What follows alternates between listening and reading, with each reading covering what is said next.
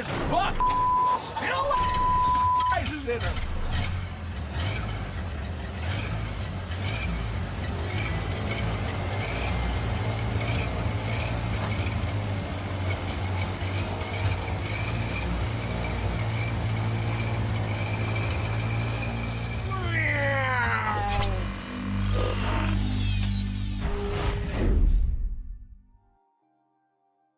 Welcome to the start of day 4 for the Eastern European TI-12 regional qualifiers. We are cutting down the numbers and cutting down the potential teams of who will be that only team to represent Eastern Europe, at least taking this final slot as well. Of course, we already have some teams over there currently that have qualified, but to determine who will take that final slot. Then we're going to be starting in the lower brackets. We've got to even cut it down even further now with the series that we have up shortly.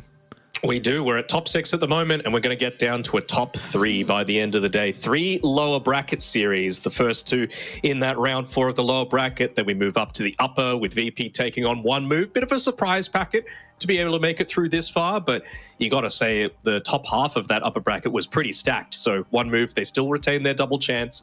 And then, of course, ending off the day with that round 5 lower bracket matchup. Any predictions to be able to start the day off? I'm thinking, you know, I'm going to say Storm and NAVI are going to be able to make it through. What do you reckon?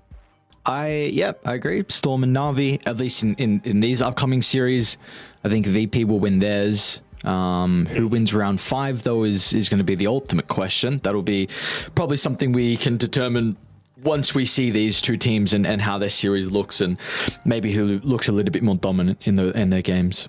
Would love to see Seneko take on his old team again in that if they do make it through to the next round. I mean, I say his old team. He's been on so many teams that you could probably say that about a lot, but Seneko v NAVI is always a little bit spicy to be able to come through. So unfortunately, we won't be seeing that NAVI versus NAVI Junior. MoneyMakers looked pretty good in their 2-0 victory, and Storm looked really good against Nemiga in their game, although they did get away with a mid-snapfire in a game that went 66 minutes. So, you know, it's a hero that certainly has a lot later timings than what it used to, and I'm really interested to see that teams are still trying to make it work, and, well, Nicky Cooley did.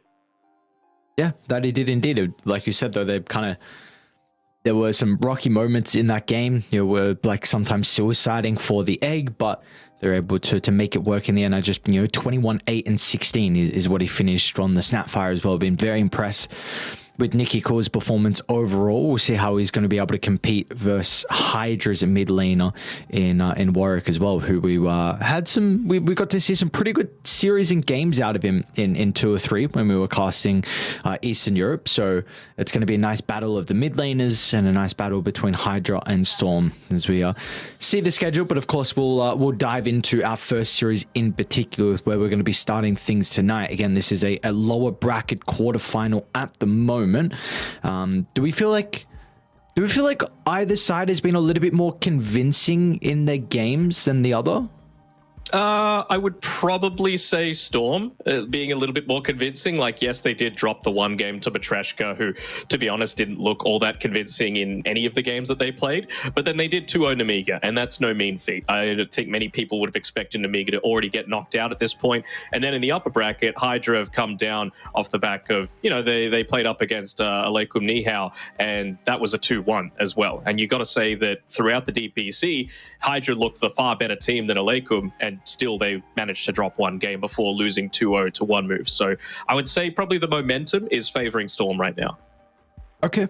We'll see if they're going to be able to ride that momentum though, which of course is the all-important thing. Like you said, starting the low bracket, haven't lost, and then just the previous series for HYDRA, they did lose. They lost into 2 Troll Warlords as well from Munkushi, which is very interesting. I know the hero's been buffed. I thought it was going to be played a little bit more than what we've seen so far, and Munkushi made it work, and the rest of the boys on 1 move. We still haven't seen any of it, you and I together casting. I really want to see it, especially that new Aghanim Shard, the fervor stacks, and just being able to toss out a random axe which cleaves and benefits from all these different attack modifiers as well is actually a really useful tool. So I want to see if a team's able to make it work. We'll have to see if one of these 2 teams today is able to make that happen. The Ori coin flip has happened, and Storm have first pick, by the way. So I wonder what is going to weigh up into that sort of situation, because they really do have like a pool of let's say 5-6 heroes that they really like to go back to the well for pretty frequently. Skywrath Mage is one of them, Timbersaw's another. They like the Tusk, they like the Tidehunter, and they like the Void and Timbersaw. Those are the main ones that they're looking to go. And I would say teams have felt pretty confident with like first picking a Faceless Void, but I think for them, I would be feeling a lot more confident with going into a hero like the Tusk, just because Nicky Cool has shown that he's super capable of playing it in the mid lane. And worst comes to worst, you get counted. Not that there's many Tusk counters for the lane, you can still flex it to 4 or a 5. Yep. Even though Nicky Cool has the capability to play them, looked very good on it. Overall, how do you feel about the hero? Because it did get changed slightly with that tag team getting a pretty nice value of life buff without a doubt. But like, how we feeling about Tusk as a hero? I think it really just depends on what the draft needs, right? Like there aren't a ton of mid laners that are like the go-in first style. Like we've seen a few DKs attempted, even saw Melreen play it in a loss for Nemiga, and I really feel like Tusk is a little bit more dynamic. You know, you're able to get that one-shot potential coming through really early on just because of his inherent kit, right? If you can get into like a Blink Desolator by level 12, you can literally one-shot a lot of these supports. So I can really see that starting to become a little bit more prominent, especially since the buff to the Deso as well. But I have to wonder as well, I'm a little surprised we haven't seen it a little bit too much more in the side lanes, just because, you know, you're always going to get more benefit out of something like the tag team when there's more heroes to be able to benefit from that debuff, or not benefit, but to receive the debuff, right? Just one value point is a 20 attack speed slow, which is pretty good for trading. Yeah, definitely, without a doubt. Like you said, there could be the potential for them to look to flex it, give it to 1J if Nicky Cool doesn't want to play in that mid lane once they've drafted it. But you know, for Storm, we can even look at Seneco's heroes a little bit more as well. I think really in particular is that Nature's Prophet. We got to cover their first series in the lower bracket versus Matreshka, and we saw in one of the games in particular, Seneco and the Nature's Prophet just did so much goddamn work with that, and was really was able to pick up some instrumental items to be able to lead them to that victory in the end as well. So do we feel like this needs to be addressed as well? You know, first phase pick, first phase ban too, heading into this game one? It needs to be first banned every single game, in my opinion. It's just way too flexible. It's way too good in the lanes. It's way too good at split pushing. It's just so annoying. Even just control over runes and giving you that outnumber. There's no better hero in the game right now than Nature's Prophet, in my opinion. It's number one. So I would be removing it because I'm not an MP picker, and that's the sort of thing that I just don't want to have to face up into. It really does feel like you just cannot lose any lane trades. Okay. All right, well, that's definitely always the very important thing, considering how valuable lanes are, and getting off to a good start just makes playing Dota that much easier. And we will have our draft underway very shortly to see where this one is going to go. It's also going to be a bit of a battle of the you know, you've got some previous HYDRA carries, of course. ICQ now going as Katie for Storm. Again, was previously on HYDRA as the carry and was replaced with Dream or Kami. So will be a bit of a battle between those two as a whole. Kami is kind of, at least when I saw yesterday in the series versus one move, very, very vocal as well. I mean, he's got the captain at the moment, you guys can't see, but he's got the little crown. If he's drafting, if it's a coach with him as well. But yeah, when the draft was all done, I saw he was very vocal and definitely being the person to make the decisions. So that's a tricky role to have as a carry player. Yeah, especially when you've got someone like Lil on your team as well, right? Who's no slouch. Like, he is by far the most credentialed of all of these members on the team. So the fact that Kami's willing to be able to speak up and, you know, have that not playmaking role, but that like decisive role is really good for the growth of the team. You don't want everything to be on one person's shoulders the entire time. You want to be able to, you know, spread the love around, like we saw with No Tail and Seb, for example. They really did lean on each other a huge amount, and I feel like this combination between Kami and Lil is going to serve them pretty well. And that is an early Slark as well, so he's clearly feeling like he's got the stuff to be able to take this one up against a Beastmaster. Is how do we feel about this? Like, dude, like you said, there's a very early Slark.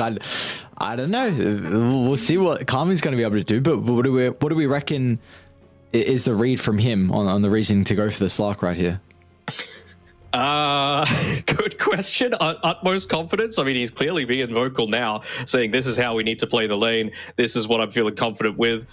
Lil just doesn't care. He's going to play his own game, and Katie's doing the similar sort of thing. He's basically talking about right now, all right, well, what sort of game plan do we need to have against this Slark? Clearly, you don't want to let him snowball off the laning stage, but Slark is another one of those heroes that without his ultimate early on and without, let's say, an Aghanim Scepter, you don't really love going into a lot of these team fights, right? So maybe Storm just want to pick up the pace a little bit. You've already got a Beastmaster to be able to play around with, but why not just go for a full-on Death Ball draft, maybe some AoE damage coming through as well, just to make Slark's life a whole lot more challenging.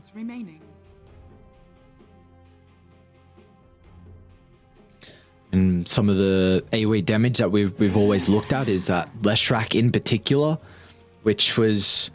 I actually don't even remember. How was he affected in 7.34? Looks like he got a little mana decrease with the Diabolic Edict, and the only reason why I bring that up is because we, in Riyadh, we saw the Lesh Aya was a really popular combo and pretty much got a lot of teams a decent chunk of victories there. So kind of surprised that in China and now even in Eastern Europe, we haven't even seen that combo come out. Yeah, especially with how punishable I feel like a lot of these drafts still are, you know, with the with people wanting to maybe stall out the game a little bit, feeling like there's more value in slowing the game down. Leshrac does the exact opposite of that. You know, you want to make sure that you're able to just keep on pushing forward. The only really other change that was made to the Lesh was his level 25 talent, and that you don't really care about. You're not picking a Lesh for level 25. You're picking Lesh for like level 15, level 20 as his main periods there. But Storm clearly saying, all right, we just cannot let this Slark get off to a good start. Let's go for something like a Clinks. The main thing that I'm looking for, probably more so in the next series that we're going to be casting, but you've got to be very careful with going too much into the physical damage route, because there are teams that are not shy to just Necrophos against you. And up against a Clinks, up against an Earthshaker, Necro doesn't feel the absolute worst at just being able to stand and tank up a lot of that physical damage, provide a bunch of healing, but they're just going to go down a different route with Warwick being able to pick up his Invoker. A very HYDRA draft though, right? You got Happy on the Enchantress, you got Lil's Techies, which we saw him play a ridiculous amount. I mean, even you can swap these support heroes around as well, because honestly, both of them play the Techies and the Enchantress. So definitely something that HYDRA are very comfortable with at the moment. And you got to say that Nicky Cool is probably going to be saying, hey, I want this Shaker for mid. Like, he clearly feels confident with it. He wants to be able to, again, against these heroes that want to take extended fights, you got to go for that burst. And, well, they're going to go for a Naga Siren as well. I have to wonder, like, is this Slark actually a position 1 is the other question that I'm always just keeping in mind. Are they going to look to maybe flex it to be Cloud's hero and now pick a Naga Siren counter? I'm not sure, because probably one of the better ones in the pool in the Beastmaster is already picked up on Storm. You don't get many carry counters, though, to the Naga, right? Is there any that can really come to mind? Yeah, so if you try and flex this Slark, then... And what else you're going to pick for Kami is going to be the biggest issue. So, I mean, this Naga is going to give them a lot of concerns already, though. It's quite a pick for Katie.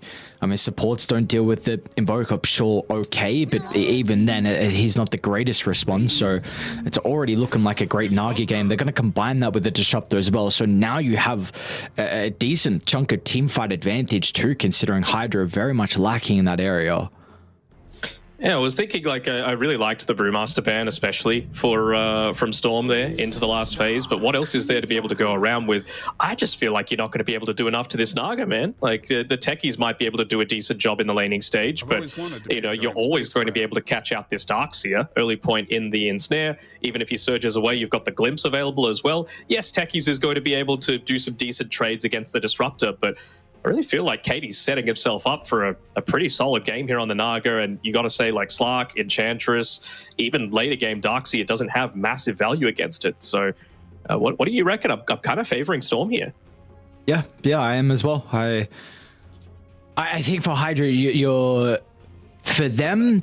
What do you think Lil's face is suggesting? It feels like he's long in thought. I didn't. I only clipped it the last second, so I didn't really get to see, but. Feel like you know, maybe it's not a good face at the moment. Hopefully he's trying to work out how he needs to play the early game, because I think that is probably the important thing for HYDRA. Really, for me, 15 to 20 minutes. The second night time for the Slark, hopefully with Echo Diffusal Blade, you're going to be running across the map with an Invoker Crosswork Spirit Vessel, with an Enchantress who we saw yesterday. You know, FNG was a pivotal reason why Virtus.pro were able to have a lot of success in that game, because his early game movements on the Enchantress, the techies can do the same thing. I think you have to build such a crazy net worth lead off the back of getting kills from your rotations, and if you're unable to do so, I think just this Naga is going to take over this game. And also just the Darkseer's item build, right? What are you actually looking to prioritize? Yes, there's a lot of stuff that you can get value for with a pipe, but then you've also got a lot of units where a Crimson Guard would be useful, and you've also got a bunch of things where having a Guardian Greaves against, you know, the Ensnare would be nice to be able to have as well. So it's the sort of thing where if it can get to, you know, 30 plus minutes and you know, you have a bunch of these items, it might feel okay, but I feel like at that point, Katie is just going to be way too far ahead that it's really not even going to matter.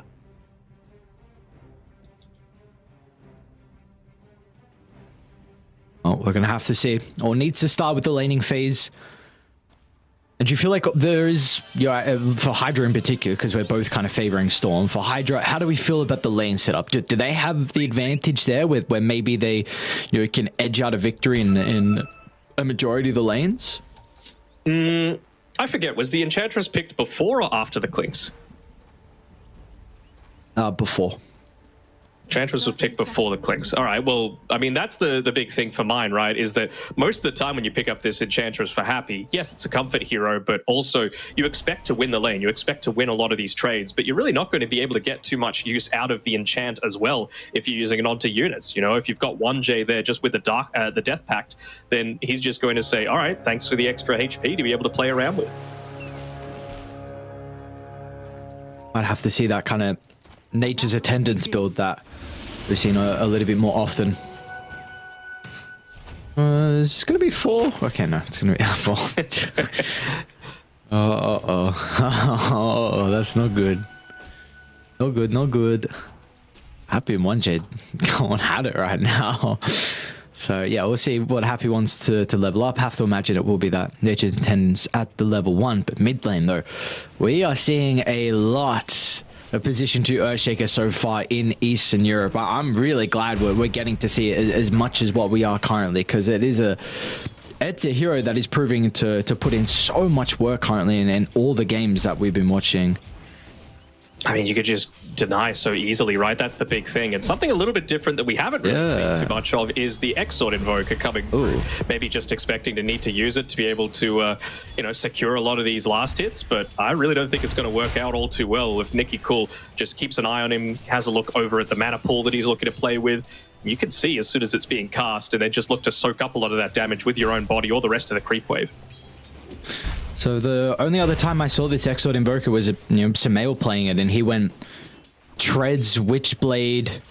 I cannot remember if it was a Manta, but he went like some right click Invoker build. So not your classic kind of like Midas into, you know, Boots of Travel, Blink, Scepter, kind of just playmaking, you know, Hex. Yeah, exactly. So did he we'll go see. Wraith Band though? Because that's what Warwick's got queued up.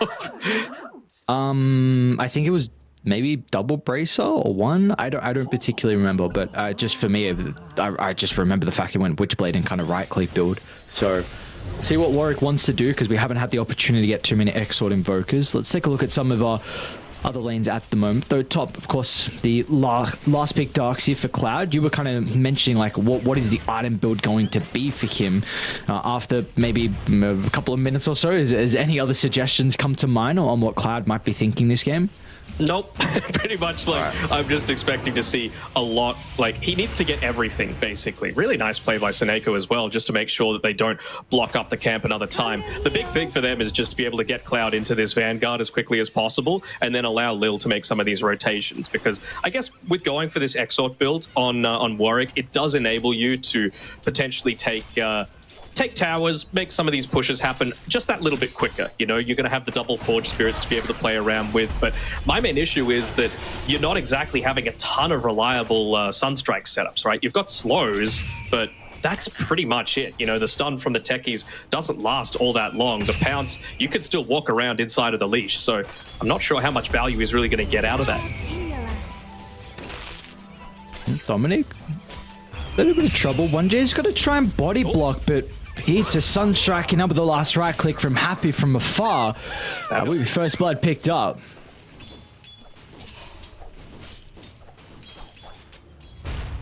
I have to wonder as well, like, it really depends on how quickly they hit some of these timings as well, but you've just reached level 3 on the Enchantress. Clinks is still level 2.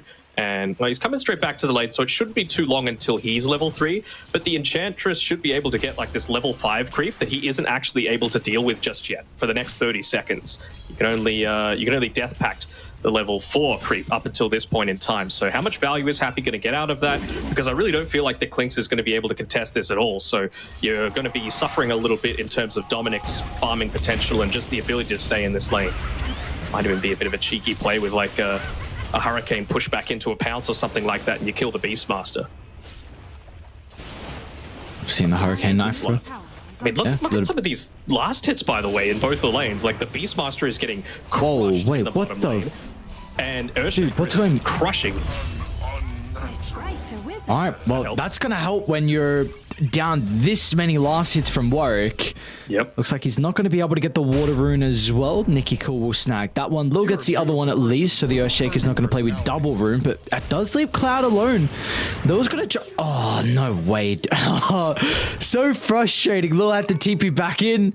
Gets glimpsed away, doesn't even protect Cloud fast enough. He's not even going to get any solo experience as well. So, what's going on mid though? What is this? This is just an Earthshaker doing Earthshaker things. This is a specialist playing his favorite hero, and I mean, he's doing a fantastic job so far. And I mean, when you're able to passively shove lanes out a little bit as well as this Shaker, you're always going to have this experience advantage, and you're always going to be able to be in a better position to be able to secure those Water Runes for yourself as well, because Warwick, he needs every single last hit that he can get. Should it be this bad though? No, it shouldn't be this bad. Warwick, luckily for him though, he did get the kill off of that Sunstrike previously. So when you're the Invoker, it's nice to get the assist gold from just having a Sunstrike be part of it, but the only way that you're getting experience is if you actually secure the kill yourself. So he didn't get it for the first blood, but he got it for the second kill there in the bottom lane. So he's not as far behind as he probably should be in terms of this experience count right now. He has to be careful though. 1 or 2 creeps away from hitting up onto that level 6. So Warwick going to need to be careful, and in the Forge Spirit might also just give him a little bit more of a concern. Just another hero to get that Echo off on. Looks like they won't be the surprise though. But it does mean that Warwick has to play so passively now inside the lane. One misstep. Bottom. You fine? He's going to be able to walk it off. I mean, we see Seneko even hugging the tree line as well. Potential fight to break out for this Power Rune. Nicky Cool should be able to secure it. We'll see if it's going to spawn up top or not. Where do we go? We go bottom. All right, well, that's very scary now. TD onto the Earthshaker. Very cool. How do you set up for this? I mean, it really feels like Seneko is looking to try and bait them out a little bit. Oh, nearly. Got the clap? Not quite. You got Disruptor setting up for a potential kill. Coming in. Oh, nice try with the cold snap. Maybe some of the damage over time is enough. And now Warwick, can they consider about turning it around? They'll glimpse away the Invoker. What's the Sunstrike cooldown? Up in a couple of seconds. Happy's going to try and give them the vision, but I think Nicky's been able to sustain through a decent chunk. So even with a threat, he'd be able to tank it all up. But all right, that is Echo used. That's a DD used as well from Nicky Cool, which really should be a, I don't want to say guaranteed kill, but it definitely increases your chances of getting a kill. So that's good for Warwick. The big thing that I'm scouting out for is anyone going to be able to make a movement towards this area that Dominic is stacking up for himself. There's so many creeps here inside of this ancient camp, is just going to be able to get away there on Cloud. But it's honestly reached this point. Maybe he just wants level 5 on the Beastmaster before he goes back to try and take those a little bit. But if he waits too much longer, you're going to get rotations in towards here. I mean, Lil, he's able to deal a decent amount of AoE damage. You can get some steals off. So 1J, he's just acting as a bodyguard for this top side right now. He's fine. Ain't gonna die with 2 points nature's attendance. Dude, Kami's gonna have such an incredible timing out of this Midas, and I guess this is why you were wanting to respond with the Slark into the Beastmaster. He felt very comfortable. We gotta keep in mind as well, I suppose, in game 1, I think it was, with Storm versus Matreshka, we gave Dominic the MVP because of his Beastmaster. So, you know, in a couple of the other games we've seen, people have been banning it out, but HYDRA, they came in with a plan, and they've executed that perfectly down bottom. Of course, it could be said the same thing for top lane as well. I mean, Katie's even higher net worth than the Slark, so, and of course that is going to be further enabled with the fact that he's got the illusions compared to what Kami can play with. Yeah, a lot more lane pressure able to be put on as a result of this, and a lot more potential to just be able to move back towards the jungle. So level 7 on the Naga Siren, feeling very confident in being able to just spam out a lot of those abilities. Just the 1 point in the ensnare is enough value to be able to get real use out of Seneko in this lane. And I mean, even now, Cloud, he's going to need to be a little bit careful here with when exactly he uses his surge. Luckily, though, he's got Lil standing behind him. This is that scary period, right? You've hit up onto level 5 on the Beastmaster, so he wants to be taking a lot of these stacks, but they really just don't want to let this happen. Ooh. Happy? Yeah, would hate to use the Echo on to happen. Won't be forced to do so. Another Sunstrike off the mark from Warwick, but like you were saying, though, it's definitely not the easiest game for him to be able to land the Sunstrike. It's going to be up to pure skill, and I was going to say maybe a little bit of luck that and sidestep it, but no, maybe that's where skill comes into play as well with being able to predict it. So, yeah, we'll see what Warwick can do, but he is stabilizing at least. You know, he's been able to stay alive for a little bit longer. After this creep wave, he should have the Midas done as well. That's pretty huge for him, you know, just not only to be able to catch up in net worth, but the experience as well. Remember, he's trying to rush for that level 9 so that he has the 2 extra points in the quas, so that you can go for this Forge Spirit build and put a little bit of extra pressure in onto Storm. Force them to have to defend their towers rather than use this Disruptor, who's now hit onto his level 6 to be able to go for these frequent gank attempts. Looks like Nearly thinking that Nicky Cool was going to walk up into that ancient stack and just echo it before, but needing well, they see him. I'm sure he's saying. Speaking of Nicky Cool, it's going to be up to Lil to start. Maybe the blast off is enough of a stun for the Sunstrike. Decent chunk of damage in the moment. Seneco's going to come on over and drop the Static Storm, and they were just too late from the spell casting. Seneko, great position for him.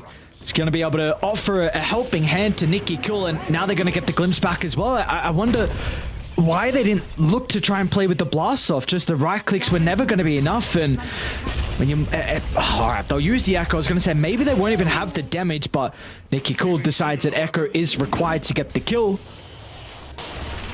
He's happy enough with it, but I mean, on the plus side, Warwick gets a mid tier 1 tower, so he's pretty happy with that one. Kami going to be forced back. Don't think he was able to claim any of those creeps inside the stack. No, he did. Yeah, they were just. I don't know how many though. Oh, okay, yeah, not a ton. He was like 10 mana off the Sunstrike. That's why it didn't come out a little bit sooner, and why they didn't play around the blast off. Okay. Okay, that makes a lot more sense. Oh, overall though, it's a decent start for HYDRA. Kami's going to be under some threat though. Tries to get the pounce timing out of the kinetic field, and now Dominic will hold the roar to the Dark Pack expires. Really nicely done, and that was the opportunity with that Shadow Dance being on cooldown. It's a big kill for them to find, and now it really opens up Dominic's game as well. If you can get this tier 1 tower, you get a little bit more camps to be able to farm, getting you closer towards your scepter. Really, because it feels like it's going to get to the point where there's just way too much AoE damage for them to have to deal with, right? You're going to have this Aghanim Scepter on the Beastmaster, you're going to have a Naga Siren that's dishing out all of this Riptide damage, and it's just going to be healing up everything. This is without even going into any sort of auras build on Dominic, which, I mean, it feels like a pretty good pipe game to me. Going up against this Invoker, Darkseer, or even just the Dark Pact and the Techies feels amazing. So you wanting kind of pipe straight away after the Scepter's completed for Dominic? I think so. Maybe if they feel like they need another form of initiation, he could afford to go for the Blink Dagger, just catch out the Slark, because Kami's really the only one that's having an amazing game right now. We are going to see Storm start to even consider out sweeping over to the mid lane to maybe play with Nicky Cool, because he does have this Blink coming out on the Courier. Be cautious it doesn't get scouted out though. Honestly, I'm very impressed with how much farm Cloud's been able to pick up. He's almost into the Crimson Guard for himself. He's going a mech as well after that. Just these little items that are really going to start to build up into the Guardian Greaves, I'm assuming, after that, since he's already got the Arcane Boots. It's going to be good to be able to get around a lot of these roots, a lot of these ensnares as well. Really extend the survivability of his team, because I mentioned all of that AoE potential that Storm has. And that's really the name of the game. Oh, bottom lane. There's the reveal, and they've got the roar as well. Still from Dominic. Nick, your call. Great blink. Gonna be able to get a big kill onto Kami. Second death in the row here for the Slark. So currently top net worth. Naga's gonna very shortly usurp his position though. And now they're even gonna try and catch up to Happy too. Katie, when you get a little bit more active, glimpse back, should help with getting the kill. So couple of decent movements across the map from Storm in the past minute or so. And Katie's going to be able to start pushing out a lot of these other lanes as well with that Mantis style. Could use it just to be able to pick up a little bit more farm for himself. Bottom lane. Dominic, can Warwick get in range for the cold snap? He can. Sunstrike this time is on the mark. He's probably going to tick out. Yep, Blue's already chucked out the sticky bomb. Very nice movement from them. So yeah, they're able to respond with their own kill across the map, and Warwick gets involved as well for some much needed experience in gold. At least he'd already bought up the components of his Aghanim Scepter though, right? So he's got a lot more stats now, a lot more damage considering he's a universal hero, and didn't lose any unreliable gold off the back of that. Goodness. It's a nice little freebie. You were doing Or he's going into the Nullifier on the Clinks as well. Feels pretty good against the reactive Taser, against the Darkseer. Even just removing Alacrity as well is going to be quite nice. So I kind of brought up that I was expecting HYDRA to be playing a very active 15 to 20 minutes with the Echo Diffusal and the Coswex Invoker. They obviously very much have a completely different read, going this double Midas for them. Do we kind of agree then with that? They feel like they should be able to match Storm as this game goes on with the double Midas? Maybe. I mean, the thing that I'm really considering is like, what item is Kami going to go after he picks up this Aghanim Scepter for himself, right? Is he going to disassemble the Echo Saber and then look to build into something like a Mage Slayer instead? Just to be able to deal with all this AoE damage that they're going to have pumping into you, right? Maybe then you feel like you're able to man fight a little bit more confidently into the Nagasari. Should be a freebie. What we're considering, like, I mean, BKB has to be picked up off the Scepter, right? Yeah, maybe. It's just a matter of like, is it Mage Slayer or is it BKB? Both are so important, right? But you do have a lot of damage that's going to be able to just even go through that BKB with the Earthshaker. If you're able to get that chain stun combination off, at least you're going to have the magic resistance available with the Mage Slayer. One thing it's really only taking me now to notice is how goddamn good of a disruptor pick it was last from Storm. Of course, we spoke about the combo with the Naga Siren, but with how many heroes you address this game, it's really crazy. We've mentioned so far through the qualifiers that the disruptor has got probably the best win rate percentage against the Slark as a counter. Also against the Darkseer with Surge. I mean, that's going to minimize all your effectiveness with that kind of ability.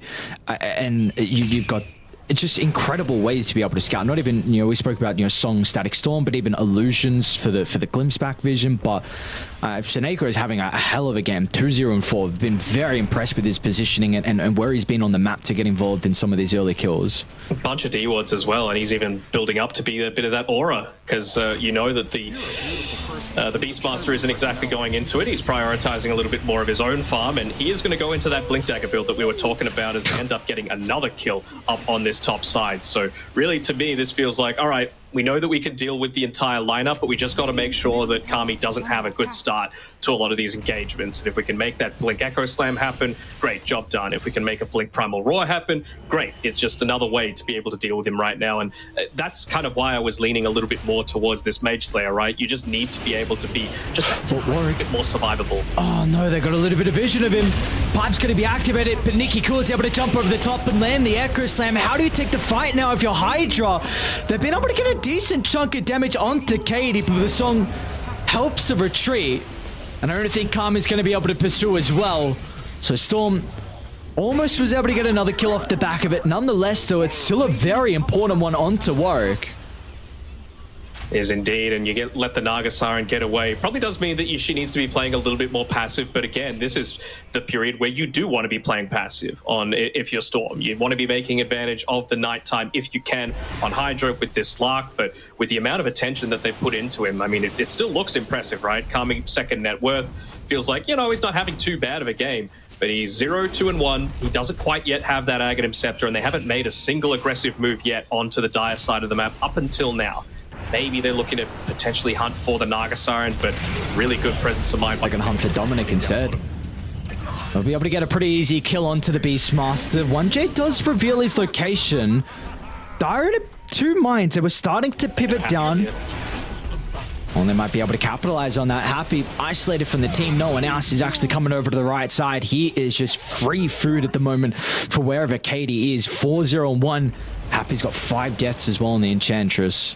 So that was really good by Katie, right? He knew that they were hunting him. He knew that they were wanting to make the most of this nighttime. So when he went through the Twin Gate, he just left a Naga illusion at the top of the gate there to be able to scout out anyone that might be looking to chase him through and make some sort of like pincer move happen. So that's the only reason that they got the kill onto the Enchantress, because he didn't go uber greedy, wasn't going all in on the farm. He realizes the important thing right now, even if it means you're only farming at like 80, 90% of your full potential, it's just don't die. Don't give them ways to be able to pick up an extra free kill or two.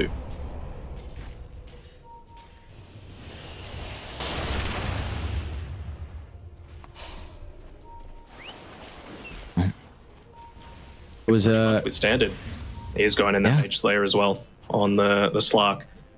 So I like it, right? Like, you're going to have a bunch of auras to be able to play around with. He's got Pipe finished up on Darkseer. He's got Mech finished up on Darkseer. He's going for the Crimson Guard. You potentially, I mean, maybe they want to wait for 20 minutes and hope to get a lucky Aghanim Shard through for Lil, just so that you can toss that onto the Slark as well if you get initiated onto. But it really feels like at that point, they think that they can look to play around Kami quite effectively. Mid lane Storm, they're even going for their own play. Fine will go off, so Warwick might play this one a little bit more cautiously, not knowing who is here. He's going to show pretty shortly, but we've got to say, though, regardless, HYDRA, they had a 1,000 net worth lead off the back of the lanes. They went pretty well as a whole. I'll hold that because Cloud's getting hunted in the tree line. Katie's going to start. Brothers, the team's relatively close to FOP as well. They've got a fissure to be able to use him. Oh, Nicky, cool. The damage for the Enchant Totem quickly cleans up the kill. And now HYDRA are going to be forced to TP down, so they will lose all their map control around the top side.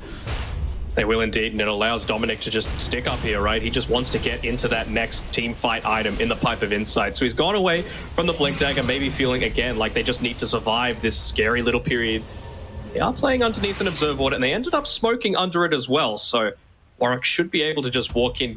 Maybe he needs to just right-click the shield rune. He's gone a little bit too far forward.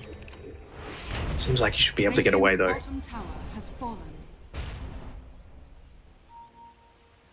I don't know if you can kill this Invoker, not with a shield rune. Maybe if the Naga's there with the pipe, sorry, the Orchid though. Gonna go for a glimpse target, but not finding anyone just yet. Just that value of the vision, right? Vision does indeed win games. 1J, you're gonna be able to run on forward, scouting up the Darkseer once again. They're gonna try and lead to deal with Cloud. Not as survival as what they're hoping for, but HYDRA's still gonna have the numbers to potentially turn it. Dominic's gonna hold the Invoker down. It'll just importantly enable Nicky Cool to reset his positioning, and he can evaluate if he wants to jump back in and snipe Lil. He's gonna have the damage at the moment. 2 points only the fissure, so Lil is going to be able to live through it all. It's a 1-for-1, but on a BKB has to be used from Warwick. Again, Cloud dies for the 3rd time this game. We were praising how much he got out of the lane, but these deaths in a row is really going to hinder his scaling potential. It is indeed, and I mean, it's just a matter of like, well, when is it enough to be able to deal with this Naga Siren? Because we talk about all these plays that are happening around the map, and we just haven't mentioned Katie in quite some time, right? He's already built up like a 4,000 net worth lead now over the Slark. This is just Naga Siren things, right? Not just being able to farm, not just being able to contribute in team fights, but also push out lanes. You could just be so many different areas at once. Looks like they're even going to be going for a Tormentor as well. Wouldn't hate 1J to be able to pick it up just for that Burning Barrage. Another way to be able to shove out lanes, but it's going to be the worst one in the game. Yeah. Oh, for sure. Speaking of the disruptor, what do we make of kind of the drums instead of maybe Seneko going down the kind of big team fight scepter route, considering you've got the Naga to set up?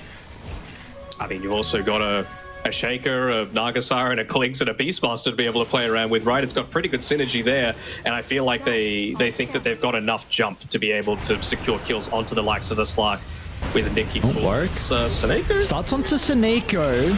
Should be able to get a quick and easy kill off to the other side as well. Kami's going to try and deal with a secondary support. Warwick is in a bit of danger, especially with the Fissure's going to land into 2. Echo still cool down for a couple seconds, but importantly, Kami, he's held in place at the moment, has an opportunity to pop the Shadow Dance and looks to turn as well. It's a decent fight is starting to brew here from HYDRA, but it's going to be up to Nikki to turn the tides. With the Echo up in a couple seconds, they won't need it for the kill onto Kami, so now he has it still in the arsenal to get the remaining members. Is happy, or he'll be able to TP out. Cloud will try and go through the portal as well if they got the damage. Yes, they do. Katie snipes him down with the Riptide, and now a fight right at the front of the pit. They can look to get Roche as well. Bot's already taken. You have to say that that fight didn't even go anywhere close to perfect for Storm, right? But again, another really solid song coming through from the Nagasaren, providing that extra layer of protection for the rest of the team, making sure that they were able to get away, only losing a couple of supports, and they didn't even need to use the Echo at the end of everything. Level 15 now as well for the Shaker, so an extra 50% damage coming through from the Enchant Totem. They're just even more going into that route of just sniping people on the backline, going in towards the Shadow Blade. You would assume it's going to be a Silver Edge being picked up after that, just to make sure that you've got as much time available on the map as possible. 6-second lower cooldown on the Silver Edge relative to the Shadow Blade, and it means that you could just spend that next little bit of time hunting, probably alongside Seneko. Does his Earthshaker corner look really fun to play though? Like there are a couple of heroes you fun to play, man. I love Mid Shaker. Oh, I mean that is true. That is true. Kami, a little bit cautious. 1J is underneath a sentry, but of course, I don't know if you can jump. Oh my, Warrior's gonna try, man, but a BKB again just for Klinks. Pretty happy with it. Kill. If you're Storm. It's a kill, but what is it going to get you? There's already no tower top, there's no tower mid, there's no Roche top, so what's the point? You know, now they just need to wait for the relatively low time for the Klinks to be able to respawn. They're not even going to wait. Nikki Cool's like, all right, let's go hunt some people. They've re-smoked on HYDRA though. Oh, gotta be cautious, Nikki. The Cab of the Shadow Blade doesn't actually want to jump in. HYDRA were grouped up for a moment, and now smoke on smoke, and everyone's out of there.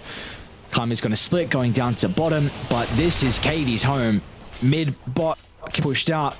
HYDRA going to need to deal with their waves before they can even consider about making plays once again on the map. I mean, they can go right now on Storm, but I feel like there's no harm in just waiting, let's say a minute, right? You've already got the Butterfly, you've got the drums finished up on Seneko, you're very close to a Nullifier on 1J as well. Like, why not just wait that one out? Really doesn't feel like it's going to harm you all that much, especially if you've got the ability to just confirm these kills so reliably. And we already see where they're looking to go, though, when they do have these items and what area they want to control.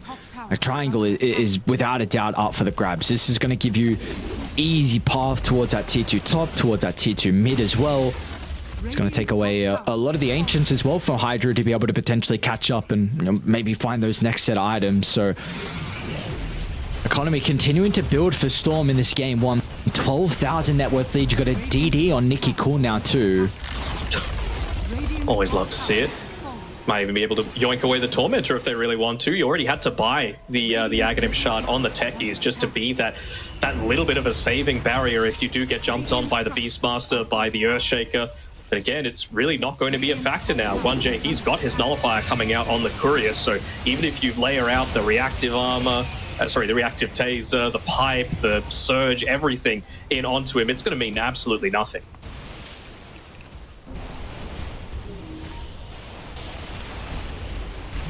How can they They're about to reoccupy? And they just want to so next on the Klinks. Kami's going to run straight into them, dude. Static Storm's used. We're going to have to pop the BKB. Somehow he slips out of the kinetic field. So a little bit used there from Storm.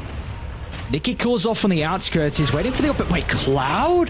What? Oh, he just didn't disengage with the team. He got caught out. Now they're going to get another. They'll drag back. Nice use of the blast off, but to no avail. The Storm find a couple of easy kills. Now Warwick as well is outside the base. Not going to be able to get vision over. Nice attempt from Seneko with the ward, but Gums was still on cooldown anyway. They're just trying to keep these lanes pushed out as much as they can whenever they get the opportunity to. And I gotta say, Storm, they're like kind of wandering around, slowly taking a single creep, but you just got to rally around this mid lane, right? It's being pushed in fairly effectively. You don't have the Dark Seer, you don't have Shadow Dance available. He didn't have to pop the BKB at least on Kami, so he's still got that 9-second one, but it really feels like he doesn't feel confident enough to be able to fight without this Aghanim Shard for himself. And well, you're only going to have about a minute of nighttime to be able to play around with once that Aegis expires. It really feels like they're going to need to somehow get the jump onto Nicky Cool and just burst him down. And you got to say, the stuns are pretty lacking. Like, he is going to be able to shrug off a lot of what they're pushing at him. And Clink's the most, the hero with the most building damage so far this game. A pick we haven't, of course, we saw for a decent chunk, especially pubs as well. Klinks was getting played a lot in the high level ones, but you know, pro level we were seeing it for a little bit. Kind of fell off, maybe Riyadh and Bali, but still that engine, nice, though, right? Yes, that's incredibly solid. It was a response to that for sure. Yes, that is the big thing. So nice little response from Storm, and very crafty one too. And you know, we've seen also now his items are also going to be really huge in these upcoming fights potentially too. Desolator is going to be the choice for him, but they almost far too good, man. It makes supports into legitimate right-click threats in a lot of these fights. We saw it by Seneko when he played the Nature's Prophet, just crazy amount of damage that you're able to output, plus an extra 20 damage on your other 2 attacks. So it's like a farming tool as well. He's going to give it up anyway, just getting a tier 3 item. But if you can get something like an Elven Tunic with how fast you're already hitting, feels pretty great. Struggling to see a potential comeback here. But even if it's like a 5-man vac wall, it would need to be into something like a 5-man blast off into a tornado after the fact, deafening blast, this sort of thing. And you're going to get BKBs pretty soon on most of your cores right now on Storm. The Shaker's already got one. Beastmaster's got one very shortly. Kami, hopefully for his sake, he doesn't have to pop the BKB, and well, he's out of vision. Nicky Cool though. Back into Kami. Echo Slam chop straight away, but the pipe's going to give Kami some mitigation. Uh-oh. What is this able to set up for? They've caught up 2 down to the south. Of course, Invoker can activate the BKB and get the jump away, but the Darkseer will not have the same fate. And HYDRA, what's the call now? Warwick's going to TP out, but Kami will try to use the Shadow Dance to cover. And it'll be enough to make it, man. Very close to losing some extra heroes as well, but there just never seems like there will ever be a fight for HYDRA that is even somewhat favorable. Again, Lil doing his best to be able to try and delay this one out, get a little bit more value out of the Midas, but the longer you delay, the stronger this Nagasaren's going to get. I mean, she's only 4-slotted right now. There isn't exactly anything that she's needing to be worried about, and she's got a BKB coming out. When do you see a Nagasaren go a BKB? They just know that they're going to be able to shrug off any sort of initiation that they're going. Oh, Slug? Get a decent chunk of essence. No Shadow Dance anymore though, so still the fact that they are able to force them back is obviously a positive. Can you see an avenue back? Because I can't. Oh no, this this one's was over like 15 minutes ago, to be honest. Yeah, this one's not looking good. I mean, Kami's got a Mjolnir queued up, so again, Maelstrom, Mjolnir, good against Naga, but not at this point of the game. Not when she's got 26k net worth and as farmed as she is. Jump up onto Dominic. Early BKB out of him. We know the Stark doesn't have the tools to be able to be too mobile inside the fights. Shadow Dance is actually back up for him. Simultaneously onto Katie. Let's see how strong the Naga is going to be chasing back some of the supports. Even Cloud is getting solo killed from 1J's Clinks, and simultaneously they're also holding the Stark into place thanks to Nicky's spell casting. A fight's breaking out simultaneously on the other side of this high ground, as 1J might even be able to get the kill with the help of the ensnare. And now HYDRA, they're just going to try and do their best to cut their losses. Warwick to the right, Happy to the north. But I mean, that's no buyback here from Kami, and they can just look to walk it down now in Storm. Yeah, 75 gold away from being able to pick it up.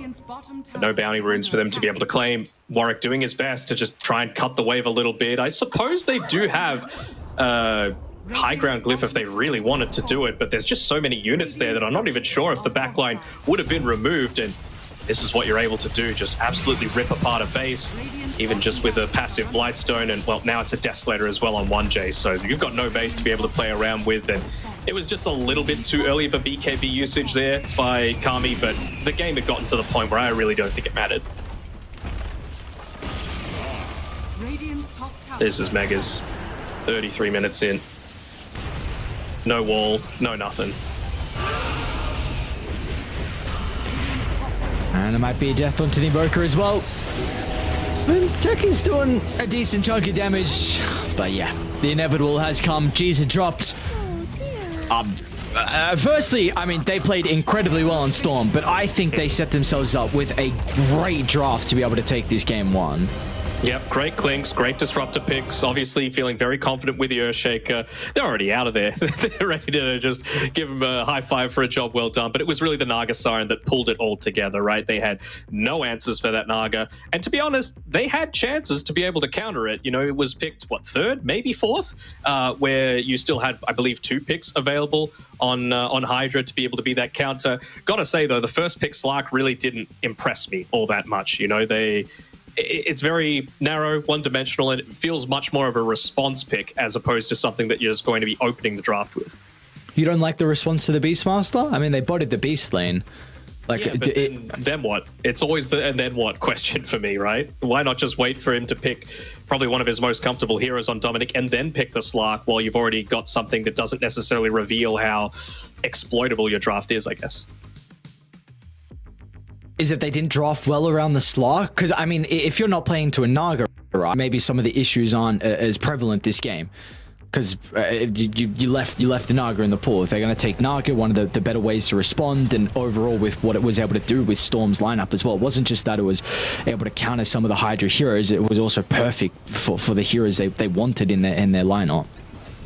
Yeah, I mean, maybe it could be going down to the Invoker a little bit as well, right? Like, he got absolutely crushed in the lane Warwick. You also had an Exort build going Sunstrike into... I mean, he landed a couple, right, in the first 5-10 minutes of the game, but that's not enough. You know, you need to make sure that you're just chain landing these, making sure that you're securing a lot more of that golden experience off of kills, because you're not going to get it into an Earthshaker lane, especially with someone as comfortable as Nicky Cool is on his Earthshaker. And even just the fact that it felt like there was zero attention given over to Katie in the top lane. There was basically no rotations up towards that top side. Sure, it meant the Darkseer was able to farm, but if I can take a farm Darkseer over a farm Naga Siren, I know which one I'm taking every single time.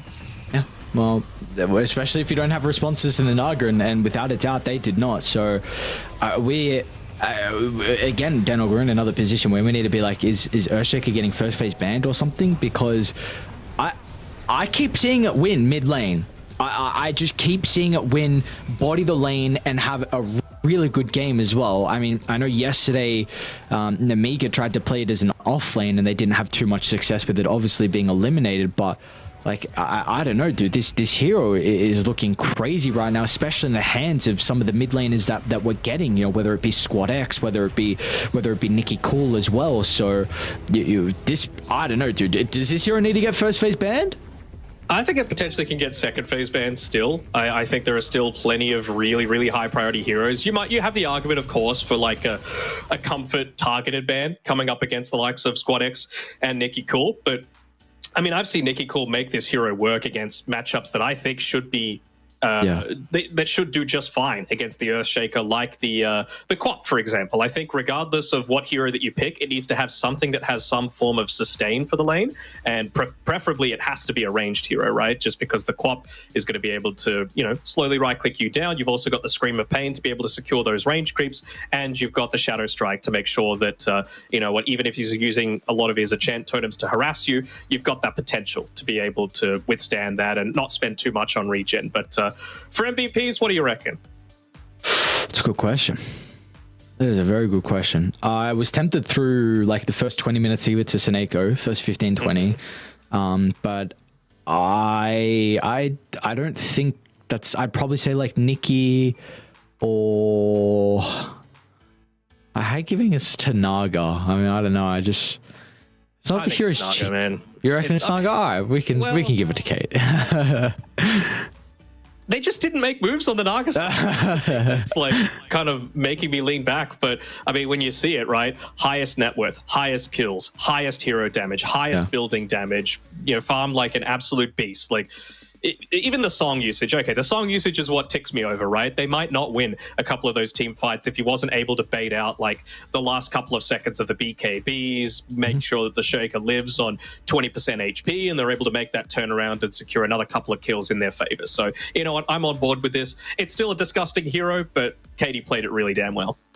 Without a doubt, Katie had an incredible game, and like we were saying to start this series as well, Katie, I mean, formerly known as ICQ, was the ex-carry for HYDRA as well. So we even see he has an ex-mid laner from HYDRA's Ascod in his name as well. So I don't know if he's doing it for Ascod, I don't know if he's doing it for the previous HYDRA boys, but they're trying to knock them out here of contention for a TI-12 and Storm. They're on quite a run so far. They are continuing to build momentum, continuing to pick up some steam, and I don't know if this train is going to stop anytime soon, especially with the performance we've seen them on so far. But of course, it is just game one. Who knows what we have in store for game two? It could potentially be a crazy turnaround from HYDRA, maybe a night and day difference, and we could be going to a third game elimination series, but we'll have to find out. We're getting ahead of ourselves a little bit, so firstly we'll take a break, and when we come back, we're going to have game two with HYDRA taking on Storm.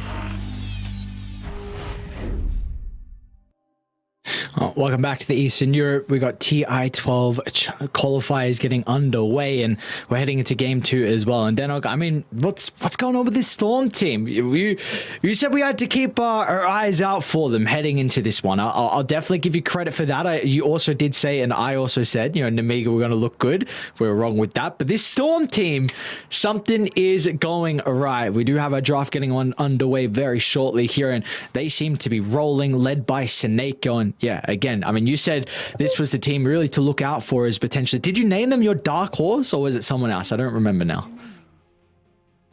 I think I had, like, maybe that was China that I called out a dark horse as Team Zero. But I certainly, if there was anyone to take it from the lower bracket, it was Storm for this one. I do remember saying at least that, but I honestly had them like 4th behind Nemiga, NAVI, and Virtus.pro for my top 4. But you know, going off this, they win one more game, they are top 4 already, and they have the potential to even go further, depending if some other results go their way and they get their way through some harder opponents. Yeah, so we'll see what differences we have heading into this draft as well. No Shaker ban. HYDRA though. They're gonna Squishy hero as well. That's prime meat for the Shaker to just one hit. I want to see it. I want to see a one hit come through, bro. Oh. Wow. I mean, we don't really see all that much. It's been pretty much banned in almost every single game that we've in fact gotten. So, I think we casted it once so far in these qualifiers. I don't remember who played it though. 10 seconds. No, can't remember. But gotta say, it really is dependent on a number of factors, right? If the Skywrath is there to be able to respond to it early on, then, you know, Ancient Seal just completely stops the Pulverize. Feels pretty good counter to it. You also got the Concussive Shot, which is going to slow him down a little bit as well. I have to wonder, I'm honestly a little surprised that HYDRA have gone and banned out the Enchantress. We know that that is a, you know, pseudo counter to the Primal Beast just because of the enchant. Maybe they're considering going down the route of something like an Oracle, but again, an Oracle Skywrath combination doesn't feel all that great. It's just that the Oracle feels a little bit better in terms of being able to put the Fate's Edict onto whoever's getting trampled or pulverized, makes the lane really easy as well, I would say, just considering he's someone that wants to run at you. So we'll see what avenue they look to go down, but I would be very conscious of them just going for some really aggressive build on Storm if they did go down something like the Oracle route. I mean, we know that Eastern Europe is not shy to be able to pull out heroes like the Lycan, for example. Yes, that is something we've seen multiple times so far. And honestly, as soon as that pick come out, we're like, oh, this is a very scary Lycan game, and has honestly won a lot of games just by itself. Sure, there's been some other factors, but we'll have to see as we get further into the draft, though, with where that one is going to develop or not. No Legion Commander ban coming through from Storm. Obviously pairs together well with a Skywrath, but of course there's the saving potential against the Pulverize, and you know, not just for, you could become someone relatively tanky as well. You know, just pop the Blade Mail really quickly before you get Pulverized. It's a lot of the damage that you're turning back the other way. Maybe in the Mystic Flare, the Primal Beast actually ends up dying. So it's a little surprising for me, for sure, but maybe they're just wanting to wait and have a bit of a better understanding of what their actual lane is that they're going up against completely before they full-on commit into that sort of route. This is the area where they're kicking themselves, saying, man, we would really have liked to play the Enchantress at this point, right? Up into a Techies and a Primal Beast. That sounds like a prime Enchantress lane to me. Is there any substitute for that hero, or really nothing would have done what the Enchantress will? Maybe a Nature's Prophet, but that's about it. Of course, that is first phase ban, first ban total material coming through there. What could HYDRA be considering? Maybe Avenge, just for a little bit of that swap potential. Ember Spirit, okay. I mean, we've seen them run like a 5 Coddle as well, if they were wanting to have like that Blinding Light for a pushback for something else to be able to enable the Ember Spirit a little bit more. It's Warwick's most picked hero as well. Yes, thank you. That always feels confident. That was going to be my next point, being like, I think this is probably Warwick's best hero as well. So, Still feeling kind of run overable though, don't you think? With this Disruptor, Skywrath, Ember Spirit pick. I do.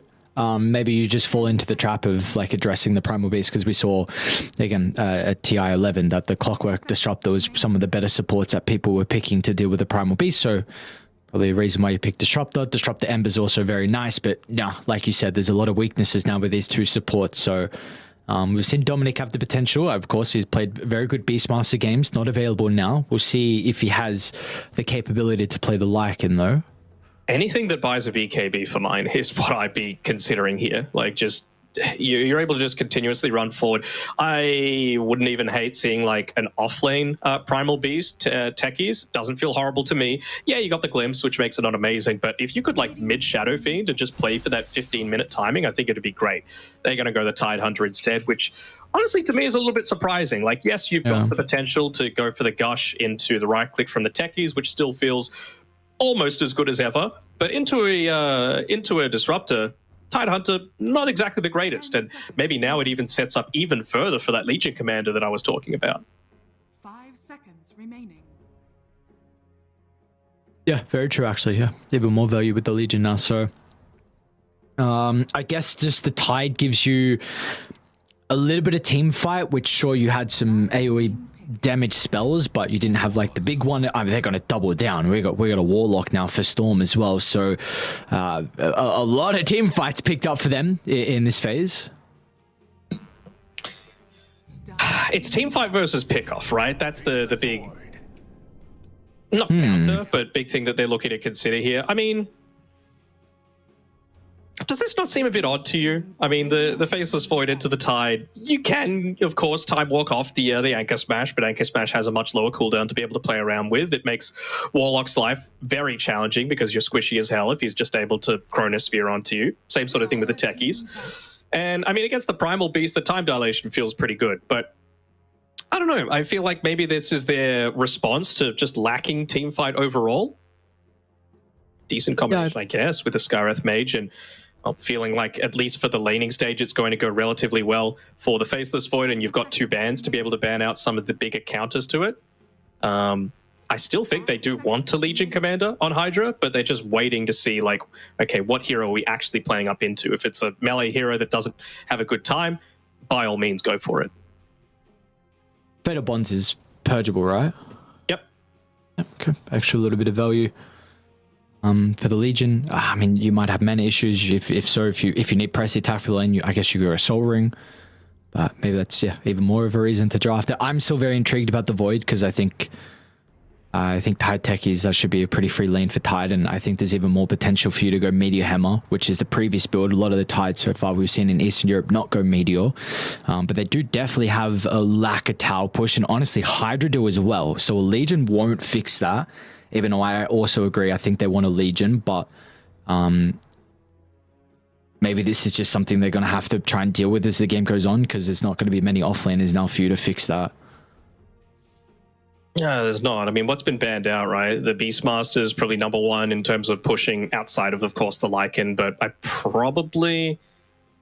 I probably wouldn't be picking a Lycan into this. Like, yeah, you're still food, like the techies and the Warlock, but even just having something with summons can be very effective against the techies, just to be able to pop a lot of those remote mines. Could be a useful tool to be able to have. Team pick. TB ban, really, okay. Yeah, there we go. Seems like it has been set up for since like the first 2 picks of the draft. So yeah.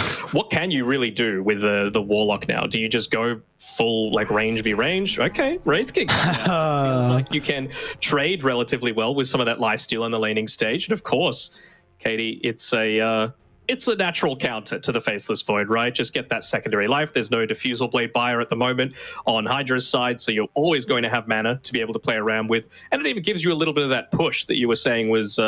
somewhat lacking on Storm's side, right? With the Skelly boys being able to do their part. So maybe it is going to be Dominic going the Meteor Hammer. Nikki Cool, of course, very capable of just using the Trample to be able to push out waves relatively quickly. Because again, HYDRA are wanting to go for this pick-off style. You know, once Ember Spirit hits into his phase boots, Orb of Corrosion and a wand and a bottle, that's the time where he can look to be able to make some plays around that level 6 mark for the Skywrath Mage, Searing Chains into the Mystic Flare, and hopefully pick up some kills that they can use to then transition into something extra. But if they're not getting these pickoffs, I'm a little worried that Storm are just going to get, again, too far ahead, and their team fight is going to slightly outweigh what HYDRA have to offer. But this is a game for Kami to really just ball out of control. Like if he's able to land some solid chronospheres onto the supports in particular, taking the Warlock out of the fight, that could be enormous.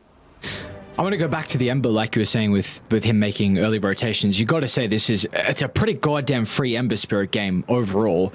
I think we have seen the lane is like very skill dependent with Ember versus Primal Beast. Primal just having a bit of a damage advantage can sometimes be a bit more difficult, but then as it goes on, Chains is very annoying for the Primal Beast, so at least for that specific matchup. But Warwick on his best hero up against, sure, some stuns, but some stuns that are going to be very difficult to actually get onto the Ember. Wraith Fire Blast has got to charge up and a cast animation, sorry, projectile animation. Same with the techies, of course, and with the Ravage, hopefully you're going to be able to react in time, especially if this is going to be a best hero, you'd have to expect it out of him. So I think he even has a lot of room to be able to kind of take the game in his own hands and potentially get HYDRA into this third game.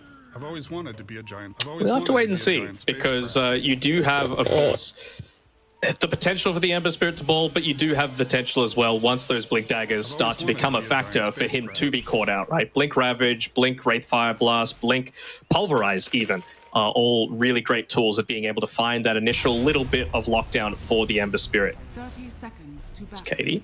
Take a little bit of harass right now.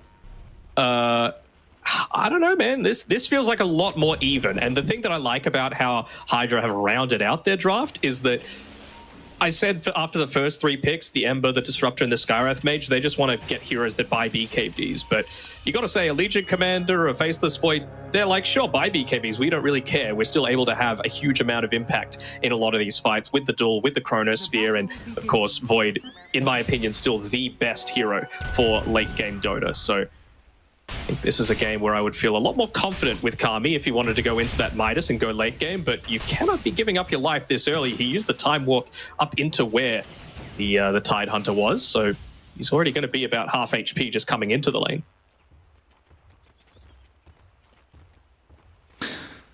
Yeah, I don't know where to decide as well, where I think this game is going to go. I think I was like 70% confident in game 1 with Storm, but this is as close to a 50-50 as I think we're going to get. Yep. I think just for me, maybe the one thing like leading me a little bit more to Storm is just that I think they've been very, very more dominant in their victories. Yes, more dominant, more clean, without a doubt. So I think that's kind of the one thing like slightly leaning me over to Storm, just because I feel like there's a high chance for them to execute their draft compared to Dyer's. So we will see. We'll see what we have in store for us, though. We will indeed. I'm wondering what Happy's doing up on this top side. I mean, you're trading up against the techies, which is not the easiest thing to do, especially when you're already down a right-click advantage. You've got a much more reliable way to deal damage in the sticky bomb, and he's also playing around with a blood grenade as well. So I feel like Happy, especially with how little mana that he has left, can't just look to stand and trade with his techies too much longer. Yeah, I like that you're going to be level 2 with a Gush, and then they just look to try and kill the Disruptor. It'd be a pretty easy first blood. Yeah, I like that you brought that up, because I wanted to ask you the question of like, do you want 1J to go actually into a little bit more stats in this lane? Because there is that potential, like you said, to out-harass the Disruptor and to get the combination out of the Gush as well. There we go. We're going to see that now. It's the 2, and this results in a kill. So very nicely done. I mean, this is just going to continue to happen in the lane, especially if they have the creep equally in their favor of Storm, and they will. It's going to be a double wave for them.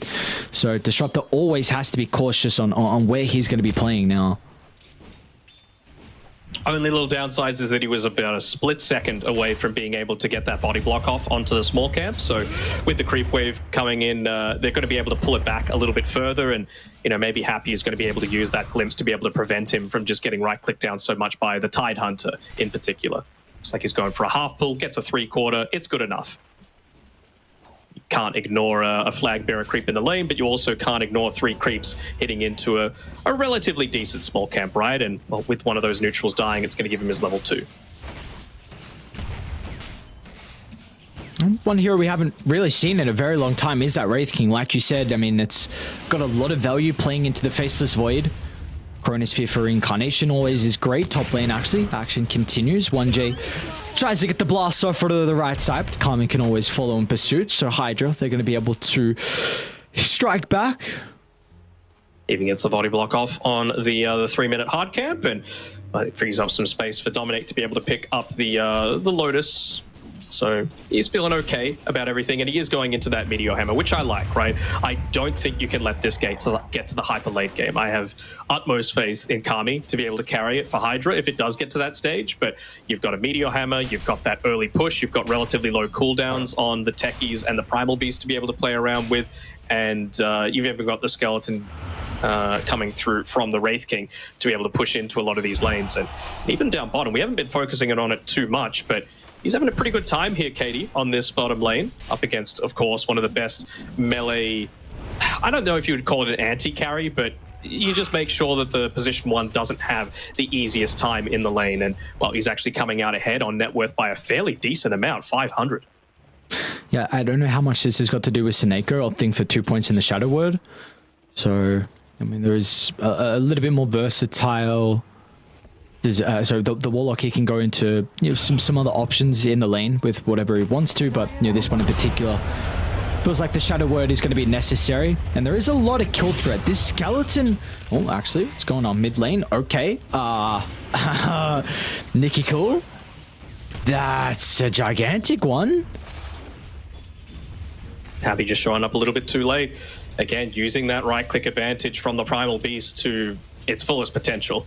Just being able to bully out the Ember Spirit, soften him up enough, and I mean, if you're going to get a kill onto him, this is the time to do it, right? You can't do it once he's level 6. Just the 1 point in the Searing Chains, but wasn't enough, obviously, to be able to provide that extra little bit of a layer of protection. Even freeing up 1J with that rotation 3. He wasn't needed on the Techies, but he's in the general region. You've got a Tidehunter with plenty of sustain for himself. You're able to pick up some stacks as well for Primal to be able to use to get into that early-ish... well, we're still not 100% onto what his first item's going to be. Is it going to be the BKB? Is it going to be the Blink Dagger after the Phase Boots? I feel like probably for me, the BKB is the one, right? You want to be the one that forces the fight to start in a bit of an awkward position for HYDRA to enable things like the Fatal Bonds, the Upheaval, the Chaotic Offering to be able to come in and be that follow-up. Works. All right. Nikki Cool still got to go for a pretty nice slight, though, from Warwick.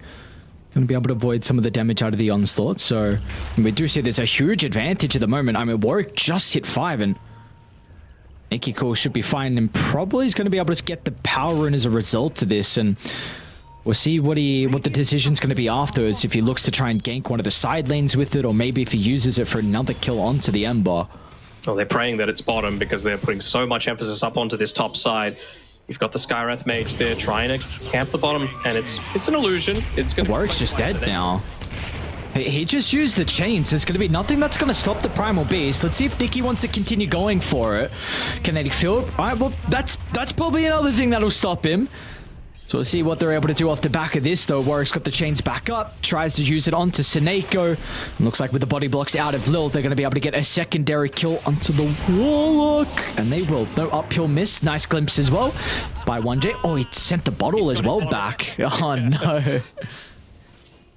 All right. Little individual plays coming through from HYDRA to be able to give them the advantage there. Just puts the bottle on the ground saying, you know what, your courier could be the one to bring it to you. I've got other things to do. One of those is, of course, going to be securing the 7-minute wisdom rune for himself. Getting those nice early levels, especially for something like the Techies, who's still just level 2. You know, obviously, he's going to get a big boost once some of these stacks are starting to be taken, and you've got great heroes to be able to do it in the Tidehunter and the Primal. Until you make mistakes. Speaking of the Primal, first movement out of Nikki Cool. Oh, there's still got siege creep as well. How many charges? Not many. Still enough to put a lot of emphasis into this tower. Obviously, Armlet on Wraith King, it's pretty standard, right? But the extra slow resistance coming through is going to be quite nice against the time dilation, the concussive bolt, even, I guess, a little bit from the Thunderstrike. Are they going to kill Cloud again? They might just get Lil. Okay, pretty nice timing out of the sky just to path by the secret shot. Lil's still going to be chased down nonetheless. It does mean they use a lot for the kill into the sky, so Cloud's going to be okay, but they are really looking to try and shut down this Legion.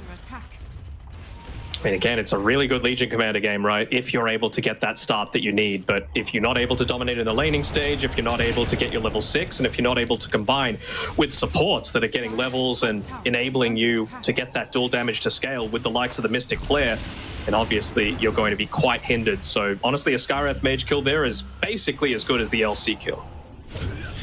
Nicky Cole's in a bit of an awkward position right now. This could be an opportunity for them to get a big kill onto the Primal Beast.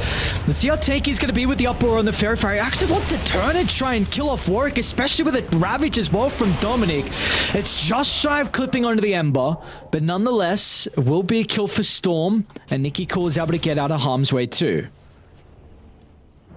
Able to just get away. Didn't even want to use the Pulverize. I think they'd used everything, right? They'd used the Glimpse, they'd used the Ancient Seal already, so nothing would have stopped him other than just wanting to be able to get the hell away from there, and we could see the emphasis given on just making sure that this Primal does continue to scale, right? Level 7 relative to the freshly picked up level 7 on Warwick, so you don't have that big XP advantage like you previously did, but you've still got a much higher amount of kill threat because he hasn't quite reached into those 3. He's actually only got 2 of the items. I was about to say the Armor Corrosion with the Wand, but no Wand even picked up for the Ember. Who will be able to take a triple stack away with 3 points in the Flame Guard's going to be able to get her. Sineko is sniffing this out though. Yeah, maybe they're not going to give it up for free. Nicky Cole's going to be able to rotate down as well. They're going to try and get towards the Remnant location. They'll see him inside the river pretty shortly, but... Got most of them. Top tower has fallen. There's one tower gone with the Meteor Hammer. Bottom tower, all it takes is Cloud being pushed out of that lane one more time, and then that's going to be gone too. He's going into the Blade Mail, which honestly, not an amazing Blade Mail game, I gotta say. Like, at least in terms of like the blink. If you're using it onto the Primal Beast when he dives in onto you, sure, it's just as good as it ever was, but I'm still a little bit worried about him being able to scale off the back of this dual damage, man. Charge in. But dude, Lil is just food for Nicky Cole. Whenever he wants a freebie, just go to the sky and you will be rewarded. Nicky Cole 4-0-1. And I get what are they between the towers? Oh, this is crazy. Now Dominic's here to be able to get another tower as well. What? Close on Warwick, otherwise he would have got clipped by the Meteor Hammer. And they're even making this play happen around the 10-minute mark. So you've got that siege creep there, helping the push out a little bit. You've also got the sustain coming through from the Warlock. We really don't see that much of the Shadow Word being maxed out anymore. It's really providing so much of this constant aggression, right? You want the attention to be on the Tide Hunter, on the Wraith King, and on the Primal Beast, right? And it's not really too much use out of using the Shadow Word aggressively onto the Legion Commander, because she's just going to dispel it. So just enable them to keep on running forward, and they're going to have a great time. Well, you did speak about it earlier that potentially, if Kami is able to get towards that late game, that you feel like this Faceless Void is going to be enough to get HYDRA over the finish line, and the Midas will be the steroid for him to get there, which is now completed, but he's still going to need a lot of time, and honestly, he just needs to get pretty active too whenever Chronosphere is ready. We haven't even seen him consider about TPing over to some of the fights, so he's going to be forced to do it pretty shortly, otherwise they are going to lose too much map from HYDRA. I mean, they've already lost all their tier 1 towers at 11 minutes, right? So it's not looking great right now. On the plus side, Midas is one of the better items at being able to make the most out of a relatively small farming area of the map. But the thing is that they are just not letting up on Storm. They're going a much quicker oriented draft. They're going this push style with the Meteor Hammer, and even Wraith King going into an early Desolator as well, not feeling like he has the need for a Blink Dagger to be able to follow up on a lot of this aggression. It's a glimpse back, but I mean, I really don't think he's all that worried. Is he going to get a kill? They might get the kill into the Ember, yeah, but the first stun sets up for 1J. Warwick still is going to be tanky enough to get that Remnant away, but I mean, Nicky Cole again, and he's going hard as well. So this is a build that we've kind of seen a little bit more popularized now, especially the hard in particular. I think it was actually one of the games yesterday where there was a Primal Beast that went like a very early hard. So you're already seeing the difficulty to kill him off at the moment. Just wait till he gets his item. And that's the thing, right? You've got a Tide Hunter who's done his pushing job already, right? And now he's just going into even more items that's going to enable him to tank up. He's got the He's got the pipe queued up. He's looking to go into a Blink Dagger and an Aghanim Shard as well. So honestly, the Dead in the Water feels pretty great this game against two heroes that rely so heavily on their movement in the Faceless Void and the Ember Spirit, and even just the Legion Commander as well, right? Like, you could press the attack, but that's not going to kill an Anchor.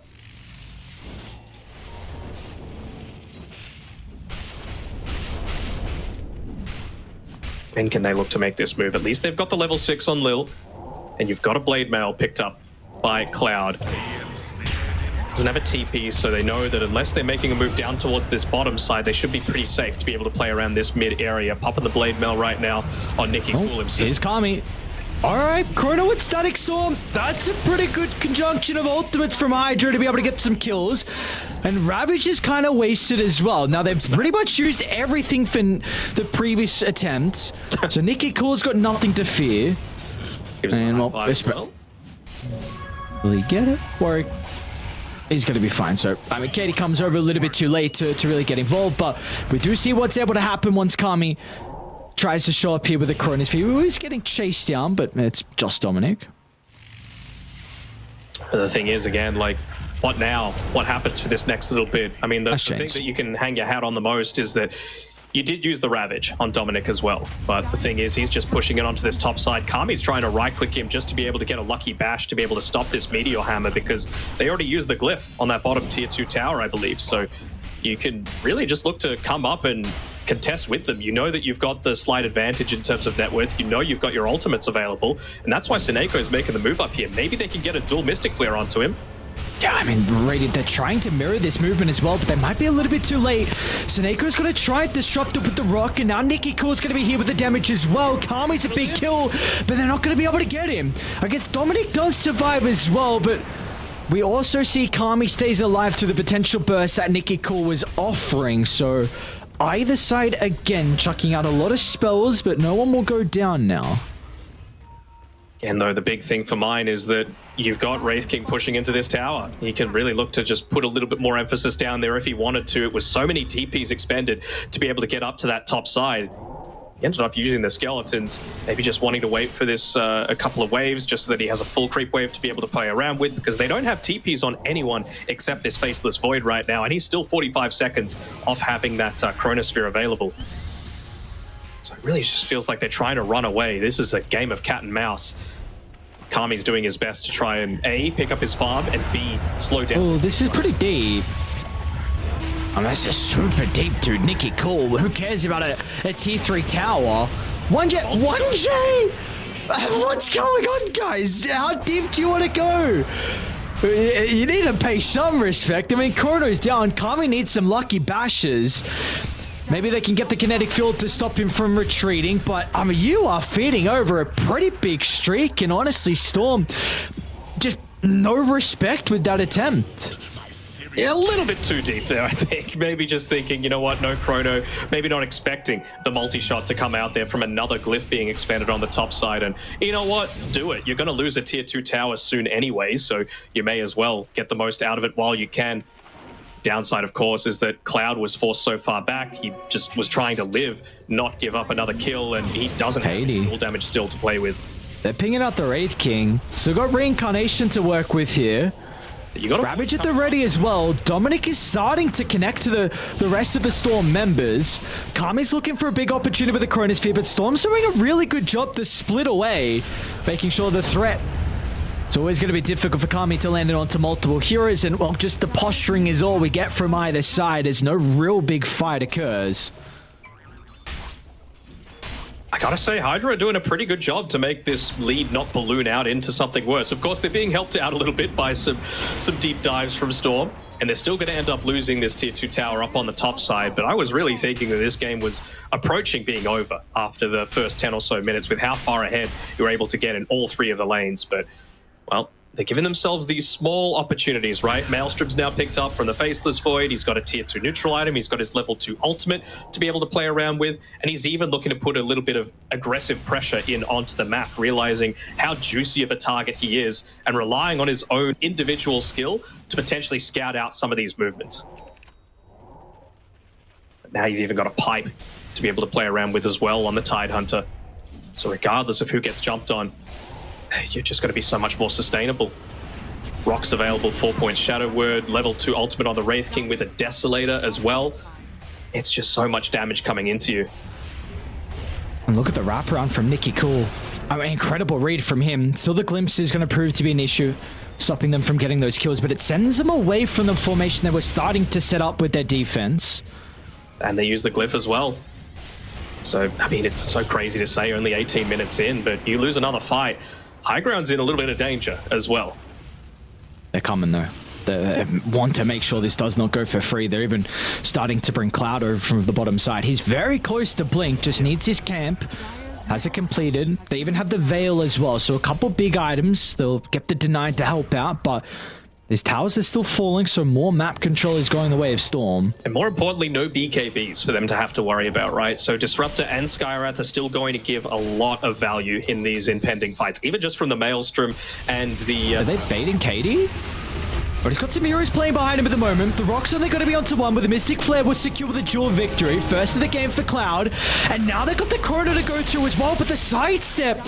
Katie, he's going to be able to miss it. The Ravage as well is not the greatest from Dominic, but importantly, Storm, they've been able to stand strong, and now they can look to chase them down as Kami. Time walk back up in a couple of seconds. Can he get enough distance away, though? There's no real blink for Katie to follow. He's still got another Onslaught available right now just because he's got that Arcane Rune to be able to play around with. Just an 11-second cooldown. Really feels like Nicky Cool's looking for any excuse to just be able to go in. I would love some high ground vision right now, especially at nighttime. Looks like that's what Seneko is moving forward to be able to do. They're going to back off. Oh, Glimpse back. Who do they get? It's going to be Dominic. They see Kami on the left as well. Pretty tanky on the Tide, though. And like you said, they see Kami. How are they going to try and start again? Pretty difficult without the blink on Katie. They might just disengage. I mean, ultimates are starting to come back on for Dire. Importantly, the Jewel and the Mystic Flare. So they got one duel victory. Positive signs, right? Smoke on smoke. Embers is immediately going to get cancelled. Walking up into Dominic. Oh, Cloud. Nice jump in. That's a pretty good target on the techies, but the pipe's going to mitigate a little bit of the damage. They'll still be able to get the tilt, but the return is there from Storm. Cloud, protected for the moment. Kinetic field, they've got a sidestep out to the left, and still Storm. They're taking fights without their ultimates. This is not one they want to continue on, but they might be forced to with Happy continuing to chase. Glimpse up in a couple seconds. Static Storm at the ready as well, but they will not try and go for it. Gotta say, the thing that I'd be most disappointed about if I'm playing on Storm is that Nicky Cool's influence has dropped off, in my opinion. Like, he's 5-1-1, don't get me wrong, but he's only had the Vitality booster towards the Heart of Taras for quite some time, and I just keep thinking back to what if that was a BKB instead, because I really feel like he's been inches away from being able to land this huge Pulverize onto a target that can really only be stopped by a Chronosphere. As long as the Chronosphere isn't up, you've just got free reign to be able to run into a lot of these fights and probably target down the Legion Commander first and foremost. Yeah, it feels like is there an argument to be made that maybe they're trying to force the issue a little bit too much? Because we've seen as well, like you said, like Nicky Cool can start, but there's no one really there to follow up. Now you have it with the blink on Katie, but maybe if you farmed a little bit of extra, minute or so, you'd have that, and maybe you'd have the heart by now as well. I think you could honestly afford to farm a little bit more now, right? You've taken every single tower except tier 2 bottom, which is basically dead as well, right? So it's not like they have a ton of farm to be able to pick up around the map if you're Hydra. So just get into that next item, get into that next big power spike. For the Wraith King, it's going to be an AC, just enabling them to secure whatever pickoff they're going for. Well, quick blink on Katie, but just out of vision. Able to get the blink back on Cloud. But yeah, I mean, Blink Dagger itself is nice, but you want that in combination with something else like a blink on the Tide or the full heart on the Primal Beast. Even just a Blink Dagger or a BKB for him might be a little bit too slow, considering how many times they've gone for fights that haven't exactly worked out for them. Oh, they're going to continue to try and force a fight, though, nonetheless. Into Roche they go. And looks like it should go for free. Meanwhile, we did have... I thought we had some items. It was... Oh, yeah. There was a DD picked up from Warwick, which is kind of something close to BKB. And looks like Happy was trying to solo smoke to maybe get some wards down to set up for a fight. But looks like they want nothing to do with this Roshan, though. This is farming time for them, right? We talked about the potential for HYDRA to be able to scale into that later stages of the game, and well, Kami, the last Chronosphere, it wasn't perfect, but you just saw that there was the potential for it to be huge, and he's even just doing his job of pushing in some of these side lanes, forcing some more defensive moves in onto him. You know, if they're doing Roshan, they probably need the Wraith King to be able to do it, right? So he doesn't feel in too much danger. They don't have a Blink Dagger as far as they know yet on the Tide Hunter, and you're going to hear the Primal Beast coming every single time, so it's a lot more emphasis being put up top. They're pinging it out right now, and it's going to force out a TP from here. So you know that KD's TP. You see that he doesn't have it. So maybe now they make a move down, wrap around together, go through the Twin Gate, and move down towards the bottom side. Is that Roche worth it, man? They just got like 2,000 gold by the time they were roshing. They got a tier 1 mid. Someone, like you said, you had to TP top to be able to deal with a wave. Someone needs to go mid to deal with this wave now.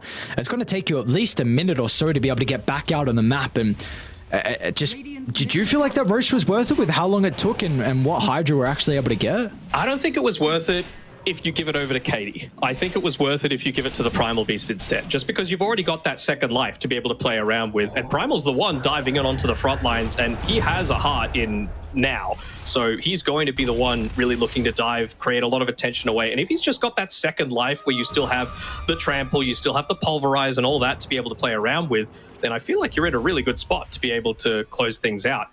Gonna go for a smoke though, making the most of this timing that they've been able to pick up. Let's enough, though. Okay, I can just charge on forward. Little, I don't. Yeah, yeah, it's not happening. Just 2 right clicks, quick and easy kill, and Kami's going to be able to TPR a big item 1J. This Lotus Orb here for the techies. I mean, to dispel the chains, the Mystic Flare as well, preventing potentially the Jewel, the time dilation. There's a lot you're going to be able to do with the Lotus Orb now for the techies, so that could really enable Nicky Cool inside some of these team fights if you want to give it to him. Seems like they're just trying to walk down this last lane now. Get into their AC. You've reached level 15 as well on the Wraith King. Not wanting to go the full-on rat with the Skeleton's attack damage, just that extra 0.75 seconds on the Wraith Fire Blast stun. So vital up against a Faceless Void and an Ember Spirit, just to provide the smallest amount of extra damage output. Warwick, he's doing his best to try and slow things down. He's cutting that mid wave. He's looking to try and force this game out, take away the siege creep as much as he can. He's got enough, well, actually he doesn't have enough for buyback, so he has to be playing pretty carefully, but again, with this Aegis, this is the sort of move that Storm need to be making. They want to try and close this one out as quickly as possible. And they'll force him back. One of the Kami's not back here though, so continuing to...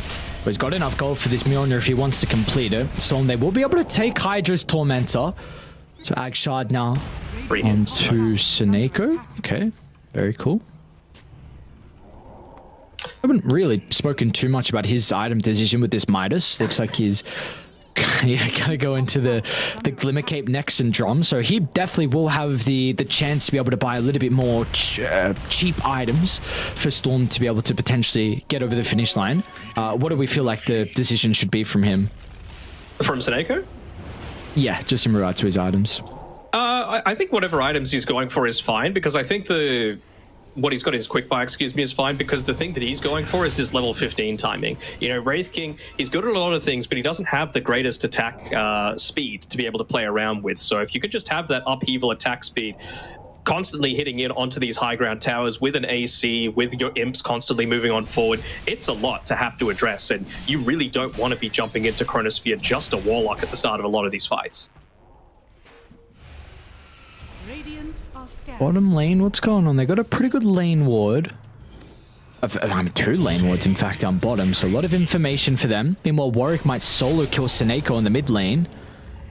A nice little kill here for him to pick up. Nicky Cool's going to try and protect him. BKB is actually going to be activated for her. They did know where the Remnant was, though, previously. That was scouted out thanks to Nicky Cool. So they can continue to maybe chase him, but... because we do see HYDRA doing a very good job to continue to stall this game. Kami still has not left this top side. Yeah, he's doing a fantastic job on Kami. Even Warwick, right? Like, he's 3rd on net worth right now on this Ember Spirit after pretty easily losing that mid lane by at least 1,000 gold. He's just doing his job of cutting the waves. This is very ballsy to do, especially considering you did use your BKB prior. You're showing with very little mana to be able to play around with. Trying to find Nice scan. Oh, they jump a little bit too far forward. Oh, do they vision? Do they see him? Oh, my. he's playing on the edge, man. And he's picked up that Mjolnir as well. So the damage is coming for Faceless Void for sure. Who would love to? I mean, you got to give the. I guess it doesn't matter who picks it up, but Lil would love the Wisdom Rune coming through to him now, just for that big amount of extra damage coming through from the Mystic Flare, because they are getting quite tanky on Storm side. You don't have any percent. Oh, jump in! Oh, what a reaction out of Kami! Instant BKB. Very quick on the fingers. It is now on cooldown for 80, which could be a bit of an opportunity for Storm. That anchor, sorry. Keep laughing at it. Oh, and they're even going to yoink this, maybe. Ooh. Okay, Cloud gets it. Who almost has his own BKB, so he can feel a little bit more reliable in going in for fights. He can, but man, 36 your damage. You definitely, when you're playing Legion, you look down at that figure. It's not going to feel too good for him overall. Now you can see that Kami has a lot more boys playing around him. Previously, he's just trying to be as isolated as possible, force people to TP back just for him to enable a little bit more of the rest of his team while also securing his own farm. But now he's being flanked. Aggressive jump on a Cloud. They're going to Ravage as well. They want to force the fight, Storm. They've been pulled apart left, right, and center across the map, but they've had enough of this cat and mouse type of game. Kami, though, he's going to find a pretty goddamn big Chronosphere. It sets up for Happy Static Storm as well. They'll be able to get the first kill on the Tide Hunter, but of course the Reincarnation is going to come into play now. And have they used too much for the first round of lives? There's now Nicky Cool, who'll hold Warwick into place, which enables Katie to reposition. But Warwick has nothing to fear now inside the team fight, nor does Cloud as well. But Nicky Cool, another reinitiation with the help of Katie. They'll get the kill onto Warwick, but Kami now can try and turn it back around. He's not going to be able to go through the physical damage unless he gets some crazy bashes. Kami up against Katie. The life still, it's not going to be good enough as Kami refreshes thanks to the time walk. And HYDRA, finally, they've been doing such a good job to stall out this game, but finally a fight breaks out and they will actually come out on top. They will indeed. You just see all of that damage coming out from the Faceless Void. 3-man Chronosphere. Of course, it's still the Wraith King doing the majority of the work there. Nice Ravage as well, and the Chaotic Offering to be able to help him out a little bit on the latter ends. But it's just even the impact of having another big overwhelming odds that they're able to pop off at plus 50 talent that he was able to get at level 15. And now he's level 18 as well on Cloud. Couple of extra dual victories. It really does start to all come together, especially considering he's just picked up that BKB. But it comes down to the fact of, well, if you go for another aggressive attempt and you end up dying attempting to go for one of these dual victories, you don't have a buyback now on your Legion Commander, and he is a big part of their success, not just for the dual potential, but also to be able to get that save off onto the Pulverize whenever Nicky Cool's using it. Who, by the way, has a Blink Dagger for himself as well. And they're setting up down bottom on him, though. I don't know. Oh, they can. They've got 5 heroes coming. He's dead. 3,400 health if they get on him. A little bit too late, though. Did he bought Shard on Nicky Cool? Okay. No, they got it from the Tormentor. Oh, they did? Oh, they just did, yeah. Yeah. Sorry, I saw the Cory coming out. I didn't check what was on it. Nah, it's just a TP scroll, which he did not deliver to himself. So, well, good job. And he buys another one. 3 TPs, just plenty. I need to see a BKB on Nicky Cool, man. Like, yes. He's just getting controlled far too easily, and it's getting to the point where it was a little bit odd that they haven't been able to make the most out of this early game dominance coming through.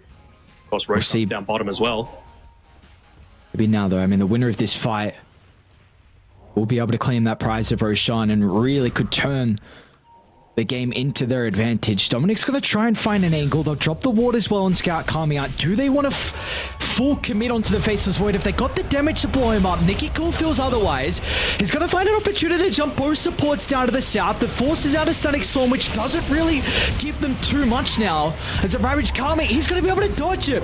BKB used, press the attack, gets rid of the Pulverize, and Chaos now breaks out. As they're going to be able to jump over to the right side, Kami once again finds another Chronosphere onto 2.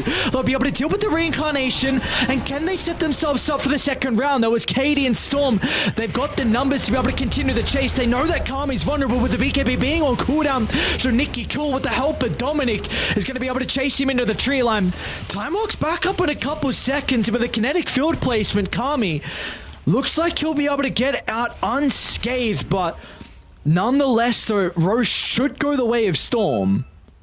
And this one feels a little bit more impactful, right? Once again, cue up the BKB, Nicky, please. Yeah. Like, you're just getting caught inside of these kinetic fields, inside of these static storms, getting locked down. It's just way too much for mine. And, well, the cheese, of course, going to enable him to potentially play even more on the front lines.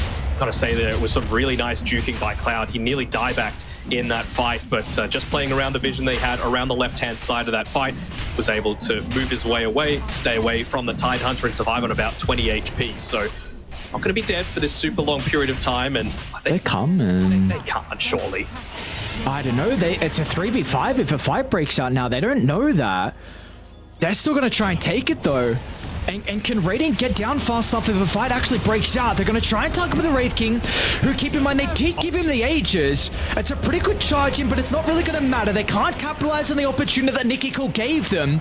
They'll turn to the Primal Beast, but he's got the cheese as well to go back up to full health. HYDRA, happy with at least the start. I mean, they did get a dual victory. And now they're looking for more as well. Nicky Cool Throw? Oh! won't be able to go through.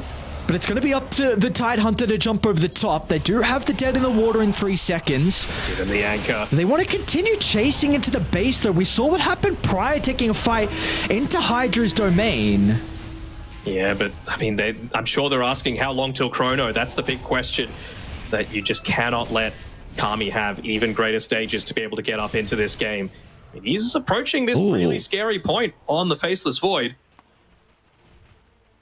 The Wraith King's going Scepter, dude. Very interesting decision from Katie. Please tell me he's got the BKB queued. Come on, Nicky Cool, please. That's all I ask. Under attack. Ooh, the smoke as well from Storm. Straight to top lane they go. This is into They're the gonna be Chrono, able to- remember? See if Kami's going to be able to find some multiple people. I think they got a glimpse of the car. They're going to drop the higher ground ward as well, as Dominic will find the dead in the water with the BKB still available here for him to work with. And he's going to try and get it off, but the Pulverize, it'll stop any threat of a Chrono turnaround. And that is a gigantic opening now for Storm. 75 seconds without Kami's Faceless Void. Instantly you see HYDRA going to try and deal with the side lanes. Yeah, every single one is being dealt with. Lil knowing that he only has a certain amount of time to be able to make that sort of play, who, by the way, has the Aghanim Scepter along with the Veil. So he is dishing out a lot of damage on this Skywrath Mage now, especially considering the recent buff to the Arcane Bolt. He doesn't even have Arcane Bolt maxed out either, so really are going to be able to dish out so much more effectiveness in a lot of these fights. Not without your Faceless Void, that's the main concern. It's an early glyph as well. It stops Katie from being able to take that top tower, but it means that you're not going to be able to get rid of these siege creeps in the mid lane. Oh no, Nicky Cool, that's under a T4 tower. Ravage comes out before the Static Storm. They're gonna have a little bit extra team fight control to work with, along with Seneco's Rock as well, but the buybacks, that's gonna be vital to the success of HYDRA now. They dealt with the reincarnation, but can they kill Katie a second time? Storm, they continuing to fight behind the throne. It'll work out now with getting the guaranteed kill onto Warwick. But HYDRA, they can look to go very shortly. Warwick, he can buy back, especially with the Chrono, but Storm, they want to give them no opportunity to take a fight now. Out the base they go. That's a valuable piece of information, though. If you're not buying back then, you're never buying back, because you could not have asked for a juicier Chronosphere. They were right underneath those tier 4s, just one time walk away, and there would have been no way for them to be able to escape from that. So still ends up being a full lane of racks claimed, but that was a risky play for them to be able to go for. Dude, and now this ward, it's an obvious ward, but it's giving them so much information. Storm, they're going to use it perfectly onto Happy, who doesn't have a buyback. Now, that's a pretty decent Chrono. They're going to have the extra damage thanks to Lil's Mystic Flare as well. They're going to be able to take out 2 key components inside the fight, and now they've got the duel as well. Victory over the Cloud, but Kami, he's in some danger, man. Time Walk at the last second, dodges the blast off. And Kami should... No, he's not going to live! Katie jumps over the top. He's been able to get enough gold for the buyback, but if he looks to rejoin, he's not going to have the Chrono as Nicky Cool. senses blood in the water. There's a big opportunity for Storm to knock out HYDRA right here and right now. They got to get those creeps in though, man. All three lanes once again shoved out, hitting into backdoor protection right now. And I mean, this is composure coming through from Kami as well. Not instantly popping that buyback, realizing that he's going to have at least a little bit of time. Some of that indecision. Will he, won't he? That's the real question that they're asking themselves right now. And with that, I mean, Lil, he's been able to get another couple of levels, more reduction. Oh, Cloud. They're in for the quick kill. Nicky Cool, what's he going to be able to do afterwards? The Pulverize has already been used, a quick charge toward the backline, but it's just giving important space for Katie to be able to deal with the objectives. You think they're thinking, well, they dived tier 4s previously, let's just wait for them to do it again. They're going to go for this play. Oh. Static Storm, little Mystic Flare still cooldown for the moment. It's going to be up to Warwick with the damage. It's a decent chunk at the moment. Over to the right side, they've been able to assassinate one of the supports. They'll find a second and look at the instant jump. The Arcanum Scepter giving them so much value. That is well deserved. Over a couple of voice lines, you got the kill, but he was still involved for the later seconds to be able to knock some of the HYDRA members out of this game. It's always a matter, though, of just being afraid of Kami. The big bad faceless void is back. Yeah, they don't get it for absolutely free. Of course, the Wraith King with his Desolator and the AC is such a huge component of any sort of high ground push. Is Kami going to look to try and take a Tormentor for free? Is he looking to potentially just get out on the map and pick up a bit of free farm? He's going to be able to dodge the Tidehunter for now. Has to get a sense that... Dude, it's crazy. Hunt him. He's got the Invis. He's going to see Nicky Cool straight away. Ravage is there. They've got a Hex as well. The chain control. It's going to be there from Storm. They will have plenty of damage. It's too late though. Oh no, we got BKB off. That was a huge opportunity. Wait, leash? They go? Okay. You can't improve until you make mistakes. It's a big sigh of relief for sure for HYDRA, right? Not having to worry about that Ravage for the next little bit. Doesn't have any cooldown reduction on Dominic. He went for a Shivers on Nicky Cool. Come on, man. Don't do this to me. But he's balling. Right? Yeah. He's balling, but he could be balling even stronger if he didn't have to worry about these supports. No, he says, screw you, BKB. One Scepter now next as well. Ah! Give me the BKB, please.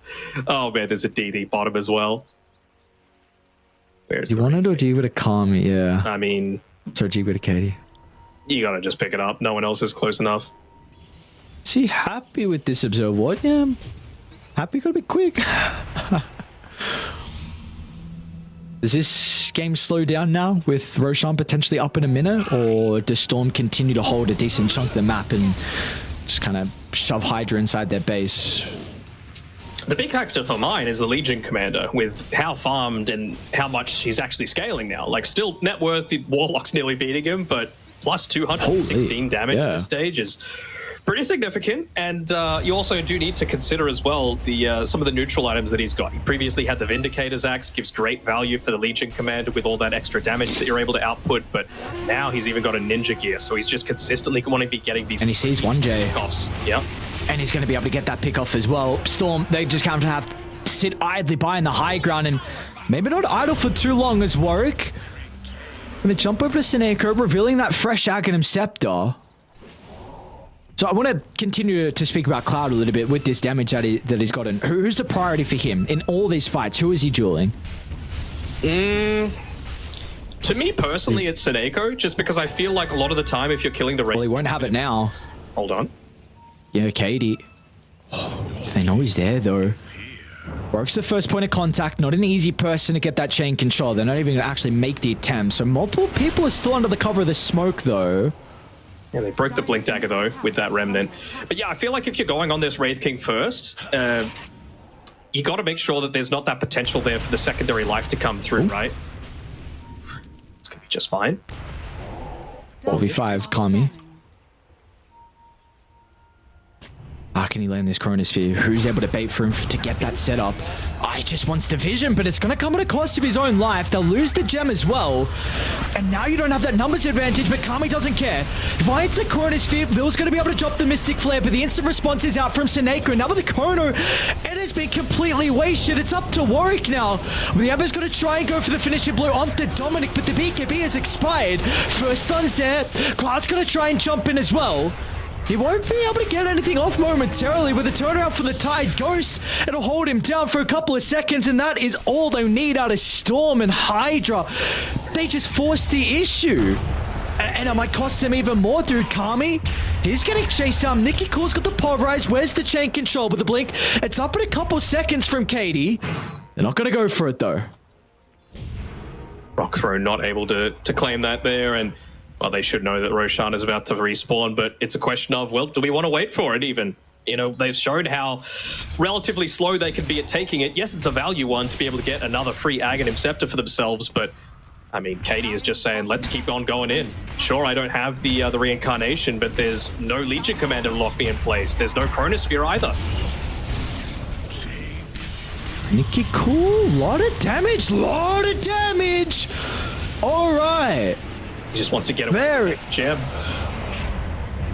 Ooh, I mean, it's a big opportunity, and they're going to try and get full usage out of it. You have the reincarnation up in a couple of seconds. Katie's going to pop a BKB on his first life. He'll try and turn to deal with the Faceless Void, but a Grace Force Staff gets him out of danger. Happy's going to be able to jump over the top as well, with the kinetic fields in a perfect location. Both these heroes will not be able to retreat, and now Warwick's going to try and deal with Snake off into the tree line as well.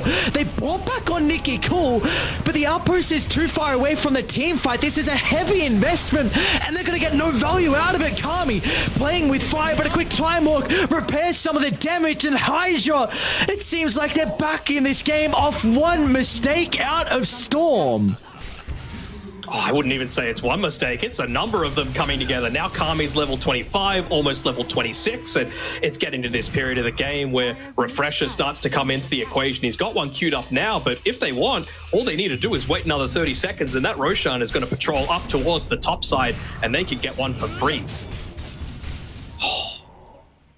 Just got a little bit too confident with themselves, pushing up onto that high ground, not respecting the damage output that's coming out from Cloud. Had a rough start to this game, but certainly come back in a big way.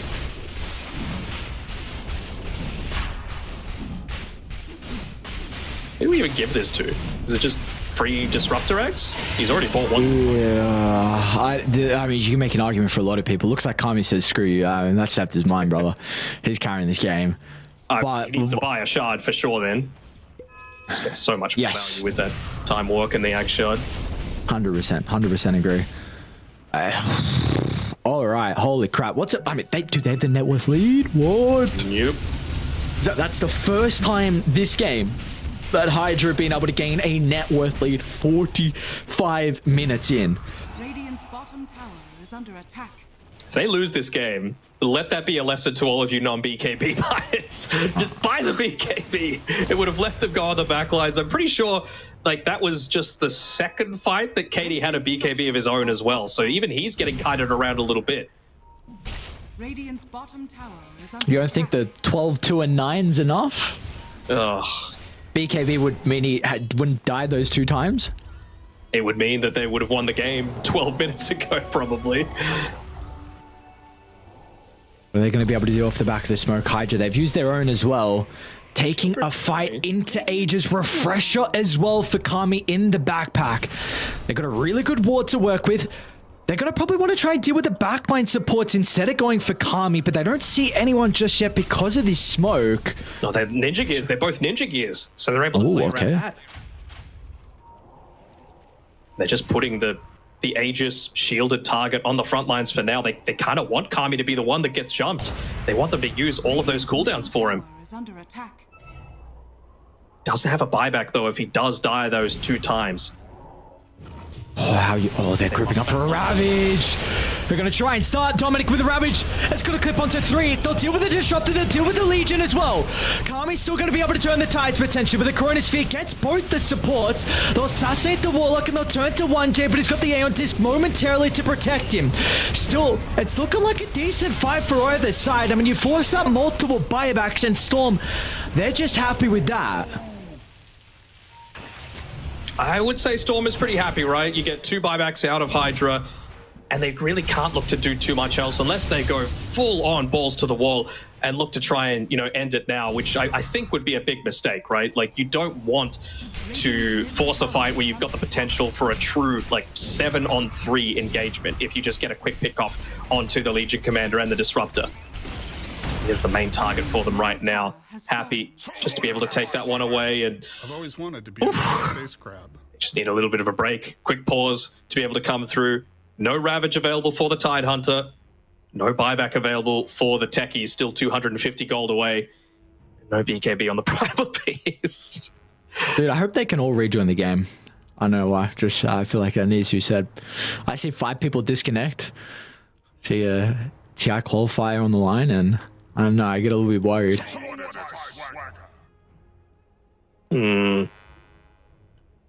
Also, just thinking as well, like the you have to go the Mortal Strike cooldown for sure. Level 25 on the Wraith King. The Reincarnation casting Wraith Fire Blast. If Wraith King's dead, it feels like the fight's kind of over. I think Kami's BKB usage has been really on point this game, and he's well and truly taken over that top net worth spot. 11,000 gold ahead of his next closest rival, and well, they're even taking some of these objectives. This is the first tier 2 tower they've taken. They're pinging out the bottom side as well a little bit, maybe just not wanting to go up onto the high ground just yet. They would love to have that one more time to be able to have a double use out of the BKB and the Chronosphere while still having the Aegis. Is there a potential for them to try and base race on Storm? I see them setting up about it. I mean, okay. You think they're going for it just because Katie will have the buyback very shortly, and he's got AC in the Desolator? Is that what you're thinking? I just saw 3 heroes top and didn't know what they were trying. Oric is also by himself, but the Lincolns is instant pop, but great reaction out of the slide. It's only Dominic that shows. To be very careful there. Could have just got dead in the water. You can't improve until you make mistakes. Still had the boys there to be able to potentially get the pick off, and I honestly thought they would have had the damage if you just lock him in place. Oh, so okay. If you get dead in the water before BKB, you're leashed, right? Pretty sure, yeah. Okay, yeah. I just wanted to. Well, I mean, it says you can't dispel it, but I don't know.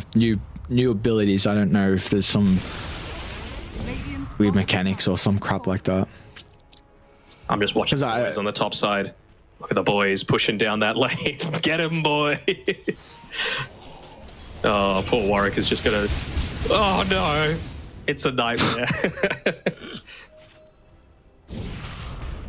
Feels bad. Well, he's got an Arcane as well, actually, for Warwick. So if the fight breaks out, are you looking to force the issue now for HYDRA? Like, you got a minute left. They're actually going to smoke with the whole team. This is so the timing I was talking about, right? Where you get a double use out of the BKB and the Chrono, and you still have the Aegis. Oh, Nikki, cool. Available. He bought back prior.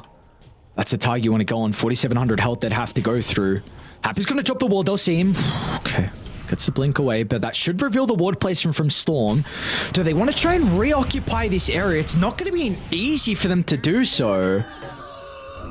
Be careful to run away, and I mean, you can't take a Tormentor right now, but well, they'll take the Wisdom Rune at least. Would have been a disaster if the Legion Commander was able to pick that one up, just for that extra little bit of utility. They're taking map control. They're getting really good use out of this Aegis right now. Another 20 seconds. It's very clear that Storm are conscious of running into this giga scary Kami Faceless Void. Just 5 seconds away, though, before they can finally make their play. And they instantly go for the smoke after taking the Tormentor. Radiant's middle tower is under attack. It's another one of those things, though, where this might be a bit obvious. Ooh. Say that. They end up walking up on into him. Warwick's gone in. Warwick's in. Meanwhile, over to the right side, there's going to be a Chronosphere that clips onto 2 as well. They want to try and get through to the type before the Ravage. Aeon Disc is going to be able to stop that for the moment. He should still get it off in a second. Can they continue on? The fight's going to be kited over to the right side. Refreshed use from Kami's second round of the Chrono. And that's going to be enough to turn the fight into their favor. As now Kami's not even done just yet. They'll scout out Nikki Cole. Of course, they know he bought back prior. Tricks the cloak. It'll only buy him some moments of peace, but once it expires, they can chase him down. He'll jump over to the top, but there is no running as HYDRA. 0 casualties from them. What a goddamn team fight. They're coming in though. All right, Nicky's not dead, dude. How is this man still alive? Katie's going to try and protect him as well as Cloud. Find some separation. What was looking disastrous somehow might actually turn out to be a good fight for Storm, as Nicky Cool will eventually be able to catch up to Cloud. That's a dieback for the Legion. And how did the fight just turn like that all of a sudden? It's just the Wraith King buyback, right? They were able to come in, join in with all of that extra damage. It ends up costing them a lot, but similar to what you were talking about with the Primal Beast not having buyback. Well, Kami's TP out in front of them! Kami, no! Oh, no, not like this. They're running over. Katie's going to try and cut off the retreat. He's got Blink in a couple of seconds. He'll be able to follow. He'll use the stun early. Oh. Look at him trying to predict. No, Kami goes the other way. But the Hex is there. Sineko's got the first stun.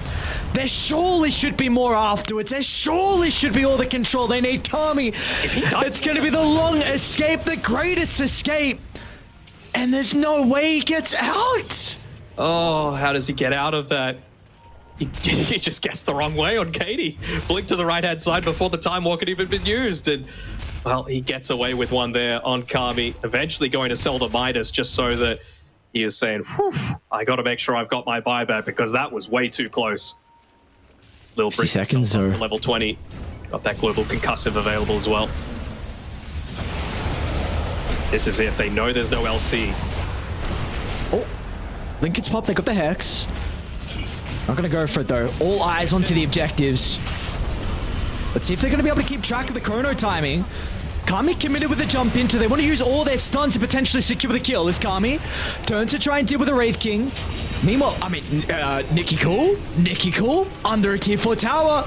He's just so isolated from the boys. No one's going to be able to get there because they're taking their own fight.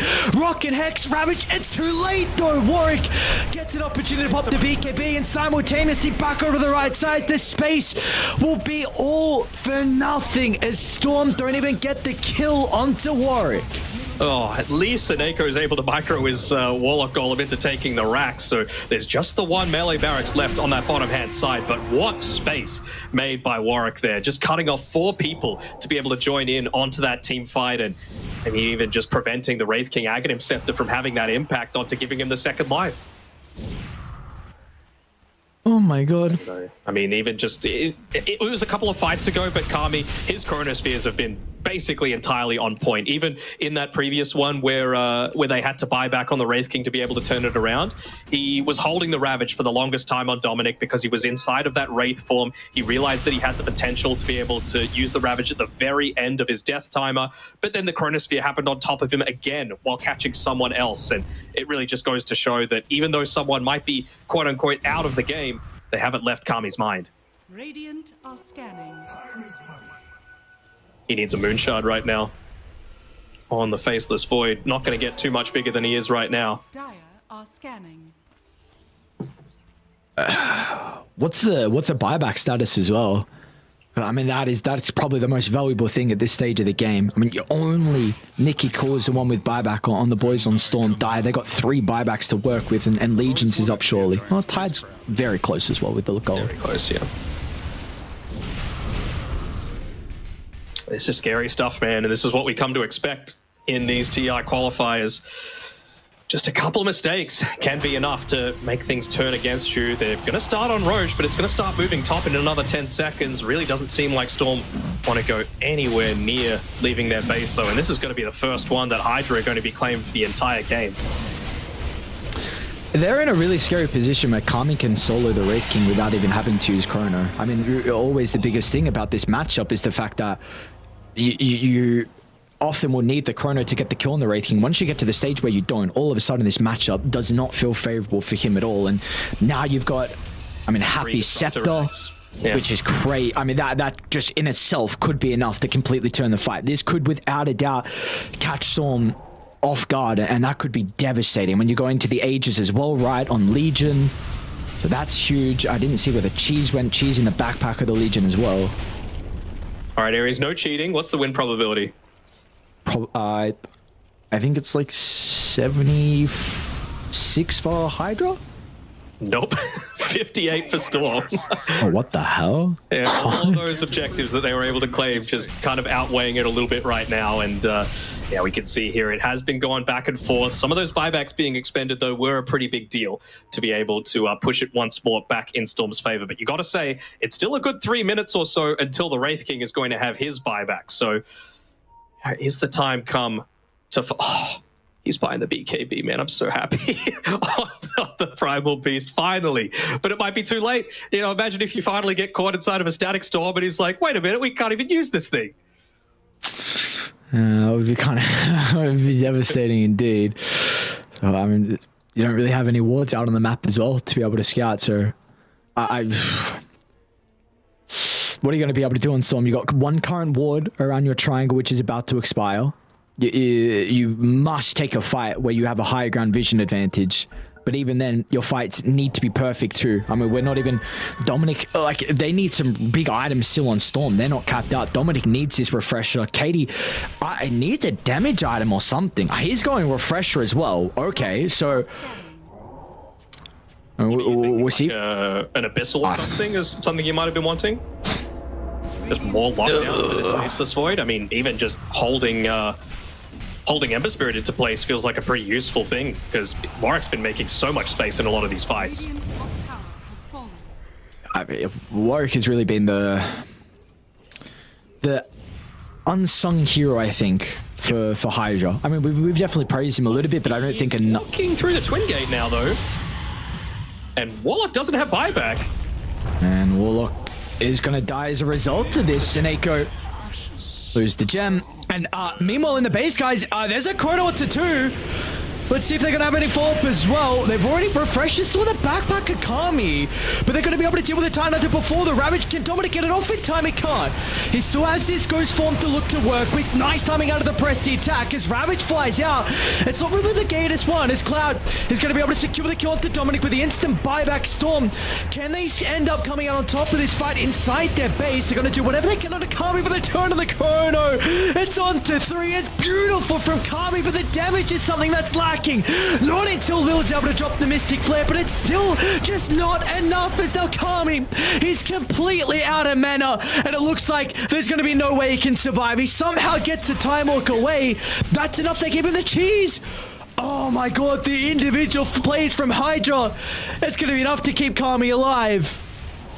And what it does get them, it might cost them the Aegis, but it gets them a buyback finally out of this Tide Hunter. His anchor is really doing a lot. And look at all these mines even inside the base. The party hats coming down. Even if it was an absolute worst case scenario, it's going to slow things down a little bit. And I mean, you can't even discount the impact of this Aghanim Scepter on the Primal Beast as well, just to be able to get rid of that Moment of Courage procs, to be able to get rid of the Time Lock bashes as well. It's so vital at just preventing Kami from being able to go for these big man fights that it's so rough. Like, you need to catch everyone inside of the Chronosphere, and he's been getting good 2-3 man Chronos, but unless you're catching Nicky Cool, you're finding it so much harder to be able to 100 to 0 a lot of these people. Yeah. It's level 30 now. Never refuse. That buyback on Tide means you can kind of kiss the refresher goodbye. It's not going to happen unless we go like 80 minutes. Kami? I started to Nicky Cool, but he's got some boys playing behind him. BKB is going to be up in a couple seconds, but really importantly, there's no Chrono for HYDRA to work with. They're splitting away. Nicky's a little bit isolated for the moment. They want to jump the backline support, but what a dual timing from Cloud onto the Tide Hunter. But the damage is on there, but a starting Storm Scepters onto 3. It's beautiful. Happy.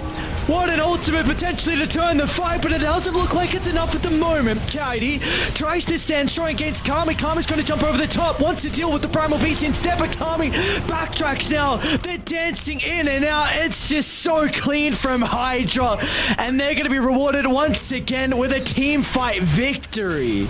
Seems like a crazy place to be able to take one of those fights, right? You just bought back on the Tide Hunter. The lanes are naturally going to push in towards HYDRA's base, and you just didn't have the Warlock there at all. Seneko, he's got so much net worth to be able to play around with. You weren't able to get that rock drop. You weren't able to get that AoE damage to be able to combine together with the likes of the Uproar, the Trample, everything else that's coming through. Maybe it's going to be the Party Hat remote mines that do the job for them. desperately just trying to fix a lot of these lanes is Warwick, and he's level 30 as well. Radiant's bottom tower is under attack. Have they done it, man? What a net worth swing. 16,000. This is a 51k net worth swing in HYDRA's favor. 60 plus minutes. They don't care about tier 5 items right now. Sneaky trying to bait. I don't know if you can bait most of the damage that the Legion's got. And meanwhile, it sets up for Kami's corner to the backline as well. They're going to be able to assassinate Nikki Cool, which is a dieback. And now they'll force the hand of Katie as well. But we've seen so far that the Wraith King has not had the damage to be able to combat versus HYDRA. And in the end, they're going to be able to send us to a third and final game of this series. What a way for them to do it. He even gets the rapier at the very end for some style points there coming through for Kami, but the game is going to end before it gets to that point. 61 minutes, no tier 5 items, Faceless Void performance that is capped off by a lovely Chronosphere to be able to end this one. This is what you're scared about going up against the Faceless. This is what you're worried about. You know, you pick the Wraith King to be able to counter it, but it's for the first 30, 40 minutes of the game. But once it gets to the super late stages, it really just does come down to, are you going to be able to man fight into him? And the answer was an absolute no. Great performance all throughout and some really solid timings coming through as well. We saw a lot more impact come out from Cloud. He was starting to scale fairly significantly on his Legion commander. And how much space was Warwick making as well? Yeah, I was just crazy for the boys on HYDRA. I mean, yeah, we, like you were starting to say, we can go through and list some really clutch individual things that everyone was doing for them to be able to turn the fight, but it just turn the game. But man, because we really, I mean, it's got to be said, Cloud was a non-factor for the first like 25. You can even say 30 minutes if you want to go that far. But man, what he was able to do in these late game fights with his jewels was incredible for HYDRA. And it's a Legion commander that we called a fair way down the track, right? Like we said, you know what, this is going to be pretty good against the Tidehunter especially, and it really did feel like that was the main target every single time. Even without any form of break or anything like that, they were still able to just absolutely chunk through him once Kami got farmed enough. I gotta say, some of the itemization, some of the decisions to just go a little bit too aggressively have ended up costing Storm this game too, which felt like it was in the palm of their hand. Again, 16,000 net worth lead relatively early on into the piece, and they threw it away. What they did was maybe one fight away from being able to knock out HYDRA, who I'm not saying they're the favorites, but still is a Division 1 team. And Storm, they finished 4th place in Division 2. They didn't even get promoted into Division 1 for next year's DPC. The fact that they were one game away of knocking them out. On the Wraith Tidehunter, so he's not able to get that Ravage off, and you don't end up saving the rest of your team. Like, these are the sorts of things that... I mean, he even gets the bash on Nikki Cool while he's trying to get away. So much that Kami was able to do in that game. It's going to be up to Seneko now to be able to calm the boys, because there's still a lot of young, inexperienced people who've not. I mean, there's nothing that is able to compare from TI qualifiers with other like third-party stuff as well, without a doubt. So you're going to need Seneko to really come in huge as a leader here and just calm the boys and say, like, we had this game. We were very dominant in the early game, in the mid game. We made a couple of mistakes, but if we can repeat that in the next game, then we could just knock another team out. But that was so juicy. Really felt like it came out at the perfect time, right? When you'd finally gotten the BKB on Nikki Cool, but it just didn't have the amount of impact that you were wanting from it, right? You could still see there, he's being locked in place. He's being kited around very effectively by this team that was probably the big area of their draft that was lacking, right? They don't have any super reliable catch for both the Faceless Void and the Ember Spirit. You might be able to catch one, but not the other. And even if you did, there was the Legion Commander there with the press, the attack. And we even saw that level 25 talent with the 1.5 seconds of debuff immunity really coming in clutch for them as well. It's Kami, no questions asked. Yeah, I was going to say, no, cool. We don't even have to, I don't even need to ask you. We can just say Kami, one of us can do it. Honorable mention, I think honorable mention for... I really like that Scepter decision for Lil as well. We do not see a lot of Scepters. I think that was also another thing that gave them a lot of damage when they were kind of lacking inside those multi-man chronos. I felt like Kami was getting every single goddamn time. So there's a lot of honorable mentions, but of course there is no one who deserves the MVP like Kami in that game. And he's got to be feeling a lot of confidence. I know that Slark pick did not work in game 1, but regardless, he bodied Dominic in the lane, you know, on that Slark. Maybe if you have a different lineup, maybe if things go differently, you could have taken that with the lead they had. And then game 2, Kami 17-2 and 14, man. This was just a masterclass performance from him.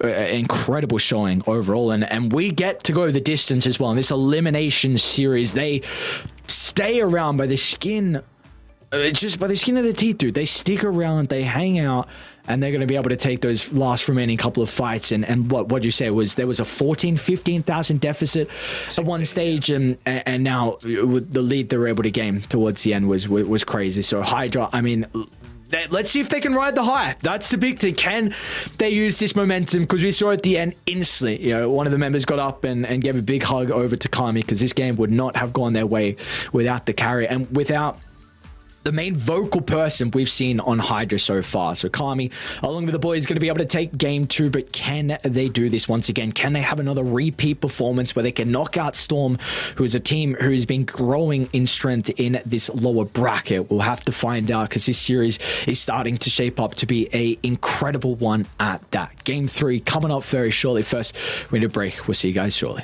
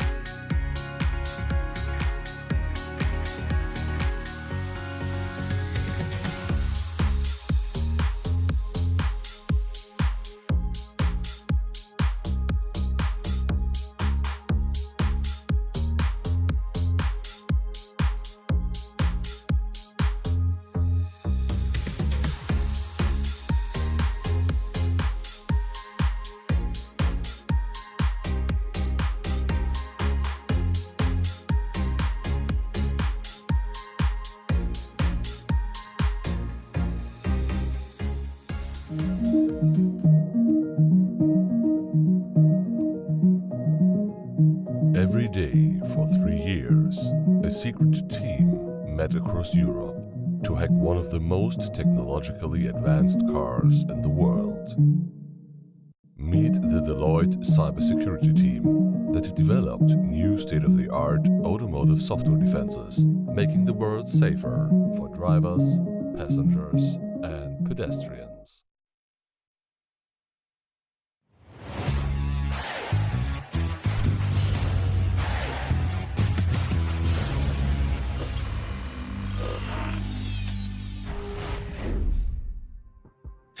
Well, HYDRA are going to send us to a deciding game 3 to determine who will move on and which team is going to be eliminated from the hunt of TI12. We've got a lot more even elimination series as well tonight as well. So we're going to have to say goodbye to more teams, but currently we need to determine if it's going to be Storm or HYDRA going home. We've got a draft ready and we'll get that one up on screen. It's going to be Storm on the Radiant side playing with second pick. We've got HYDRA on the Dire side with first pick. We'll see what the response is going to be, and HYDRA back into their sky like we saw in the previous game. You got to say that they're probably saying to them right now, all right, Kami, you get our 4th pick of the overall draft, the uncounterable pick, because you really got us out of a bind in that one. We even saw just how he and Warwick were able to delay the game when Storm had hit their really scary period where they were just so much stronger, where they were 16k ahead. It kind of brings me back to something that happened fairly recently. It was the IESF Asia Finals with Team Australia taking on Team Kyrgyzstan, and well, Kami did the exact same thing to Team Australia in that one, able to turn around, I think it was like a 30k net worth lead into a victory for him and his team. So big props need to be given over to him. You give him the reins, as long as it's not on a hero like a Slark that is obviously much more snowbally, a little bit more of that like one target, but you give him those big team fight heroes that are able to make it happen, and he's going to make it work for you. Look at this, Storm like, all right, we got a deciding game, an all-important one to determine it's do or die here. We go home or we move on. And we've seen the Earthshaker now picked up in the first phase. We've been seeing it, you know, a little bit later in the draft, but I think in a lot of our games we've not seen it yet first phase. But it's time to raise the priority of this hero. Once again, Kami being the vocal one for the draft.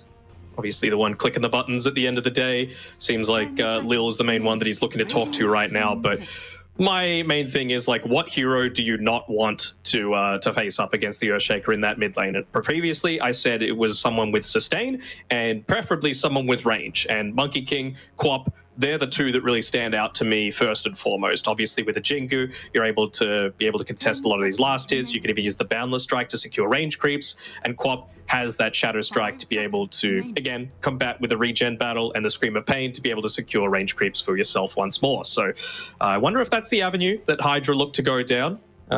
Potentially they could look to go into, again, another one of these heroes. Like we've seen against Nicky Cool, the Ember Spirit actually have a pretty decent time, and you got to say that Warwick certainly did his stocks no harm with how he was able to perform once the laning stage was completed. We've seen Untouched, this maybe banned so far this series, but at least we haven't seen it so far picked, and it's had a pretty decent success rate, at least in a lot of the games that we've covered. It's Eastern Europe. They love their Dark Willow. I love to see it come out. I'm sure we'll be seeing a lot of Team Spirit picking it during TI itself and all the other tournaments that they've got from now until then. Question is, though, you're not really playing it alongside of an Earthshaker to be able to toss it in onto him. So what hero are they looking to give it in onto? Like, is it going to be... it's going to be a Beastmaster? Is it going to be a Timbersaw, perhaps? If it's a good Timber game, then I could certainly see that working. But into a Skywrath feels a little bit less ideal. Darkseer doesn't feel amazing unless you're able to get some big Vac Wall Echo Slam combination going. And well, if I'm Storm, I'm just banking on my early game, because this is 2 games in a row now where they're able to get out of the early game in a really good spot. And you got to say Earthshaker and Dark Willow are 2 heroes that are somewhat capable of that. To me, you just go full-on push now, right? Like, against the Pangolier, it makes it a little bit more challenging. And, well, this is something that is able to come off a decent laning stage into scaling into so much more effectively. And there's no egg hitters right now. So, you know, I don't hate this. It's not necessarily as fast-paced as what I would have been wanting, but clearly for Storm, this is what they feel comfortable with. like kind of both sides know what they want though. Like that Legion Phoenix didn't take too long to get drafted. So they just dropped the Pango instantly as well for them. HYDRA, what's going to be the response? We saw, I mean, you're feeling like this is the time for Kami's hero to come out. So we're going to be looking at some carries now to deal with the egg, to be able to lane well versus the Legion too. Gyro's banned already. Would have been the main one that I looked towards. Timbersaw! Hey, pick up a Timbersaw. Okay. I mean, it's a pretty good Timber game, so I can certainly see the reasoning behind it. Of course, there was the potential of something like a Necro coming out at this phase if they were really wanting to do it, just for more of that lane sustain that I was talking about. But obviously feeling confident with this, just to be able to bully out a Shaker, who again is that strength hero, so not universal. The Whirling Death gives you a lot of value for the lane. Same sort of thing with the Legion Commander. So with the talent change as well, it now goes a little bit further into the Whirling Death stat reduction. So we can certainly see, I'm assuming that it's going to be, maybe Warwick plays it. You never know, but maybe they're just wanting the Pango to be going up into the Shaker and they feel like that's going to go fine as well. What is Kami's hero is the real question. You're going to need a way to take objectives. Probably looking at a melee hero as well. I think there's a bit too much crap that he has to deal with on the ground with the Willow and Earthshaker, which can be a bit difficult. I think one benefit of the troll is just that at least you're like arguably the top, let's just say top 3 strongest laning carries. Like we've spoken about, Legion is a very, very strong laner, so you may get counter pick with like a Razor though at the last, which could be very good versus Timber and Troll. Could indeed. I'm just thinking for Storm now what they're wanting for Katie to be able to pick up. Because you got to say, start of the game went really well. They were able to clear out basically every single tier 2 tower 17 or so minutes into the game. Everything was on track to be able to have a good start. Naga Siren is not banned out, but into the Legion Commander doesn't feel as good as it did in that previous one. Sorry, into the Timbersaw and Pangolier, it doesn't feel as good as it was than into the Slark.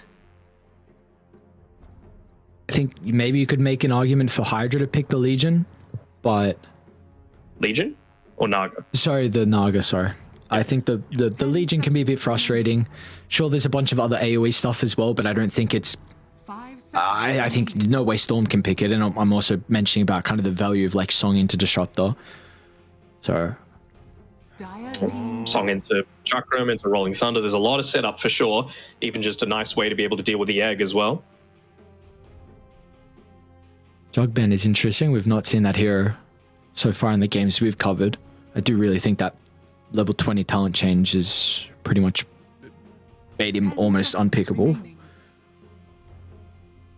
So let's see, what do they got for Kami? Not a lot of reserve time instantly after the ban, so I have to decide. Again, I think you need some way to take objectives, which is really something they are currently lacking. So what, like a Deso buyer? Like, because you could go the Lifestealer, but then the issue of the Razor still is there, right? That's my issue, but it's a pretty good Lifestealer game against these 3 heroes is the thing. Even just providing a little bit more survivability for the likes of a Timbersaw or a Pangolier. Yeah, the only one that doesn't, I'm thinking really is Slark at the moment, but I know, of course, he doesn't take towers, like, so that's, I'm just seeing kind of some of the bans with the Void. All right. Oh.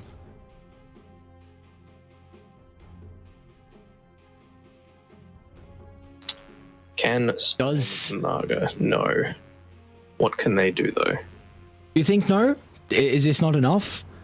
Because yes, we spoke about Timber Pango being able to deal with it, but Disruptor and Sky don't. And again, the matchup versus Slark is very nice. It is. I'm also thinking like, could they Terrorblade into this? Wouldn't hate that. I mean, against the Timber, it feels a little awkward, and you do have ways to instantly kill the illusions. Let's go spin. Okay. I mean, high burst damage, right, before the Timber's able to get a bunch of stacks, but these are 3 strength heroes into a Timbersaw. So if there's any sort of game for Cloud to have a really solid one, this is it. Yep. I think the nice thing about this Sven is that you're going to be able to compete with that 15 to 20 minute timing when Slark gets very active with the Echo Diffusal. I mean, we'll have to see again if Look at Kami Kami laying down the law. Yeah. This is how I'm playing this game. You're doing this, you're playing around me, you're giving me all the fun that I could possibly want. Like you said, 15 to 20 minutes, that's what we're going for. I'm seeing that gets me freaking hyped up. I don't know. Like, this dude's being super vocal. Everyone's there just listening intently. I mean, they know how important this game is, and they're just listening to Kami as well. I mean, Lil's got the most experience out of everyone, but he's taken a backseat. Kami is the one leading the charge for HYDRA and has done so far through the entirety of the qualifiers. So, you know, he made the call for the Slark. He was the one that was able to get in over the finish line in this second game. And, well, for game one, it was Katie on the Naga. Let's see if he's going to be able to do it on the Sven as well, because they go back into something that's worked for them. Nikki calls Earthshaker, and Seneko is Phoenix. We've seen multiple times Seneko likes to go down this Midas route on the Phoenix as well. He did it last game with the Warlock. Would definitely not be surprised if we get it once again on the Phoenix. But then it's a deciding game 3 now. It all comes down to this. Then one team goes home, one team moves forward as well to still even play another series tonight. I mean, it's not like this is just the last game of the night. They still have to play the last series of the day. So who do we think is going to be able to take this third game? Do we think HYDRA have it, or do we feel like Storm are going to be able to take it? Oh, man. Once again, pretty even. You know, last game we said it was 50-50 and it ended up being that sort of game, right? Going to 60 minutes plus, really could have been anyone's at any stage. But I don't know. The more I look at this Phoenix, the more I feel like it's a pretty free Phoenix game, right? Who is going to be the one to jump on him? Who's going to be the one to stop a lot of this high damage over time from coming through? And even when Slark tries to man up and, you know, look to take a lot of these extended fights, you're going to have that mischance there from the Phoenix as well, impacting onto the Slark. Or again, it can't be dispelled, the mischance. So that's pretty significant as well. Going up against Slark, who, you know, can dispel basically anything, is obviously going to be very significant. 30 seconds to battle.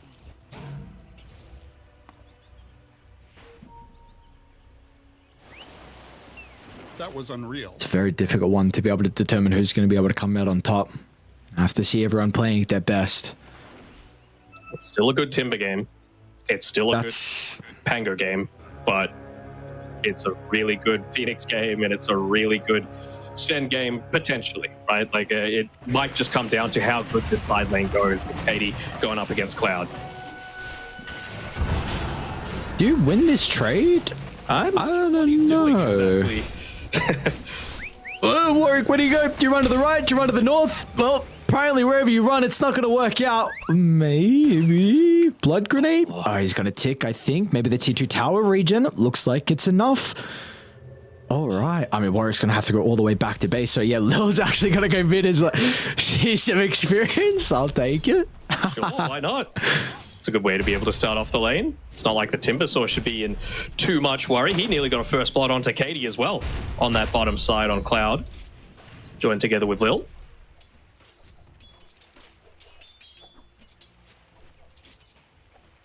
Should be A-okay now, though. Those TPs should be start indeed coming through. And I mean, honestly, a Timber doesn't even necessarily hate having this little bit of a solo lane to himself. They'd already blocked up the camp, so they're not going to be suffering there. But we'll see that he needs to be dewarding, though. Of course, it's really those first couple of levels that's really the scary point here for Cloud. Like when you've got level 3 on the Phoenix. Not if Phoenix dies, though. Not if Phoenix dies, indeed, and he's going to get the first blood. All right, so let's dive a little bit deeper into this Timbersaw, because meanwhile, Kami top lane, almost going down as well. We've seen this hero a lot recently. We know how stupidly strong he is. You know, Barley, Riyadh. Firstly, is he still at that stage? And secondly, is this a game where, like, if he has a really good lane and Cloud plays this perfectly, could he just win the game for HYDRA in itself? I think he could. Like, I think this is the game for Cloud to win for them. I mean, against 3 strength cores, and you've got the change with a level 15 talent to having the Whirling Death stat loss now. It's only 3%, but adding that on to the 10% that it is pretty base, that really reduces a lot of the impact that you're going to get from the Shaker, from the Sven, even from the Legion Commander. And we'll be able to get a return kill. Okay, both supports are going to end up going down. Kami doesn't get the Essence stack, though. Because that start to the game is still going to be a little bit until Warwick's able to get into his bottle for himself. So Nicky Cool looks like he's going to be the one coming out on top in terms of the water runes. He's even looking to try and bully down on this bottom side. Doesn't look like he'll be able to do it though. But Warwick definitely needs to be playing a little bit more sacrificial this game, right? Like he needs to be the one that starts the fights out, that forces potentially even a... I don't know if you could force a duel onto yourself ever since the change to the shield crash, but just open up space for the Timber Sword to reliably come in and just devastate them with your damage. Okay. Is there any... Actually, top lane, Kami should be able to get the kill onto 1J. Dominic as well with the help of the Brambles also chased down the Disruptor. So again, it's a 1-for-1 with the supports. Both TPs are currently on cooldown, but Kami importantly gets a permanent Agi to work with. Back to Warwick, do we feel like if he's going to play a bit more of a sacrificial role this game, are there any items that he needs to change up in kind of the core item build that we see out of these mid-pangos? No, I don't think so. I think if you're getting if you're not getting Diffusal, you're kind of griefing the game just because it provides so much in terms of even just wave shove as well. Of course, you're going up again against 3 strength heroes, not exactly the highest mana pools to be able to play around with either. But maybe after that, he could consider going into something like, I don't know, a halberd or something along those lines. Or if he is just looking to be that big disruptor, an earlier than usual Blink Dagger, just so that he is providing that little bit of extra lockdown to set up for the likes of the Mystic Flare, the Static Storms, and even just letting Kami go to work. But yeah, speaking about the Mystic Flare, they don't really have many ways, right, to be able to set up for that this game. We saw, of course, easily last time with the Chrono. And Lil, I think, was just under the second most damage on HYDRA. I think it was like 57,000 from Warwick, and I'm pretty sure he had like 54,000 or something like that. So might be a little bit more difficult, but Lil's doing a really good job of being a pest down bottom, like recognizing his strength in the lane versus Seneko. Might be different now with eventual 2 points in Fire Spirits, but he's going to get a second Courier Snipe, all thanks to this Observer Ward. Yeah, I mean, Seneko was focused on pulling into the small camp at that time. Going to be scouted out too. And this is approaching the point where I honestly think it's at the point. You've got a 4.5-minute Vanguard now on Cloud. This man is not dying in this lane. You are totally fine to just leave him alone if you're able to get into a...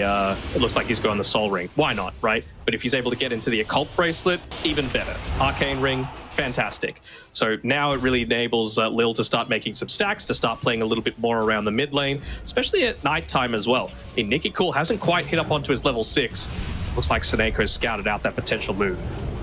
Should be able to get a solo kill onto Lil as well. That's a big deal. We know, without a doubt, I mean, the Phoenix needs so much... Oh, the miss? Okay, it's not going to matter. The attack speed slow prevented him from aggroing the creeps. And they were sleeping, so he couldn't just walk into them either. It gives him some time to scout out the stack, get the Watcher. And yeah, like we were saying, I mean, Phoenix is...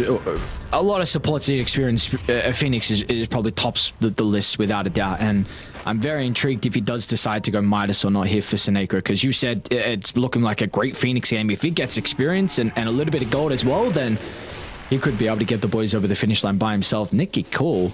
Is he? Yeah. All right, he echoed. All right. I mean, why not? He feels like he can't use it on mid. You're up against the Pango, who's got to be so much more maneuverable. No level 6 yet on Pango, so can't exactly reliably go for this. I think that's well worth it, man. In terms of... Nearly on the mark there by Warwick.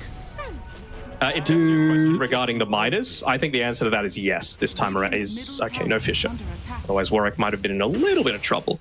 Just because, again, they are lacking that relative push potential, right? Like, who is taking towers early on? Sure, Timbersaw might go for an early-ish Aghanim Shard just to have that flamethrower, but he's more focused on just being a hero killer rather than a tower pusher this game, because it is such a good Timbersaw game. I mean, he's just shoved the Sven out of the lane already, so you might just let the creep wave do the job for you. Yeah.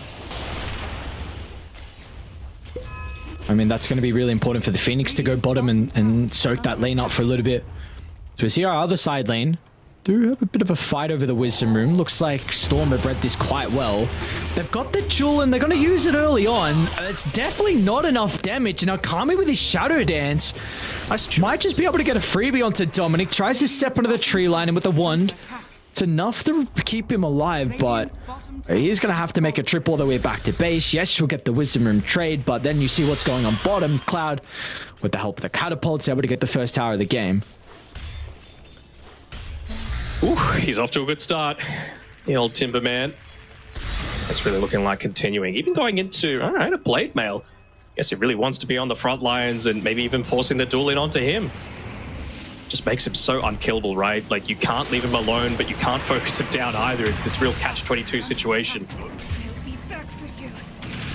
Well, easy kill, and you got to use the Rolling Thunder for it, but perma agi always important. You know what? His opponent used Echo to farm creeps, so I think he's feeling all right about it. But Echo is back up. Scouted out. Dire's middle tower is under attack. All right. A bad one. We have, no, without a doubt. See what he's going to be able to do. We have been getting like 11, 12-minute blink dagger timings on this mid Earthshaker. I have to keep tabs on when Nicky Cool is going to be able to pick his up or not. But they are kind of playing with more pressure around the mid lane, especially with Seneko and 1J still sticking around. They're going to try and potentially get the kill off the back of the Echo being back up.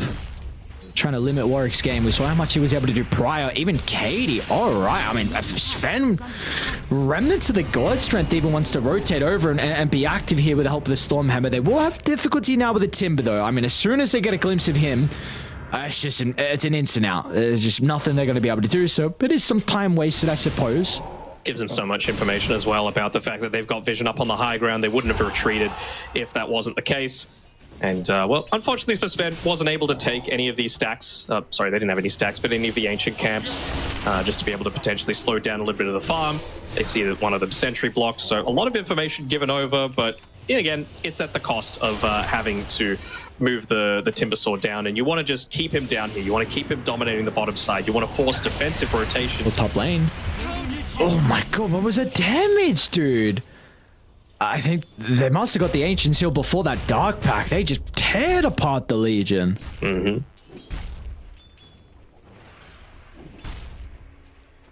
All right, very impressive. Another death. First one of the game, in fact, for Dominic, but your side lane cores are off to a great start. You said Warwick had to take a bit more of a sacrificial role. It's probably going to happen when you're into this Earthshaker matchup. He can always... One to D-Ward. Just making sure he gets every little bit of gold whenever he can. So Icarus in a little bit of trouble right now. Didn't use the Icarus dive just yet, but nice. It's huge if you're able to capitalize on every Rolling Thunder usage. Unfortunately, they're not going to be able to get the power rune. They want to go for Nicky Cool, though. Glimpse was on cooldown. Not going to be easy, especially with the high one charges that the Earthshaker has to play with. Trying to dodge out the Glimpse. It's up in one. Hey. They're going to get Glimpse back on the Willow. Oh, this is getting kind of awkward now for HYDRA. I mean, not if Happy just steps through the brambles like that. Really well done. Seneko is the one that gets the refill happening, so it's okay. Moving down bottom, it's clear they're just trying to make more space for them to be able to pick up this this Blink Dagger for Nicky Cool. You know, they just don't have ways to be able to initiate a lot of these fights. Dominic up top, he's died a couple of times now to the, not just the once, but Slack is always something that you need to be careful of, so he doesn't feel completely carefree with being able to play super aggressively into this lane. Army already with a 2-level advantage over him, and they're actually even going to make a bunch of rotations too. Why not? Try and shut him down. Static Storm, even Warwick wants to try and come in and snipe the kill. Getting himself closer to the Diffusal Blade. But yeah, this is 2 deaths in a row now here for Dominic. I mean, they get the tower, which all things, I'm very surprised with how aggressive Kami's been playing and really up in the face inside this lane. But you'll get the tower, you get the kill with the trade and a HYDRA. I'm try and look to smoke, Warwick and Happy in combination together. Sven is about to make... Here. I don't know if you can kill him, man. Yeah, well, 1100 health current. Just to see if Timber can maybe look to make a rotation, steal away some stacks, because you're playing up against a Sven, right? You got to make sure that you're doing this. But it's not going to reveal anything. No one else is revealing on the map right now, so they miss out a little bit, other than dropping down an Observer Ward that hasn't been scouted out. But be careful to move pretty shortly, though, Unhappy.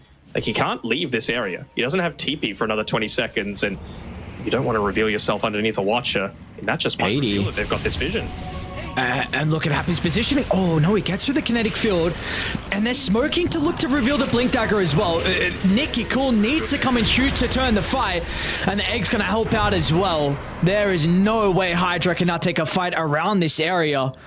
And Happy will also escape down to the south as well. So really nice smoke from Storm being able to connect in the nick of time. We get the kill into the Pango. Maybe they'll even be able to get the D-Ward as well. But importantly, this tower's going to take some damage mid lane. And they didn't even have to use the Blink Echo. Still, you will know that the Blink Dagger is available, so the reveal isn't quite as shocking as you might have wanted. And you just see Clouds there on bodyguard duty, not wanting to give up anywhere on this map for them to be able to pick up farm. They know how much difficulty Storm are going to have taking a lot of these towers as well. But what this does is just leave Sven to farm, right? And I'm not sure if you could let Katie do a similar sort of thing, right? We mentioned how much potential they have for their own burst damage. It's a great Timbersaw game, don't get me wrong, but you're going to have Blink, God Strength, level 2, Sven coming lane, hitting at you. They're going to see Dominic in the trees, but it's taken them a little bit too long to start. Nice scan as well, Hydra. What an incredible read that Dominic was potentially baiting for some of these rotations to come out, and as a result, they're going to be able to get back to the safety of their trees. Nick is still hunting, though. He's got this Blink and Echo ready. Good positioning by Happy. He just wants to be the one that gets caught slightly ahead of the Slark every single time. If he's still hunting, though, wanting to make out of that smoke. I mean, they got the Bedlam to chuck on him. Can they kill him, though? Just these two? Not with the Shadow Dance, unless he goes. They're going to go for it. Oh, let's see how much damage they've got together, and it's enough. Okay, beautifully done. I mean, they're starting to move down on Hydra. Warwick, Diffusal Blade yet to be completed, so maybe there's going to be some lack of damage on a return kill. Yeah, he just wants to finish picking this one up, gives them space to be able to secure another Wisdom Rune for Lil. So he's starting to be a little bit scary in his own right. You know, 2 points Concussive, 3 points Ancient Seal. Remember, that's the type of damage that it's increasing for the Timbersaw as well, feels very significant. Is it the Timber? Is it spell or magic damage that increases? Magic, but the I'm talking about more stuff like the Flamethrower coming through, and eventually if you get into the Aghanim Scepter, for example, because I don't really see any nullifier buyers either, and I mean, all you need to do is just put Cloud onto the front lines, make sure that the fight doesn't start horribly for you, and then you've won the fight in my books.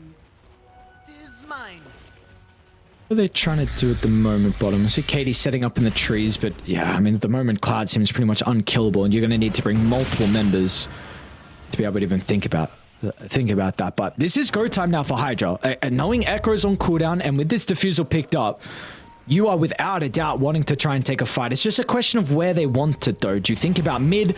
Because a kill could then lead into an objective, but it looks like Storm have got a pretty good read on this. If the support's position on the higher ground, they're going to be able to pop the smoke, and it's just a Static Storm along with a Rolling Thunder used onto a measly Dark Willow. Storm have now got the read. This is a fight they want to continue to take. Seneko, he can always use the egg.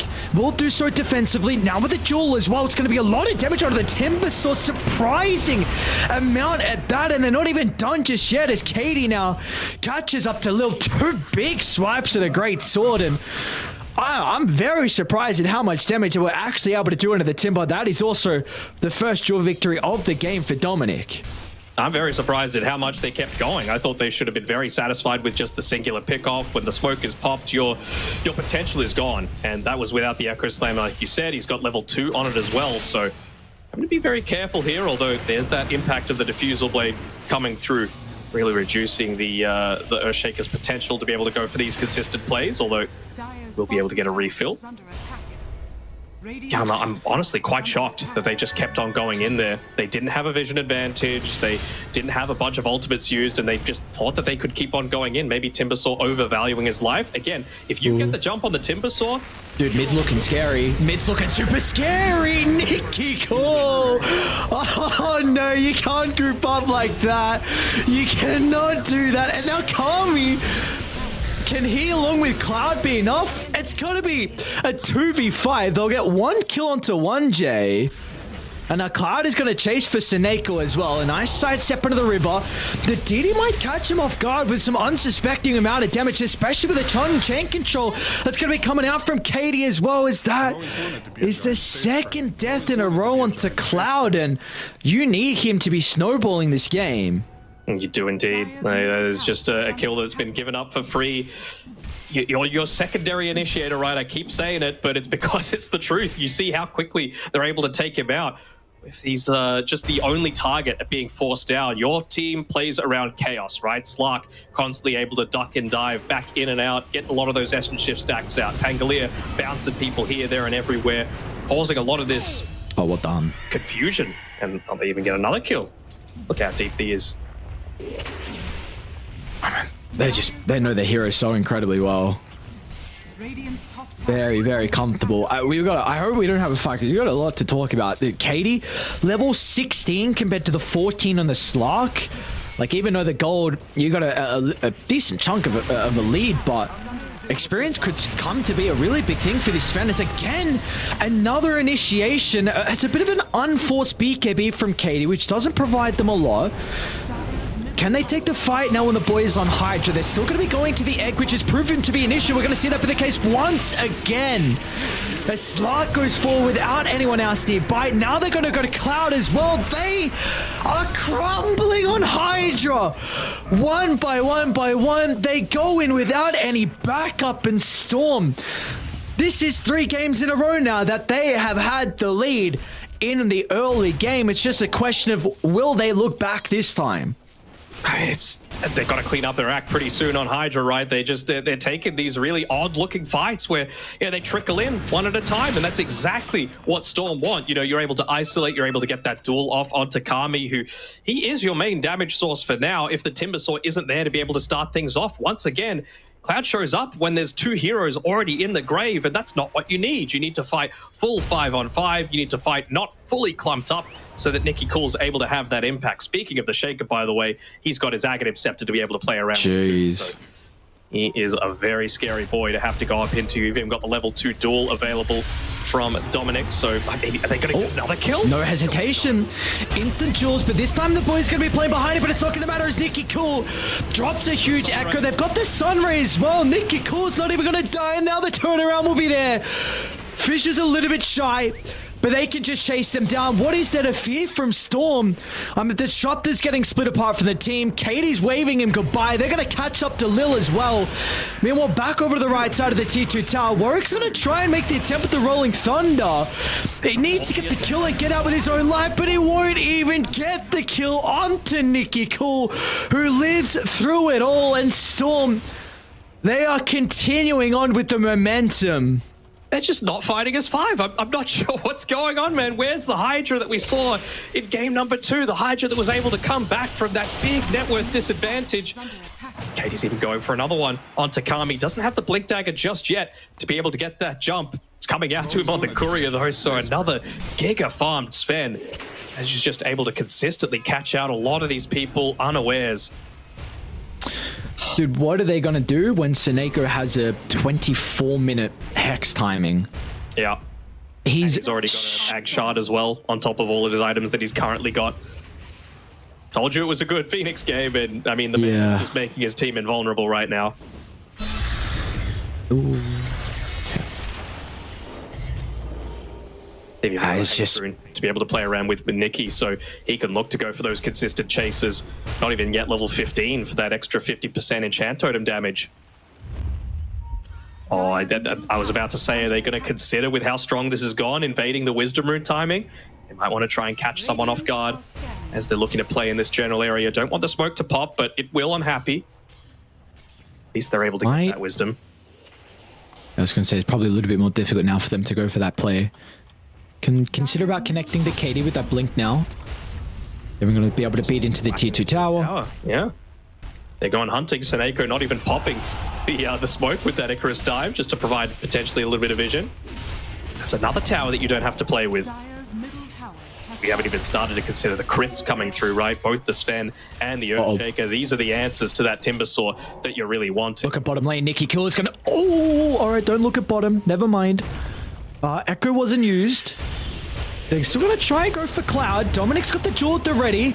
Happy's a little bit too late with the Static Storm. They're still going to be able to taunt the Timber and drag him back. Katie with the backstab as well. It's a bit awkward from either side, honestly, especially with the damage coming out. But as soon as the egg is used, that is a team fight one. You've got firm control of this area, and HYDRA need to cut their losses. But unfortunately, Kami, He's not even going to be able to escape. They'll catch up to him into the tree line as Storm, once again, 0 casualties. They are just taking everything across the map.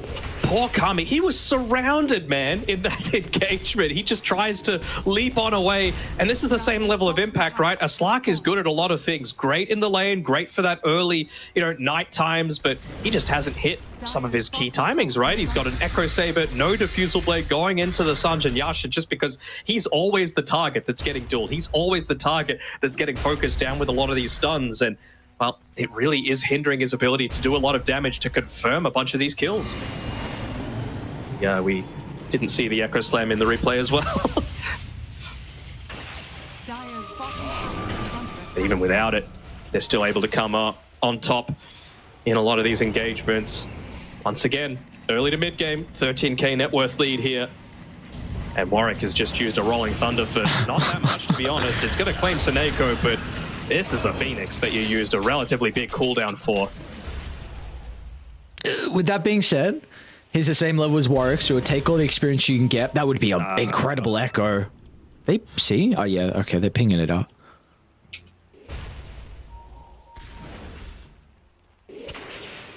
Thankfully, Nicky Cool has learned his lesson. BKB coming out next for him. Still wants to try and out of this Arcane Rune, if he can. This could be an okay opportunity. It has to be perfect, but Seneko has been pivotal in these recent teamfight successes. So for HYDRA... Towers to TP2 though, right? It's true. A fight had to happen then. But Storm, they were able to avoid it, go to the north. And that Cloud's going to show in the lane. Potentially, they want to try and take a fight now. Seneco's back alive. You got the power runes up as well. It's going to be regen for Warwick. Seneko deals with that mid lane. Almost level 15 as well, so can be even tankier. Make sure that he never gets burst down. Just hold that supernova for as long as possible. Keep the sun ray going for as much as you can. Get the double value out of using the sun ray into the supernova with the Aghanim Shard. And like you mentioned, very healthy progression towards that Scythe of Ice as well. So makes things very challenging. Just seeing if there's any nullifiers being purchased up right now. I would love to see Legion Commander go one instead of the Heaven's Halberd, just so that you're making sure that if you dive in onto this Timbersaw, who's more than halfway towards the Aghanim Scepter, he's nowhere near as tanky as he thinks he is. Really like them. You got this Tormentor on Radiant. It's either the potential of the Legion or the Earthshaker. I mean, Legion's kind of, especially this game, is not really going to help you out too much, but yeah, it's okay. Like, it's nothing. Gives you 100% uptime of the attack speed, which is pretty significant. Okay, true. I was just thinking armor benefit, but yeah. So yeah, I mean, it's definitely you'll be happy with getting it, but really the big one is the Earthshaker, is the one you want, but. Regardless, you've also got Roche to get, and it looks like it's going to be for free as well. HYDRA, nothing to do with this potential engagement around the pit, and I mean, you can't blame them, even though they've got pretty decent team fight in close proximity area. Not with the net worth lead that they have to combat against. So Aegis, it'll actually be given over to Dominic. So yeah. We'll see what he's going to be able to do with the Legion. Yeah, much more consistent damage that he's able to output. 48 damage isn't the greatest at this stage of the game, but we've seen LCs come back from far worse. Doesn't look like he is going the Halberd, by the way, going into an Orchid and then an AC after the fact. Not the worst. Maybe looking to punish the Timbersaw in that way, right? Use the Orchid onto him, means that he doesn't have a Lotus Orb to be able to play around with, no other Dispels that they've got on their team, and it doesn't matter if he's got this Aghanim Scepter.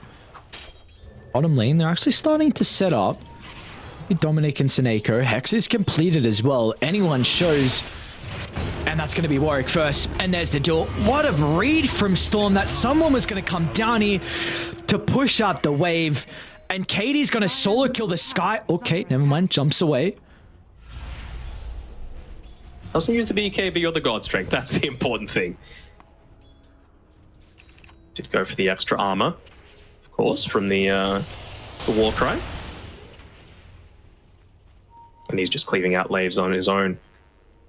Going to try and scout out Kami. I mean, despite the fact that they're this far behind, they have very few objectives that they've claimed so far. The vision on HYDRA is slightly superior just because you're playing with a Slark. So that's the one thing that they can lean on right now. But vision doesn't really matter when you're going up into this high ground with the Aegis. Just waiting on the duel, it seems. Let's see how tanky Cloud's going to be with this scepter. Okay. So now do you feel like it really matters? I mean, you know it's popped. You know it's got a relatively long cooldown.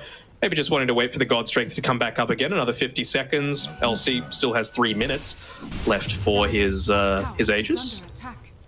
Do you, like, if you're the Radiant supports, are you looking to yours now, potentially versus the Timber, or it's not even worth it with the current position they're in to invest into that item to deal with the Scepter?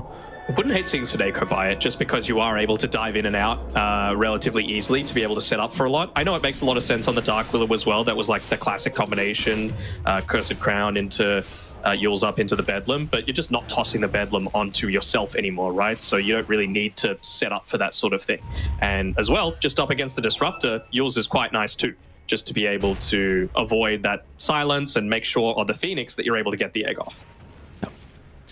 We do have multiple scepters completed from HYDRA, one for Work, and one for Kami as well. Ooh, Nikki.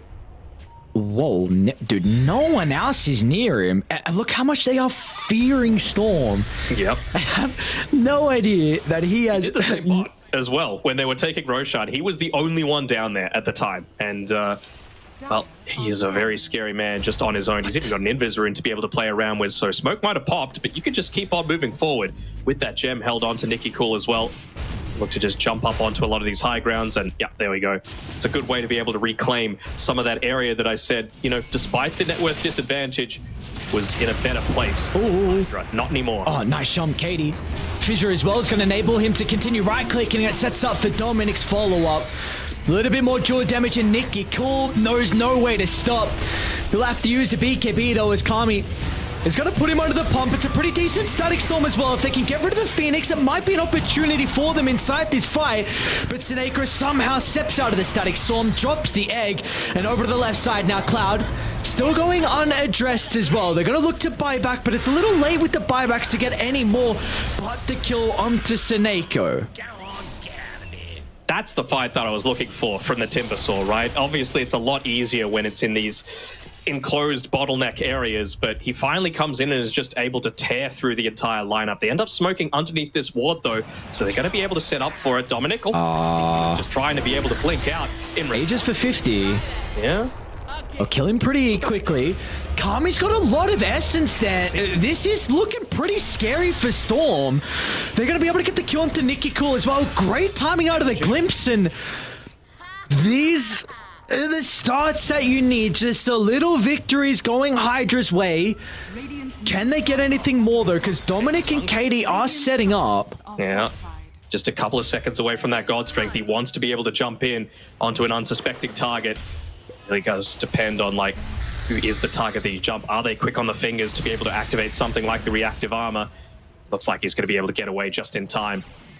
Silver Edge being popped, but it's not going to be enough. All right. It's something. Yeah. And just one team fight is like a... What is that difference there? 91% down to 76, so yeah, 50% probability off of... Cloud's going to run straight into the duel. How quick is he on the fingers? And do they even want to go for him though? I would. You got to Sven with a God Strength. You got to Sven with a break. Importantly, Sven still farmed as hell. Just got to stop him from popping that reactive armor and being the second one into these team fights. I guess another way we didn't really mention is the potential of Katie to go Nullifier, which he has queued up now, so that's going to be able to address it. As we do see Torment is going to be picked up. Lil will get the Shield of the Scion. Not the worst. All that extra armor with how frequently he's going to be casting. Remember, it's every time he deals magic damage, so if you can get into that Aghanim Scepter for yourself and start firing out 3 Arcane Bolts every single time, 2 Mystic Flares, 2 concussive shots, it's really significant, the amount of intelligence and armor that you can build up into a pretty heavy physical damage lineup. Still going to be a long way, though, before he gets to that point. It's just so scary, right, with the burst potential on Storm. Like, you're going to need time to react on HYDRA. You want to get that Shadow Dance off along with the Depth Shot, but... this top lane. And the bait might pay off, Warwick. Not going to stick around any longer. I think he's jumping over, though. Kami on the low ground might be a little bit awkward. Double Pounce helps reposition. They would love to get Dominic onto his level 3 ulti, just for a little bit lower cooldown, a little bit longer duration as well, just to be able to hold these heroes like the Slark, like the Timbersaw into place. You can see as well, Kami, he went and bought the Depth Shroud. Obviously, very important whenever you're going up against a Legion commander, just to be able to provide that extra layer of protection. It's not going to be easy, but would you have to say HYDRA just looking to avoid every single fight for the next, what, 2 minutes 30 until it's nighttime again? It's so rough, right? Like, I feel like they want to be able to win a team fight and to have it progress into something else. The best thing for them would probably be something like the Aegis, right? And it's got 40 seconds left until it's coming back up. Warwick, he'd love to have a Basher as well to be able to play around with Timbersaw. He's just reached his level 20, opted to go for the Magic Resist, which isn't the worst up against a Phoenix for sure. I think they just want to stall this one out a little bit so that it's not just a team-wide victory, give ourselves a pat on the back and get a little bit more net worth. It's got to be more than that. They got a glimpse of the Slark for a sec. Yeah, okay, he's instantly pounced TP out. Nikki? Top lane, yeah, Nikki. Can they get him though? On Kami. He's got a BKB as well. Think he's just going to be able to escape. Bash is there. Oh no! Whoa!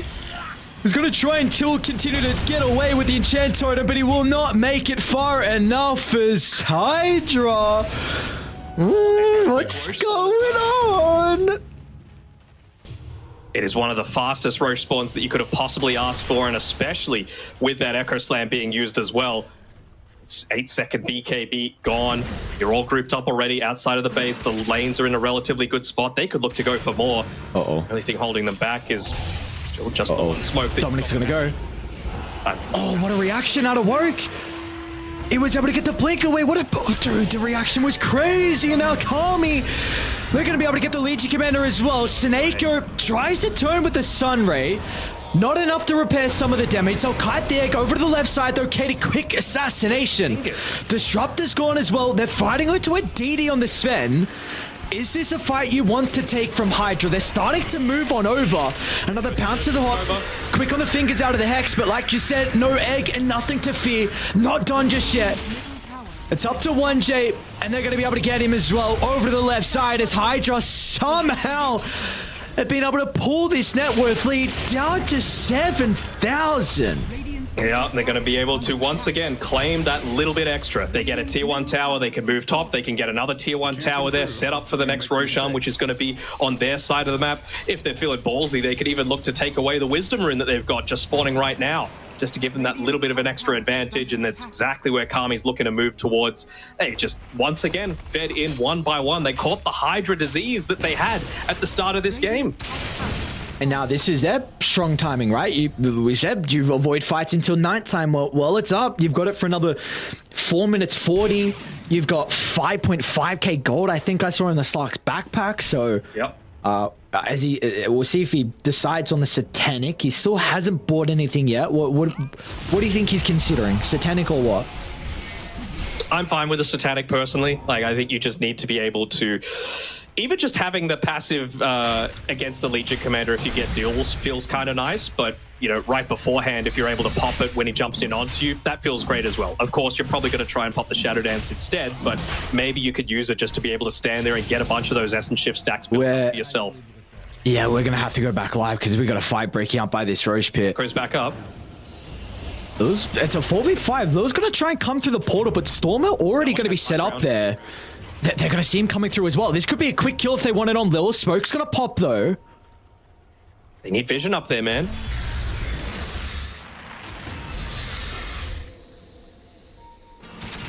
This is on a nice edge. One mistake. This is going to give the advantage over the HYDRA. Again, they're the ones with the Slark. They're the ones with the Watcher control. They don't have the high ground vision at this point in time. Just got to make sure that Slark isn't the one getting caught. He's got the Depth Shroud to be able to save whoever gets jumped on for the duel. Oh, like that. Want to use Snako starts. Fisher's going to be able to fall up as well, along with the Echo Slam as well. They're going to use everything onto the Stark on the left side as well, but Kami has got enough time to be able to activate the Shadow Dance.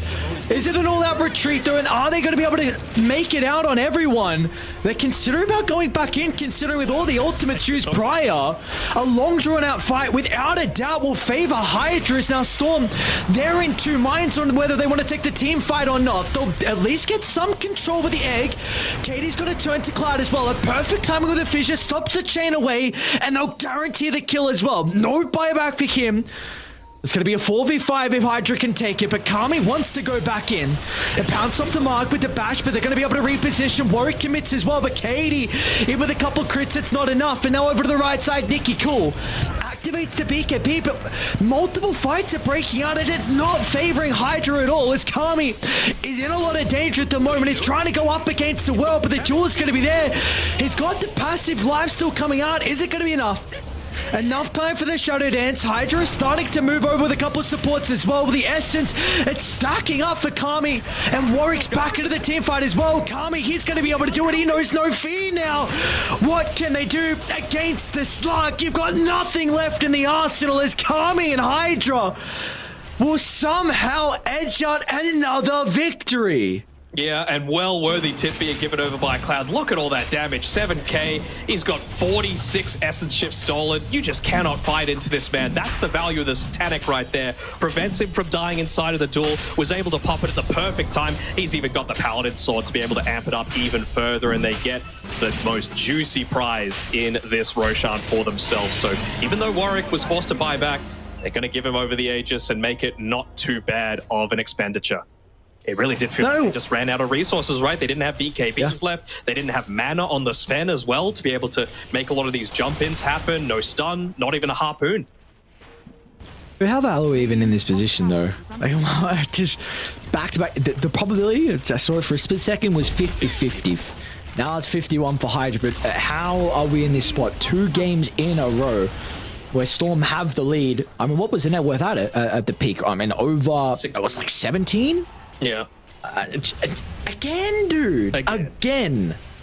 Kami-sama.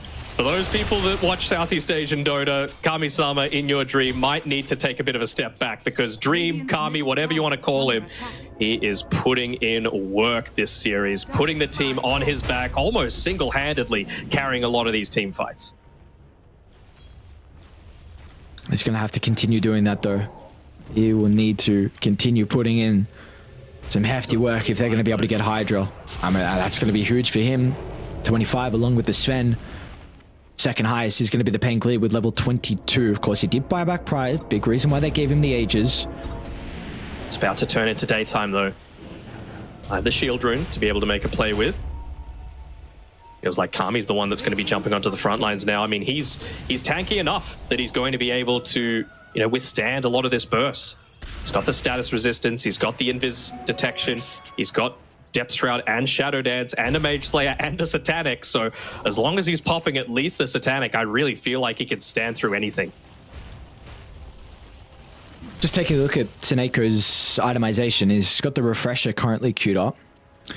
Do we like this? Is there some other things? I was thinking a potential Scepter, considering Egg I don't think ever dies this game, but do you feel like there's more importance of like multiple Sun Rays and even Hexes? I think multiple hexes is probably the bigger thing for me. Like, I think you can use that as a little bit more of a source of consideration. I mean, we were talking about the Yules previously, and honestly, like, Yules into a potential Wind Waker isn't the worst. If you're getting pounced onto by the Slark, if you can get an eventual Ag Static Storm from Disruptor, that could be huge. Warwick is very split from the team. They got the high ground though, dude. Kami's position, if they can kill Seneko to start the fight, it's going to be huge for the Mystic Flare damage. They will. He's got a buyback and he's going to use it instant, but meanwhile, Kami goes down. Katie and Dominic blow the Slark up from 4 to 0. And now HYDRA, they're going to lose the Timbersaw as well. Cloud's going to get caught out. Warwick as well, man's going to be cautious. Nikki Cole's got Fissure up. Surely, wouldn't do that. He's a crazy play to TP out there. Oh my god, and it works out. He didn't run back into the Fissure. It just goes to show you that, like, if you get jumped on, If you get fully controlled and if you do not pop your cooldowns, they have the burst damage. That's the level 25 spend difference right there. Gonna slow him down a little bit with the lucky shot. Not enough to be able to stop this push into the high ground. Second last spliff being expended there. No god strength, no... Look at Nicky Cool inside the base as well. They're going to get the buybacks. It's a double buyback committed, but instant this supernova means Storm have control of this area. The damage will get the kill into the Pangolier. HYDRA, can they get anything? This was a heavy investment off the back of the buybacks. Maybe the Legion Commander is the only casualty as Storm... You'll take I think they... For sure. They saw the Phoenix Courier up north here. Warwick, he's going to see Seneko. Oh, he bought back so they'll as get... well. All right, that's an extra kill. That's going to be a gem as well for HYDRA. So something else off the back of the big buybacks from them. Power of information, right? He's still able to secure the gem, though. It's patrolling off over the top side of the map right now. Going to the north side, visiting Top Roshan at his old home, but we're able to secure something. Dude, Happy has a scepter. Yeah. Could be the all right. We saw it be the one to really put the final nail in the coffin, but all three cores have bought back on HYDRA. That is the big area of concern. 2.5 minutes still just for the Pango. They're going to be walking under vision right now. I mean, they're in already. Warwick? This is a ballsy move. Maybe just wanting to force a poor response to this. Going to cancel it early. Doesn't have too much in the form of cooldown reduction outside of the Octarine core. Right now, Sven, just looking to yoink away a few more of these objectives across the map. Takes the Wisdom Rune, pushes out the other side of the map. He needs his own buyback as well. We've spoken a lot about Seneco's itemization, but Lil is doing a very good job to keep up in farm. I think for a while he had the Hex queued up. He's actually opting for Lincolns now to help out the team. So probably a lot of it is just to prevent the duel. And I mean, Stormhammer, if you use it on someone else, can still maybe have some effectiveness. But we saw what happened. If you duel Kami and Katie's hitting him, you're gonna die 4-0. So we'll see if the Lincolns is gonna be enough to protect Kami inside these fights. And we'll see if Storm have the cojones to be able to try and go for that all-in play to try and win the game right now, because this is your avenue. You've got the win conditions there. Cloud, no buyback. Kami, no buyback. Warwick, no buyback for another minute. Take out any of them and the fight swings so much heavier in your favor. Even honestly, the Disruptor. And he had to buy the Aghanim Scepter, right? Means he is not going to have the buyback for this next little bit. They are coming, and they are not grouped up on HYDRA. So Necro's going to start with the Hex, and instantly Dominic's going to be there as well to follow up. That is a quick and easy kill. You couldn't have asked for a better start for Storm. They'll get rid of the Pango, and now it's a 4v5. Happy Glimpse is going to be there. They have the Static Storm, but of course they don't want to use it onto Seneko. Oh, too late. Happy. He still used it. I mean, that could be a big ultimate on Nicky Hill. Fissure onto multiple. What is the crit? 1900 damage. Okay. Oh. My heart goes out there to all the supports for that sort of situation that you're going to see happening in your pubs pretty short. Oh, they're going to lose Lil as well. He has the 4 stuff at the ready. Might also get 1 hit. Nicky Cool. No BKB With on the gem. Careful. Do have buyback coming up in 3 seconds for the Pango. And Jaws back up as well, and they're going to go for it. He was able to at least get the reactive armor off. Pango's going to buy back and look to rejoin as well. Nice reaction out of Storm and the nice retreat. Although Warwick holds Seneko, and this is without a doubt a kill. With the egg already been used prior, they'll assassinate the Phoenix. Can they stop the TP on the Dark Wheel? A quick U-turn from Warwick will stop 1J's TP short. Have they got any vision for any more heroes? They're going to see Dominic actually further to the north. Right underneath an Observer Sentry combo. It's going to be up to the Disruptor to try and TP, and the Fuel could definitely scout out. Oh, we didn't. Ooh, he's out. He's out. He is out. What is this game? This is an elimination game, man. This is what we watch and this is what we play Dota for. These sorts of high intensity, back and forth, could be anyone's game sort of moments. And well, they forced out another buyback out of HYDRA, so they're not out of the woods just yet. They're able to hold, they're able to get a kill onto the Phoenix once again and halt a lot of his item progression, but Again, all it takes is one fight for Storm to be able to put the final nail in the coffin. They are mass TPing bottom lane as well.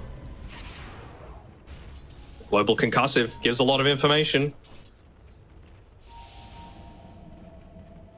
Putting the Lincoln Sphere onto Kami, allowing him to be this one patrolling on the front lines. I'm sure he's saying, you know, just hang next to me for this next little bit. I got to make sure I got the second one onto you before you go under any sort of high ground vision.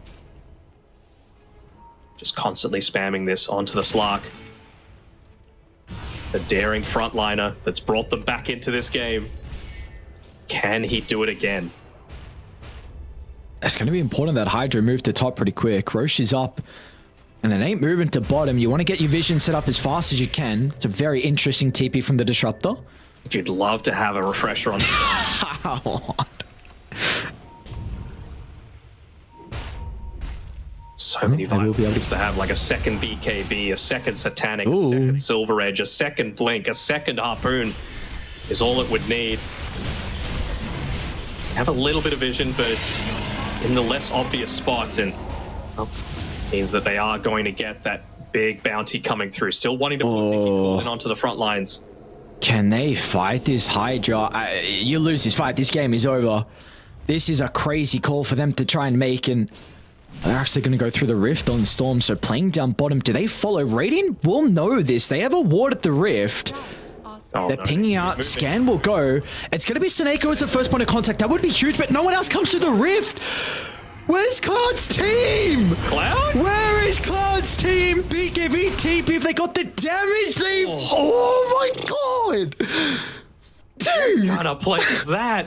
I mean, you force out a BKB, I guess, and another God Strength, but who did he give the refresher over to? Did he pass it to someone? Did he pop it himself on the Sven? Dire's bottom tower has fallen.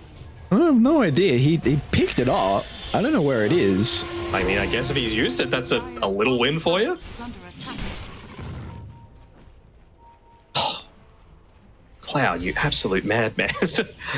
So I think what, at least probably what happened is that they scanned on the rift and kind of shit themselves and thought that Storm knew and was setting up, and then everyone else bailed and Cloud didn't. He's like, screw it, I'm going in, I'll do it. That's the kind of thing that you could never live down if it doesn't work out well for you, though. 49 minutes, there's another Wisdom Rune available. No one quite close enough to the level 25 that it would make a huge difference. And the backline's a little bit more durable now with that Sven Aghanim shard from the Tormentor. Seneco's Aeon Disc is going to prove to be a really big issue in these fights. Yeah. Is there a more valuable person on Storm? Maybe locking down the Legion Commander just so that Slark is a little bit more free to take these fights. See smoke again from Storm. 5.25 seconds. You've still got the S and Y for the status resist, but that's why they're just making sure to constantly have... Oh, they're going to go through the base. Oh, Kami! Goes for the Lincoln to protect him. Okay, he's going to try and jump in and force some reactions. And that jump kind of doesn't do too much. They didn't pop everything, though. And what's the buyback status? All right. The time has expired for the buybacks on HYDRA, but they need a little bit more net worth. 300 away on the Slark in particular. And he just can't leave the base. It's not a safe place to be right now. Yeah. I feel like it needs to be brought up again that we were happy with this Scepter can turn the fight. We saw it once up top, forced out before the Supernova, and we haven't seen it since then. So happy, I mean, and there you go. Disruptor is pinging out, sorry, Nikki Cool's pinging out Disruptor. I mean, they know he could completely turn this team fight with incredible Static Storm, and he has the tools to do so. Yeah. Ninja Gear to be undetected, Blink to get in straight away. See what Happy can do. We've spoken a lot about... That's all their call is right now. Do not let him get a multi-man Static Storm off.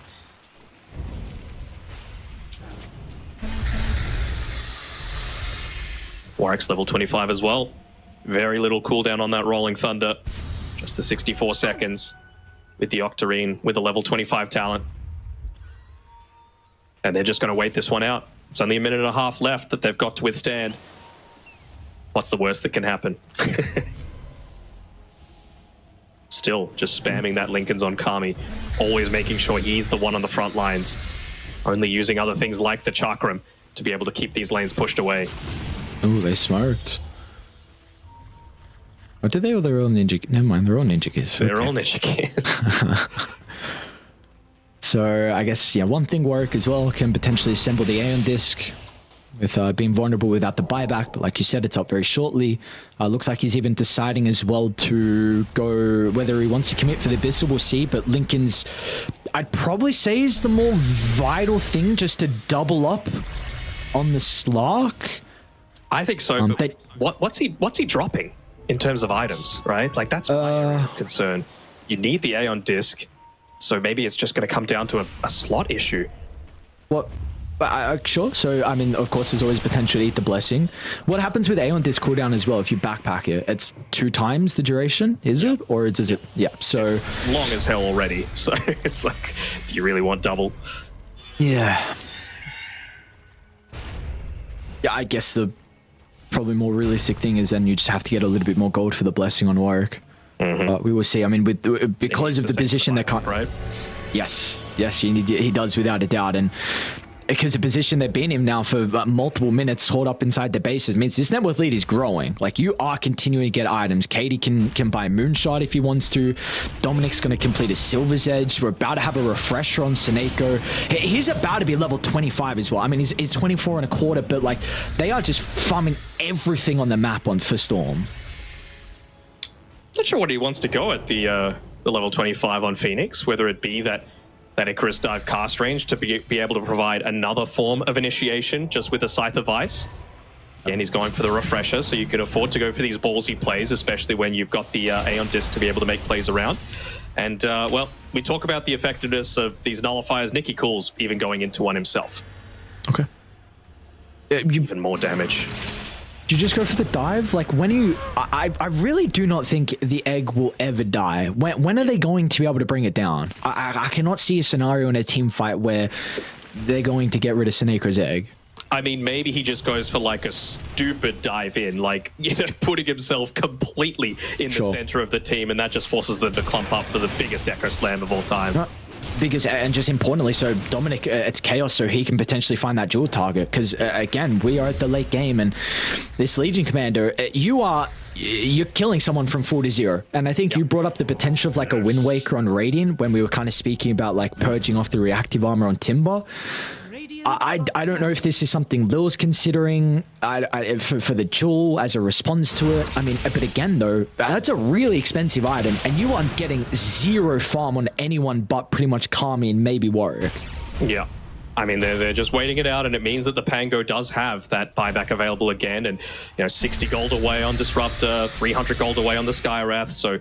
You know, all this waiting doesn't necessarily do them a huge amount of harm just because they're going to have that second life. And I mean, fighting in your own base is always going to be advantageous.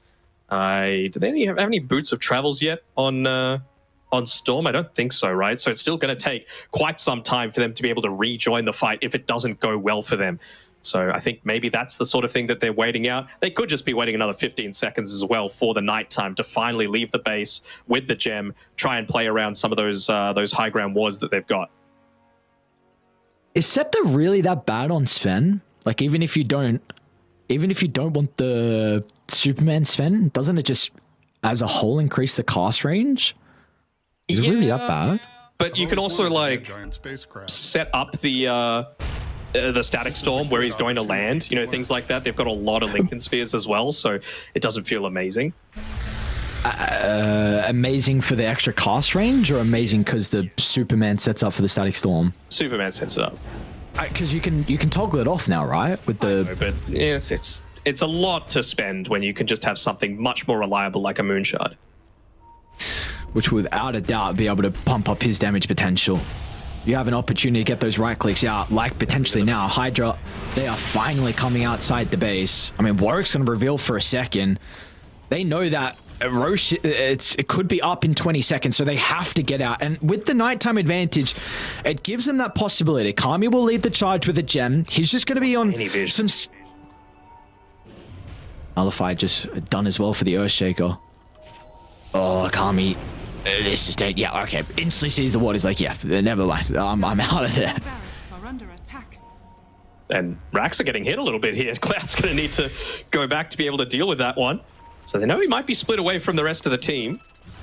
I was really expecting them to potentially put some vision up on the high ground there next to the bounty rune, but wanting to try and get that full-on backstab. But Storm, they're a good enough team to not leave it completely exposed like that. They play around their vision. They know when a Slark is able to come in onto them.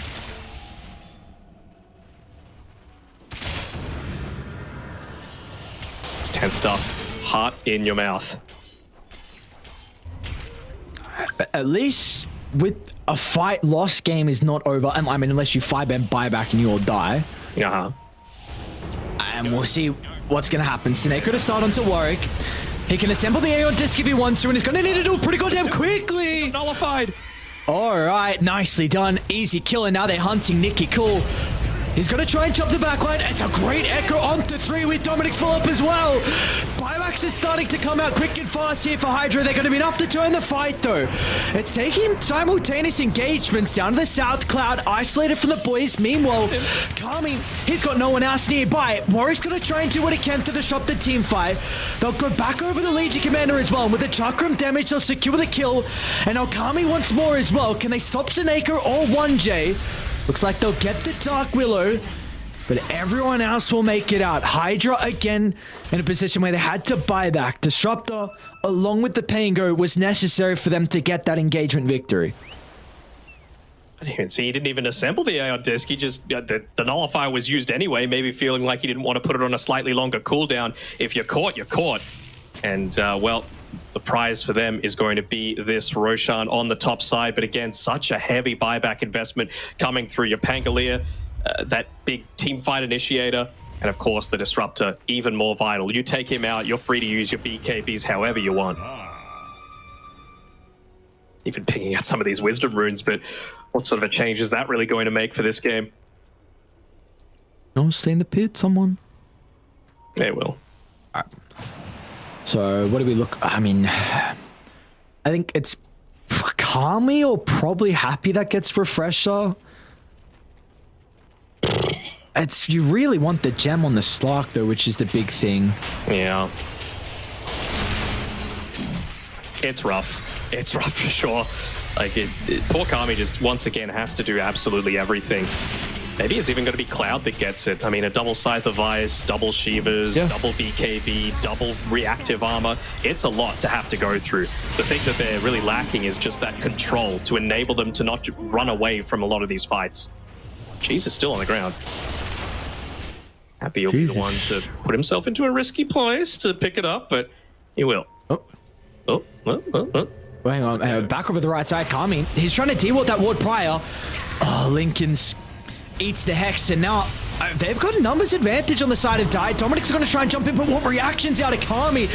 Quick use of the Depth Shroud, and now Nicky Cool's been isolated as well, but the Static Storm will prevent the BKB. And this is the opportunity now, but HYDRA, they need to get more. Can they catch up to anyone, though? Looks like Warwick's going to be able to sniff out 1J's location. He too will be glimpsed back.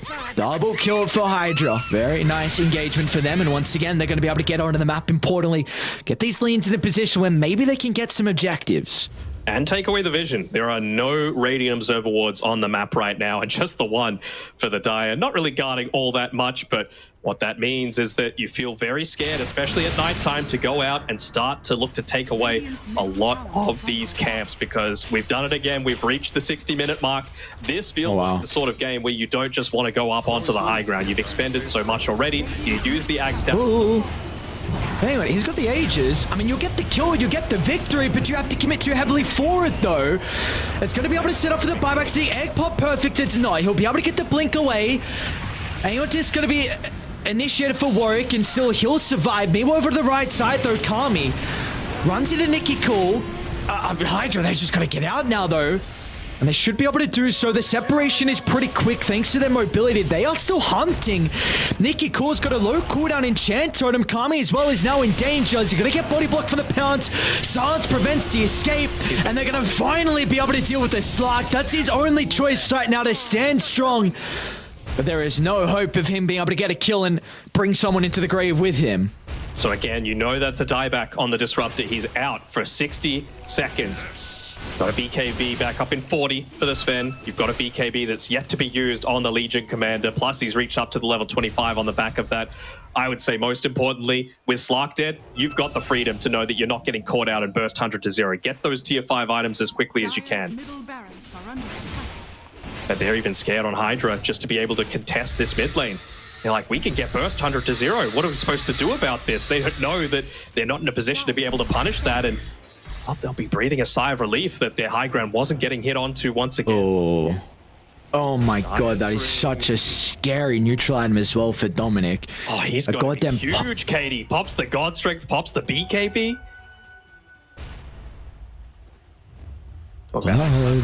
This is the new hero. It's Big Piggy. Oh, their building's gonna fall so fast, dude. They're gonna react. They're gonna do so. Wait, Kami? Okay. Well, again, big value. Buyback used on the Slark. Sven, I mean, what do you even do now? Do you buy a Moon Shard for the Legion? You buy it for the Shaker? Legion's already got a Pirate hat. I don't think he needs more attack speed. I think Refresher needs to be considered for KD. Yeah, Refresher, Ag's Blessing maybe. Yep. They go to the... I mean, HYDRA need to get outside the base. They're going to be forced to smoke, though. They have no idea where Radiant are. Pretty good. It's such an awkward position for HYDRA to be in, though. They don't feel safe to farm inside their triangle. They're going to start to be able to deal with some of the creeps and get some wards set up. Seneco's even got the, with the Refresher picked up, the Aghanim Scepter queued up for himself next. So he wants to be able to be that extra layer of save. Once again, it is so hard for them to be able to get through this Supernova. It would basically need to be Kami on his own after the team fight's already done with a crap ton of Essence Shift stacks. Luckily for them, at least they've been able to pick up a couple of these tier 5 items for themselves. The Pirate Hat for Kami, so it's going to be a lot faster that you're able to start to build up a lot of that essence stolen. Again, one of these instances where you would love to see what their choices are. Pango and Timber still yet to decide. That's what they're going to be talking about right now. What is the best option for them? Gotta do it quick, though, because a fight's about to happen. Yeah. Just outside the base, and HYDRA have no idea about it. One misstep is all Storm need to be able to capitalize and knock HYDRA out of the qualifiers. Pango went the Pirate Hat as well. Not exactly the greatest right clicker, but maybe he didn't have too many better choices. Just for the bounties as well, could be nice. Build up into the next item a little bit sooner. Slark's got a Bloodthorn waiting for him at the secret shop, so just 400 gold away, wants to be able to pick that one up, considering he has used the buyback. Even just the Timber level 15 talent on the left-hand side that he got. Can they fight? They've got a really good ward. They've never had as strong of a ward as they currently do, but Kami's Shadow Dance doesn't give them anything. They're going to try and move him with the Rolling Thunder, and Abyssal Blade's out. I mean, Kami's getting a lot of essence, and they'll get the Supernova out as well, but now Kami needs to play with a Refresher. Not if Happy's going to be able to jump in with a Static Storm. That is beautiful, but Nikki, his ultimate's even better. Echo onto the backline, and now they're onto Kami as well, but this Slark is going to be able to reapply the Shadow Dance thanks to the Refresher, but Katie jumps back in once again. Fisher's going to hold them down into place, but Kami, he's a different beast, and that doesn't look like they're going to be able to address him. Kami against the world, along with the HYDRA members. 2 down without some buyback, and our Warwick's going to go for Seneko. Doesn't get a lucky bash on the Willow, but it might not matter. There is hope still for HYDRA. They've done it again in the late game. This time around, this was Cloud coming in clutch there. Able to get multiple hexes off in the single fight. Able to just tear through all of those stats that they were able to steal. And more importantly, just put himself in there on the front lines with that Arcanist's armor, reflecting all of that damage. As Sven ended up doing so much damage back to himself in that team fight. And that was the first one in quite some time that Katie just hasn't had too much of an impact. Only 2k damage. No way, dude. No way. Not again. No way. It's just bought a shard on the Timber because of how slow their push is. It's coming out in the courier now. I mean, Kami's got 54 essence still stolen. This push is not too slow. They're throning, maybe. Maybe just want the creeps to be able to help them out. They're using the Book of the Dead to try and get the push stopped. Get that backdoor protection kicking in. Oh, who does Dominic jump? You gotta make a decision pretty shortly, though. You gotta decide quick on what the call is gonna be. Cloud might see Dominic shortly. You can't even address the Timber. 4,500 health you go to. Tier 4's down. Dominic's gotta go shortly, man. Lincoln's pop, but it's on the duel. Oh, we didn't use the Bloodthorn. Oh, no, HYDRA. There is no way they've done it back-to-back games to keep their hopes alive of qualifying to TI-12. What a series and what a victory to be able to knock Storm out. Look how much it means to them. No one is sitting in their chairs right now. They are up, they are about, and they are given high fives all throughout. That is a team that has come together, and this is one of those team building wins that just gives you so much confidence to be able to go into those later stages of the qualifiers. And I mean, we saw at the very end, as GG was called, big claps given by Kami. He realizes that he was the one that got them through that scary-ish mid-game, but it was the rest of the team that came in clutch towards the very end there. Cloud in particular, he really showed why this was a good Timbersaw game in that last 5 or so minutes, getting the buybacks forced out, and even just Warwick giving so much attention over to himself on the front lines to enable that sort of thing to happen. You don't see victories like these too often. In fact, again, we got to get them 2 games in a row. Is just a crazy feat from HYDRA. The item decision, the patience from them to see opportunities. Even if it was just 1% better than some of the other fights, that's all they needed, especially when you're this far behind. Crazy stuff. Yeah. I'm just looking at like some of the impacts of a few of these items, right? Like the Whirling Death did so much, the Chakram. I mean, once it gets later and later and those BKBs start to lower in cooldown, that pure damage really starts to come into the equation. I mean, you couldn't have asked for much of a better Echo Slam coming out from Nikki to be able to end that one, but this is just the period where the Slark, with that extra 50 seconds on the Essence Shift timer, they tried to pop absolutely everything onto him, but again, BKBs have worn off, and I mean, you called it, right? You said maybe the refresher is the thing that Katie is going to need to be able to take these fights reliably, and he was just getting kited around. Far out. That has to be devastating, though, for Storm. Yeah, I mean, you see it instant. Yeah, oh, no. And poor guy, the 1,000-yard stare as they see their base crumbling in front of them. They know that this was another game that they were in the box seat to be able to take that W, and yeah, all smiles from Kami, claps for the rest of the team, and well,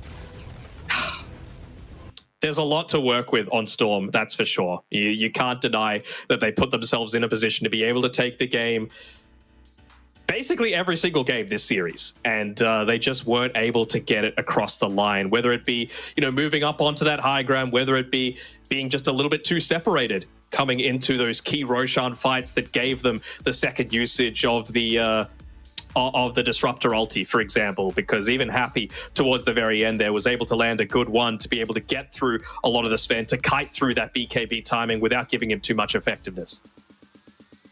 Can we give it? Who gets it? I have no idea. It's either Kami for me. Sure, Clark on the Timber, man. He did a lot this game. Oh, without a doubt, good Timbersaw game, but you gotta perform, even if it is the most solid game for it. I think 4th most damage for the Timbersaw, who were given the MVP to. Cloud really started to put the team on his back when it really mattered, when the BKBs were starting to lower down, and really showing why the offlaner was the one that essentially carried his game, set up by Kami, we have to say. Yes, without a doubt. Without a doubt, of course. I mean, and still set up with a lot of other people too. And maybe we can do some unsung things. I spoke about Lil with his Scepter last game. I think was really vital to a lot of their success. I think the Lincolns was a huge decision for him to go into that. I really wonder how different these fights would have actually looked if there was not a Lincolns give it over to Kami. If he did not have that to be able to protect him from the duel, from the hex, how different do a lot of the fights look? So I mean, that's probably a lot of the experience coming in from him. I know we spoke that Kami, it seems like he's taking like a main role with leading the team, but still the experience from major winner Lil and big tournament winner as well. He knows what is required, and we'll take a look at the bracket and we'll get to see where positions us now after this crazy first series, because dude, we still have 3 more series tonight. We still have to see NAVI versus MoneyMakers next, then VP versus One Move to determine who will be the first team in the grand finals, and then we got round 5. HYDRA got to do it again. Yeah, and hopefully that'll be enough of a break. I'm sure they're praying for some really long series so they get the time to recompose themselves, because they have got a banger of the series waiting for them. Let's be honest, it's probably going to be Na'Vi. They looked quite strong in the upper bracket. They were able to bring it to those 3 games against Virtus.pro, winning game number 1. Games 2 and 3 didn't look quite as convincing, but they're going up against MoneyMakers. And you talk about tournament winners. Well, there's Shoma the Slayer there, obviously having a really good showing all the way back on Vega Squadron, but that was back in 2015, 2016. We'll have to see if the old man has still got the goods, because we've seen a little bit of a resurgence coming through from these older pros that had their heyday in times past. But well, we got to go to a break. We got to let your voice recover a little bit, because that was an absolute banger of a series before we're able to get into that Na'Vi versus MoneyMakers elimination game in the lower bracket. I can't wait to see it. Be back shortly. We'll be out to a quick break.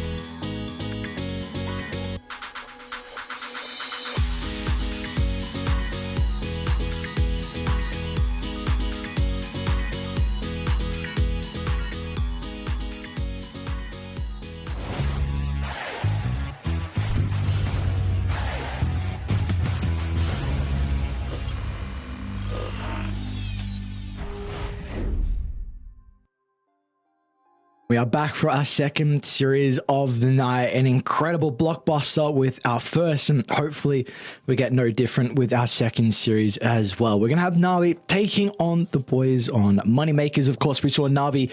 They were knocked down to the lower bracket yesterday versus Virtus.pro. MoneyMakers, let's see how they're going to be able to combat against these guys. We've got a lot of young guns and, you know, a little bit of experience sprinkled in there as well with Bignum along with Slayer.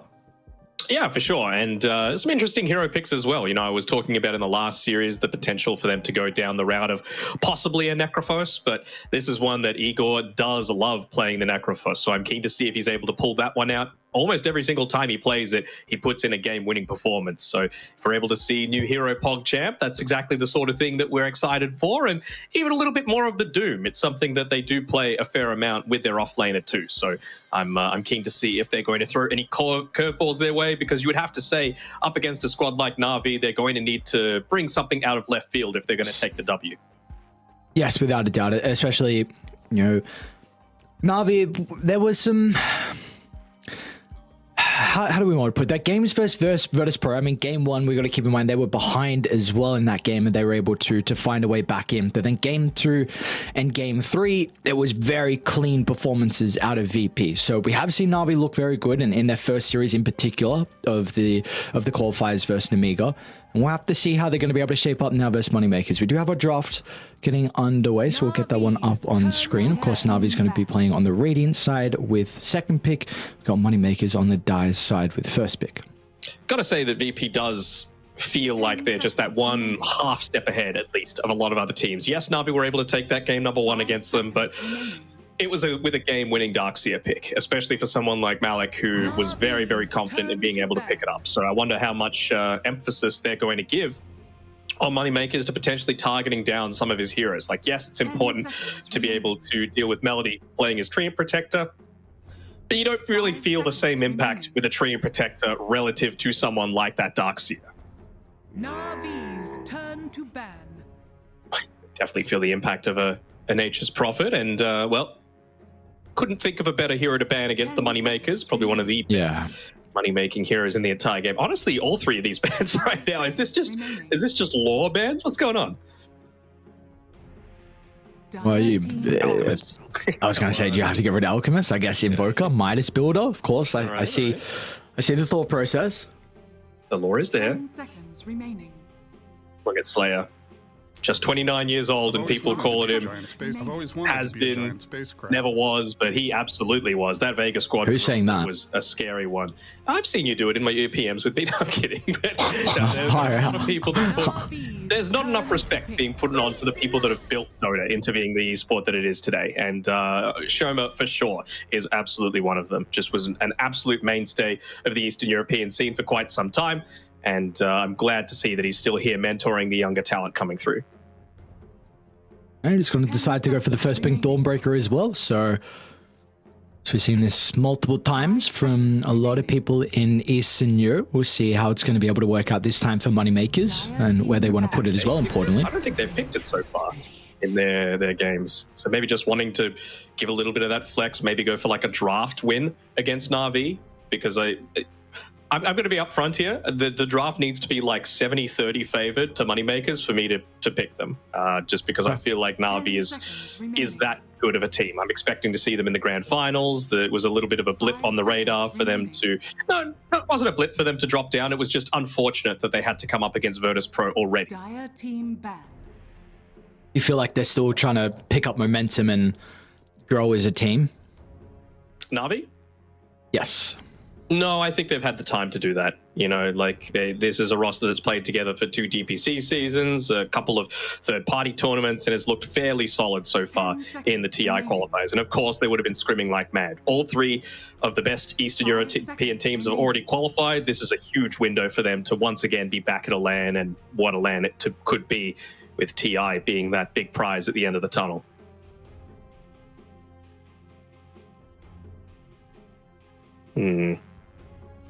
I've seen a little bit of the Venge fall off, haven't we? Not that same level of impact. I mean, despite going into the Dawnbreaker, we're not really seeing specific Dawn responses either. Obviously, Nyx Assassin kind of dead, but Silencer still feels like a pretty solid hero. You know, not first pick every single time like it used to be, but still, I mean, if you're going to go this super greedy, you know, Dawnbreaker farms on the other side of the map strategy, then you can really look to get around that by playing a Silencer instead of something like a Venge. Maybe they just feel that Venge offers a little bit more at all stages of the game rather than just that specific response.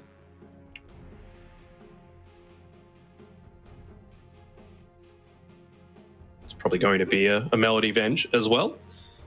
So I'm also just wondering, like, what that potentially means, right? Like, is it going to be a lane where you're able to get away with a Slark into the Dawnbreaker? Because, again, Dawn, fairly survivable in the lane, good trading potential with the Luminosity, but you're going to have a Venge there to be able to reduce a lot of your attack damage. And you're going to have a Slark there as well to reduce your damage by just stealing away a bunch of your stats. Instead, well, it's going to be an Earthshaker, and it was a pretty entertaining one in the past series, so why not? Yes, it was indeed. Welcome back, Mr. Earthshaker. So it's TI time. So 10 seconds. I say again? It's TI time. Yes, so, yes. Shaker's always just going to be lurking around, ready to reveal himself again. Reveal he has, so let's see. We haven't really seen many Rubiks into the Earthshaker. Okay, speak of the devil. There's your Rubik. I heard you. And there's your Clockwork. I mean, these are two supports against like Earthshaker, Venge. They are some staple ones. Clockwork, of course, getting on top of the Earthshaker, stopping the blink. Battery Salt's always annoying for Fissure. Same with the Venge as well. A positioning-based support. The Clock's gonna have a field day this game. Possibly. I mean, I'm a little bit more concerned about the Clockwork when I'm playing the Shaker in the side lanes, whereas if Melojul's playing it mid, really not all that concerned, right? And we've seen that when you've got a solid player with the core Shaker, you win the vast majority of your matchups, and I think that's where the Queen of Pain ban was targeted towards. You know, really just wanting to make sure that you're able to get out of this laning stage in a good spot. So while you can still run like the Clockwork as a position 5 into a Beastmaster, it doesn't feel that bad. I don't think the Shaker counter effect is going to be felt quite as much this game as if it would if it was being played in one of the side lanes. And what do we make of the Beastmaster now as well for Navi? I mean, it seems like you see two supports that don't particularly deal with push as well or summons well. Yeah, a little bit, but also it's just more stuns is always a good thing, right? Especially if it's predictable stuns in an area. Like you've got a Clockwork coming in that could just be hookshotting into his death. You've got a Dawnbreaker Solar Guardian in that could just be to her death if it's a follow up roar into a Mystic Flare after the fact. So, I don't know, it just feels like they've drafted for really strong lanes so far on Navi. We know that if they're able to get off to a good start, they can use it to transition into that mid game really well. And they've got by far the superior push right now just by picking up this Beastmaster. So it really feels like they've ticked off a lot of their boxes right now, and they're not too worried about MoneyMakers out pushing them. Like Sky Venge isn't really something to be feared when you're going for a pushing lineup, but you got to say a Rubik Clock Dawnbreaker, it doesn't exactly scream that to me. If you went something like the Terrorblade, right, you're up against a Beastmaster and a Skywrath. They just tear them apart in the lane. Mm-hmm. Are we thinking of like a ranged hero for... Okay, well they're going to go PA, so Beastmaster answer, sure. And you've got some squishy supports to be able to blow up as well, which can feel really nice for the Phantom Assassin. We have seen, though, she's been...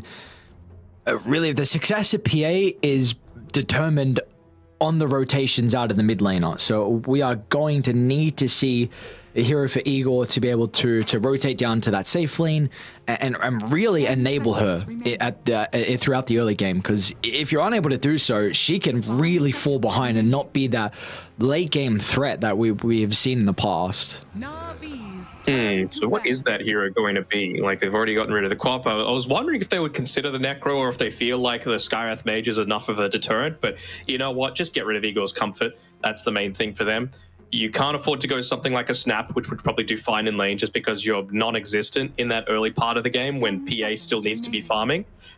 Could it potentially be a mid-Razor? I wouldn't hate to see that, just because a Shaker does not exactly want to level up the Fisher in the laning stage, and you can maybe make his life a little bit more challenging. Yeah, good ban. I mean, what else even is there? Ember, I guess, just to be able to, again, put more points into the Flame Guard, be able to withstand that first Echo Slam, even if you are slightly behind in experience, and, you know, make rotations. And once again, you mentioned the squishy supports. Well, Ember Spirit's able to deal with them relatively well, too, on top of the PA. And I think you need damage in the early game, too, because Clock and Rubik will not provide you that. No. So it's also something that you kind of need to supplement for with this pick now for Igor. Could just be a Pango. Of course, you can get roared, but if you're getting roared, it means PA isn't. Ooh. Okay. All right. Well, it's a way to stop a little bit of the push that we were talking about as well. You do need to put yourself into a pretty scary position to be able to make that happen, right? It's not like you're going up against a lack of stuns right now. So what do you pick with your position? TB? 5 seconds. Either a TB or just something that's able to buy a Blink Dagger, like, and just dominate the laning stage. Like, I don't know if I would hate something like a Chaos Knight even coming out here, just to have a good time in the lane against the Dawnbreaker, buys a Blink, blows up the Keeper of the Light to be able to start out a lot of these engagements, and comes online just so much sooner than the PA does. Okay. Oh, Blink boy. It's fine. He's a atrocious laner, though. This is nowhere near as strong as what it used to be. Yeah, but you got Melvin to be able to fix that. Oh, is that enough, though, against a Dawn Rubik? Dude, Dawnbreak is like top 3, maybe top 5, top 3 off-laning laners at the moment. I feel like he's going to have a pretty rough time when she gets to. I feel like you're undervaluing the Wave of Terror, man. It is really good at being able to make a lot of these trades happen. And you might be considering, oh, they don't have a lot of slows and stuns like Earthshock, yada, yada, yada. Blood Grenade, my man. If you look to try and make a lot of these trades happen, you underestimate the value of that attack damage reduction, Ursa can catch you off guard. They might even look to start Denial down bottom, right? And maybe get a quick First Blood there with a concussive shot. Definitely would be a nice way to be able to get, I mean, you need to get the Ursa off to a good time, because, you know, what's the choice going to be for him?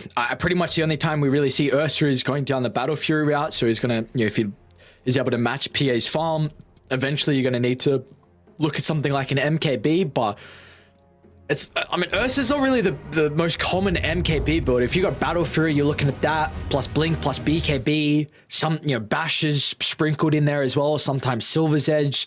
You're going to get an MKB, like 4th, 5th item. So let us see. Let's see what the Ursa is able to do.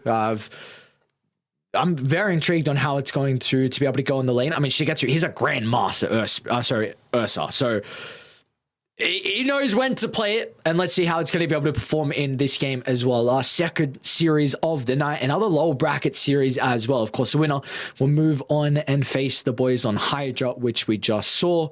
So let's see who that's going to be between Navi and MoneyMakers. I saw a lot of people hailing HYDRA at the end of that previous series just because of the way that they were able to turn that one around. And a lot of the times you did pick up heroes like the Earthshaker as a bit of a counter to the PA. Back, was a couple of years ago now, when the Enchant Totem actually gave the True Strike, but it doesn't anymore, not even with the Aghanim Scepter. So you're always going to be able to just miss those attacks. And of course, the Ags provides the Cleave as well as a bit of a, you know, here, feel good about this. You can farm a little bit more effectively, but certainly against the PA, if it gets to the later stages, I do feel a lot of confidence in Lucas to be able to take this one out. And I feel like a big part of it is going to be off the back of Igor, just, again, keeping the lanes shoved away, making sure that you're not losing too much of these areas of the map, because you would have to expect that Navi, minute 15 or so, they're going to expect that tier 1 tower to be dead, and they're going to expect Ursa to potentially look to take that Roshan so that they can look to play aggressively and suffocate the areas that MoneyMakers are looking to try and play on the map. The battle begins. So interesting how the regions differ between the common heroes that we get. In China, we're getting a lot of Terrorblade carries. I mean, we're getting a couple of Venge games here, but I mean, really, in particular for me in Eastern Europe, it's got to be this Earthshaker mid, dude. Did we see it once in China? I don't remember a game we covered with the mid Earthshaker. Nope. Might have seen one off lane. Might be mistaken. I think you're right. I think Chalice played it. Slayer's doing a cheeky thing, just walking around here as if he's used his sentry. Oh, nice play quickly onto that boar, but Malik is able to get the denial on it. So very important to make sure that you're not giving away too much of that experience over to the Dire lineup. They give so much XP, both the Hawk and the boars, that you just don't want to give those ones away for free. Slayer looks like he'll be able to just body block this off. Yeah, nicely done. So again, just keeping multiple uses of those sentry wards available to be able to potentially bait out a bad sentry block by the rest of his team. But it's really level 2 that they're looking to play for here. Right? They might be looking to build up a few of these magic stick charges to enable the dive. Just wait for the power cogs. Battery assault into the blood grenade. They're getting some really solid denies off here on Na'Vi to prevent that from happening.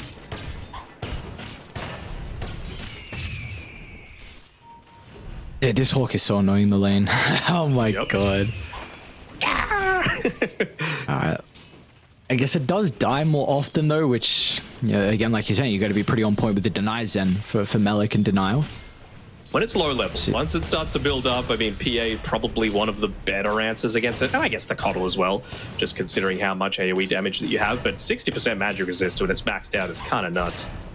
Yes, it is indeed. So 10 and 4 compared to the 6 and 0 already at this top side of the map, and then of course our other side then at the moment, Dawnbreaker's struggling to be able to pick up some loss. It's 3 and 1 compared to the 6 and 0. We'll see though, as soon as the level's picked up from Moneymakers, how aggressive they are looking to get inside this lane. Yeah, you have to say level 3, right? Just top lane Slayer. Oh, It should be our first blood. Not gonna have to worry too much about the battery. So Hawkeye indeed will do it. Alec's gonna find it.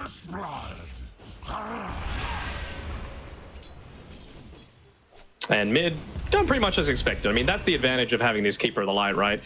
You're going to be farming on Melojul, but you know that Igor is going to be able to pick up his farm too. He should never really be in a position to have too much of his net worth hindered by the Earthshaker.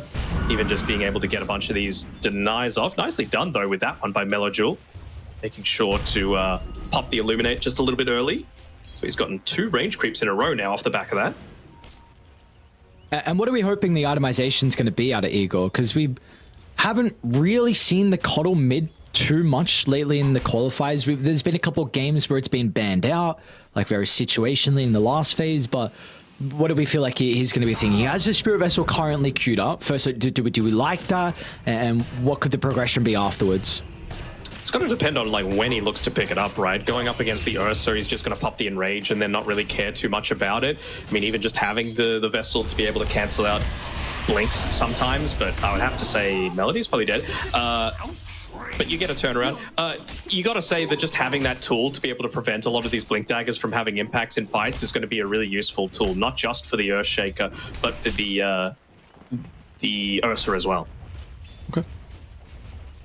Looks like you said, this bad laning Ursa's doing pretty well, Lockie. I don't know what's going on. Quite surprised. I mean, yeah, Shigetsu, well done. Clap, clap. Doing a very good job. Undervaluing the Venge, man. It's all Melody. Radiant's middle tower is under attack. Whose pub matchmaking name is Good Job Valve, good matchmaking system. So clearly the 10k support has had some bad things happen recent times. Shigetsu should be okay. They've already used all their spells. Blood Grenade a little bit wasted, so he's able to step out. Still 2 tangos and a lot of stick charges as well. They're actually going to give him the Salve instead, so... Yeah, just doing we'll see what the decision's going to be if he wants to go and opt for the Battle Fury. So of course, we already know that's going to be the decision of Lucas. I mean, there is no other build really for that Phantom Assassin who has been able to catch up a little bit more. I mean, we saw early on the last hits were very much favoring Malik, but it is kind of changed now. Slayer. He's fine. Oh, Lucas. Okay, he got the ball. You say there's no other build for the PA, but you haven't seen my pubs. I've seen the Phylactery PA support stuff come out. Same cooldown, right? 6 seconds on the dagger and the Phylactery. Just think of all that damage. Yeah, has it been winning games? Oh, I'm not playing it. Don't get me wrong. No. But Lucas? Thankfully, it's been against me a lot of the time. We love Hawkeye. Hockey, no. Yeah, they might go for denial. Yeah, he's a squishy Creeps boy. are starting to tank up the battery salt, which is stopping some of the damage out of Moneymakers. And yeah, Malik can stand strong and turn it back on a Slayer. He's got some stick charges, and that would be enough to actually keep him alive in the end. There is a lot of back and forth with spells and right clicks being traded. No real kills just yet at the moment, though, but it is the resource battle. Meanwhile, inside the river, Melodul along with Melody. Really nice use of the telekinesis that might get him actually out to safety here, and maybe even a turnaround as well, as the Dawnbreaker is going to rotate on over. So it will be a 1-for-1 across the map. Just an illusion up top. Not amazing for either of these heroes. Looks like Korea in a little bit of danger. Never mind. Decent micro coming out from Melodul there. But all three lanes really just going in favor of Na'Vi at this point. And this is what I was talking about when it came down to it needing to really be like a huge draft victory for Moneymakers if they were going to be able to take the W in this one. It just comes down to those individual skill. Like we were looking at the top lane for the first 2-3 minutes of that match, and I was just super impressed by the amount of denies that they were able to get off there, preventing them to scale off the back of levels on Moneymakers.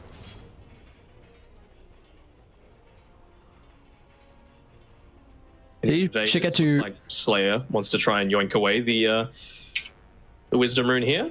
They don't see him. He's pathing inside of the fog, so he's going to run into the Skywrath Mage, though. Slay should be able to get her right with the cogs pushed away. Well, it's a pretty good timing out of the silence. It's up the quick fingers. Denial's going to get it. Slay might get a solo kill, in fact. I know it doesn't get the Wisdom Rune. Oh, no, the battery sword expired. All right, so he's able to get away with the rune. Meanwhile, Bignum... Same thing happened on the other side. Yeah. The Moneymakers were able to get that one, at least. So, you know, little victories going their way. Still, though, you got to be scared that you've already been able to pick up this Helm of the Dominator on Malik. He's even got a neutral item to be able to play around with, getting very close to his level 6 as well. Bit of a backstab potentially happening here onto him, though. He just hits up onto that ultimate. They're going to pull him. Solid Guardian. All right. That is so much hate for poor old Malik. Surely. I mean, the Avenger's going to do whatever he can. Maybe even be able to get the kill onto the Clockwork. Slayer's still alive for the moment. The ball will get the finishing blow, but Melody will give a double kill to Lucas. Some much needed gold injected into his bank. But the issue is, like, I guess it evens out because it is the PA that gets both of those kills, right? But I'm always concerned when you've got an Ursa that's just sitting on this bottom line and farming, and we're not seeing any sort of Battle Fury coming through here from Shigetsu. He is going for an early Roshan taking build, and he's going for a Diffusal Blade as well. So really just looking to keep the pressure going, find a way to be able to get in on top of this Keeper of the Light and prevent him from running away. Again, it's a ballsy move, right? You really give up your late game scaling potential, but if you just dominate the early game so hard, it really doesn't matter. So this looks really awkward for Moneymakers. Yeah, Melodul's going to be able to cut off one. The fissure was just a little bit short to block Bignum in as well. They want to... Can they even get the kill? Looks like with the slows from Denial, Melodul's going to be able to continue to chase him down. Finds a perfect way to cut through the trees as well and snipes him with the Enchant Totem damage. So double kill for Melodul. It's going to get him that much closer towards his Blink Dagger as well. Even gives a nice little bottle sip over to Denial. Really feels like they just want to go back up top and open up this map a little bit more. You know, the whole thing about playing this lineup is you want to have control over the top area. You want to use this early Helm of the Dominator to be able to take this tier 1 tower and then progress to potentially gank the PA, especially when you're getting involved with a bunch of kills like Denial is, right? He's already level 5.5. He wants to be able to find that raw into the Mystic Flare onto the PA right now. And look at all the boys just pushing down this lane. Not exactly the greatest heroes to be able to contest this. All Slayer can do is pull the wave back. Dire's structures are fortified. Very balanced, fair. Yes, yes, indeed. Definitely say this would be one of the bigger advantages of the Beastmaster versus the PA. Like, we have seen PA's been very nice to deal with Beast, but if you get out of the lane kind of unscathed and a pretty good Helm Dom timing, it's very similar to the Anti-Mage in a way where you don't like your objectives getting claimed and you don't like your supports getting killed off like they are, or their egos illuminate. Be able to keep Slayer alive. Helm Dom creep. I'll get it too. I mean, these are pretty big wins coming through from MoneyMakers right now. You know, forcing out a Roar, not getting the tower early on, pulling things back. Ursa, sure, he hasn't really gotten all that involved so far, and he's going to be a lot scarier once he picks up that diffusal blade for himself. But I don't know, man. Like, they're slowly just winning these little engagements. By the way, just the decision not to go into the Wild Axes and instead go the Call of the Wild was why I was like, oh, wow, they're doing really well in this lane on Navi to be this far ahead, right? That is what you pick the PA for, to be able to counter this sort of build with your pure damage. Igor setting himself up to once again try and slow down this push. Maybe feeling confident without the stuns available, but it's just inevitable. That attack speed aura. Oh, all right. Why not? Melodule, instant use of the Echo Slam. The Solar Guardian's going to be enough to keep Igor alive for the moment. They're going to try and turn to Denial now as well, as with the help of Lucas, they'll get the kill. And that Blink reveal doesn't really give them a whole lot from Navi, so they're pretty happy with that from MoneyMakers. I mean, that is 5 heroes that has to be there, though, for that to occur. Wasn't with the urn, unfortunately, yet for Igor. It's still coming to him on the courier right now, so doesn't have that to be able to play around with. This is actually a really early Roche attempt by Shiketsu on the bottom side. He's already used the Enrage, and he's actually getting scouted out as well. So very nicely done. These little plays by MoneyMakers are working out amazingly. Diffusal's coming out for him as well. And again, if Roshan is what you're really wanting to play for, I'm sure if Roshan was a bit lower, they might have even considered contesting. I think they're going to be satisfied enough just knowing that this is an Ursa that is not going to be building up his net worth at the same scale of a PA if he's not taking these big objectives and being a part of these team fights. It's going to be an Ursa who needs some assistance and will not get it, though. Igor with a quick TP down with the Boots of Travel. Bignum's going to be able to snipe. Wait, hang on. Why was there 3 bounties there? What's going on? All right, I'll take it. Shake was busy trying to dominate the lane. So, all things considered, MoneyMakers should be extremely happy with this first 13 minutes of the game. Lucas going uncontested currently. The component completed with the Claymore. Navi going to try and mirror this move, though. They do have the Echo up in 20, so they're not going to have it for this fight.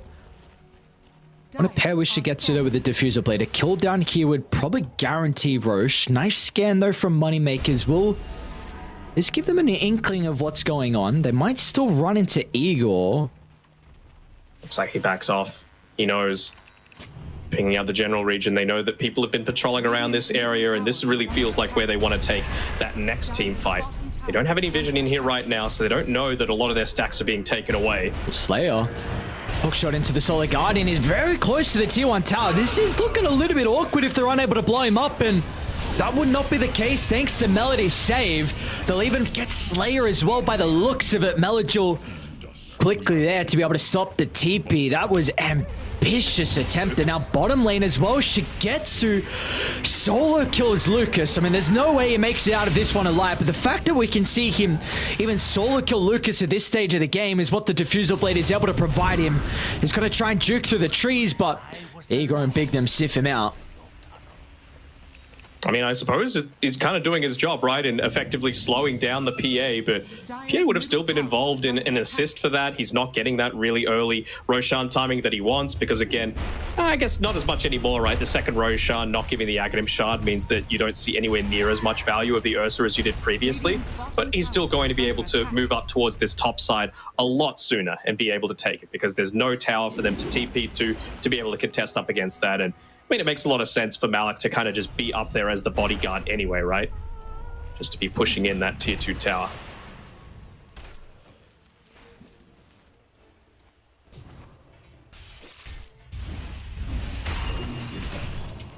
Another blade mail, huh? Okay.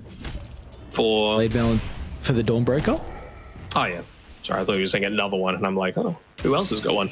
But, I mean, he just was chain stunned far too well that he wasn't able to pop it super early into that previous fight. So by the time he ended up getting use out of it, he was already down at 20%. Goes to show you the value of the Venge swap coming through there from Melody. Yes. And that's something we're going to see for a lot of this game as well, unless Slay is able to have something else to say about that. It's really going to be up to him to be able to catch out the Venge. And do we... PA's got a Battle Fury, so not the best timing, but not the worst. And Lucas is going to be very happy at being able to just move on to where a lot of these stacks have started to be built up. Just the 1 point in the blur, it's all he needs. Slay does run into Melody, but it's going to be a bit awkward with Melik's positioning as well. Quick and easy kill. Brosh is definitely now up for grabs. Shigetsu's already in the pit as well. No messing around from him. Melik's going to be able to help out pretty shortly as well. Do we like kind of how Igor has been playing this early game? 2-0-1, but this, you know, he's had this Spirit Vessel Boots of Travel for a while. We saw him gank bottom once, but it hasn't really been too proactive since then. I think it's okay as long as he's keeping lanes shoved, right? You've only lost a tier 1 tower so far, which doesn't feel horrible, right? You've got so much stuns, you've got so much push with an early Helm of the Overlord. Oh, Melodule. It's a big Echo Slam. All he saw were the creeps, didn't know where the Cotter was, but no hesitation with jumping over the top. And now Melody is going to be able to swap back the Dawn. Nice stolen swap, though. Bignum will keep his offlaner alive. Well, he was doing well until he ended up dying that one time, but I think that a lot of the emphasis needs to be given over to Melodule for being able to make that happen. Slayer needs to go for a bit of a cheeky hood shot play just to be able to not feed his life away one more time. But this is the fast pace that Navi are wanting to be playing around. 17 minutes in, invading into the triangle area. It's probably had a slight more value, the bottom tier 1 relative to mid, but they end up getting both anyway. And they're just not going to let up. Don't give Lucas anywhere to be able to farm. They know that he's probably going to be in the safest places, and they know that he's not going to be a factor for this next little bit. Swap up in 1. Not even going to need it. Missile to combine with the Mystic Flare. They're pinging out like a ward is there. That is just natural read from Navi. And now a tier 2 tower that's going to follow off the back of the kill as well. They will, of course, pop the glyph to try and stall this. But, dude, look at the vision that Navi is starting to get set up across the map. This is going to make it very scary over the next 3.5 minutes. Still with his ages on Shigetsu. It's just a wall of vision. There's nothing that they can do to be able to stop this. And, well, it's just so scary to be able to put anyone out on the map. The places that Dawnbreaker is positioning herself in, it's the right sort of thing right now, just to keep them, try and force them back as much as possible. But if you're Navi, that is the last place that you want to be. You want to keep on pressing forward. You want to be using your vision to its fullest potential. You want to be taking even more tier 2 towers so that there's lesser and lesser places for you to be able to pick up this farm on your PA. And, well, now Melodule, he's even got a Haste Rune alongside his level 12 Echo Slam and Aghanim Scepter. Or Bignum. Front of a tier 3 tower that they're able to just do that for free. Slayer's just feels like a smoke popper right now. A walk back, not giving his life up for free, but the worry is, man, Lucas is eventually going to pop the blur to walk into this creep wave, but it doesn't feel like the safest place to be. Oh, and they're going to know you could just blind Echo. Oh, no. Yeah, won't even need it, dude. He's going to... That's all he's going to do, jump over the top, try and get cute with escape. But the Haste Melodule is always going to be able to stick onto his target. Navi just sweeping across the map. And they can do this because, again, of all the wards set up. They're going to see the Dawnbreaker here. Instant draw on the map from Shigetsu. And what's going to stop them from going for this tier 2 tower and trying to take a fight? And MoneyMakers actually want to force a fight. Let's see how this is going to... what they can do off the back of this smoke. I mean, I guess they're feeling relatively confident with the Force Staff, with the Spirit Vessel. But they're going to need to get that jump instantly onto Melodule. Breaks the... Alright. Is it all the chain control there? He could just jump away. Ooh, does he want to use the echoes? Because the team's coming over. Won't get it off fast enough, so alright. Big kill. Navi kind of... slight mistake, you know. I mean, you could say it looks like they were trying to group up with the Earthshaker. He thought they were nearby, not to be. And MoneyMakers just sends an opportunity, and important for them to be able to capitalize on it, though. Continues to give a little bit of time to Lucas, although he's inside the base, so not really farming. Underneath the ward as well. They know that he's TPing down here towards the bottom side, so they're even just pinging it immediately, saying this is the place that the PA is farming. There is no way for him to contest. We've got an outnumber as soon as our Shaker's back available. Oh, look at Shigetsu. No hesitation with jumping behind the T2 tower. He has nothing to fear at all. Already MKB is on his mind as well with the status of this game. He's going to be able to get it at a pretty good timing, and Tier 2 tower once again will go down for free. Dire's top tower has fallen. This is just the mark of a confident team, right? They're just saying, look, we know that we've got the stuff to be able to get out of the laning stage in a good spot and to be able to start contesting your high ground before PA really becomes a factor. We're going to punish your relative greed with the PA going into the Battle Fury. Not that it's greedy at all, but if you just have a hero that stays off the map for this long, that isn't able to contest all that much, it's always going to be something that you need to be considering. I think Shigetsu might even just blink up here to try and contest the Wisdom Rune. Tower is under attack. Without a Or doubt. Slayer. Ooh. Yeah, he just has to give it up. I'll probably get Tormentor as well. I mean, Venge is a nice shard. Unfortunately, you get the Sky one, which is, I mean, still okay, but... It's okay. Oh, Malajul. Oh, no. Oh, wait, It's what? grounded. Why was there... I don't know why the hell there was a creep there. I mean, they're still going to be able to cut him off. Nicely done. Melody tipping in, and they're going to scout him out inside the tree line. Malajul, dude... They're just everywhere, man. The read from him on where the Phantom Assassin was farming, and just the instant response from the rest of Navi as well to try and TP down and convert on the kill. They're in their head. That's all it is, right? Like, they've got only one Tier 2 tower to be able to play around. We just took the Tormentor, so we can't be here. We just swept through the Ancient Camp, so we can't be here. And, you know, it's not exactly easy to be able to move across the map inside of the inside of the Radiant Ancient area either. So where exactly is he meant to farm on this PA? What are you supposed to do when you got a 5-2-2 Ursa? This is Big Doom. Okay. This takes you back to some scary times in the meta when Ursa's been able to do things like this, and when you get off to a good start, there can be nowhere safe to farm. It's unbearable having to go up against all of this, and it's only going to get worse once he's got that MKB.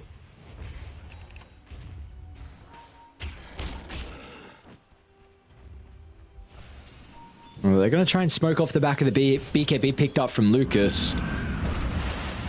Who is the target and how do they start? They might run into Denial first. And they're going to jump into it, but that's a BKB for almost what felt like a guaranteed kill, but he didn't see anyone behind him. They will see Shigetsu, though. Team starting to connect on over, and Rage will be able to get rid of the Spirit Vessel. Melojul's going to be playing in a position where he is ready to jump, and yeah, Moneymakers, they're going to respect that without knowing where the Earthshaker is. Actually, sorry, they would have seen him underneath the Observe Ward, so yeah, they're not going to try and take a fight into where the Earthshaker is set up. So that is a BKB just for the kill into the sky. Man, even just this ward to the north side of Dawnbreaker right now, just giving them nowhere free to farm on the map is just... honestly, it feels like the best target to be going on at this stage, right? If you go on the Dawnbreaker, she can't use the Solar Guardian to be able to create that outnumber. Of course, the alternative option is just to take even more objectives, reduce the safe places on the map for them to be. Really feels like they could just wait. They can wait for a little bit further for Ursa just to get that MKB. PA's not going to be able to get into some massive next item to be able to turn the game around in that period. Could potentially even get rewarded with a second Roshan that they're able to claim quickly before going up onto the high ground, considering how early you're able to take it as Ursa.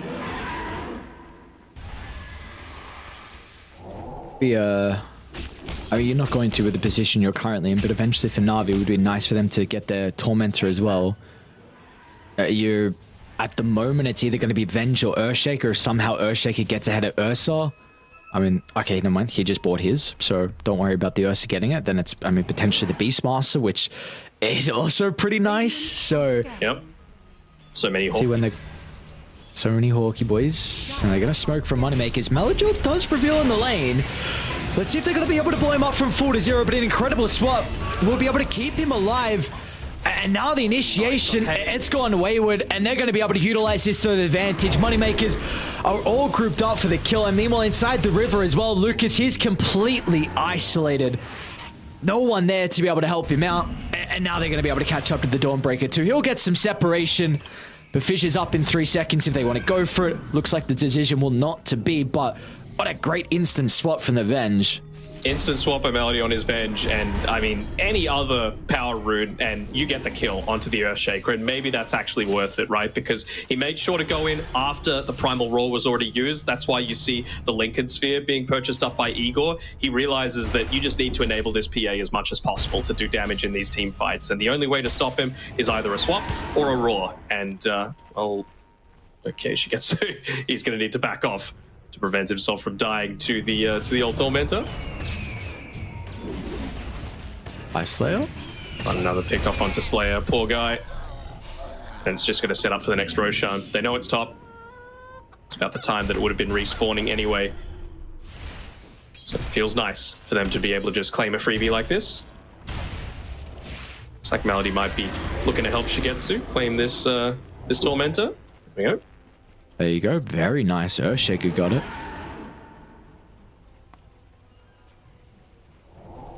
Radiant's middle tower is under attack.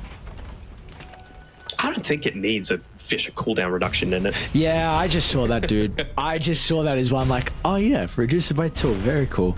I mean,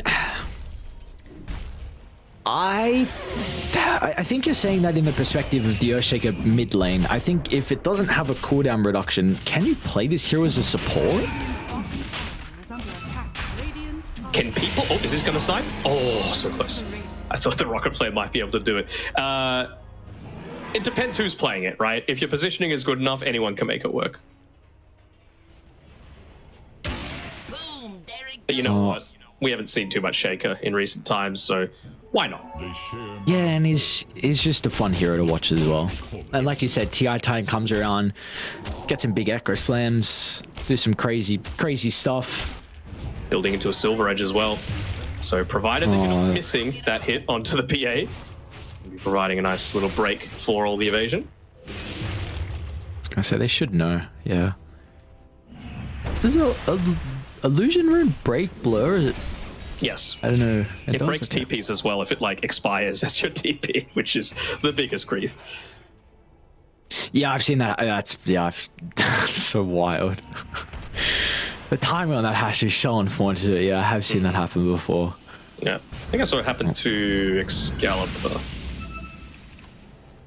Yeah, unfortunate things. Super unfortunate, but obviously, you're going to need some unfortunate things to happen in Navi if Moneymakers can have a way back in. And we see what Lucas can do with his Deso along with the Titan Sliver. But they do seem kind of hesitant. Deso, Titan Sliver, and a Yule Scepter on the Rubik. I mean, definitely not a horrible item for him to be able to have with all that extra cast range to be able to use onto an Ursa, not just for the Enrage, of course, but just to be able to purge off the Overpower.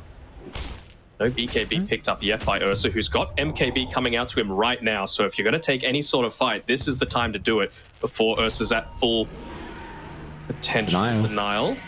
Oh, they got a glimpse of Moneymakers. I mean, there's got to be a DD, but Melajul... Oh, that's a huge echo. What a stop from Melajul. They just blow up the PA. Dawnbreaker has to split to the right, but Mimo back inside the river as well. The rest of Navi, they're cleaning up the other components. Igor's Coddle's going to be caught out. As Shigetsu will jump over and find the bashes along with the damage here. Melajul. Just what a perfect position for him to be invised up with the Shadow Blade. I mean, again, we've spoken about like 1% chances for teams to come back. That DD increases it slightly. Maybe somehow you get lucky with some crits, kill some supports. But Melajul's positioning just say, no. There's no chance of you finding a way back in. No chance at all, and yeah, we can see there 5%, probably a little bit generous, gives them a little bit of a lesson about playing underneath vision, because they would have been nowhere near clumped up if they knew that there was an Earthshaker right there ready to take him out. Just does so much damage outside of the invis with the enchant totem, with the Acro Slam, with the enchanted quiver as well to top everything off. And they're gonna stick around. Ain't much gonna stop them. They didn't really pop much though on Moneymakers to be able to make that last fight happen. It's not like there was even a BKB used, just Spirit Form. That's up in another 5 seconds, so maybe they can make something happen here. Igor is super far forward. Shigetsu turns really rage. It's a pretty good fissure to be able to buy some time here for the Ursa. Meanwhile, Malik's going to try and deal with the Rubik on the backline as well.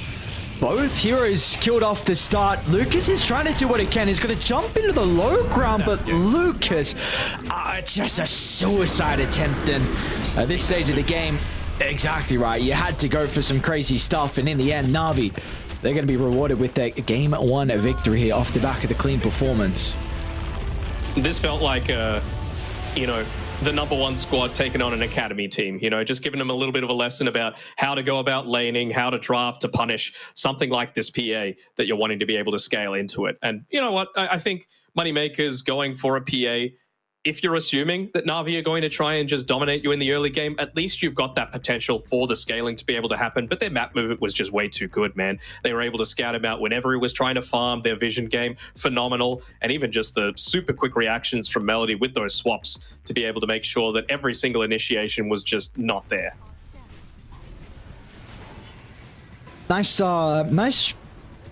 statement game though from Navi, again with those losses versus Virtus.pro. The game 2 and game 3 were very convincing losses, like VP ran through them. So just for them to be able to look as dominant as they did in this game in particular is going to give them a lot of confidence heading into this next game. And we're going to have to, I mean, that's just a crazy echo. Onto 2, we see how much damage it's able to do. We were just seeing some wild echo slams today as well. So and we shall have a point. Maybe we do need to start seeing that first face shaker ban start to come out, especially in Eastern Europe. I think maybe it's a region-specific sort of thing because it is really the only one that we've been seeing it all that often so far. But certainly there are a lot of players that are able to make it work. And this was like a different read as well from MoneyMakers, right, to address the Earthshaker. We saw, you know, the Coddle picked up, which we haven't seen so far laned or even played into the Earthshaker, and it didn't matter in the end. I mean, you did mention, though, that Earthshaker is still going to find his farm, which without a doubt we saw, but we didn't see like that early Spirit Vessel against like kind of the high stats that Melodule and Earthshakers can have was enough to really prove to be an issue. So as a whole, people are going to need to go back to the drawing board to find a way to deal with this, because this hero, you just first pick it. They're waiting till later on, and sure, maybe there's other valuable heroes, like, you know, we saw what Deny was able to do on the Sky and the Venge on Melody, Beastmaster's first material as well, but just overall, like, you're going to have to find a different way to deal with this Earthshaker, because it keeps winning games. Kind of feels like the Snapfire on that old patch, right? Where you just won the lane and you were really dominant up until level 12. I don't even think Shaker falls off in that period, though. Probably the weak point of him is that you're not able to make a lot of rotations at the same period than the Snapfire is, right? You're always going to have, with the Snapfire, the cookie. You're always going to have the Mortimer's Kisses, just able to deal so much damage so early on. But for Shaker, just needs like probably another 5 or so minutes to be able to truly come online. But once he's online, he comes online in a big way. We giving him the MVP? Giving it to Malik? I was going to say Malik. Yeah, I was going to say Malik. I think so. You're top of the net worth on the Beastmaster. You're always able to get some really solid stuns off with your Primal Roar. Makes it so that you have to be very careful about when you're using your BKB as well on the PA. And for me, mostly it was that laning stage. Like, if you're going this build against a PA and you're getting, I think, like 80% of the denies onto your Hawks and your Boars, that is a huge win for the laning stage, and really big pat on the back need to be given to whatever laning practice they've been doing, because it's working out really well. Yes, that it is indeed. It was very impressive. Like, it's just a classic Beastmaster performance, right? It wasn't like nothing too chaotic or nothing too crazy overall, but he just fulfilled his role, but he did it to the level they needed, and you know that was enough to get them over the finish line. Navi, really good game 1 performance from them. We'll see if they're going to be able to continue with this though, and what we can get out of MoneyMakers as well in particular, because you know this is still a team. They knocked out EEU, they knocked out NAVI Junior as well, so you know we have seen success from them so far. Yeah, exactly right, revenge. But yeah, we'll see. Can they be able to kind of, you know, saw some of the momentum that's starting to be built up from Navi, and can they find a way back into this series as a whole? Because game 1 wasn't theirs, but we'll have to find out if game 2 is going to be any different. We'll have a short break, but when we come back, we've got our second game of our second series as well. We'll see you guys shortly.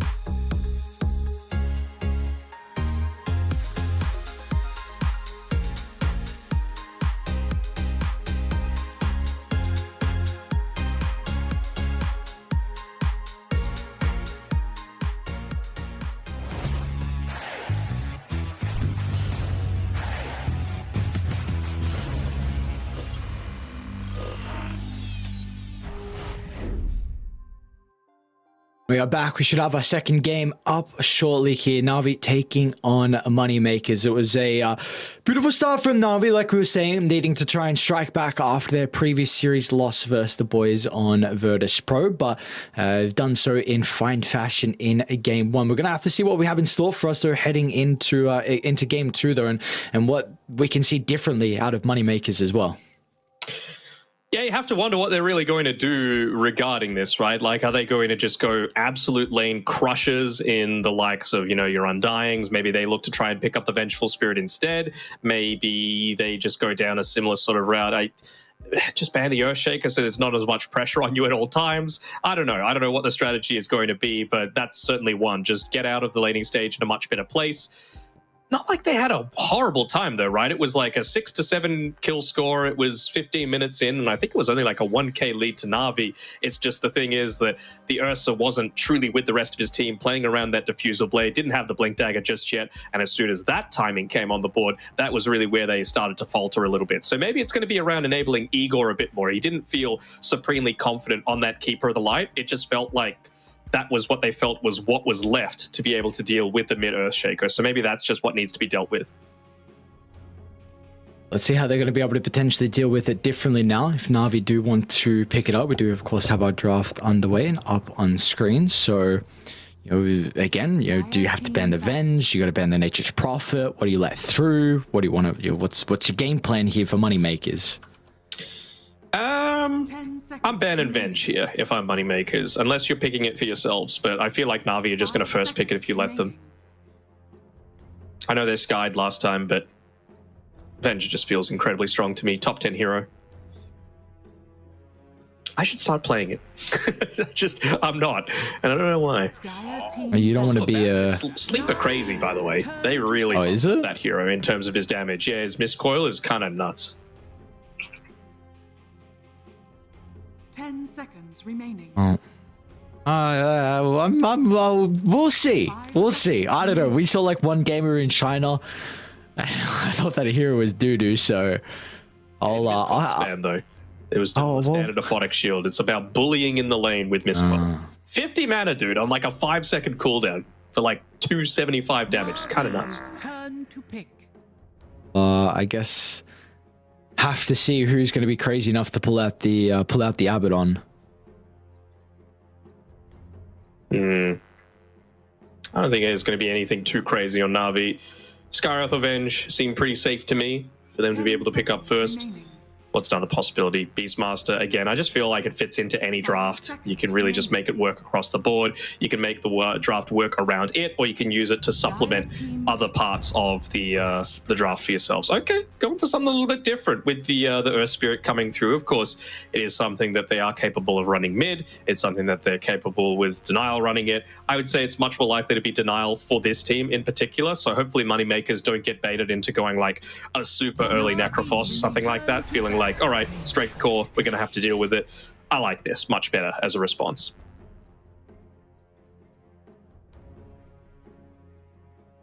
This Earth Spirit hero, not mid, but just hero as a whole, feel like it's in quite the position currently. Been quite impressed with a lot of the games. We've at least the damage output, I should say, we've seen from it, and especially on supports too. So we'll look to see how much value they're going to get out of the Earth Spirit here from Navi.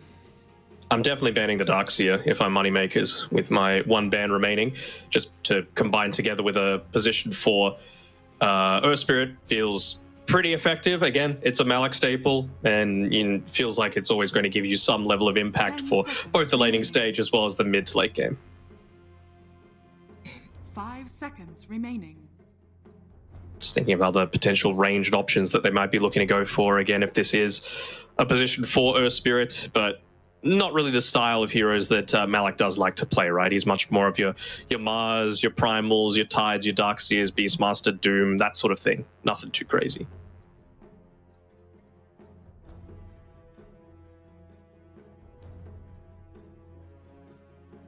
What else? What else are we getting rid of here, Navi? What do we want to consider about removing it with the Ember? Burning through a decent chunk of their reserve time as well. So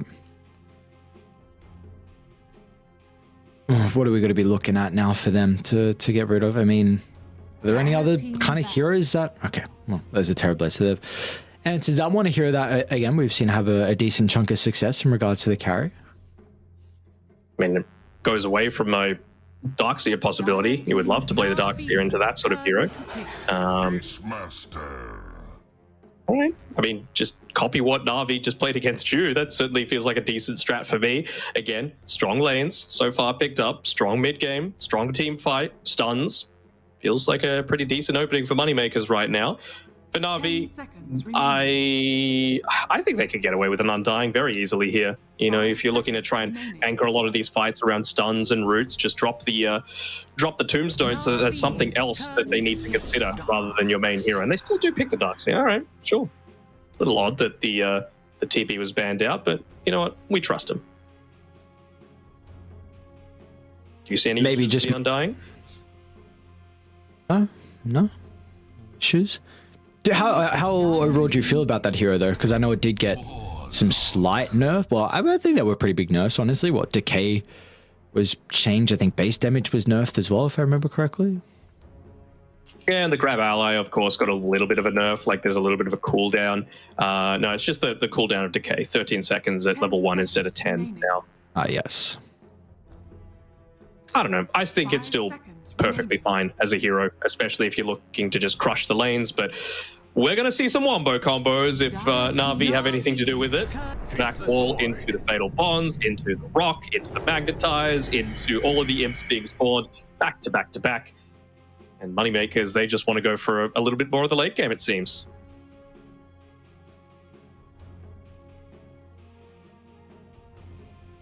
I like this though. At least we got another game where it's a bunch of team fight. Late game prowess, which again, you know, we saw what Kami was able to do it. We'll see if Lucas is going to be able to get to that stage. So, and what the decision is for Navi. A lot of the time, that tempo kind of controlling hero to, you know, take some early towers is in your off lane. And of course, I mean, we already see Melik's Darks here, so see what the response is going to be from Navi. Are you looking to address the Supernova, or at least a hero that's able to do so? And all right, we got an Alchemist. So yeah, we were kind of memeing a little bit about in the previous game with banning out all the money makers. Well, you know, Navi they're going to pick one of them up. It's I'd say maybe like a more of an Eastern European staple, just with like 9 pandas have always, yes, exactly right. Like if anyone is playing it, even when, yeah, Ramses, sure, not all Eastern Europe. So yeah, we've seen Ramses like and 9 pandas. They really like this hero. We don't really get it on too many others, but so Navi feel like it's going to be a decent game for it, and it seems like a pretty good Alchemist game. Do you feel so as well? Yeah, I think so. I mean, of course, Mischance gone up against the Phoenix. It feels not great. They don't really have any other egg hitters outside of the Alk, though. So, you know, it does put a little bit more emphasis on him to be the one to be able to deal with that sort of thing. Of course, you have the potential to set up for more of that wombo combo stuff, right? Back wall into the Concoction, into the Acid Spray. There's a lot of this AoE damage that Navi are going to be able to play with, and I feel like the lane is just going to be quite hard for Moneymakers. You know, the Fatal Bonds into the Acid Spray. How are you supposed to just stand in that and secure a lot of these last hits? Got to remember as well, the Acid Spray is physical, so that's something that you always need to be considering as this Beastmaster. You know, the Hawk, certainly nowhere near as value for this sort of lane. We were able to actually deal with it in a physical manner, so probably going to be like a Wild Axes build for the Beastmaster here.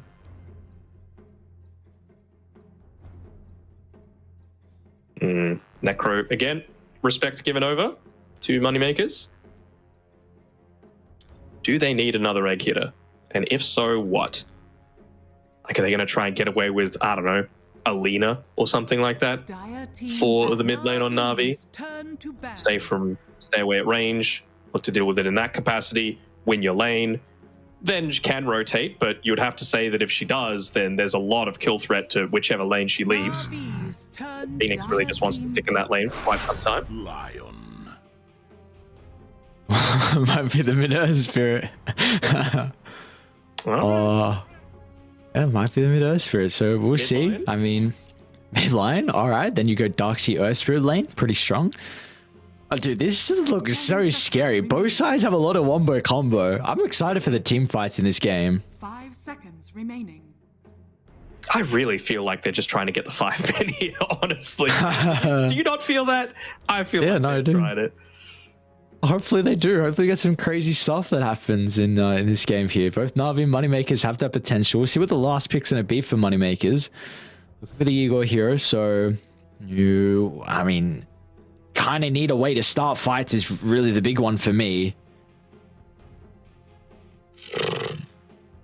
What is even left?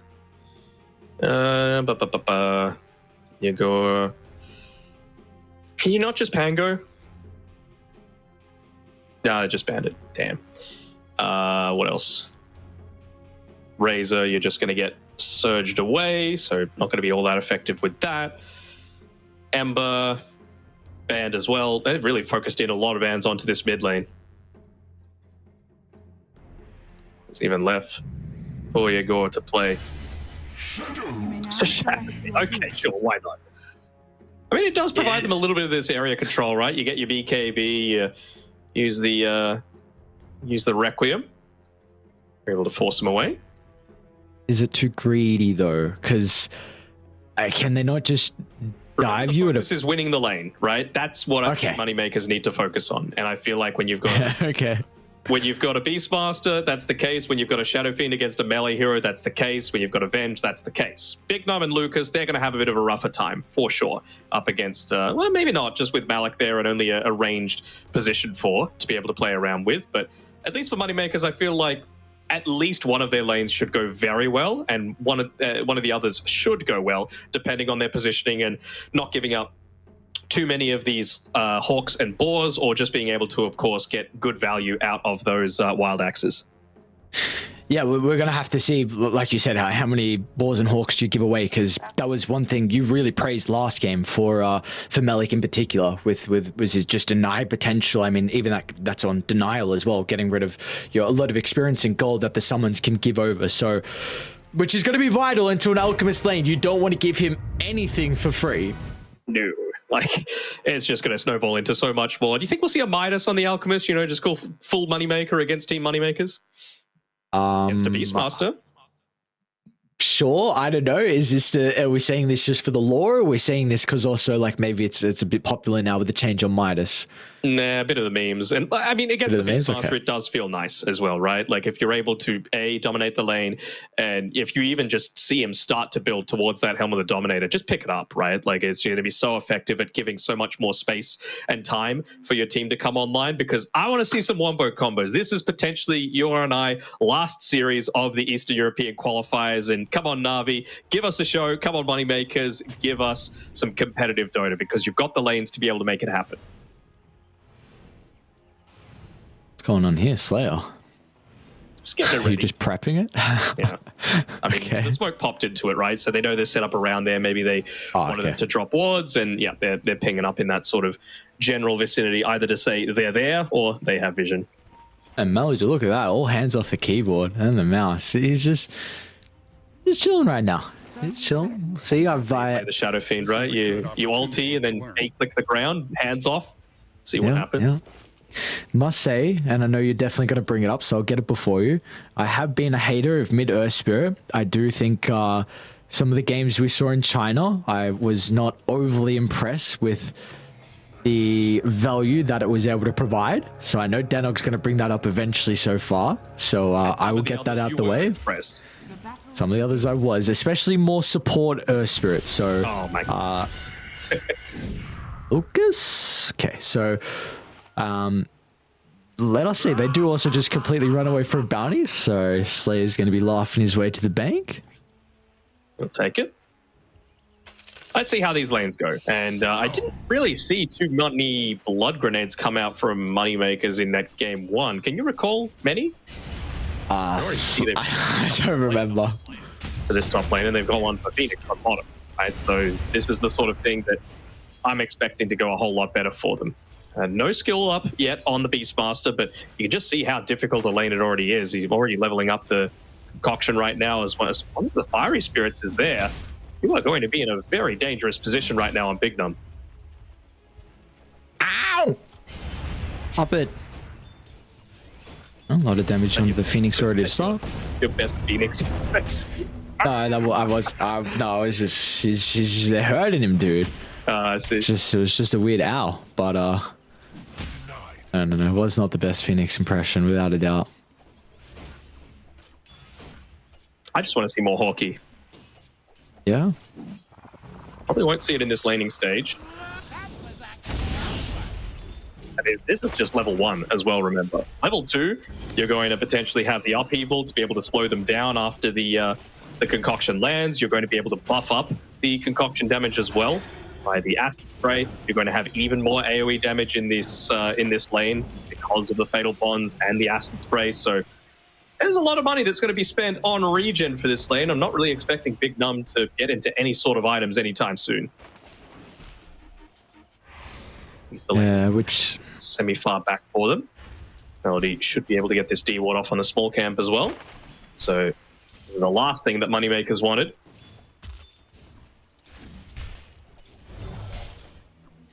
How's that lane looking at the moment? Oh, mid, Eagle. Actually, the one lower resources compared to Melojor. Might change now, especially with the bottle. Nobody gets sipped on. Both sides still have their water in as well to pick up. So probably going to be a 1-for-1 trade. Already starting to build up that Greevil's Greed. Getting gold every single one of those last hits. It's become so vital, your laning mechanics up against this sort of thing. Very small acid spray these days, I gotta say. Not exactly the biggest radius to be able to play around with. So you've got to really be on point being able to land it. A lot of the time you see the acid spray used like after the concoction is mid-air, just to guarantee that you're going to get good value out of it. But well, I think they're doing a good enough time even without that tool at bullying them out of this lane. It seems like you do. I don't know, man. I was going to die. I mean, they at least deny it, but well, Ring of Health is picked up and a salve is queued up straight after that. Ugh, does not feel good.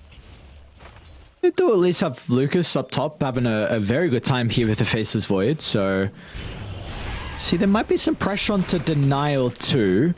Blood Grenade's going to be used from Slayer. He's able to freshen up a little bit with the stick charges, but it's not going to matter. Lucas jumps over the top. He's able to secure first blood here in our second game, so you know, this is definitely the one lane that Malik should be off to an okay time, but I don't think you're really going to stop Lucas from free farming. Oh. No, I don't think so either. And I mean, they've done a pretty good job. I want to see another Blood Grenade coming out on the courier pretty soon, as well as a bunch of regen, because you just don't want this Faceless Void to have to be forced out of this lane. And it seems like that's the case from Slayer. Salve, regen, Blood Grenade, and some vision as well. So nicely done by him. Even gets the perfect pull-off for this terrible camp on the top side. Although, whenever you're playing up against a Darkseer, just Ion Shell it, and does not matter.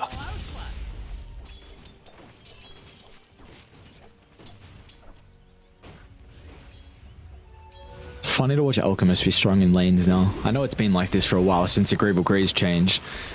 And we're probably going to see that be the case as well with the kill onto the Alchemist. Multiple Blood Grenades utilized to help secure it. Big Nem's going to try and actually go in for the kill onto Shigetsu.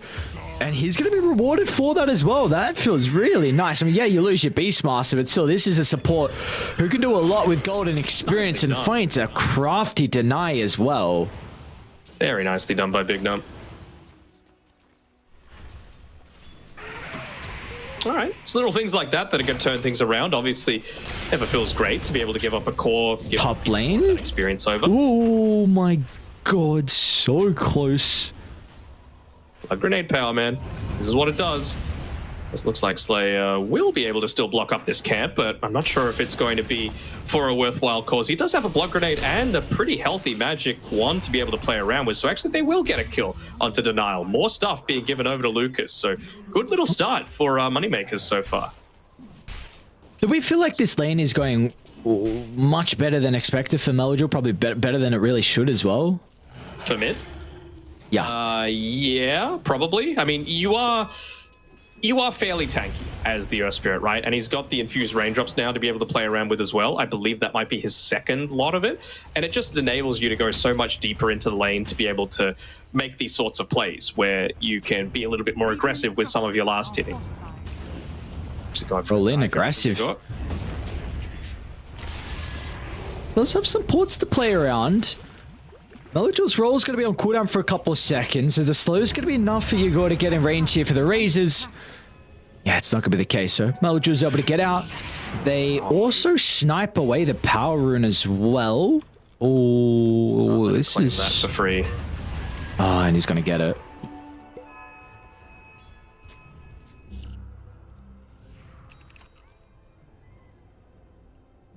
Or was level 6 picked up as well for the Earth Spirit. So you've got a couple of stuns to be able to play around with Denial. I think we've seen more blood grenades from Moneymakers in this game than we have their entire previous ones so far. They are spamming those out and the potential to go for kills, and that's a big reason why they've still maintained this net worth lead this early on. Lots and lots of value.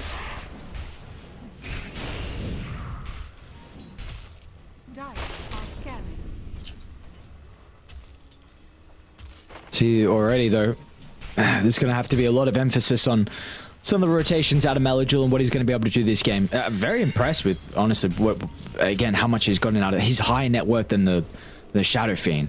So this is something, you know, we were kind of both saying, like, you said in particular, like, Shadow Fiend, you pick this hero to win the lane, and you currently have not done that, and now you're going to have a super active mid laner compared to a farming one on your go. He's actually coming down bottom, though, so...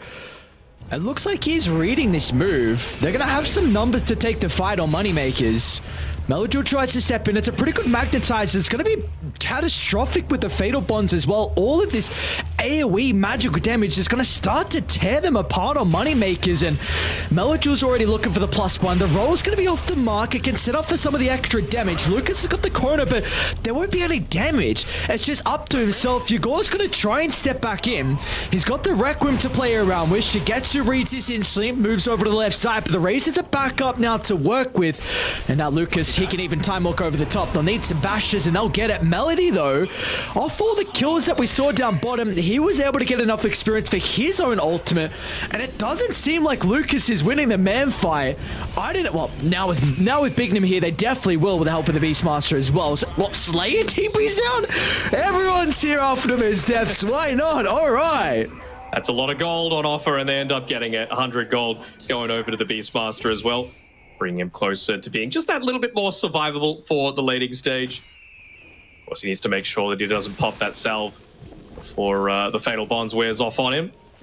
You know what? All in all, not working out too badly for Moneymakers, right? Like, it's a pretty early rotation for sure by Lucas, and it also means that Malik was able to just sit up here on the top side, get a lot of damage into that tier 1 tower. And now they're even going to go hunting a bit more for the Void, knowing that he doesn't have a TP available and he doesn't have Chronosphere either. He's got some boys, though.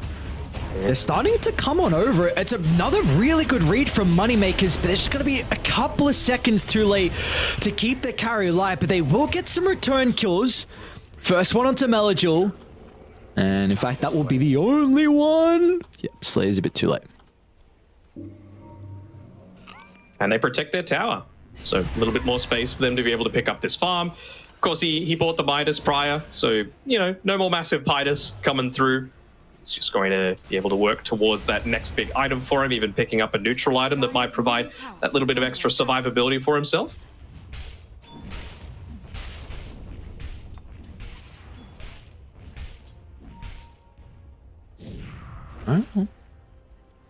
See how much he's going to be able to continue to get out of this. Do you like this build from Melody with the Veil that he's going to be working on? I mean, you just got so much AoE damage, man. It feels like pretty good value to me. Anything that just gives a lineup that wants to group up relatively early, which Navi's does, a lot of these AoE damage potentials is always going to be a big winner for mine. And they've been taking a lot of these previous fights without the Supernova available, so now you've got that on Bignum as well. So it's a lot more AoE damage going back the other way, and it's the sort of thing that could potentially look to set up for a Shadow Fiend to be able to get this Invis Requiem off. Unfortunately for him, it's going to be underneath vision, but it doesn't seem to matter. Malik just gets stunned up by Slayer. Oh, nicely done. Great read as well.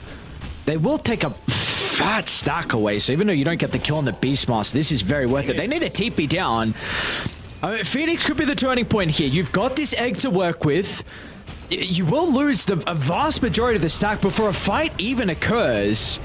And it doesn't even look like they're going to go in. Bignum will dive, but It's a bit awkward of a location for Navi. Slayer tries to swap closer to get the stun. They are grouping up, which is not going to be good. Supernova's in a pretty decent spot now. It's going to be very difficult for them to commit to deal with the egg, especially when Aurora's out to protect it as well. Your goal will still go down. Is Meldril even going to die as well? Lucas, he can't chrono on the low ground. He won't be able to make it up. Oh, no. Oh, it is so awkward. Time walks back there. Okay. All right. Wasn't too bad. Looked like it could have been a yikes, but in the end, MoneyMakers, I'll get a couple kills. Yeah, if he got greedy, if he got more points at the time lock instead of the time walk, then absolutely that would have been an absolute disaster. But with the time dilation, with the chronosphere, freezing the cooldown of the chemical rage, he was like, you know what? I just need an extra couple of seconds to be able to catch out to this squishy alchemist, and you know, I'll be on my way. And you gotta say, I mean, he's doing a pretty fantastic job with keeping up with the Alch in terms of net worth, right? Of course, Alchemist very close to being able to pick up that Sacred Relic component, and you know, nice little swap there for Slayer to be able to set that one up. But this is the last place that you want to be against all of this AoE team fight, right? The smallest, thinnest area on the map to be able to make plays. Even a nice use of the Primal Roar to be able to stop that last little Mellow Jewel roll was not enough to be able to bring safety over to Yegor. Back live. Oh, never mind. No kills. It's like both sides want to fight, right? In a close proximity area. It's just probably those awkward spots still for it to be nonetheless. I mean, we've had this bridge for a while. And name it whatever you want. There's definitely a couple ways to name that bridge, but you know, at the moment, Navi, they're going to be able to hold it off and continuing. The lead's not too big, though. I mean, the fact that Lucas has as much net worth as he does against an Alchemist, I'm very impressed. 5-1-4. He's been very active this game. He's been playing very well, even just going back to the laning stage. Obviously, helped out a little bit by having such a strong lane partner in the Venge. And speaking of Venge, he's going to need to be on point with the Nether Swap coming through. As they look to make a bit of a rotation up towards this side, maybe stealing away a few more stacks being built up. They got a brief glimpse of the Beastmaster, but his Boars is going to scout this one out. A lot of what the heck? What is this? It's a T2 tower, dude. All right. What is going on? They're just trying to go for wombo combos and have a bit of... Oh, it seems like it's Slayer. Nice swap back. Melody's been really vital. I mean, he's level 9 on the wall. Like, he's a higher level than the Earth Spirit, but that is all they're going to get off the back of that smoke rotation down to bottom. I mean, they get a ward as well. That's something else to be able to play around with. No D-ward attempted just yet. So a little bit more of that information to be able to play around with. I mean, the plus side is they only use the Wall of Replica, right? And you got to say, at least for this stage of the game, until the Shadow Fiend gets into this later part, you're not really... not massive value coming out from these Dark Seer illusions, right? You can just go back to farming, pick up that next pipe. There's a lot of magic damage especially coming through from both sides, but I'm just constantly looking out for who is going to be the one that buys into that Pipe of Insight first for MoneyMakers, because they need it. And right now, looks like Beastmaster's just focusing on a little bit of his own sustain into the Drums of Slum. Of course, it lets him farm a little bit more effectively as well.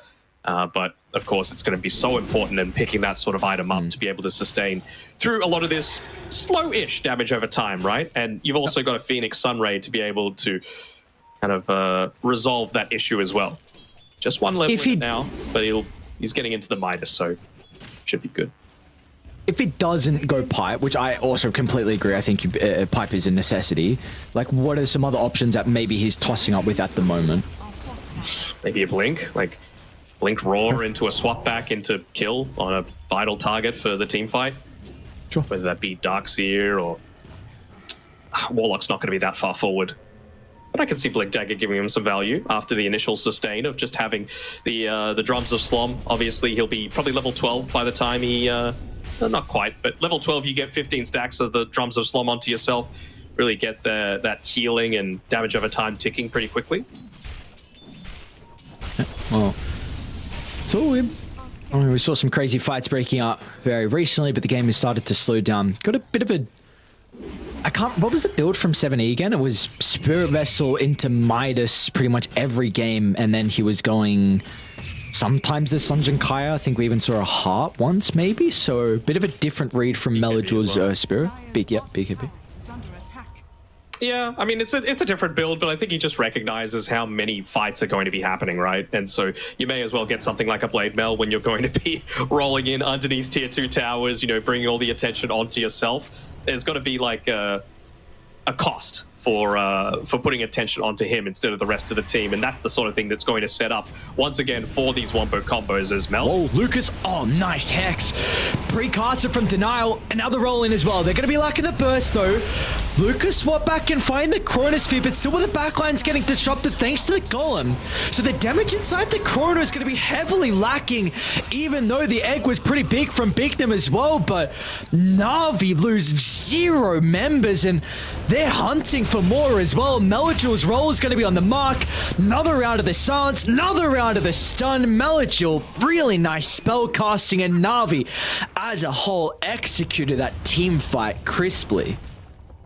And it's just the difference of having that Radiance as well for a little bit more of that damage over time. Most damage done in that fight, though, was from Melody on his Warlock, and you just see the impact of having all of these AoE spells, right? He's only got the 2 points in the Upheaval, but that plus the Veil, plus the Bonds, plus the Chaotic Offering, it's just so much AoE damage, and they actually have the tools to be able to withstand it, right? They went a first item pipe on Malik so that they could look to stand in the middle of a lot of these fights, whereas, you know, again, I mentioned a slightly more selfish build coming out from BB3, and it just means that he's not able to protect the rest of his team.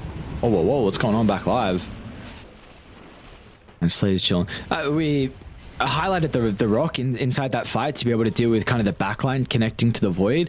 Even the wall as well was on the stairs, which made it very, very awkward for them to even follow up onto Lucas's Chrono. So great signs out of Navi. All this game has blown wide. I mean, you take a look at the net worth. One fight, it was like 1,000 net worth lead. Now we're up to 7,000, and it's probably not going to stop anytime soon. You've got this Manta, I believe, getting delivered from Shigetsu.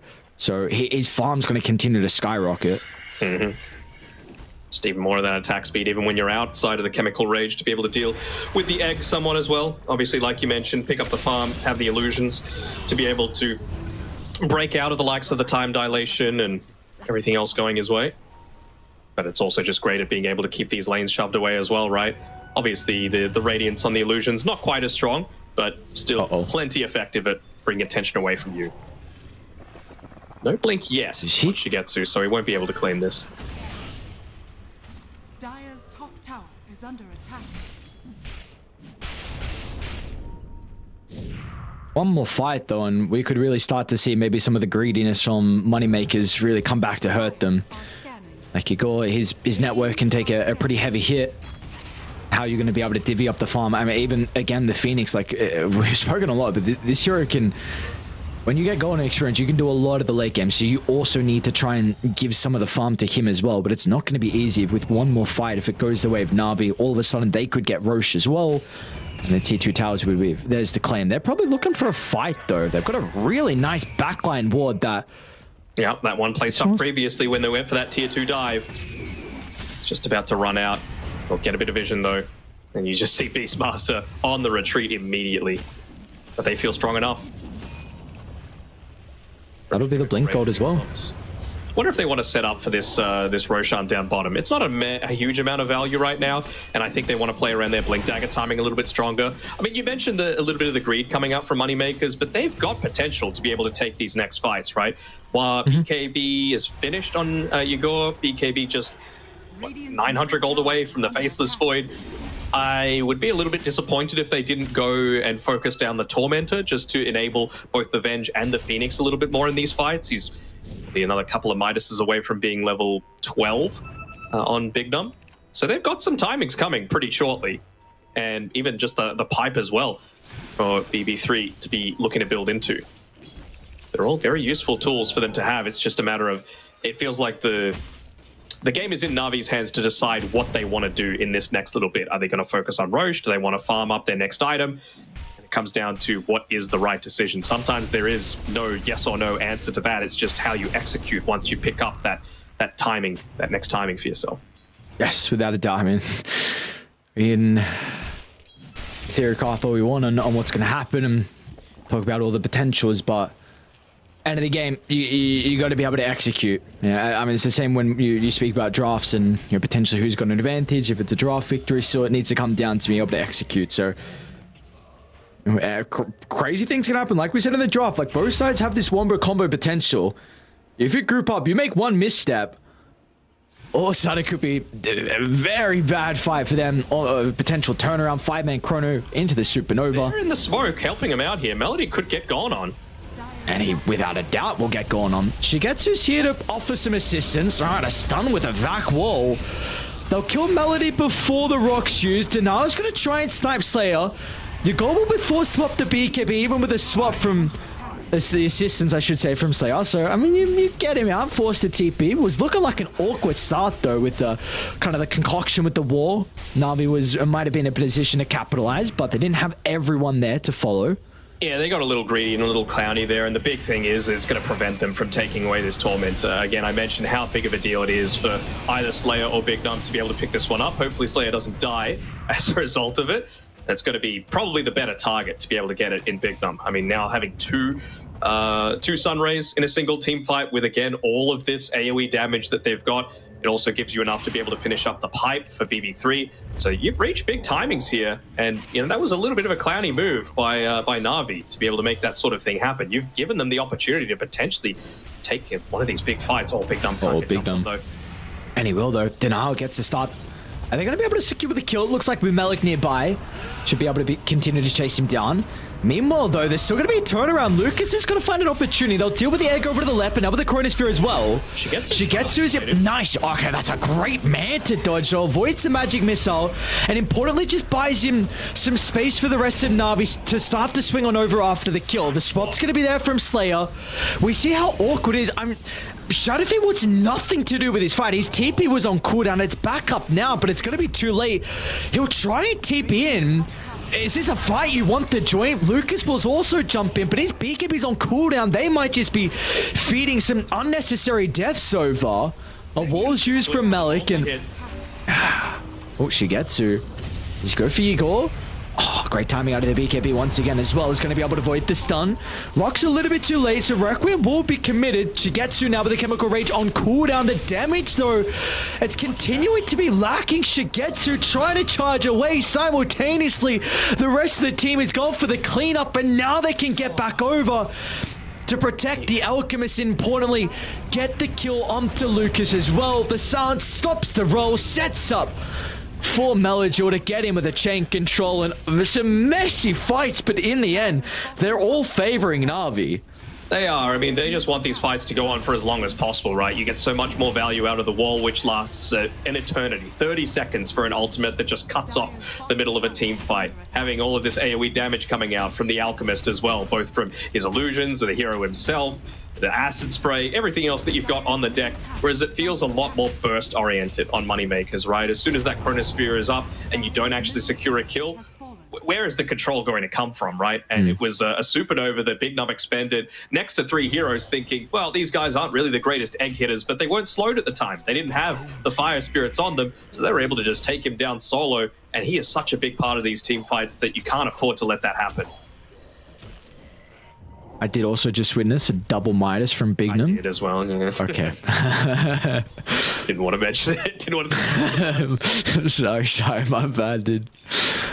Dude, Lucas, a double Midas too. Yeah. What's going on, man? Just use the second. All right. Now, like, currently the only Navi hero up top. He will be fine. No one's even going to run into him for the moment. No one's even considering about Roche. They're going to start to come through the portal. Okay. I have to be careful. I mean, they've got all of their ultimates available and no rock for this point in time. Melody is at least going to get rid of that vision advantage. Maybe just wanting to wait until this Shadow Blade's available for Igor. But they're going to need to make that correct initiation move, right? It's going to need to be that full-on wraparound to the side. You can't just walk up into the high ground anymore. Melody's actually really far forward.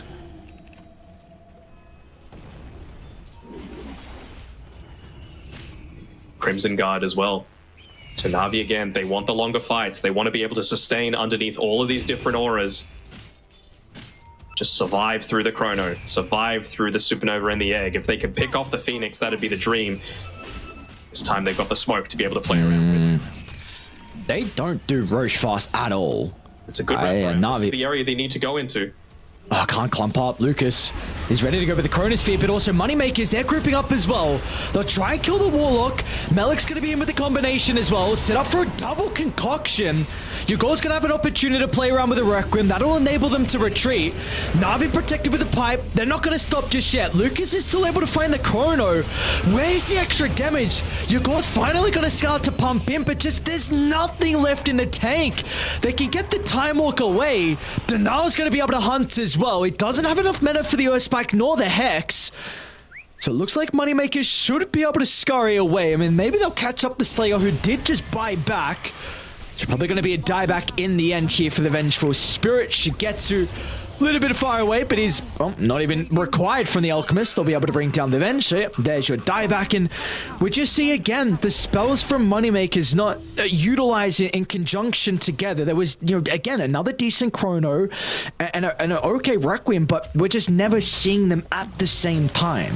Yeah, the Sunray, unfortunately, by Big Num was facing in the complete wrong direction. So not only did you not get the healing, you didn't get the damage, you didn't get the mischance, and I believe he only started using it after he'd popped the egg. So you didn't get any value out of the Aghanim Shard. You got to make sure that your Sunray, then egg, then get the second Sunray after the fact, considering all your cooldowns are being refreshed. So a little bit of misplays coming out from them there. Even just the fact that they only used the Primal Roar at the very end of the Chronosphere once the lockdown was done meant that you didn't have that Drums of Slomp ticking the entire time, dealing that little bit of extra damage that they would have been needing, and even just healing up BB3 because he died in a good 2 seconds once that Chronosphere was over.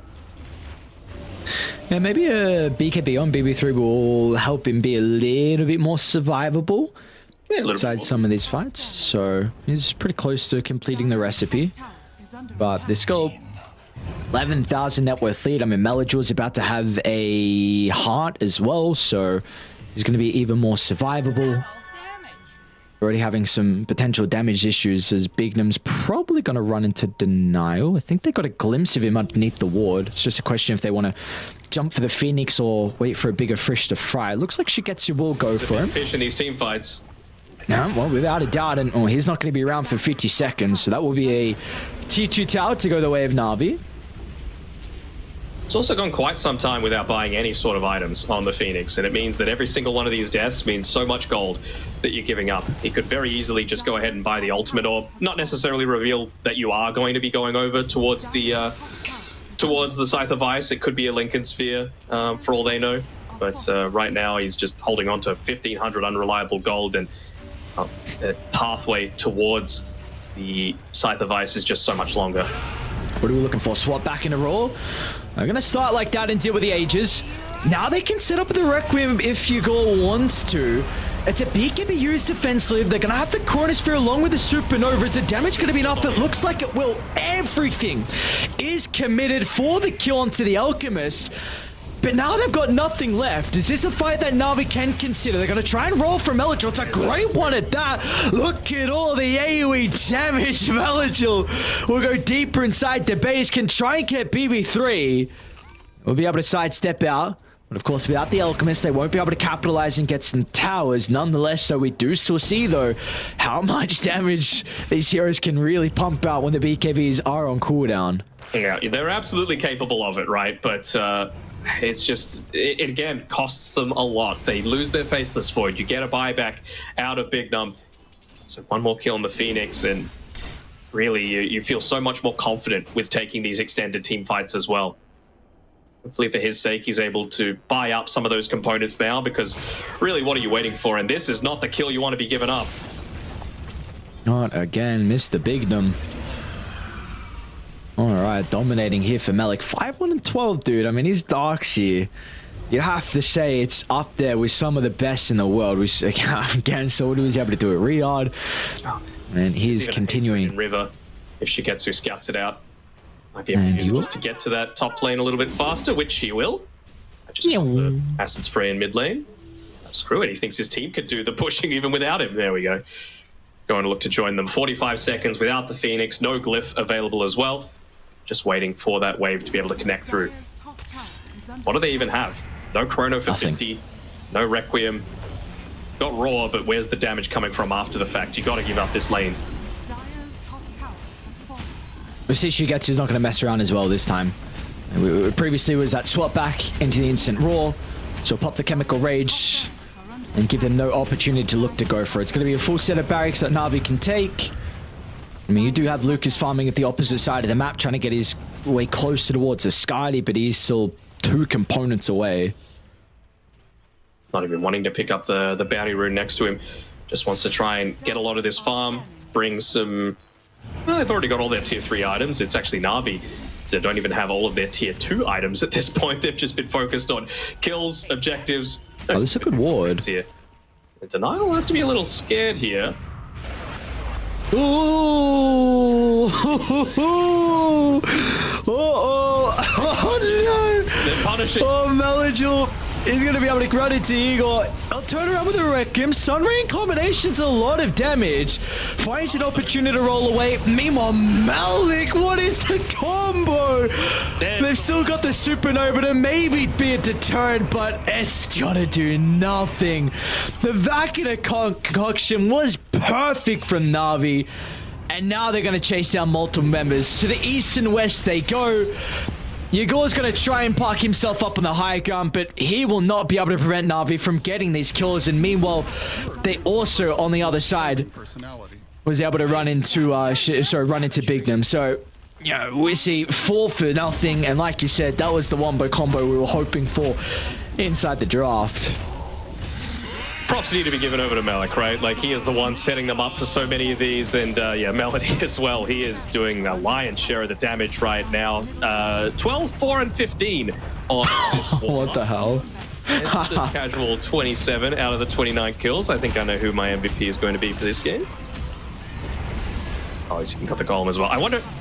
Hold on. Wait, Igor, he just revealed himself. Oh no, the BKB, they're going to run straight at him. Yay.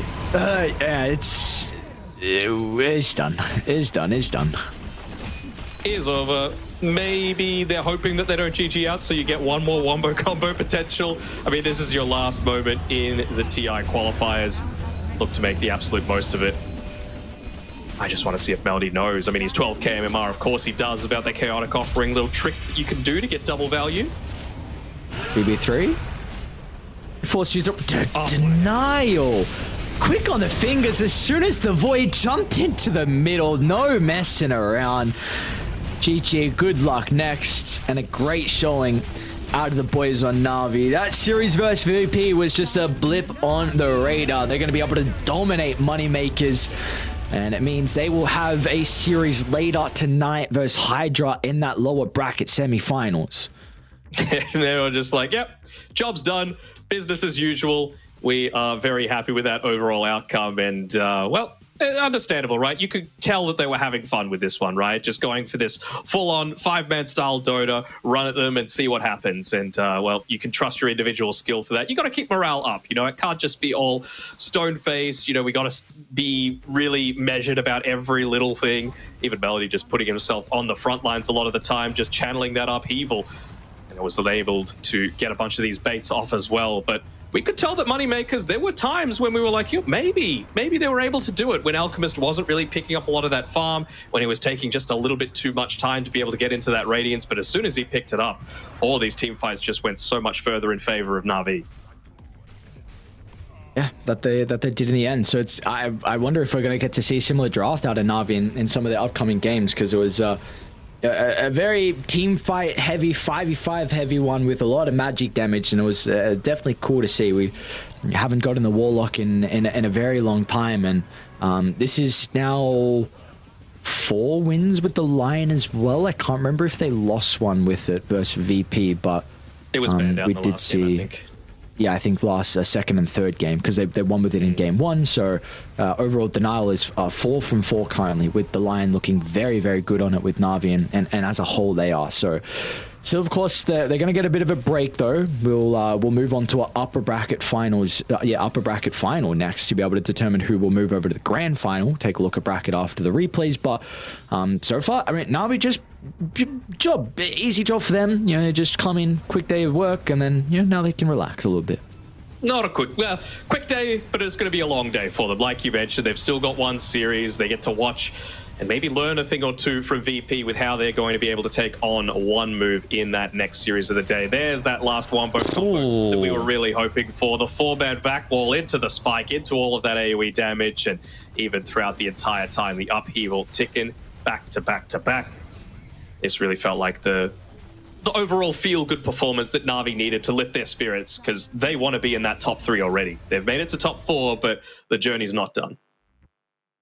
Without a doubt, the journey done, and even top 4, top 3, screw top 2 is not enough. This is an org with and the caliber of players to be able to make it all the way through to TI-12 as well. Melody.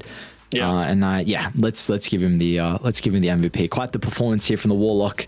12-4 and 12-4 and 18. It's not often you get to see a Warlock with KDA like that. He also Denon did damage. You got it there before me. No, the most damage. Sip for my fellow Pos 5s, and there we go. Look at that kill participation, 94%. Second most wards placed, but most kills was ridiculous. 30 out of the 32 kills that they got. Most damage done for the entire team. He chatted it up at the end with the Aghanim Scepter. Do you know the bug or feature that I'm talking about, by the way? No, I have no idea.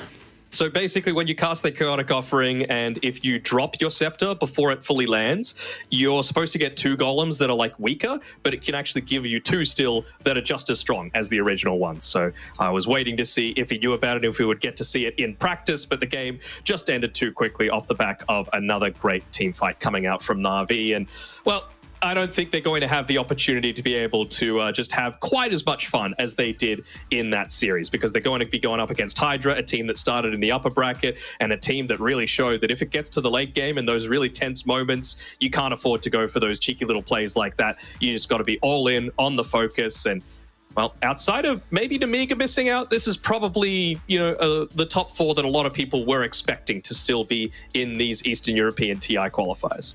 Yes, I definitely agree. So we will see. I mean, we're only halfway through the day. We still a lot of Dota left in store for us, like we got to see with the bracket. It is, and now we're gonna get to determine who will be over to those grand finals. So Virtus.pro, they've looked very dominant in a lot of their games and a lot of their series so far. Can they continue with the dominance? Because pretty much in every tour that we have seen so far, they've been able to beat one move. So we'll see how that series is going to look. I definitely would say Virtus.pro, at least for me, are my favorites. Yeah, me too as well. And well, that's it for you and me for Eastern Europe. We've been covering it throughout the year. We've been very fortunate to be able to cover it in these qualifiers, and hopefully everyone else has had as much fun as us watching this Dota. And I mean, that first series of the day was an absolute masterclass coming out from HYDRA. Let's see if they're able to do it again, but we got another series before then. So thank you again, everyone. We will hopefully see you again real soon. Pass it to you, Aries, to send us off. Thank you very much. And yeah, like you said, we've still got more series to go. So hopefully your first one was a banger. This one was just, NAVI trying to get the job done quickly so they can get a break and then get towards their final series. So we'll see. We still have a lot of incredible in store for us. Who's going to be that first team in the grand finals? Will it be Virtus.pro or will it be the boys on one move? We'll find out after this break.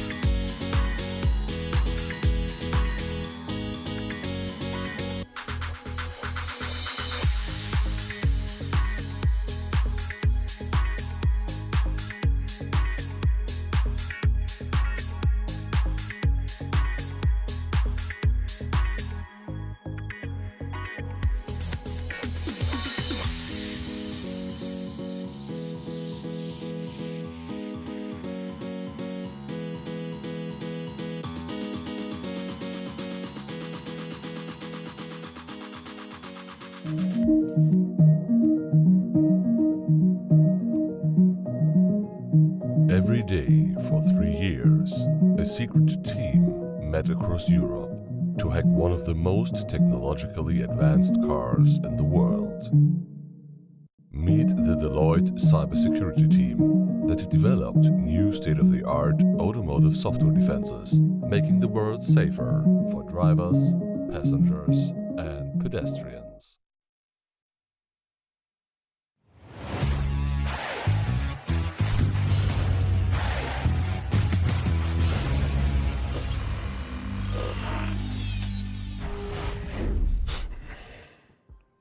Welcome one and all here for some Dota 2 action in the Eastern European region. We have gotten rid of our Natus Australians and brought in a South African and a Bosnian. It's Snare and Lizard. What's up, homie? We're here for some upper bracket finals. Aren't you hyped to see this? The first team going to the grand finals here in the qualifiers? Yeah, of course I am. I'm so hyped to see Virtus.pro winning and going to the finals. By the way, it's yeah, I'm hyped. I came here a little bit too early. Then I skipped the second game. I hit the gym real fast. I was watching on my phone, came back on time. I'm still sweating a little bit, but ready for the game. Well, it's going to be a sweaty affair because it is a slot in the upper bracket finals that these two teams are competing within. And of course, the prize for winning is the grand finals, one series away from going towards TI. So let's see which one of these teams are up for the task. Who's got the better draft? Who has the best strategies coming into this as one move, taking on VP. What's interesting about this is that both of these squads have been in similar positions before. For one move, this will be their highest placement in a qualifier, but VP have come second. They've come third. Every time they've gone to TI has been through a direct invite. They've never qualified the long way. So new territory for both of these squads if they make it to TI. And one move, they've got themselves first pick on the Radiant side. Virtus.pro decided to go for Dire. And we saw this hero in the last series, Liz. Dawnbreaker on the come up. Hero's been dominating its lanes for the most part. And just over and over again, we're seeing teams prioritize it earlier and earlier in the draft. Yeah, like Dawnbreaker, Timber as well in Eastern European qualifiers. Like there are some heroes that the other regions aren't picking as much, but they are, and yeah, they're fun to watch. By the way, this guy top left, FNG, he's also like, man, like he's just one of those super old school players at this point, and the longevity that he has is insane. Like he can drop down to some like tier 3 teams, then bounce back into tier 1 scene and rinse and repeat that kind of a thing, like 24/7. I think at some point he played with me even. I'm not sure. I don't think so, but it's like I'm just shocked. I'm not shocked. I'm just like inspired by him, you know, like I'm really inspired because like at the later portions of like my career and seeing a lot of players around me as well, like you just lose the fire. He never lost it. Like he's still in for the TI, for the glory, for the win, for the money, like for the love of the game. It's inspiring. You love to see it. We do actually, it actually is quite inspiring, like having some of the older legends still around and utilizing that experience to lead new players into the new generation.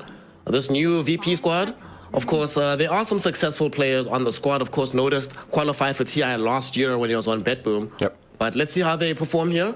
They went for the Chen to open things off with. You mentioned FNG. This is, I feel like if you're an Eastern European captain, you have to know how to play Chen at a high level. It's sort of a requirement to be in a squad like this. Yeah, it's like FNG, and they have a coach god. That's like old school Virtus.pro right there, and this is an old school opening as well, Champ plus Shaker.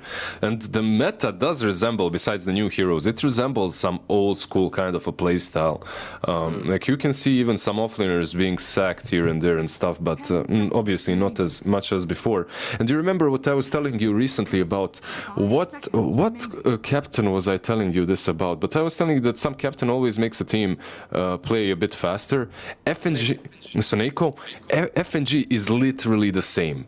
Like I remember this from all the games that I watched him play in. Like he always makes sure that the team is like he knows what's necessary to be done in the first, let's say, 15 minutes, 10 minutes of the game, but he makes sure that his team does it very, very fast. Like they just do it a little bit faster than you. They're sooner. The rotations come like 15 seconds sooner, and they surprise you. Like you might experienced it in this game specifically because of the Chen. Yeah. Can't wait to see what kind of pace they set. And of course, they got themselves the Squad X Earthshaker, or at least I imagine that he's playing Earthshaker in this game, given how well he's looked through the mid lane, how many other squads have literally just copied VP strats to make this work for themselves. So he's going to be doing that. On the other side, though, one move going for Grimstroke, another hero we've seen sort of slightly but surely creeping up in terms of pick priority. But I'll be honest, I'm not sure I get why. Do you have an idea of what's happening with the Grimstroke man, that people like him more? At the moment in this game or in general? Like at the moment in this game, like there's something good between him and the Dawnbreaker, like Inkswell. There's some repositioning tool. In general, I'm not really sure completely. Like the Inkswell obviously has been reworked. Now you can actually cast it whenever, stop it whenever. So you have that for you. That's a little bit better. The shard as well, but overall I'm not like super enthusiastic about him. Back in the day he was the go-to, and he for most players he's still one of those heroes that can defend towers very well versus Broods, Chens, Enchantresses, Lycans, you know, like these kind of heroes. The problem is he can only kind of delay it from distance. If they are doing it properly and just diving you, it's not gonna work. And I like the clock pick with him as well, like another good combo. It's not like Clock Sky, but it's still pretty solid. And Clock loves playing into Shaker, which is another good thing. Like with the Dark Willow picked up, I wouldn't even mind seeing some double blade mail on Clockwork, and maybe not on the Tick Ties, but at least on the Clockwork, maybe. It's like not an item he buys. Not sure. One of the two. Like they could get it. Troll. Yeah. We've seen a lot of Troll recently, haven't we? I'm talking too much. You're free to stop me whenever. No, you're gonna talk forever. You're filibustering today. Troll Warlord, baby. You've seen this hero just on the come up in general. It's looked very, very good whenever we've seen it, and there's a lot of the carry heroes that we've seen being played that generally have either subpar or awkward matchups into the Troll Warlord. Yep. So it makes sense why we see him all the time. And honestly, there are not that many heroes that you're heads up afraid of as Troll in this contemporary meta. Even this Terrorblade, provided you can get like to a swift blink at some point in the game, you can find and kill Terrorblade. No, I agree completely. I think you come online fast enough to do that. Like you farm just as fast, if not even faster than a TB at the moment.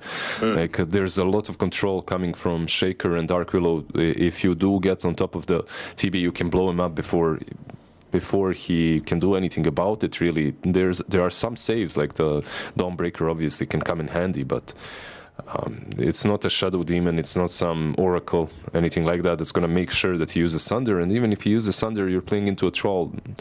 Like we'll see. It's an interesting matchup, a matchup which maybe back in the day I would definitely prefer playing TB, but right now seeing the meta and how it's all revolving, at least in Eastern Europe, these players are just playing Troll very damn well. Yeah. We're going to be seeing what these last picks will look like, as given that one move still need a hero for Einkrad, unless he's playing Dawnbreaker. And then VP, we certainly need something for Natus to play from the offlane. What's still left in the pool? He can't play Darkseer, of course, has been banned out. I mean, you have Terrorblade, you have to ban it. LC would have been great as well. Underlord feels too slow for the overall lineup. What are you feeling here for Natus? Well, the question now is Shaker offlane or mid, because Shaker has been played mid quite a lot as well, and the hero looks really damn good in that position too. I still think it's doable. Like offlane Shaker with Dark Willow does makes a lot of sense though, but yeah, we'll see.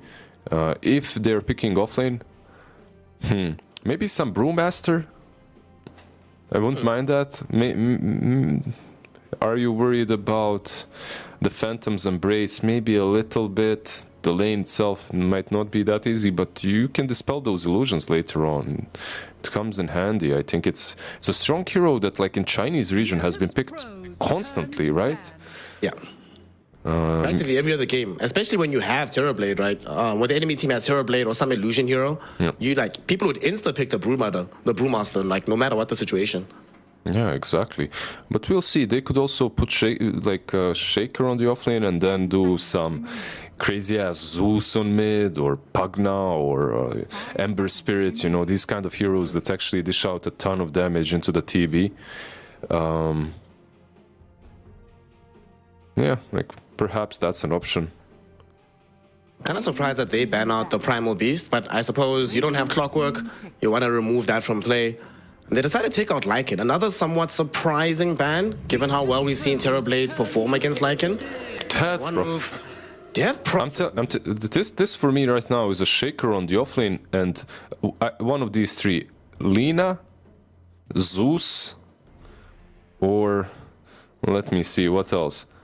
Lina or Zeus, I think on the mid lane would be quite solid. They go with the Doom and Shaker is still mid. Okay. They really wanted to play the Shaker offlane then, yeah? Oh, mid, sorry. Yeah. Squalix has been mostly playing it from the mid position, and I imagine that this probably telegraphs to us that Earthshaker isn't that well played by Noticed. I'm trying to quickly check his games overall to see how many games of this ES he has played. And okay, it is the case. He has not played that many Earthshaker games like whatsoever.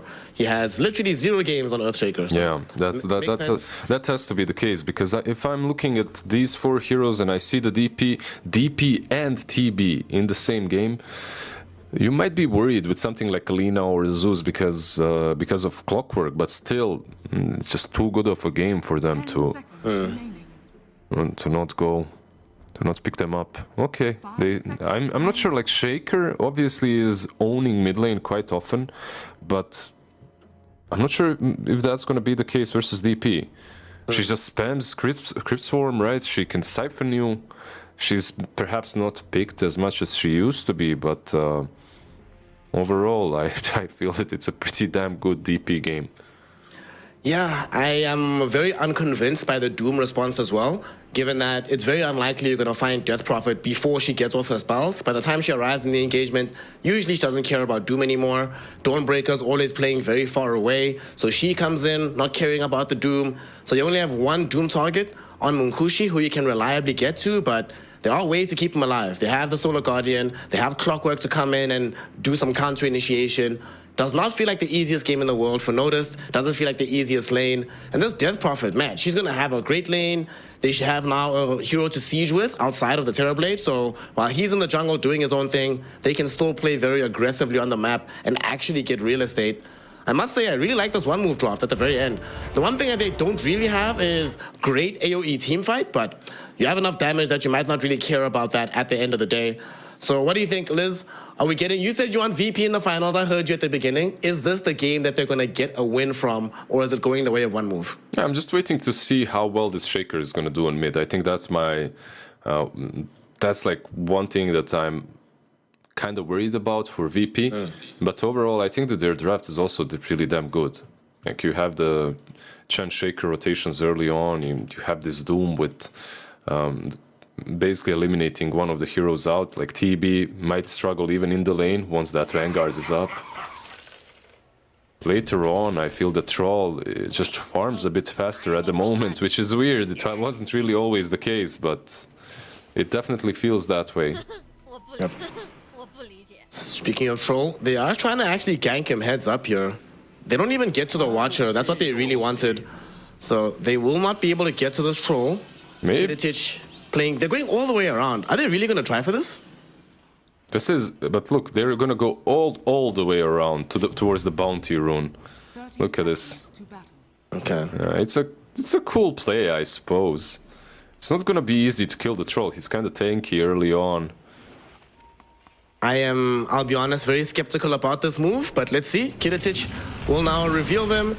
They're going to jump on him, actually, but they've quickly realized he's underneath the tier 1 tower. They could have. Like, if Clockwork steered to him as well, like if Akoda went, they took like 50% of his HP. With Battery Assault, I think that was a dive, but okay. Like, Clockwork was a bit too far. That's one of those where you guaranteed lose a life if you go for that jump. Somebody dies. Like, you probably get first blood, but then maybe you don't and you just feed a kill. Oh, for sure. Someone is gonna pay for that. But yeah, okay, they do get 3 bounty runes, so the aggression did pay off in the end. I'm just gonna look at last hits and look at this Earthshaker with DD straight off the bat and how well he's gonna be able to deny. There we I go. will say, one thing that's going to be great about Death Prophet in this game, eventually she gets this Aghanim shot, and then you have, let's see, 3 ways of, like, guaranteed ways of zoning Troll. Like, you have Spirit Siphon, you have Clockwork with Hooker and Battery Assault, and Cogs. You also have the Soul Bind to keep him back. Just makes life very complicated for Kiritich when he won't have his BKB active. Yeah, and he's suffering quite a bit already on top lane.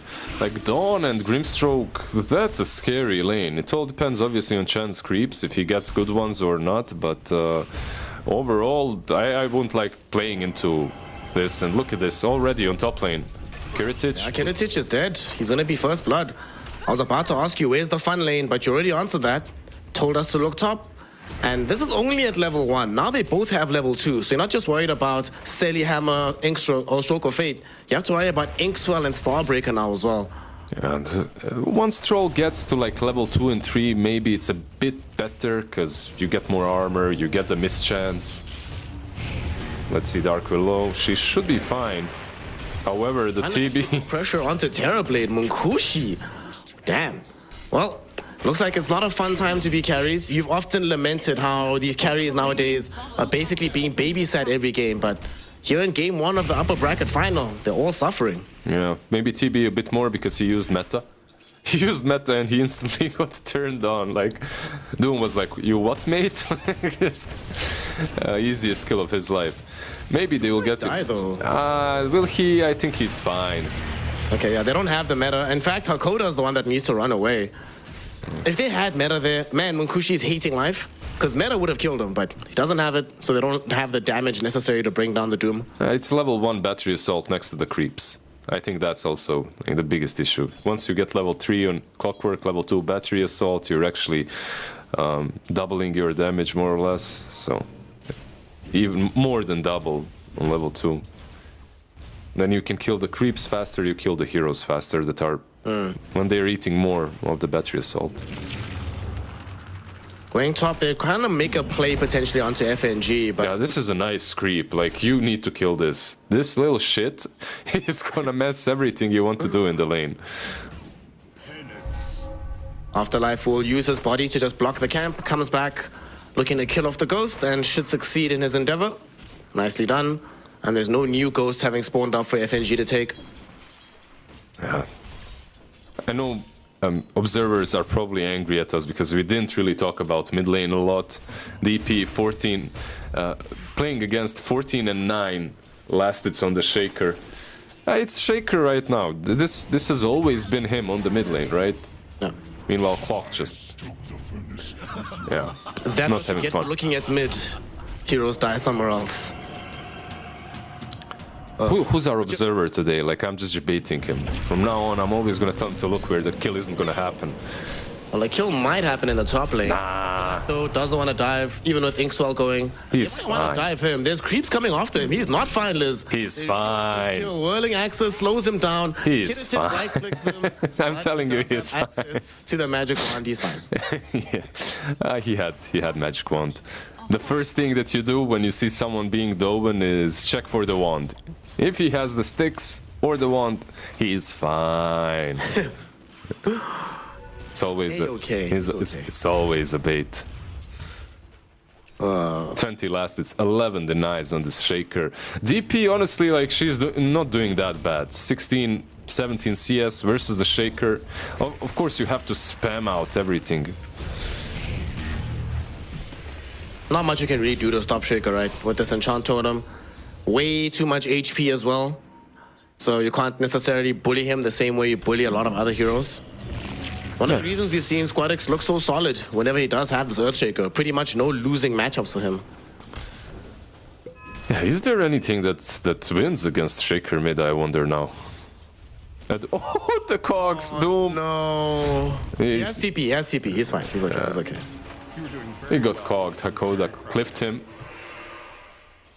Nice little cog play. Not sure if it was completely troll. Top lane. That might not have been intentional, but this engagement certainly is. They're turning back onto Afterlife. And this time he only has 6 charges on the magic wand. There's no way he survives this one. And Kiritich will end up getting the kill. Down bottom, they're going back onto Hakoda as well. He's inside his own power cogs, but that might not save him. He's getting help though from Munkushi with the metamorphosis. He has to be careful. Damage onto VP, but he does have to be careful. He knows that he's pretty much playing alone as Hakoda has already retreated. Yeah, this Doom has 20 magic wand charges. If you go on him, he's gonna turn and kill you. Gotta be careful. Anyways, like, speaking of top lane, they went on Troll and they are still strong, but he had ice armor on him. Like, you're not gonna do a lot. And by the way, Troll is recovering nicely. He's a full level ahead of Dawnbreaker at the moment.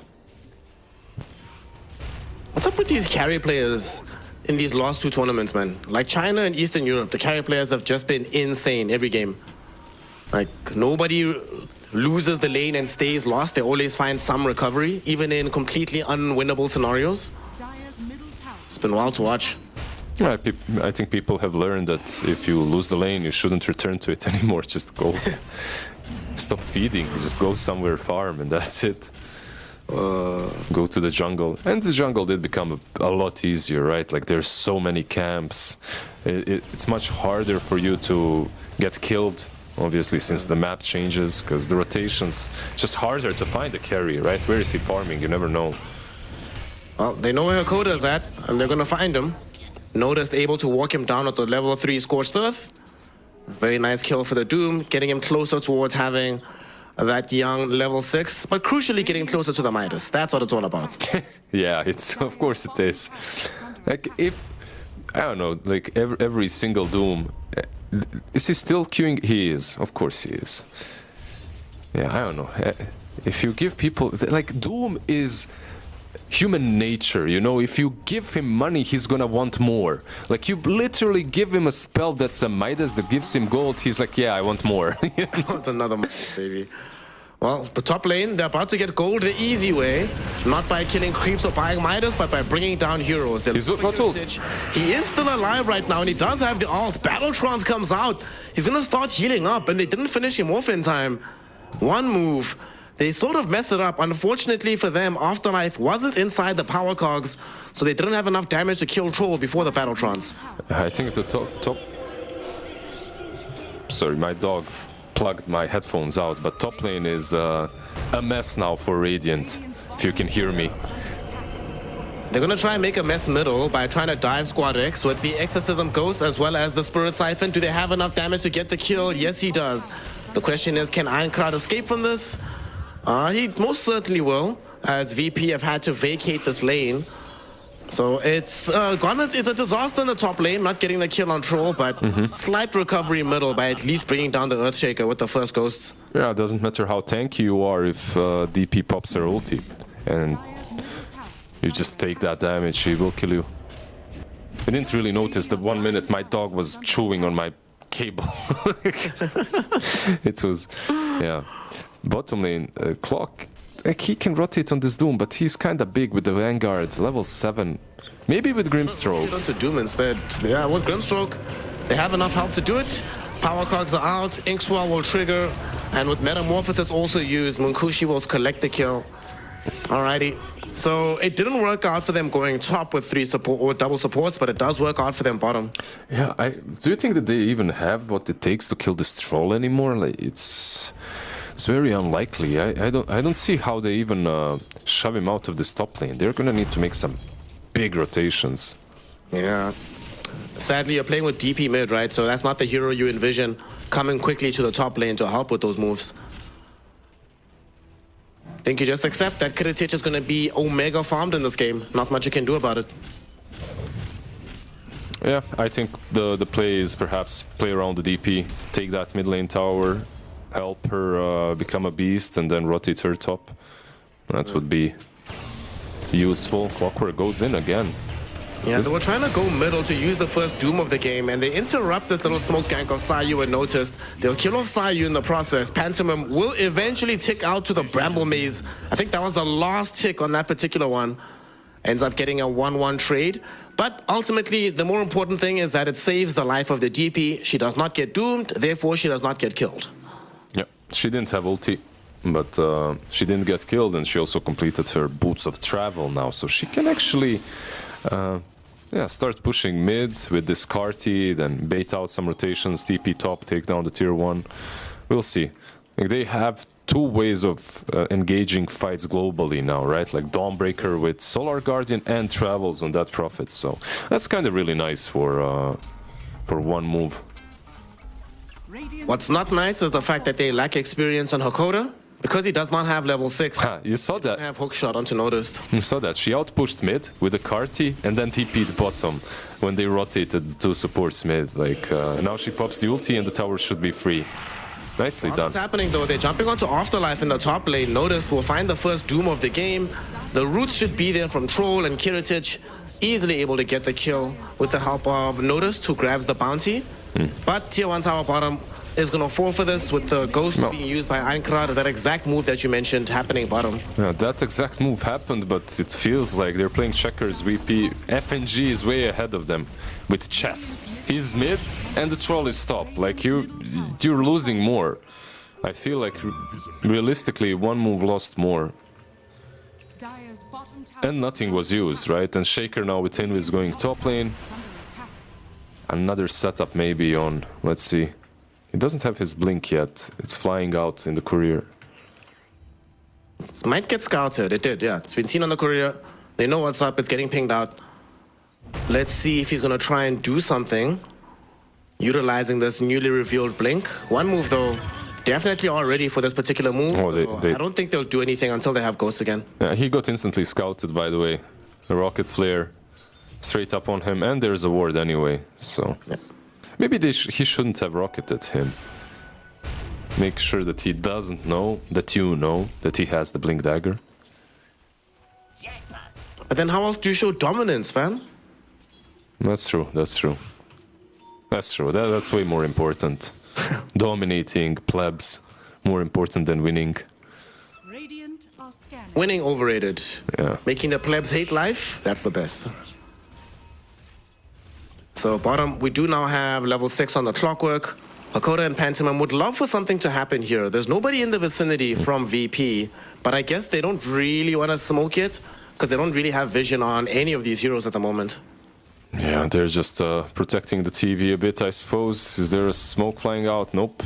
Maybe they can get this Chen, but he has so many creeps around him. Yeah. Yuanta Smoke is actually going to the top lane. Sayu and Squadix, they're smoked up at the bottom. FNG will get jumped on right now. Looks like his life is going to be sacrificed. Can they get anything from this? Unfortunately, because he died so easily, one move might be like, wait a second, where is everybody? They're probably smoking elsewhere on the map. Yeah, nice little push to the cliff. Clock gets... just forced to use his TP, but that's about it. look at Afterlife. He's too good for this. He knows what's up. Yep. Or maybe he doesn't. Let's see. Will they? Okay. With Doom. They're too far from the troll. Like, they need the troll closer. Otherwise, they don't have the damage, I don't think. Yeah, or the Doom. Yeah. They're gonna come across Sayu here with his young Dawnbreaker. Not being needed for this fight, one move will just easily clean up the Dark Willow kill. They're like, Dawn, you just chill top, bro. It's fine. This Dark Willow is not gonna have a lot of fun. Like, she's now playing into like these cogs with the Inkswell on top. The Dawnbreaker can follow up with Solar Guardian and Blade Mail that's about to be completed. During the draft, I really wanted to see the Blade Mail, but I wasn't sure on who. I thought maybe Afterlife would want to get some more utility, but... he gets the Blade Mail. It's fine. Gives you some farming as well. Wouldn't it be nice if they had a hero on VP that could buy Blade Mail? Feels like such a fun game for it. You're playing into Death Prophet. That would be cool. You know that this Dawnbreaker has a degree of uncontrollable damage as well. Would be nice against her. But there's nothing, sadly. They've got other ways of killing people. Just blow them up instantly with a Shaker, who is building into Diagonums, by the way. Has an Ogre Axe right now. Not really close to it, but getting there. They might want to mount a push down bottom from the side of VP after having lost the tier 1 tower top, but it's not that easy for them to get onto this tower, especially with all these heroes defending it right now. Yeah, I feel like they're in no rush, but they could really take this fight because of DP. She used Exo on top. So if there's no Exo... Well, they're gonna jump in with a straight Echo Slam, only onto Hakoda, but this time around there is assistance coming from the Dawnbreaker, and they can turn onto Squadix. Soulbind was there onto him, right clicks from Munkushi arrive, and he will end up taking a tumble. Does drag Hakoda with him into the grave, but doesn't really matter. Squadix died first. Chen TP's out to safety. They don't find anybody else here, but you definitely still count this as a win if you're on the side of one move. I think one of the worst matchups for Shaker throughout history and right now as well has been Clockwork. And they were baiting on that Shen. But even if you're baiting on that Shen, I don't think you can jump the clock as Shaker. You saw what happens. Yeah. TB though. Try jump Terrorblade here. He does get off the Sunder, but it's Troll Warlord, baby. You're still dead.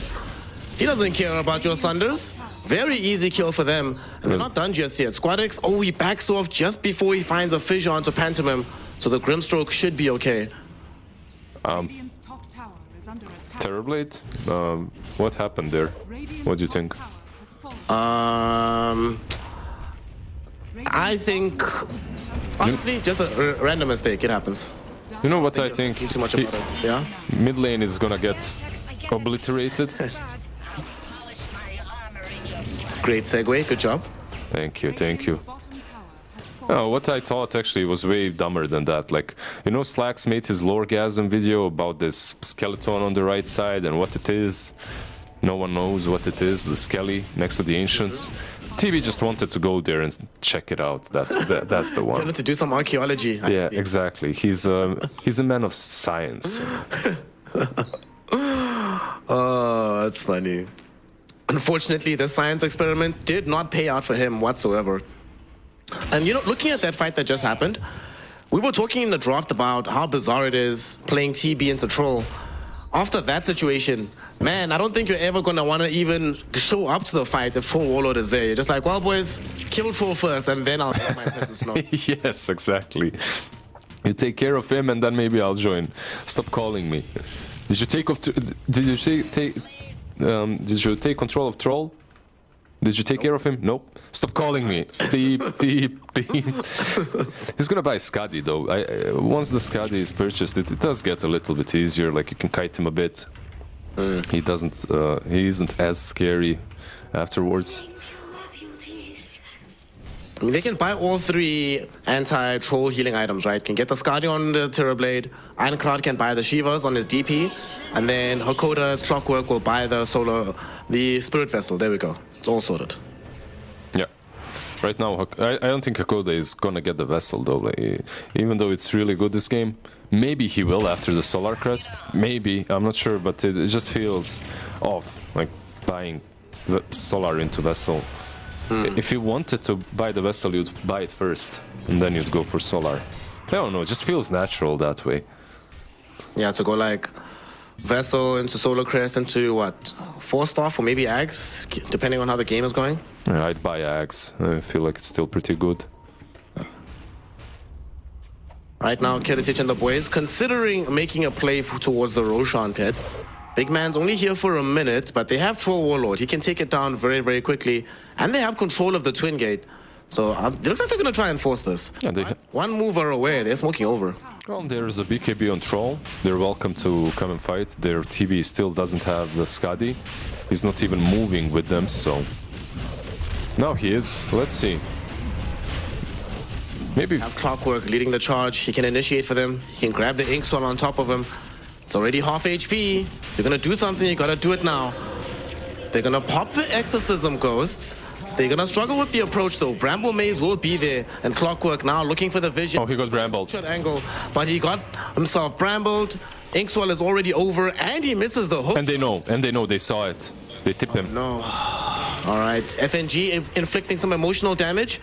They will miss the Terrorize, but the cooldown for that isn't as important as the cooldown for the hookshot right now. So with that's free Rosh. Shots, yeah, you can't initiate anymore. Free Roshan, thank you very much. Yeah, just click on the DP and check where she is on the map, and you'll understand what's going on. Like she's... they pop Ghost as well for that, yeah. Yeah, she popped Exo, she's way too far. Radiants are scanning, just to confirm they're going for Rosh, like, you know, and maybe they could have done some crazy play, like leave Rosh and go hunt TB down, so, still though, that scan is kind of funny. Sometimes you gotta confirm what you already know. That's me. That's literally me. Like studying engineering and doing like having like 2 math exams. Trust me, you check every number 15 times. Only 15. Lazy. Yeah. Gotta do better. Double down. There's like an assignment that lasts 3 hours, and then you realize you messed one number in the 5th minute. Nice. You know, you're writing some 4th-year exam, but you're like, do I actually know Maxwell's laws? Let me go back and check. I love that I can nerd out with you about this shit, by the way. I love it too, bro. Not enough of us out here. It's very fun. There's like, I feel like there's a lot of gentlemen in the chat as well, you know, maybe not in the chat, but among Dota players. Like, I know a lot of engineers and stuff, you know, like a lot of... You'll have a good time talking to SVG Avery about this as well. He is also super nerdy about it. It's so great. He made the dumb decision of doing physics and engineering at once, you know? Holy. I was smart. I did them like consecutively, but at the same time, absolutely not. He's a beast. Yep. Right now, the beast in the game is definitely this Troll Warlord, but he's not the net worth leader anymore. That's been taken over by this Terrorblade, who's about to finish the Eye of Skadi. Is that enough for them? Do they feel on the side of one move? Do you want a few more items before you can start fighting? Or are you good with just having this full Skadi with the Manta style on this Terrorblade? I'm not sure. I'm looking at the way the fight is gonna go, and like realistically, if you're one move, you cannot control Troll enough. Like, you cannot control. Get it? Anyway. Control. Anyway. Pretty good. Nice. Anyways, they're smoked up. That they might go high ground. Let's see. I feel like it's easier for them to fight. Plus, they have Aegis. There is no way you kill this troll before he pops his ulti. Maybe you kill him now because he has Aegis and he wants to die once, but you don't have Exo for 100 seconds. Your tier 3 is already at half HP, damn. It's a lot of damage that's been done here. And without these ghosts, it does make it so much easier for them to mount this push. And they're gonna get it tier 3. And they're looking towards even the melee racks. The entirety of one move is here, ready to defend, but they're still playing into an Aegis and all of the VP ultimates. The tier 3 tower not offering any defense means that the Rax is already down to half HP as well. Kiritic, he's gonna do it. They forced to pop the secondary glyph. There's going to be the hook shot in, but they forced off Kiritic away. And now he's thinking about turning in onto the Clockwork. Clockwork has Inkswell though. That enables them to find the easy grab. At the same time, we do have the jump in from Squadix, who got the Echo Slam kill onto the Grimstroke, who buys back immediately. Doom thrown in onto the Terrorblade. So we will not have his presence in the fight until it's down. Clockwork falling very, very low. Does eventually die, but Kiritic will be forced to retreat after this because that cost them his BKB charge. So somehow, some way, although they lose both of their supports, they still keep their melee racks alive. Yeah, they lost 2 supports and they bought back on Grim, but overall, like you just said, like they managed to defend their side, and they managed to defend it without Exorcism. So overall, like that's a pretty good defense done by one move. Yeah, you use TB ulti, so that's kind of bad. If you're VP, you know that, obviously, and it's a matter of time for them to smoke maybe in the next 30-40 seconds and make a play. But okay, hold on. It looks like they don't care about Metamorphosis. Yeah. They're gonna go first. For all of you in the chat underneath 30 years old, you should be aware that Terrorblade's actual ultimate is meta, not Sunder. Sunder just happens to be occupying the R slot for whatever reason. But this is smart. If they can catch them with their pants down, especially with the BKB of Kiritich still being on cooldown, this would be a phenomenal grab. Hakoda, he goes in first, has the Inkswell on top of him, but they don't catch the Dark Willow properly. So Sayu might be able to escape from this. And even if he does die, he's dragged out the Exorcism Ghosts. You could not ask for a better death as a young Dark Willow in the 4 position. Baited a lot of attention, some ultimates, and more importantly, time away from the Troll Warlord. Yeah, like a nice little pick-off right there. Like you said, it's not great if you're Radiant, but you're buying a bit of time, I guess, for meta to come online. So both teams should be sort of satisfied with that. If you're VP, you only lost the support. If you're one move, they can't really do a lot because they're only 4. Maybe they could smoke, but probably not the best time. I love how FNG, by the way, not maybe right now, but he's always finding nice creeps for the game. He had the Wolf, he has the Wolf. He usually gets a lot of auras going for him. I love that he's like this little heal troll priest as well. And the heal amp aura it comes in handy. Like you have a troll. There's also Hand of God to work with. Yep. Whenever I look at these creeps values, you're always like, you know, we forgot that. Remember that massive jungle patch that buffed everything in the jungle? Yeah, exactly. These numbers are insane, dude. 15% is such a high number. Honestly, I forget about most of these upgrades even now, even though Chen is in the meta. Well, one move. They were not able to get the grab they wanted on the rotation, so VP used the window when Exorcism is down, not to go high ground again, but to get a tier 2, to get a Tormentor out of this. And I must say, that has always been the one big weakness of Death Prophet. There's this large portion of the game where every time you press R, after that you just can't play Dota for 150 seconds. It's crazy. Yeah. I think like very soon we're gonna see a clash. Roche is still very far away. Like you have meta, you have DP ulti, no huge items that they're waiting for, and there we go, they smoke up. Okay. They do have the full Hurricane Pike on the Terrorblade with his Manta Skadi. Doesn't have BKB just yet, which is a bit of a concern, but if they can catch Kiritich somehow, who is farming in Frost Mage camp, but they went the wrong direction. Feels bad, and as soon as he heads to the left, their own Sentry Ward will scout out that there is vision right now, so it's not a safe place to play. Yeah, if I was this TB, I'm not sure if I would risk so much before getting the BKB. Still though, it's a good build. It gives you some repositioning versus the Doom and the Shaker. The problem is, like, if they get on top of him, if they clip him with the Shaker, he's dead. Like they can follow up with Doom very easily. Top lane, no! Noticed they're so dead. They kill Afterlife in the river, but the other offlaner dies as well.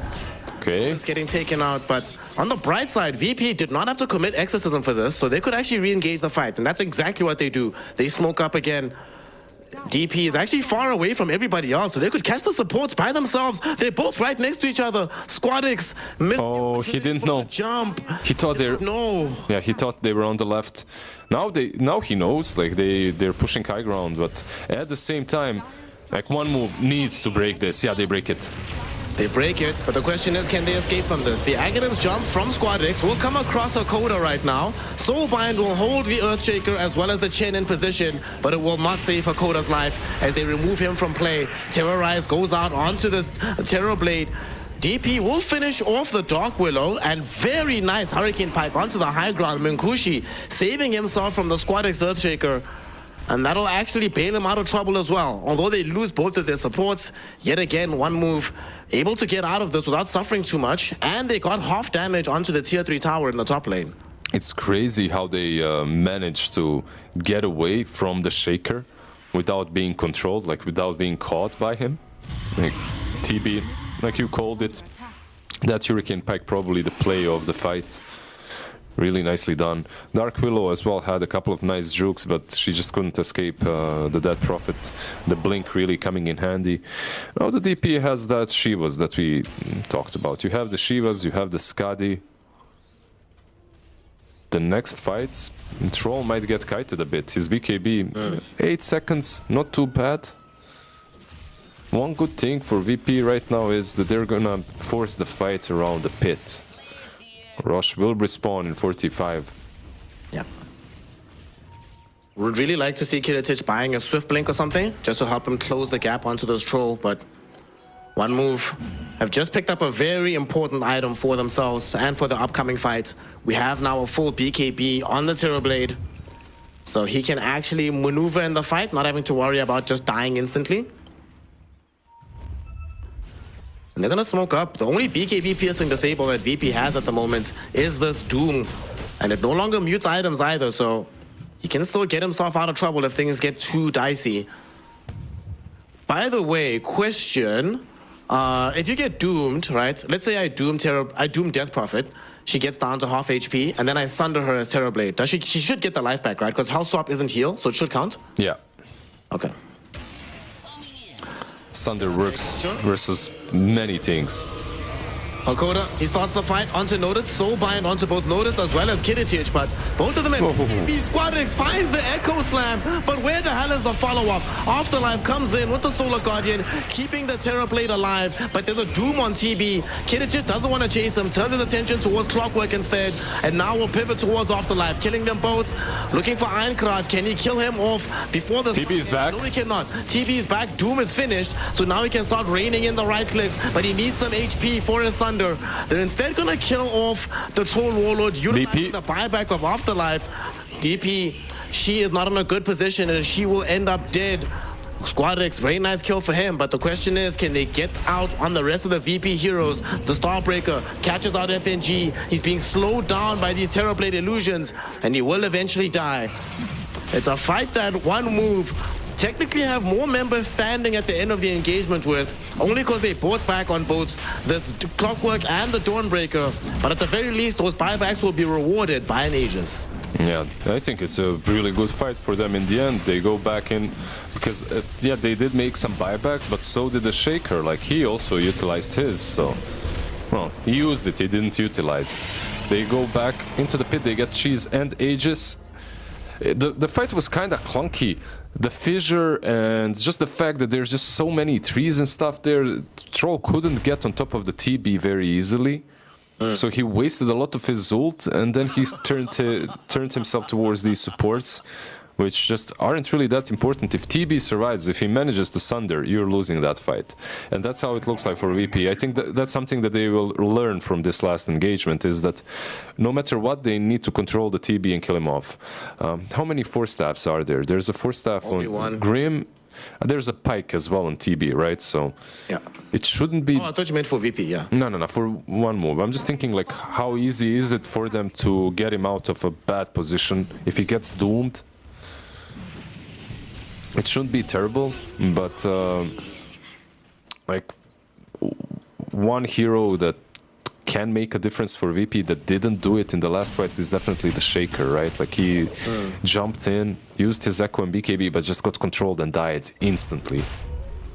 I mean, you mentioned it earlier that one of his biggest counters has historically been Clockwork, and Clockwork did find himself effective there again. Lamau, so you dies to a Tormentor, what can you do? But Hakoda is the one that breaks up the engagement. He now has his own 4-staff as well, so they have 3 movement manipulators on the side of One Move. VP only has the 1. Honestly, if I'm Chen, you have to start looking at a 4-staff. And Troll, like, as much as I do think the Satanic is good, he needs a Blink Dagger. A is VP in this game. He just cannot reach the Troll Warlord otherwise. I agree completely. I understand the Satanic, but I'd also rather see the Blink. So many games in which... and this exact thing happens. Like, you want to play the long fight against him.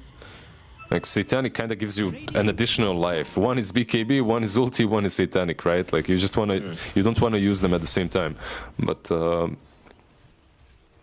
usually TB just wreaks havoc if you don't kill him. And without a blink, it's gonna be hard. It was smoked up on the side of One Move. They do not find any particular targets. So they might just set up to take a tier 2 tower down bottom. Should be fairly easy for them to wrangle. Get some Ancients in the process as well.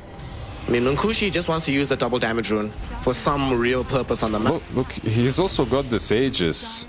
Realistically, they could force down this tier 3 at least a tiny little bit. Perhaps ward the triangle so that no one can approach them from the left. But no, they saw the troll actually. They're coming back for him. Pantomime is already in position. They pop Exorcism Ghost, and here they go. Einkrad already going directly onto Kiritich, who still has BKB. So this was an interesting initiation, to say the least, Liz. It does not pan out as expected, though. Yeah, it doesn't pan out as expected, and you're also like losing precious time on your Aegis. For me, pushing down bottom perhaps would have been... It looks perhaps a bit scary, but just force them back so you get map control and then you choke them out with the Aegis. I feel like that could have been a play as well. But okay. That Prophet definitely not the best when it comes to initiating. No, she is not. I mean, Somnus had to resort to buying Blink Hex to turn her into Initiator, and she can still get the Hex eventually in this game. She did have it queued up earlier before changing her mind back to the Shiva's God, a change which I definitely appreciate, but now that she has the Aghanim Scepter, I think it's probably acceptable for her to think about the Hex next. Yeah, very interesting Axe build, by the way. Not haven't seen it in a bit. Not sure, like the EP overall is in a weird spot for me. Full Daedalus is not weird on TB though, that's very scary. We have been seeing a lot more Terrorblades buying the Silver Edge instead, but there's nothing of value to really break in this game, so it makes absolute sense to just go for the raw damage output, and it might become irrelevant for this fight as they get a hook shot on to start things off onto FNG, but Squadex is going to try bail him out of trouble, getting off the Echo Slam and the Doom onto Troll, and this time around Kiritich is right there, but that's only life number 1. No meta though. Being said, he has no meta, so how do they get him out of this fight? Shiva's God will slow down Kiritich, Starbreaker.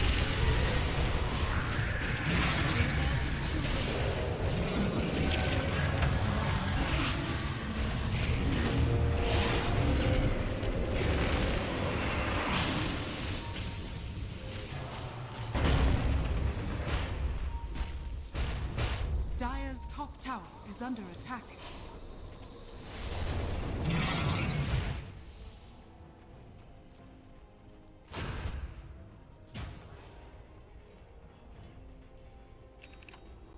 And that maybe needed to die to save the TB from his second death. The moment you lose your meta, the fight is over. You're not fighting that. Like the Aegis, and that exact scenario is how VP needs to play every fight, more or less. Like you need to use everything on this TB. If you can do it, accomplish it a couple of times, he stops being a problem. And the best part about killing, even with an Aegis, when you kill Terrorblade, generally after the death, Troll is right on top of him. So there's less opportunity to maneuver around. You kind of have to just immediately run away, no matter what. Okay. Good show of life coming in from VP here. And they are able to use that gold lead that they have to win this fight. This is a bright side. Who killed this courier, actually? Because they got a gem off of it as well. That's pretty good. Yeah, DP got it. Does she have it? Okay, sweet.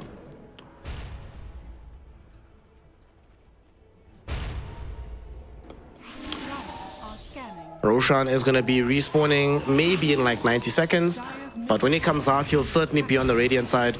So that's exactly why VP take the Twin Gate, try to control this area, and the bonus is that you get to de-push this bottom lane, which was coming scarily close to your side of the map.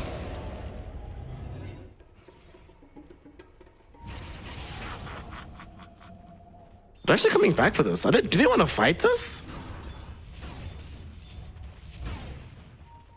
I don't know about this one, Liz. They don't have the Chen nearby, but they took the Twin Gate to return to this area. They have the vision. Right now, they find the Echo Slam onto 2 with the Doom directly onto the DP. They're both gonna die, Clock and Doom, and now they're turning their attention towards Minkushi's Terrorblade. With his illusions and the Afterlife Dawnbreaker, they are able to kill off Sayu. Troll is on him. The rest of the team is finishing off Pantomime, and now Kiritich is directly on this Terrorblade. The Troll really wants to win this fight, gets off the Battletrons, he'll buy time with the Thunder, but it's never going to be enough. Troll will win the fight.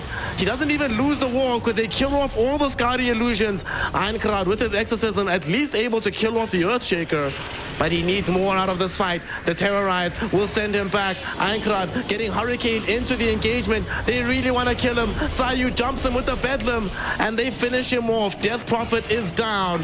Hakoda about to follow him into the grave. That is going to be a dead Clockwork Goblin. It's a dieback on Hakoda. And suddenly it's VP with 5 heroes dead, guaranteed a lane of racks and maybe even 2. Well, let's see what they go for, because the tier 2 on mid lane is preventing them from getting megas. No one has a buyback. By the way, that fight was so nicely done by them. I feel if it's the open field and they have some vision on TP and DP, the game is very simple. They're gonna go for Troll. Holy shit. The Troll was on point. Yeah, the Troll was on point in that last fight with his item usage and also with just selecting the right targets. If they're... Holy shit, they won the game. Yeah, that's it. GG. Wow. I was, to be honest, Lizard, very skeptical about them taking a fight in that situation. But like you said, if they have the appropriate vision, if they have the initiation, they can make it work. They jump with the Earthshaker, they follow up with the damage, and they exploit the timing of how is it possible that only 2 players in the team had buyback? I'm not sure how VP were aware of this, but they hit that proper timing and that enables them to grab game 1. Yeah, I don't know if you noticed, but overall saving the buybacks on Radiant wasn't really a thing throughout the game. They had so many opportunities to, like, after the Rosh fight down bottom, in which they did buyback a couple of times, they were just spending all their gold, you know, like, let's just play without buybacks. TP on Dawnbreaker, having a buyback on her would be massive, but it's fine. I feel that they needed to do that anyway. They needed these small items like 4 staffs on everyone. Unfortunately, this time around, they killed the DP, they killed the clock instantly on that top fight, so you lost a ton of utility. And then later on, you just couldn't do anything to the Troll. Like, I love how TV tried to fight him, like he turned on him, but like one-on-one, you're just not winning that engagement. You need to kite the Troll. It was crazy because he turned on him with meta going, with his illusions hitting him, and it still made no difference. He got off the Thunder as well, and it still didn't change anything. Like, Troll, the matchup is just too tough when the Troll is ahead of you and able to just stick on you and dish out that damage. I will say though, what an echo stand from SquadX, and notice that's the perfect doom. Of all the heroes in this fight, ensuring that DP dies without being able to do anything, and she dies first, man, that's a great way to start an engagement like that. That was a dieback on her here as well, right? Like, she comes back into the fight. I love the cogs from Clockwork, by the way. Like, in this last fight, he came in, he saved the DP a bit, but it just wasn't good enough. The Sunder here as well happened, but Troll still manages to survive. Even if he didn't, I think he had enough gold to buy back and go back in. They would still probably end the game in that situation. Yep. What a crazy engagement. A lot of these fights were very long as well throughout the course of this game, and I think it bodes like amazingly for VP in general, that they've been able to reliably win long engagements, even when it doesn't look like they're favored in those fights. Because normally if I look at their draft, I'm like, well, you blow your load on the Earthshaker as soon as the fight starts, you use 1 Healer of God from the chin, you end up using like maybe a Terrorize, but most of the time you just want Bedlam involved in the engagement, and then how do you take the much longer fight? But VP showing that yes, you might have these long exorcisms, you might have spells that can elongate the engagement, these Solar Guardians, these Soul Binds, things like this. Doesn't matter. We will just out-execute you, get ourselves the dub, and I think we have to give it to SquadX, don't we, in terms of the MVP for this game? I wouldn't. Honestly, I'd give it to Kiritich. I think the Troll was on point, but we can give it to Earthshaker this time around. Troll, for me, had a phenomenal game. Like, he played really nicely around the fights. He had one bad fight that was on the bottom lane, and that wasn't even on him. Like, he kind of went in the right place at the right time, but couldn't find the TB. Meanwhile, Shaker, yeah, he had a lot of decent initiations. The one on top lane that pretty much ended the game and won the game. Because of that, he can get the MVP. I agree with you when it comes to like the last 2 minutes at least. Hey. Well, his first few minutes were also quite good. Had some very nice early rotations. The first one didn't pan out, the one into Clockwork, that one was terrible, but the subsequent ones went well. And besides, you know that I'm allergic to giving Troll Warlords MVP. Like, you play Troll, don't convince people to pick this hero in my pubs, because they're going to end up playing it, they're going to lose, and I'm going to be very sad. So, shout out to Kiritich for making Troll look good. That being said, though, more and more often, I might be forced to admit that Troll is just a good hero. Actually, might be one of the better carry heroes in the meta right now. What a time to be alive, Lizard. Gyrocopter Troll as the best carries of the patch. Yeah, and it's crazy how, like, different regions value different carries way more. Like Troll in CN wasn't really a thing, but that's what we enjoy, right? Like seeing different regions have a different take on the meta. Everybody is trying to qualify for the international, not just the inter-regional. So we want to see all these ideas commingling on the biggest stage of them all. For now, though, VP one step closer to getting to that stage with a Game 1 victory. But one move could still make this a BO3 affair to force us into the deciding Game 3. And with me and Lizard on the mic, that's almost a guarantee at this point in time. Let's find out what happens after a very small break. One move versus Virtus.pro coming at you with Game 2 in just a minute.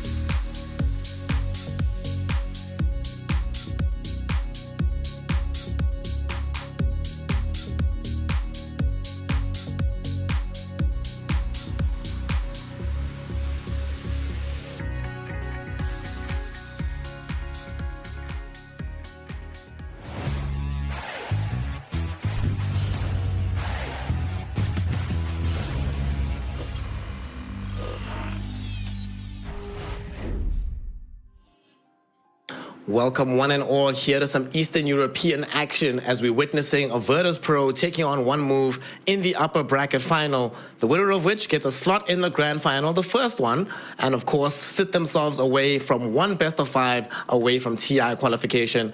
I'm with my boy Lizard yet again. Homie, let us hope for no more death profits. Let us hope for a more solid draw from One Move. But let's start at the beginning. How did you feel about the overall performance from the Dawnbreaker of Afterlife? Yeah, like that was, I feel like we shouldn't put way too much pressure on him and his Dawn. I think overall the team's cohesion wasn't great, but we can say that his Dawnbreaker isn't nearly as impactful as his Dark Zero or what else, Legion Commander that he has played recently. Fully agreed. So we'll see what One Move decide to do here. As this time around, Virtus.pro are the ones with first pick. Gyro was banned by One Move, no Beastmaster, no Razor, no Dawn. And VP, they ban out Primal, Skywrath Mage, Invoker, and get to open up with Nature's Prophet. All right, this is another hero that we see, generally speaking, being banned out game after game after game after game. And with good reason. The game that we have seen him, Manta has looked like an absolute beast. Across all the qualifiers, 21 games, 62% win rate. That is pretty damn high. Yeah, I feel like if a hero can be played in multiple positions and he's also that strong and he has that kind of win rate, he should probably be banned out every single game, but sometimes it slips through, you just forget about him. I'm not sure why they banned out the Dawnbreaker. They were worried that they might pick it, but they're like, no, after that first game we need to ban it from Afterlife himself, you know, let's not pick it again. But Prophet right now, I think if FNG takes it, he's gonna rock it. I remember when Prophet was in the meta a long time ago. As a position 5, he used to play it as well. But we'll see. Timbersaw from One Move is also an interesting one, because we have seen a ton of mid lane Timbers coming in Eastern Europe. They win or lose the lane. Usually they win it, but regardless of that, they still dominate later on. Like, they make a lot of work, a ton of damage in every single fight. Yeah. And it's good versus Prophet, right? Like, you can also put him on the offlane and be happy with the matchup. 10 seconds remaining. So far in Eastern Europe, every single Nature's Prophet has been played as a support. We haven't seen any of them in a core role. However, in these qualifiers, he is 4-0, hasn't lost a single game, and FNG has, of course, played this hero before. Given that you can flex this Timbersaw, One Move also have the advantage of picking last at the end of the draft. So I imagine we're only going to see one of our bigger cores at the very, very end, so you can keep him flex for as long as humanly possible. Yeah. If you're VP, you can still adjust to that by picking, you know, yeah, you're flexible, but you know that you're offlane or mid, right? Very, very low chances of it being on the safe lane, unless they're switching things up, but possible. Anyway, then you can follow him and as well and switch things up, doesn't matter. But you can pick something like a Lina mid and Monkey safe lane, or Lina mid and Ursa safe lane on the side of Virtus.pro, or think about that, those heroes, and you'll do fine. At least you know that you won't be crushed. Monkey King banned out, unfortunately for them. Some heroes like OD as well is an option, maybe on mid lane. You know, not really in the meta, but pretty good versus Timber. 10 seconds remaining. Monkey King is one of these heroes that can sometimes be ran middle as well, so it doesn't actually reveal anything about where the Timber is going just yet. Yeah. Let's see what the second. Yeah, they like, when you see this Nature's Prophet and when you see Bat and Timber, probably the two best answers in the first stage to him. As a Prophet, you don't like playing against Bat, you don't like playing against Timber. This is a true test. Like, maybe this is one of those 40%, you know, like when it comes to his win rate. Oh, we'll see. Still undefeated in Eastern Europe, so we're gonna try to keep it at a 400 here. As VP yet again get themselves a Dark Willow for Sayu. I mean, if you're playing Timbersaw and Batrider, neither of these heroes like being held in position. Neither of them like being uncontrollably feared. So definitely can see some value for the Dank one here. Although both of them can kill her through the Shadow Realm, so she has to play very carefully with her positioning in the fights. Yeah, not sure why they go for her, but It's okay. Some things are nice, right? And they opened up the same way in the last game. This Shaker, by the way, on the mid versus Timber, like, he's been winning every matchup that I've seen, but I really don't know if he's gonna win the Timber one. And he's gonna hurt Timber, that's for sure, with his quadruple damage later on. But Timber can also dive you. Like, if you get close enough for a couple of whirling deaths, you can lose a lot of your stats. He can actually get you down very early on. If you're one move, you could get Clock right now. He's still in the pool. It's still a good hero. Still a good... It gives you vision versus the Prophet with the rockets. You can hunt him down with Hookshot. Really good versus Shaker. Decent versus Dark Willow.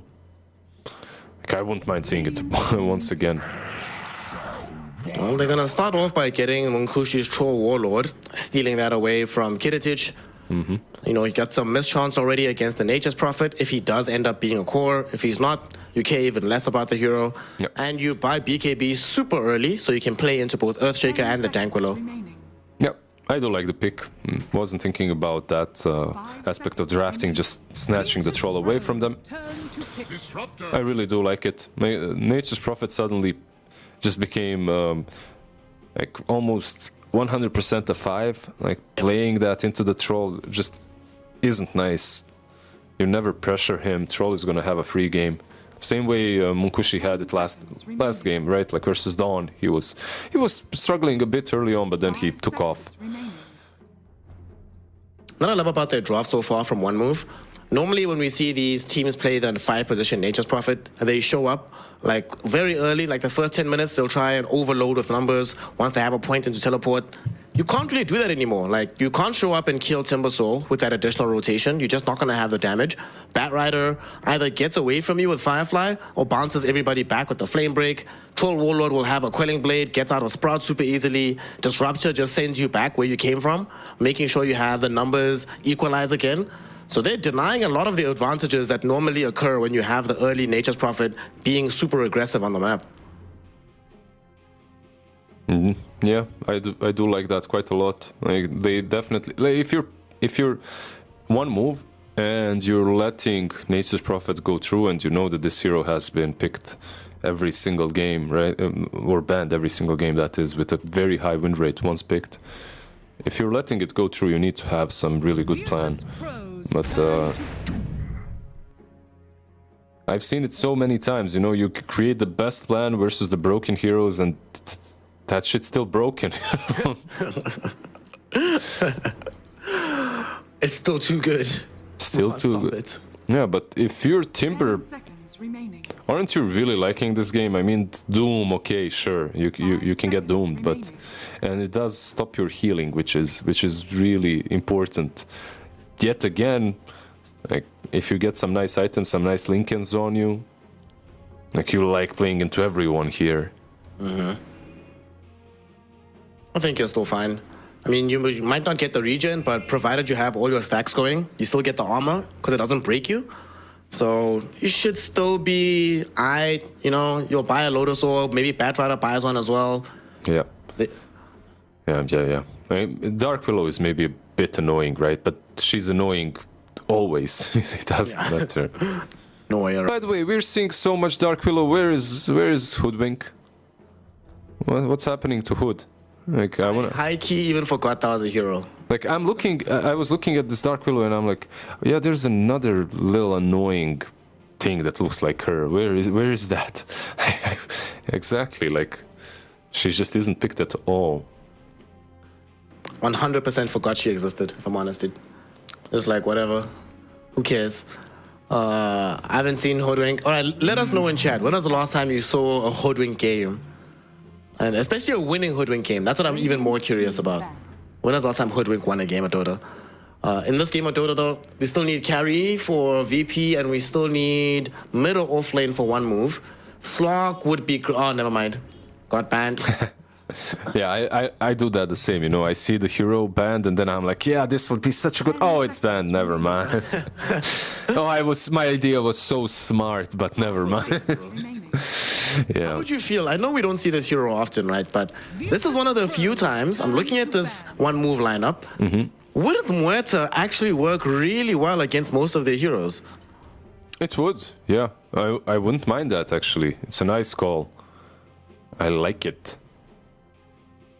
Like, they need to find a way to deal with this troll, and I haven't seen many teams figure out anything convincing. Maybe some Drow Ranger or something ranged to, you know, just kite him even better than the TB. So maybe like Medusa, Drow is another option. TB's already gone. What other range carries are there in the game? There's Morphling, but There's Sniper, man. he's never Sniper. he's never picked, of course, but he's in the game. But most likely Drow, Medusa. Those feel like the likeliest options to emerge here. Remaining. Radiant team pick. Let's see, and it's going to be Fen. Yeah. Who cares about our opinions? Like, into the troll, it's you'll be able to farm really fast. You're going to keep up with him. You don't need, like, this was always a peculiar matchup because you don't need a Battle Fury, right? Like, you have it built in, so the stacks are gonna pump you up faster. So you should theoretically come online faster and control the map. So Virtus.pro, if they play the map fast enough around the Sven, they can own the troll before he even comes online. But if I'm looking at the two cores, I'd rather be playing troll right now. It just feels better. Yeah, I'll be honest. I think this is, in terms of carry to carry matchup, one of the worst ones in the game. The only ones worse are like Monkey King, Zeus! Ursa, something like this. Zeus comes out. You know, you've been calling for this hero every now and then when we'll have like a Terrorblade in the enemy team, or any kind of illusion hero, and very often he is 100% ignored.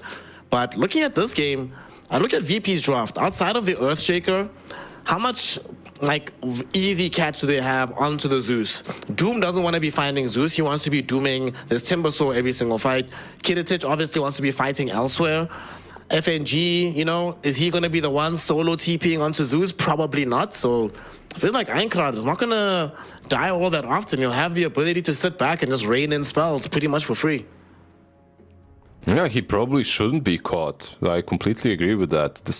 Most of these heroes will build Blink Daggers eventually, and if you get clipped by a stun or a Bramble Maze or something, this one will one-shot you, basically, right? Yeah. But yeah, I'm interested in seeing what the Zeus is going to build, how he's going to play it, because I've been calling for it, but not in this circumstance.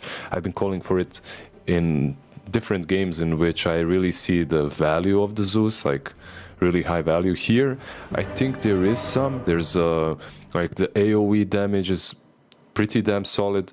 The value of ulti is really big because you can break the Shaker before he blinks in. Like, you can start the fight every single time with your ulti. I think that's something that, you know, when you see heroes such as Shaker and Axe, Spectre, Zeus, they become really valuable because of that first initiation that you can break and take away from them. But yeah, I'm not sure I'm super sold by Zeus, but I'm sold on the Troll and the Timbers, so I'm expecting perhaps Game 3, but we'll see. Virtus.pro, they look like they're a little bit better when it comes to playing the game right now, you know, just faster with the strategical aspect. I personally wish this was a Puck instead of Zeus, because it looks like outside of Batrider, they are really light in the control department. So unless we have a blockbuster performance from Hakoda, where every single kinetic field static storm combo lands perfectly, it's not going to be the easiest thing in the world to hold these heroes in position so that the damage can rain in. Yeah, you have the bat and the kinetic field, right? And that's it. Everything else comes from the cores, like maybe a troll needs a blink to get in. So that's completely true. Do you think the matchup for Zeus mid lane is going to be nice? Because will he be able to last it into the Shaker? Like, Shaker still feels, I don't know, people are experimenting. What can we pick to actually get last its mid versus the Shaker? I do not think Zeus is the full answer for that one. At the same time, you know, Shaker can't harass Zeus at all. So you should be fine as Enkrad. I don't think you win the lane, but should be acceptable. I don't think that's too sad. The only thing that makes it different now, though, is that because the Timbersaw is off lane, Zeus can actually die to a Nature's Prophet rotation. So if FNG gets a point into teleportation, they can maybe even send Dark Willow middle. Ankrad could find himself in a bit of an awkward position and just getting killed off. Yeah, with some rotations, definitely. Like you said, FNG doesn't really want a TP alone, but early on he can do it. Earlier, he can definitely come in handy on that mid lane. Yeah. It's one of the strengths of the hero, right? That's why he's picked. One of the reasons why he's picked is his global presence. So let's get into it. Game 2, the horn has sounded, regular trade on bounties. Where are we having fun? Last game it was the top side of the map where we had a lot of enjoyment. Both side lanes were relatively fun to watch. In this game, which one is going to be the Mad Lad lane? The Mad Lad lane. I feel like it's not as crazy as in the last game. I don't see the bloodshed and bloodbath, but Disruptor Troll, they seem like they have like some nice combo. Timber though. Well, Timber actually gets first blooded at the same time as they get a disrupted glimpse back onto Sayu down bottom. Comes a little bit too late though, because they already lost this Troll Warlord. And well, Kiritich, that's exactly the kind of start you want. Before the Timbersaw has access to reactive armor, kill him off while he's still a little bit squishy. Very nicely done by Kiritich and the boys. For the side of one move, sadly, their kill comes a bit too late, but they're going to try for another one. They're going on to Notice. Whirling Axes, there's not enough mana for Munkushi unless he pops his stick, and he kind of doesn't want to do that just yet. At the same time, Noticed also had a 5-charge magic wand, so killing him would probably be too difficult.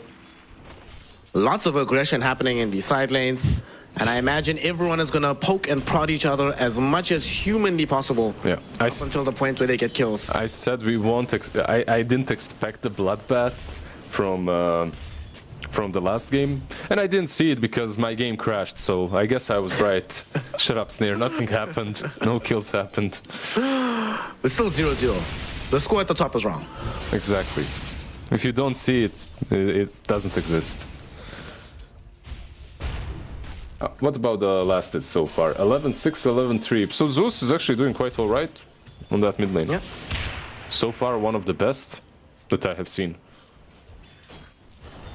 2 points Arc Lightning. Using that as his tool to get as much CS as possible. Top lane, FNG, making his first rotation, the strength of the Nature's Prophet, but his team isn't necessarily nearby him. Fortunately for him, Afterlife does not have a point into Timber Chain, and Pantomime definitely doesn't have Lasso, so he can just come in, say what's up, hang out a bit, and then just get the hell out. Yeah, TP came in handy right there. And he managed to block the hard camp. Afterlife. Going to Afterlife again. He doesn't have Timber Chain. They saw that from the earlier move. Sprout is going to be on top of him, but they do not have the damage to kill him through his magic wand. It's only a few charges, but it's enough to survive in the laning phase. Yeah, they're actually, for two only right clickers, they're pressuring this Timbersaw quite a bit. Later on, when FNG gets Aghanims, that's obviously going to come in handy as well, but in the laning stage, she hurts. Like 66 damage from him, 81 from Sven. Even a Timber can fall. He did hit his level 3 now. He still didn't like choose which one he's gonna go for, reactive armor or Timber Chain. Should be a bit easier once he does. Well, he has to choose Timber Chain now. Gets himself away from FNG and Kiritich, but that also means because he doesn't have the second points into reactive armor, the next part of the wave is still fairly difficult to play around with how much harass can come in from FNG and Kiritich. Luckily for him, with that previous pull from the Batrider, the lane is pushing in, so yeah, he should be fine. He's got a lot of regen, he's got a Ring of Health already, so yeah, he's gonna get that level 4 probably without dying. No, down bottom, kind of a similar thing happening. Just a push into the Dire Tower, so a lot of free farm for Doom. Actually, he's having a much better game than the Timber for now. What's the difference, right? Doom is Doom. Yeah, what's the difference? Like, you'd much rather have a better game as Timber. Like, Doom, even if he didn't have a good game right now, he'd still be kind of fine. You know, you're Doom, you're gonna AFK for a bit anyway. Buy Vanguard, Midas, AFK farm, get the utility and just cast the Doom. If you're Timber, you actually want to be tanky, you want to have a lot of levels, you want to snowball after the laning stage. If you don't, the game might feel really bad. They're actually going to go into Munkushi, as FNG has shown up. As we discussed in the draft, though, he did have himself access to that Quelling Blade, getting away from FNG, and they're not the ones that have access to Glimpse, so Munkushi will be fine. Pantomime will actually show up to the bottom lane. You and I have spoken about this a few times, and we finally get it, the return of Tri versus Tri lanes. But it's just a ganking lane to try and bring down Noticed, and it looks like they should be able to succeed in this endeavor. Doombringer goes down to Munkushi. Yeah, one of the nicest things about having Timber offlane is that as a support you're free to roam once he gets a couple of levels. So that's exactly what he does, and they do manage to get a kill on that Doom.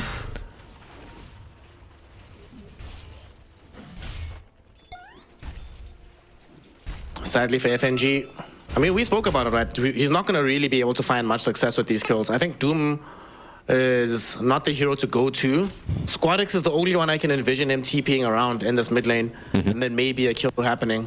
Yeah, in the laning stage itself, right now Doom dishes out a lot of damage, but post laning stage, people just like abandoning him and letting him farm. And it's for the best, because he gets more value out of it anyway. Radiant's turret has been killed. They're actually leaving the Troll Warlord alone down bottom. Both supports for one move positioned potentially around Afterlife. They're going to grab the Wisdom Rune and we'll see what they decide to do next. And do they see FNG? No, it's a bit too late. They run right past them. Yeah, maybe a ward here for Radiant. The two supports, like you said, where can they go? They're both hipping bottom because Troll is being gone on. But they might turn on FNG. Yeah. They get the glimpse back onto FNG. He does have a way to get himself out. No, he doesn't. Doesn't have to teleport scroll. He just got it now at base. And the first usage of Thunder God's Wrath comes out, so they do manage to kill him off. Pantomime did fall fairly low to Notice, but there's not enough punch left over with all the spells used to actually threaten his life. Okay. FNG. I thought didn't we just watch this movie? He went bottom, didn't work out, and this time he dies for it. Yeah, try twice. Like in the first time they missed a lot of their spells. Like the Brambles and Sprout wasn't really utilized properly, so I guess that's why they wanted to try it again. But yeah, this second time it was even worse. Yeah, bro. Can't gank heroes with Quelling Blade. Speaking of which, look middle. Check out my boy Einkrad. Look at his inventory on the Zeus. Dude, yeah, that's cool, but what's not cool for Einkrad and the boys is Sven stole their stacks. Like, he went in, he popped God's Strength, and he stole their Heart Camp stack. Oh no. Someone tell him, stop, criminal scum. Give our stacks back. Give us our gold. That's what you get for stacking versus a Sven, I guess. I mean, this isn't really something that you see very often, but really cool, really nicely done by Kiritich. I don't know, I've been a fan in game one of his gameplay. Glimpse spot. There's gonna be a glimpse indeed onto Notice. They should be able to find this Doom, and he is very, very dead. They give Pantomime the kill on the Batrider. I guess they recognize, level 6 on this hero would be quite nice. Yeah, not really an easy kill, but they do take him down in the end. I was maybe thinking a Shaker could TP to the tier 1 and stop that from happening, but at the same time, you just don't wanna. You wanna farm, you wanna get your blink first. Yep. Just get to the Blink Dagger, that's the big deal. You're not expecting Sven to be involved in actual Dota for a while. He's just gonna be farming. So in the meantime, let Squadix be the one to open up the map for you as much as possible. Yeah, just I guess they're accepting that they need to make this first rotation. Wait, rotation top? They're gonna jump onto this Nature's Prophet, but Pantomime is losing HP a little bit too fast. They need reinforcements. Hakoda, he shows up as well, glimpses back Squadix. They're still gonna end up losing the Batrider, but at the very least, with the glimpse back, it means that that's all they lose. I guess Qualifiers doesn't care too much, though. He's still like, okay, I guess I get to keep farming my blink. Fine, cool. Yeah, I didn't want to rotate anyway, you know. I just wanted to chill farm. It's all good. They are pressuring the... Well, they're kind of pressuring top lane. The tower really isn't taking a lot of damage. Akoda might. Just have a hard time following up. Like, this is one of the big things about both of these lineups. The relative lack of hard disable and catch. Mm-hmm. And another thing, objective taking, right? Like, really abysmal right now. Like, your Prophet doesn't have Nature's Call, so he can't really contribute. On the other side, you just don't have anyone that takes towers easily, besides Timber tanking everything. Sven? They're looking for a kill here, but Sven should be fine. Kiritich is gonna run away. They don't have Blink Lasso on Pantomime. Hakoda wasn't there for the glimpse. And he uses the glimpse just trying to keep himself alive, but even that might not succeed. Hakoda almost dies here. Yeah. Drops to 38 HP, but barely manages to escape. Nice team effort. So, Doom, bottom, Troll. There's gonna be thrown out here. He's ticking out slowly but surely, but with Zeus coming in, he actually body blocks FNG on the TP. That is amazing stuff. FNG will die as a result of this. Will Troll die? Troll Warlord will die, not getting denied. He was too far away. No! Einkrad should have chosen to deny the Troll over killing Nature's Prophet, but these things happen. It was the last 6, so I can't blame him too much for that one. Yeah, the Troll could have ran to him as well, right? Instead, he decided to hide behind the trees. Can't blame him. But, yeah. If you're Doom, you're still very happy with that. You get a free kill on the Troll that you thought was going to be a deny. Closer to... Let's see if he just buys out the Midas. Of course he does. Alright, let's go. Dark Willow, Earthshaker gank. It is time to reveal the Blink Dagger from Squadix. Zeus should leave, right? Like, he probably should leave towards somewhere, maybe top. Nothing to do for him. Oh, he's not leaving though, so he might end up dead. They don't have the vision that they really want from this. FNG, thinking about TPing in, he does. And now, as Zeus is taking the Twin Gate, that means that the Troll is all alone. Oh no! Zeus is coming back. Troll gets off the Battle Trance, but most likely still ends up dead from this one. Munkushi still trying to take this fight, but finally takes a tumble. Pantomime and the boys, though, they will show up, looking for some immediate revenge. Beautiful little Terrorize coming in from the Dark Willow. It will open up some space, but Squadix and FNG will still end up in dire straits. Squadix is the one glimpsed back and killed off first, as he is the priority target here. They'll allow the supports to escape, but get immediate revenge for the loss of their Troll. They might find FNG as well. Let's see. Any Lightning Bolt enjoyers? Unfortunately not. Yeah. He had it. He just used Dark Lightning instead. Anyway, it's such an unfortunate series of events for Virtus.pro. They do get the Troll, I guess, in the end, but Zeus was maybe half a second away from using the Twin Gate. Pantomime. Can't really sprout him, can you? Nah, but he should still die. One more right click is enough. By the way, do you ever feel like it's fair that Nature's Prophet has 620 attack range? Why? He's the new techies. That's it.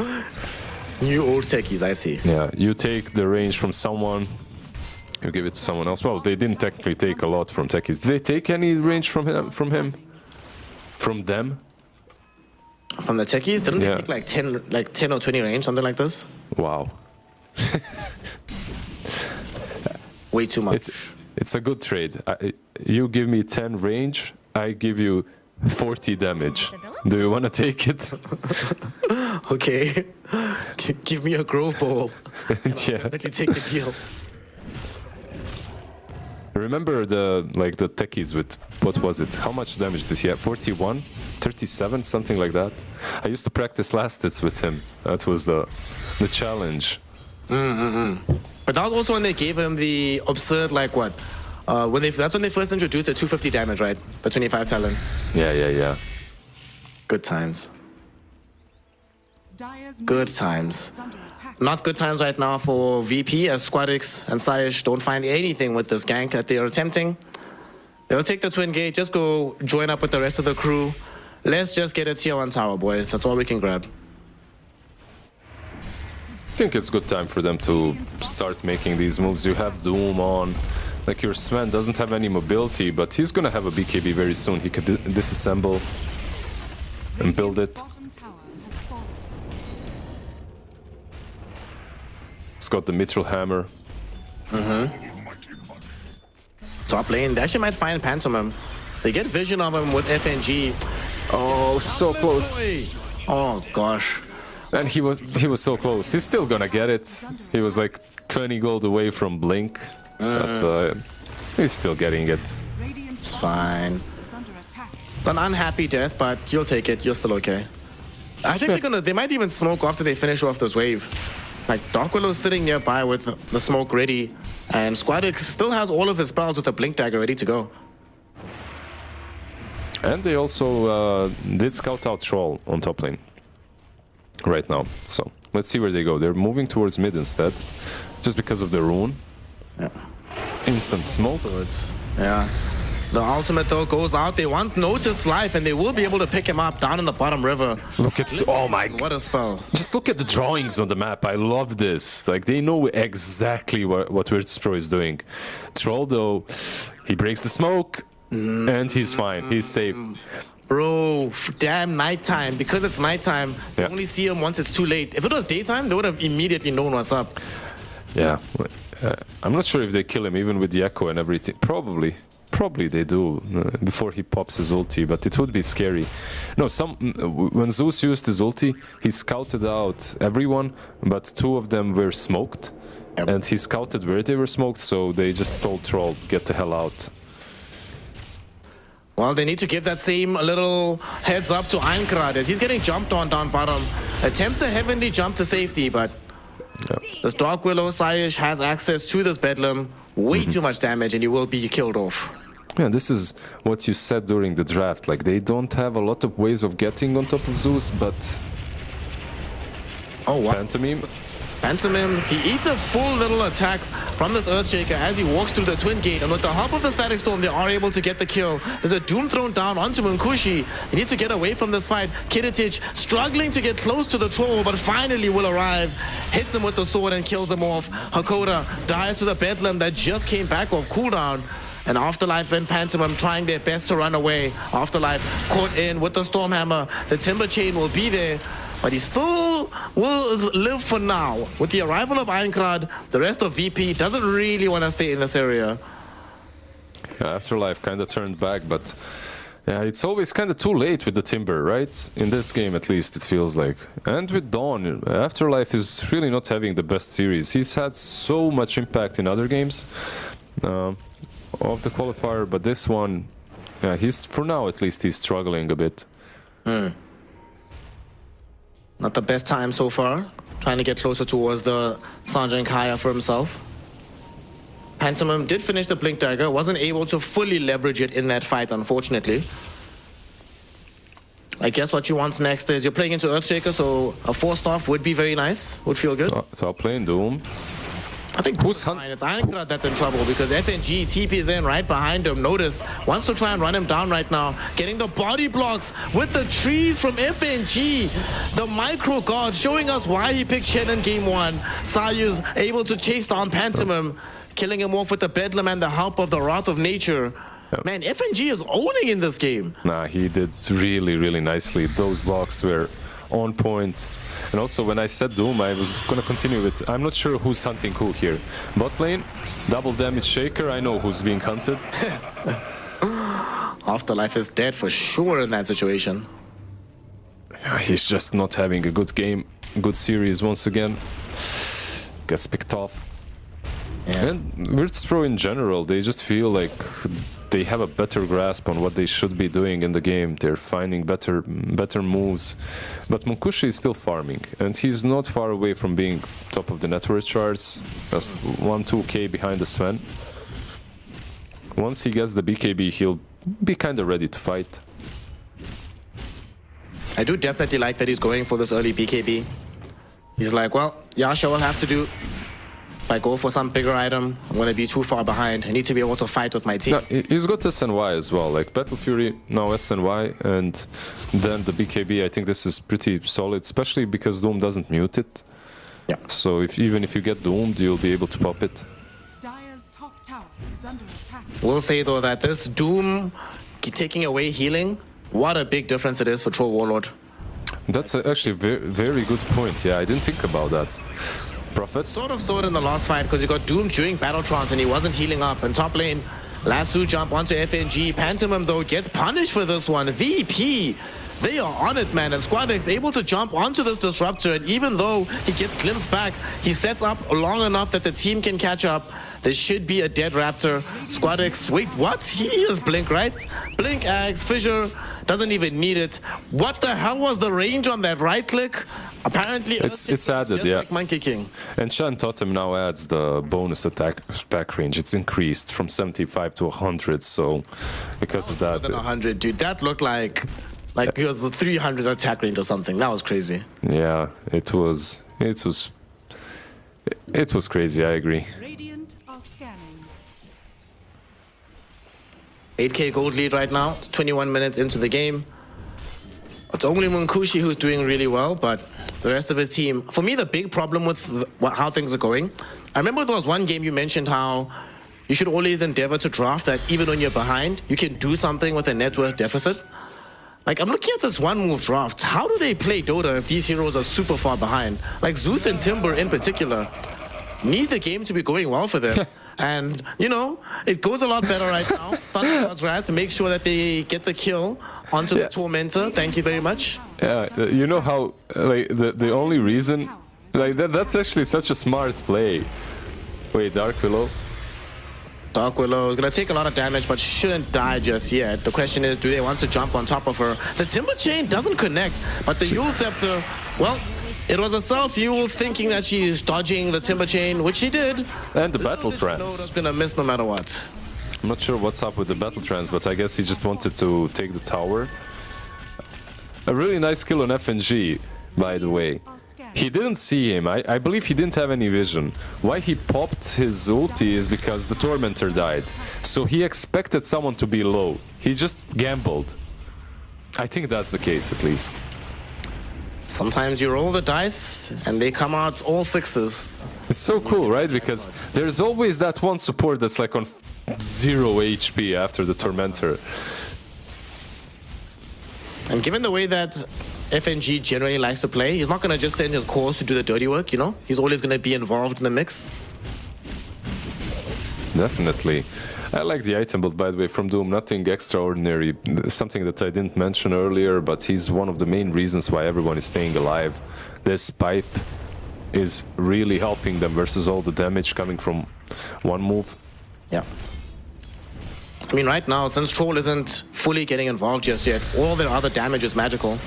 So this pipe is extra value for them. What even more value is having an Aegis. It does kind of suck that Kiritich is a transform hero. So not the best carrier for this, but whatever. Just having an Aegis is always good enough. Yeah, even on Sven. You hurt after the Aegis still. Like, something similar to the TB, but maybe a bit better because you have a stun, some utility to work around even after your ulti is gone. Plus this ulti, like, you can have it very often. The downtime isn't really that big. The level 15 talent is nice. So, what is it, like 40 seconds at the moment? Something like that? What, the downtime? Yeah, downtime's like 40 seconds. It's crazy. It's way too low. It's like 45 seconds or whatever. Yeah. Fair and balanced, as so many things in Dota 2 are. Wait, 35 and 15. If my math is correct, quick maths, that's 50, right? Or 35 duration. Yeah. It's 80 seconds cooldown. So yeah, 45 seconds. Yeah. They moved top. Sadly, the Radiant side could not find themselves the tier 2 tower in the top lane. And so what do you even do right now on the side of one move? They're playing as a 5 hero unit on the side of VP, so there's no one you can catch out alone to kill. You don't have really that many items on Afterlife just yet. So what's the play while we're waiting out this Aegis? You're waiting. Well, they do have the BKB on Troll. The best play for you would be to split push and dodge the Aegis while you can, right? Like, don't play into it. But the high ground defense, and when you're in the right position, is actually very strong for one move. Like, you have this Zeus constantly spamming you from distance. But wait, what? Zeus is actually going for the Manta build. My god. Hey, He's got the shard. The man's got the shard. He's memeing. This is literally the first thing I did when the patch hit. The first hero I played when the massive patch hit was Zeus with the Manta. Yeah, but he doesn't have Dragonlance or anything like that. That's my slight issue with his build. Shaker, and also he's dead. he is very, very, very dead. You mentioned it earlier about carriers. You mentioned in game 1 as well, carriers for the Bedlam. Earthshaker, probably one of the best ones in the game. Getting a very easy grab onto this Zeus, and they might now target Munkushi in the mid lane. Kiritich is chasing him with the Silver Edge. Would love the first hit, breaks him. Will be able to get past the Glimpse if he wants to pop BKB, but decides against it. We'll stay chilling. Yeah, he can use this God Strength perhaps to take tier 2 on top lane. It's already dead, never mind. Yeah. Didn't really need God Strength to take this tier 2, but yeah. My problem with the Shaker is like, he would have died there, by the way, even without Bedlam. My problem is, like, you're going for this Manta. I guess the illusions will do the work, because you won't really be hitting. You probably will be afraid moving in. Oh, this might be a good thing for them. Look at this triangle. Like, while they're trying to kill off Afterlife here, he's going to be staying alive for a while. Natus gets killed off inside the Dire Triangle, but they eventually find Afterlife. He cannot Timber Chain away anymore. So both offlaners get assassinated on the Dire side of the map. Yeah, both offlaners get assassinated, but a small benefit from one move is the Timber actually forced the BKB out of Sven. So they're probably happier, yeah. And killing Doom is obviously, let's see, at the gold. I think there's more value at killing the Doom, definitely. So you know the Zeus build? I have a little bit of a funny story about it, right? If you remember at the Bali Major, the game that Tundra Esports got eliminated, game 3, 9 decided to play Zeus, and he went for the Lightning Hands build with Manta and stuff, right? So we're watching this game. I think that's when Skeeter was playing DK safe lane. So we're watching this game in the audience. It was me, a couple of other talent who were debating, is this actually going to work? When it became clear they're going to lose, it's like, well, GG, well played. So as I'm going on stage, you know, I have to do the interview and stuff. Tundra's coming out. And then I say to Nine, hey man, you know, rough game, but you know, at the very least, you know that you're going to be, the pubs are all going to be playing Lightning Hand Zeus, right? And then he immediately says to me, he's like, I hope not. I griefed my team. I don't want to see myself grief the pubs. Okay. Well, he tried. He thinks this is grief. He thinks this is grief. You know what? Like, a lot of moves and a lot of heroes and a lot of builds that he does could be considered griefing in pubs. But competitively it works because he has the support of his team and they work really well around it. Like, how many Kotl mids did you see before him? Like, it was popular a long time ago, but it was always frowned upon. Like, always. Whoever spammed Kotl mid and in pubs got, like, reported quite a lot before 9. Kotl mid, Spirit Breaker mid, Tusks mid, lots of stuff is coming. Kiritich sees the troll. He does, but he goes and throws the Stormhammer on the wrong illusion, and they go in with the Echo Slam from Squadix, but they don't find all the necessary heroes. The Fissure, though, does. Munkushi does get off the Battletrons, and the Lotus Orb will protect him from the initial Doom, but look at this. Battletrons cannot heal him up because of that Doom spell, and he'll end up dead as a result of this. However, for one move, it's only 1-for-1 at the moment. God Strength was used, BKB was used on Sven. Doom was utilized as well, so maybe VP can't get much more on the map after this. Yeah, maybe they can't get much more on the map, but they can continue farming. Pantomime, yeah, he's fine. They can continue farming with the Sven, right? Control the map. Still, there's no troll on the enemy side. You should be happy with this. What do you think? Like, ultra late game, troll should still have like one-on-one advantage over Sven, right? But yeah. But with the Doom in play, Like, your ulti just doesn't feel significant, you still die. This Doom is starting to make so much more sense. Because you know we were talking about who is he going to Doom in the fights? Yeah. And he's literally just doomed nobody but Troll. He's just like, Yep. if I Doom this guy, that's it, it's fine. We have enough damage to kill everyone else. Where's the Lincolns? That's my question. No one is building it. Like, the biggest maybe item that they got is this Aghanim Zone Disruptor. So that can help, but you still have to blow up the Doom somehow before he gets on top of Troll. That's actually a good point, because if they buy Lincolns, all they have to pop it is what? They have Stormhammer, Curse Crown, Direct Target, Wrath of Nature, and like Infernal Blade, whatever, but these surprise Dooms just stop happening. Atos. Would be huge. Yeah. There's Atos on Prophet. Who's got the Atos? Prophet, okay. Yeah. I thought Dark Willow had one. Yules on Dark Willow. They do have ways, but still, if you pop the BKB, still you can, it can get popped, but... They're TPing bottom. They want to take a fight here. They're going to smoke up immediately. As for, they're going for this engagement. Munkushi has BKB and everything, but they have access to all their spells once again. Oh no, he's died in this exact position before. Hoping that they don't get caught out here. Squadix has the full salvo of spells as well. We'll see who finds the angle of initiation, as the high ground on the Twin Gate is currently controlled by one move. They have an Observer Ward down as well. So they're forced to just throw in some treants if they want to scout this. And they're thinking about the jump, Liz. They really want to make this happen, but they want slightly better vision. Einkrad, he could be the one that gets caught out here. Notice, he jumps forward. They found the Doom out. They do get the Echo Slam, but it only connects onto Pantomim. They already got off the BKB for this Troll Warlord. He runs himself away. Einkrad will not be so lucky. And they don't have a glimpse, so they can't drag him back into the Afterlife, though? Okay, should be fine. He's okay, he's okay. Yeah. They're very disciplined. They moved back because they know Rosh can be up, but Rosh is on a 2-minute timer, so unlucky for Virtus.pro. They win a fight.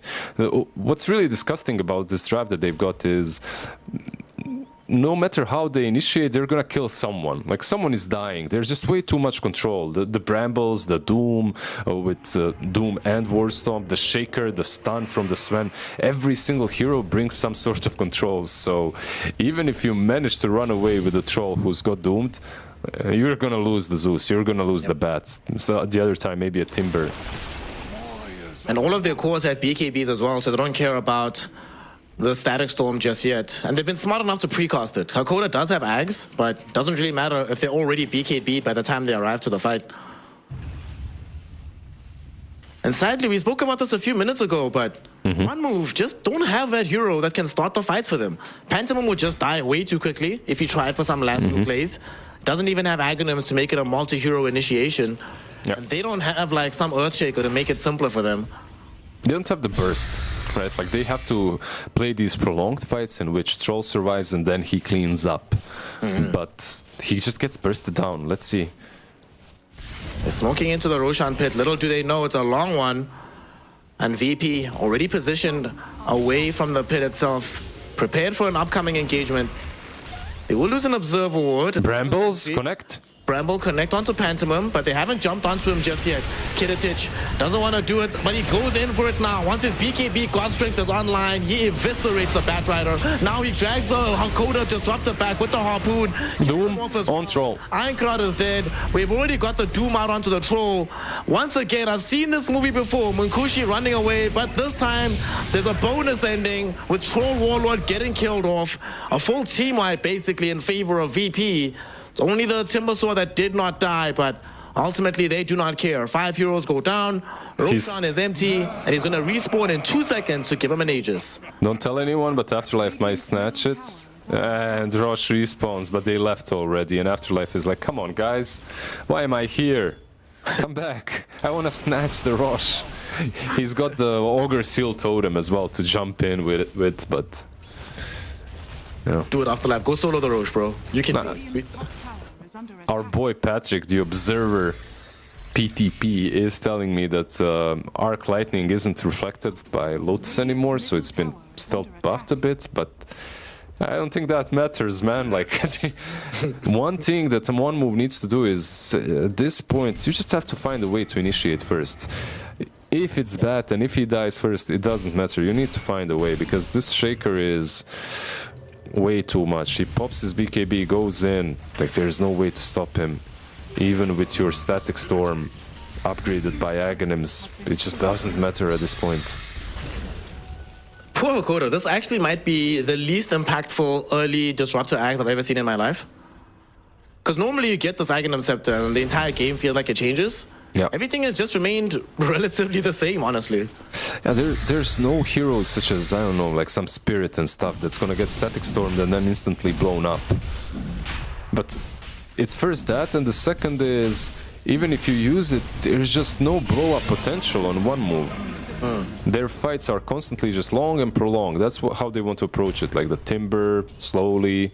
Same with the Troll, Zeus. Like he does. Usually Zeus has a burst, right? But not this game. I'm wondering, maybe he comes online. Like he has this level 20 talent now. So current health as damage plus 6%. And he has obviously the Manta with Lightning Hands, so maybe his damage output will be higher. But you can't damage anyone if you're stunned. That's the problem. This game right now for one move, Liz, is exactly like our engineering degrees. Long and hard. And not much fun. Very difficult. VP, 23k gold lead for them. All their cores occupy the pole positions in the net worth. Even FNG is starting to catch up to the Zeus's overall net worth, and honestly, with his Aghs, Grove Bow, Solar Crest, Aghanim Shard, is actually more effective than the Zeus has been in this game.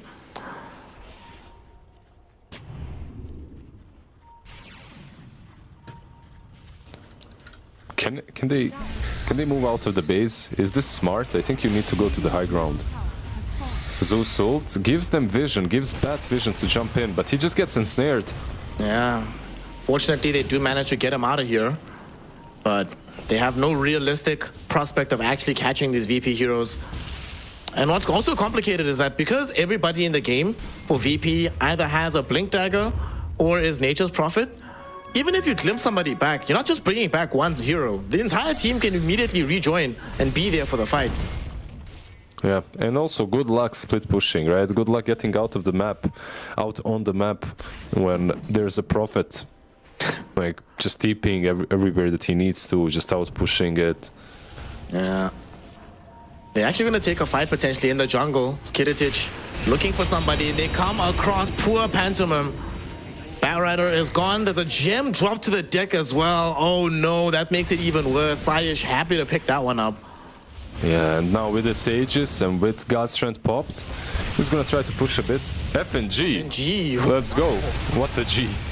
FNG, what a G. Goes onto the high ground.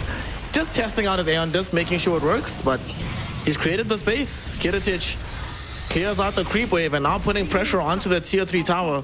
Yeah. Force out the glyph. It's gonna be necessary to defend this. Will they fall back? Let's see. Because there's no God's Strength anymore. Do you really want to fight this? They just took a lot of damage on the Sven. Zeus is nearby. They glimpse Kiritich back. They really want the first life. Heavenly Jump. Not gonna work out. Interrupted by Squadix's Fissure. Guess you're back right now. I mean, it's chilled. They don't really care. Most of the damage done on the tier 3. They can. They're just gonna expire in 2 minutes. God Strength back in 15, so you just go again once it's available. Exactly. Like, just wait, reset, go back in. He's got almost, yeah, he's got a full butterfly now completed. Holy smokes. To put instead of the Aegis, instead of the BKB, it seems like. Oh, is he stuck? He's stuck, but they don't know that. Sometimes Dota 2 is a game of knowledge, and that particular game was lost by the Pantomime. They go find Pantomime, dragged back in by the harpoon of Kiritich, and killed off by the VP crew. No buyback this time around, so this defense will 100% be 4v5. He's trying. This poor Batrider is really trying to get out on the map and maybe plant a couple of wards, D-wards. But the amount of damage that VP is dishing out with any of their heroes right now, if you get scouted by Sven, you die. If you get scouted by Shaker, you die. And here they come through the top lane. They're gonna leave mid alone for now. 2-3 whacks of the God Strength, and the tower's down at half HP already. How do they get out of this? Doom. Thrown out bottom onto Ironclad. He has no escape between F and No buyback. They don't even need to look at him. He's probably dead, and he does take a tumble. No buyback available.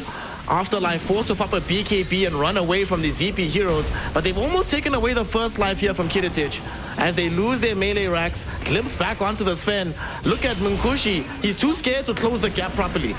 There will be a BKB activated by Sven now. Munkushi finally goes in, and they take away the first life. But how do they take the actual fight here? He comes back around. There's no Doom. There's no Doom available, so he's going to heal up. But they are keeping the Sven alive for the moment. Everything possible for him to live, and they succeed in this endeavor. The Wind Waker keeps the Battle Trance from hitting him. And therefore, on the way down, they can just kill off the Troll, who also does not have buyback. Afterlife just doing everything he can to keep them in this game. He's alone though, and he's alone defending. I'm not sure low ground is the place to be. It is not, because they have a Silver Edge on Squadix. They get a lot of damage out onto the Timbersaw, and now they kill him off. They even chase onto this Batrider, bring him down as well, as Kiritich heals off the creeps to get back to full with their Satanic. Why chase them though? Why chase them as Timber? Like, he actually managed to solo successfully defend, or at least force them back for a bit. He does have buyback still, and Zeus is up. Maybe the two of them can defend a little bit. Let's see. Dota Plus says it's 100% win probability for Virtus.pro, and with the damage they're putting onto Afterlife, they're about to give him a dieback. It looks like that 100% is accurate. Afterlife doing his best to escape, denied by Squadix, and now with the hop back onto Ironclad, they kill him off as well. The GGs have been called, the game has been forfeited, and Virtus.pro are your first European squad from Eastern Europe, their first team into the Grand Finals. They are one BO5 away from a ticket to the International, and the way they're looking right now, Lizard, I would be shocked and amazed if anybody got there before them. Yeah, it's super deserved by them, right? Like, just played this game extremely well. At the same time, like, some weird things have happened from Radiant. The build on Zeus was kind of half magic, half lightning cans, and like, he just never got the shot to be useful, I feel like, right? Like, he was never there to dish out the necessary damage, because he doesn't have the ability to stay away from everyone, from the Shaker, from the Sven, from the Doom. Like, if they clip him with anything, like some collateral Bramble Maze, and the Zeus is dead. Yep. Zeus had a really, really tough game. And you can't really blame him, right? It's not like 100% his fault. It was just an extremely tough game of Dota for him to play. Like, what is he supposed to do under these conditions? They have, like, Squadix just sees him, and like you said, sniffs at him, and he dies immediately. Oh, dies 7 times, he can barely put out damage. I don't know what you do now. 100%. I don't think it's only on him. Maybe a different build would have been better. I'm not sure if it's viable. Like some A-Lance with Refresher and a lot of damage. I'm not sure. Maybe it would have been a little bit better, a little bit more useful, but Lightning Hands is not necessarily only a meme build. It's okay, it can work. In any case, like you said, Doom versus the Troll, just one of the best picks, I feel like, right now. Yeah. I think we've seen the answer now to Troll Warlord. Any other team that's watching, pick Doom, press R onto him, and Battle Trance does absolutely nothing. I must say, looking back at the draft, I really, really could feel the lack of a playmaker from One Move. If the Zeus was like an Ember, a Puck, one of these kind of heroes, I feel like we'd have a fundamentally different game of Dota. Because VP just felt way too free to just move around the map at their leisure, knowing that even if there's one hero that's out of position, the degree of effort required for One Move to kill him relative to how much they have to commit to kill one of their heroes, night and day difference. It's just way too easy to play Dota. Yeah, you worried about who? Batrider, and it was way too much on him, right? Like, the pressure was too high. He ended the game 2-11, having the most amount of deaths on his side, and even that I don't blame him for, because someone has to do stuff, someone has to go in first. It's usually him, and then you get hit twice by Sven and you die. 909, by the way. This Sven, I know you'd rather give MVP to someone else, but Kiritich, like, he deserves it. Yeah, like, game 1, his troll was really on point. Game 2, he's playing into a troll, and he's still just doing wonders. Squadix, like, his shaker, once again, solid. I think Doom is probably, in general, the most important piece of their puzzle.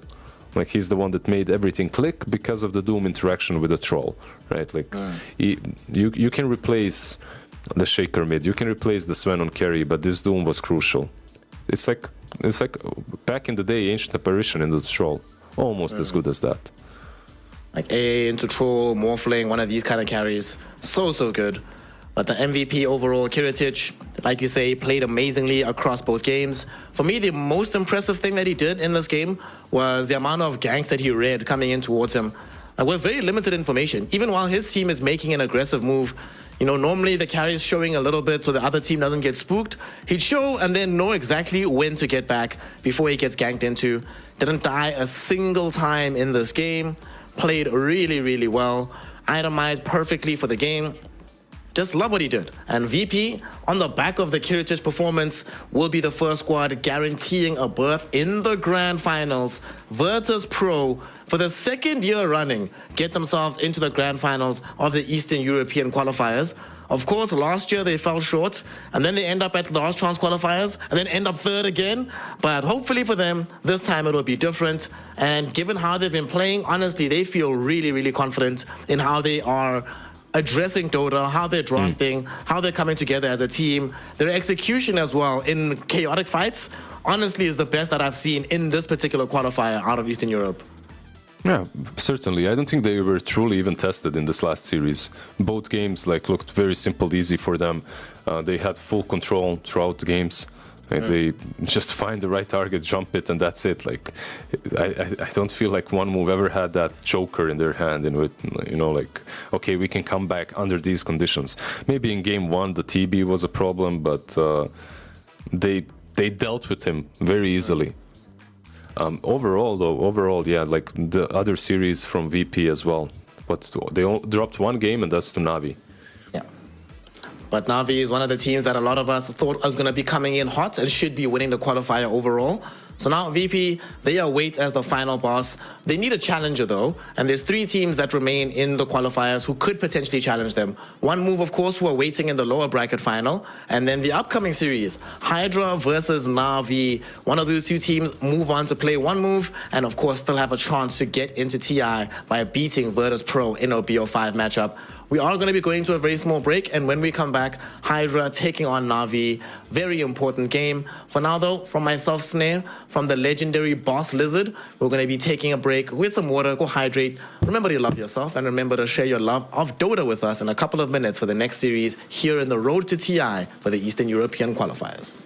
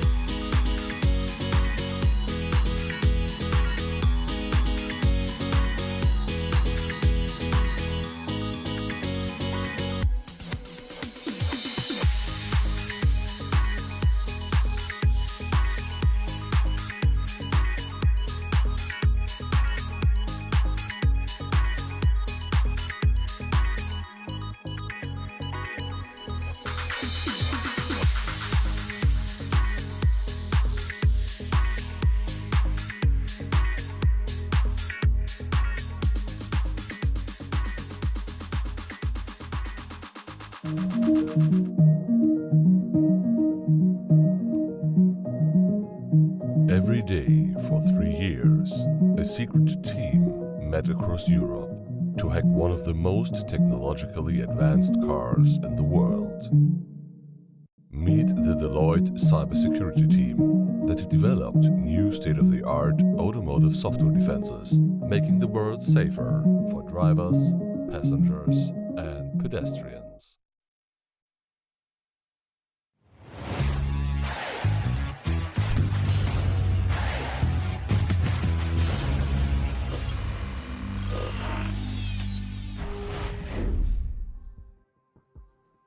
It's elimination time for one of these teams. Hello and welcome back to the EEU Regional Qualifiers. Are we getting into our final series of the day?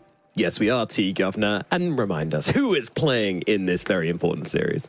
It's MoneyMakers versus Storm. Ha! Psych, in a different timeline. We got HYDRA versus NAVI. and the winner will be going up against one move, moving towards a top 3 situation. But don't forget, there is only one slot available for Eastern Europe. So it doesn't matter if you come 3rd, you're a loser. You come 2nd, you're a loser. It's all about only getting 1st place. And that is the cruel mistress that is the TI qualifiers. Indeed, indeed. And if you want any idea on how separated this region is in skill, then you can take a look at the bracket, because the upper bracket semi-finals had Virtus.pro, NAVI, One Move, and HYDRA playing up in it. And now those are the 4 teams which are left in the bracket, meaning that, yeah, the Div 1 teams in this region are certainly much, much better than the Div 2 players in the region. And therefore, well, it's going to be very tight at the end, and who gets to go through to the grand finals to try and take on the currently undefeated Virtus.pro. NAVI are the only team to been able to take a game off them so far, so does that mean they're favourites, T? I mean, I feel like just on the trajectory so far, they are looking to be a little bit better than HYDRA, because of course earlier today against Storm, HYDRA had what, an hour and 6-minute game I think it was, and then an hour-long game. Like, it was really like a hard fought. When you compare it to NAVI, it's like 30-minute game, 30-minute game, off to lunch. We'll be back later to play our, lower bracket semi-final. So I think NAVI sure has the edge, but at this stage, it really is anyone's game. I feel like, of course, VP are the favourites to qualify, and it's on the other 3 remaining teams to step up and be able to challenge them.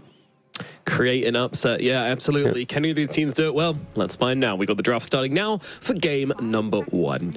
And neither of these teams really want to be eliminated, of course. NAVI, they are a legendary... What a sentence, no man. In Dota. Yeah, I know. I'm getting to the meat of the sentence. But, NAVI, they want to prove that they still have the talent that they used to in the old days. They want to regain their slot. And same with Lil, same with Happy Durara. These are players who have been around for a long time. Dream even as well. They're looking to try and, let everybody know that they're still good, that they're still TI caliber players. Yeah, and also Malik, he had a brief stint on Quest. He helped stand in, and then it kind of proved, at least to the international audience, that, oh, damn, Quest doesn't need a Mar to be good. And then Malik's also shining, and then he now goes back to NAVI from his trial. Now they picked up Toby, so we get to see the glimpses of these Eastern European players on that big stage, which they are competing for. And, yeah. Absolutely. Well, we have some bans coming out. HYDRA are going to get rid of the Dream Protector, the Primal Beast, the Gyrocopter, and the Earth Spirit. Meanwhile, NAVI, they're going to be getting rid of the Enchantress, the Beastmaster, and the Naga Siren. Nothing super standing out here, other than the fact that Invoker has gotten through the draft. So is that something which HYDRA are going to mess with now? Potentially. They haven't been rushing towards it in the first phase so far in this qualifier. There has been a couple times it's been, crept through, and it's been like a second phase pick or ban. So I don't know how quickly they are to respond. Of course, they only have 1 pick in this phase, and yeah, they go for the Keeper of the Light, which I don't mind. I think HYDRA, they were forcing it quite a lot. I remember against UALEIKUM 3 days ago, and they played it with like a Brewmaster on Cloud, and then they popped off. That game was insane, actually. I don't know if anyone watching actually did see that game, but it was like some Keeper Light, Brewmaster, Sky Pango, and those 4 heroes together completely destroyed their map. Whilst this Naga Siren was like, wait, I don't have to do anything. I've already got a heart. It was quite an incredible game from them. And of course, Blinding Light against Venge and any of that physical damage amp will be quite a nice addition throughout the entire game. Absolutely, yeah. This has been a kind of like something they've been favoriting. You know, some teams have been playing with a coddle, some teams just been completely ignoring it. So interesting how different teams read the meta and what they feel is comfortable for them. Well, Navi, they grabbed Venge. Didn't chat so much about this hero, but it's doing all right. Well, it's getting drafted a lot, but it's losing a lot as well. It's only got a 28% win rate, so it's not ideal. Yeah, that is the joy of having a hero fall into the meta. Every single team's going to want to try and pick it up. Therefore, the win rate, you know, the hero isn't going to carry a bad team to a victory, unfortunately, other than maybe some patches where the hero is absolutely bonkers. Maybe Medusa when it first came into play, when no one really knew how to beat it. I don't know, 3-4 patches ago. But this hero, a support hero being broken, or not broken, but he's very good. Yeah, it's going to just be picked a lot. And the reason why it is good, of course, is that Wave of Terror taken away the damage of the opponents that get hit by it. And of course, if you can get to the Ags later down the line, it's always going to be very powerful.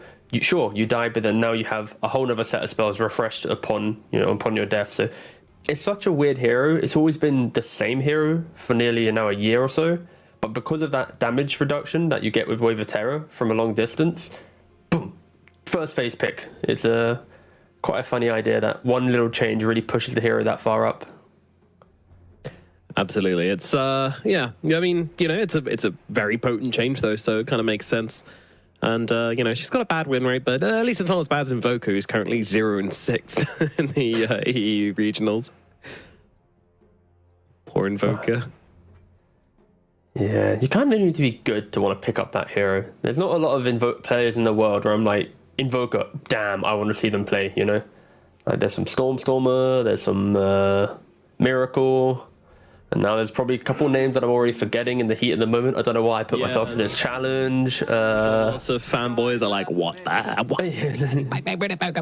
Why did you list 2 European players? It's like, I don't know, man, I'm lagging right now. I'm sure there's some like incredible Chinese SEA and SA. And then, you know what, I'm sure there's a good Invoker player in every part of the world. Is there? I mean, Quinn don't play it. No. Arbed's technically SEA anyways. Yeah, I don't think NA has a good Invoker player. Gunner? Does he play Invoker? Does he play Invoker? I don't know. I see him play Qualifiers Invoker a lot. So is that really like playing Invoker? You know, that's like... That's entry level Invoker, but no, he does play it. I wouldn't put him in wheels Invoker. Yeah, exactly. I mean, that's what I do. If I have a random Invoker, I load up the what's it called, the info sheet on the buttons, and then I play Quaswex and I buy Vessel, because even to this day, with what nearly 20,000 plus games, I've played 2 games of Invoker in my life. I will happily never touch that hero, but yeah, it is understandable. Yeah. Yeah, I think mine's Earth Spirit. I was like, I'm going to learn Earth Spirit. Played like 3 games of it. I was like, never mind. Just perfectly roll it, die. And I was like, okay, you know what? I'm not good enough for this. I need to accept that and move on. But yeah, the HYDRA have got some base supports coming out. They've got Keeper of the Light, Skywrath Mage, like Ancient Seal plus Heavenly Bind, and you're just going to like, someone sneezes near you. As long as it's a magical sneeze, it's going to one-shot you. So that's pretty insane. And they've got Tiny to double down on that as well. So one hero is getting absolutely fucked. That's what I'm getting from this draft. Yeah, but you say that, and Na'Vi have already kind of covered themselves with the fact they have Avenge with the swap, plus the Dawnbreaker ultimate with the Solar Guardian, getting that extra heal. Lion, quick blink, Earthspite, Hex, Reengage. Of course, how quick you die to a tiny Kotl Sky is a matter of like a second or 2.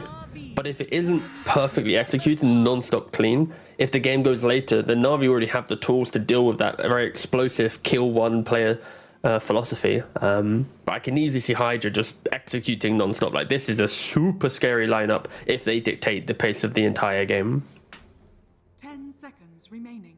Absolutely, yeah. It's very dominating, I feel, and that's something to be very scared about. But you know, you've got the swap, you've got the Dawnbreaker, you know, saves galore coming out from Navi, as you mentioned. So they'll go with the Timbersaw on the side of HYDRA. You know, give you this sticky hero to have in the front lines.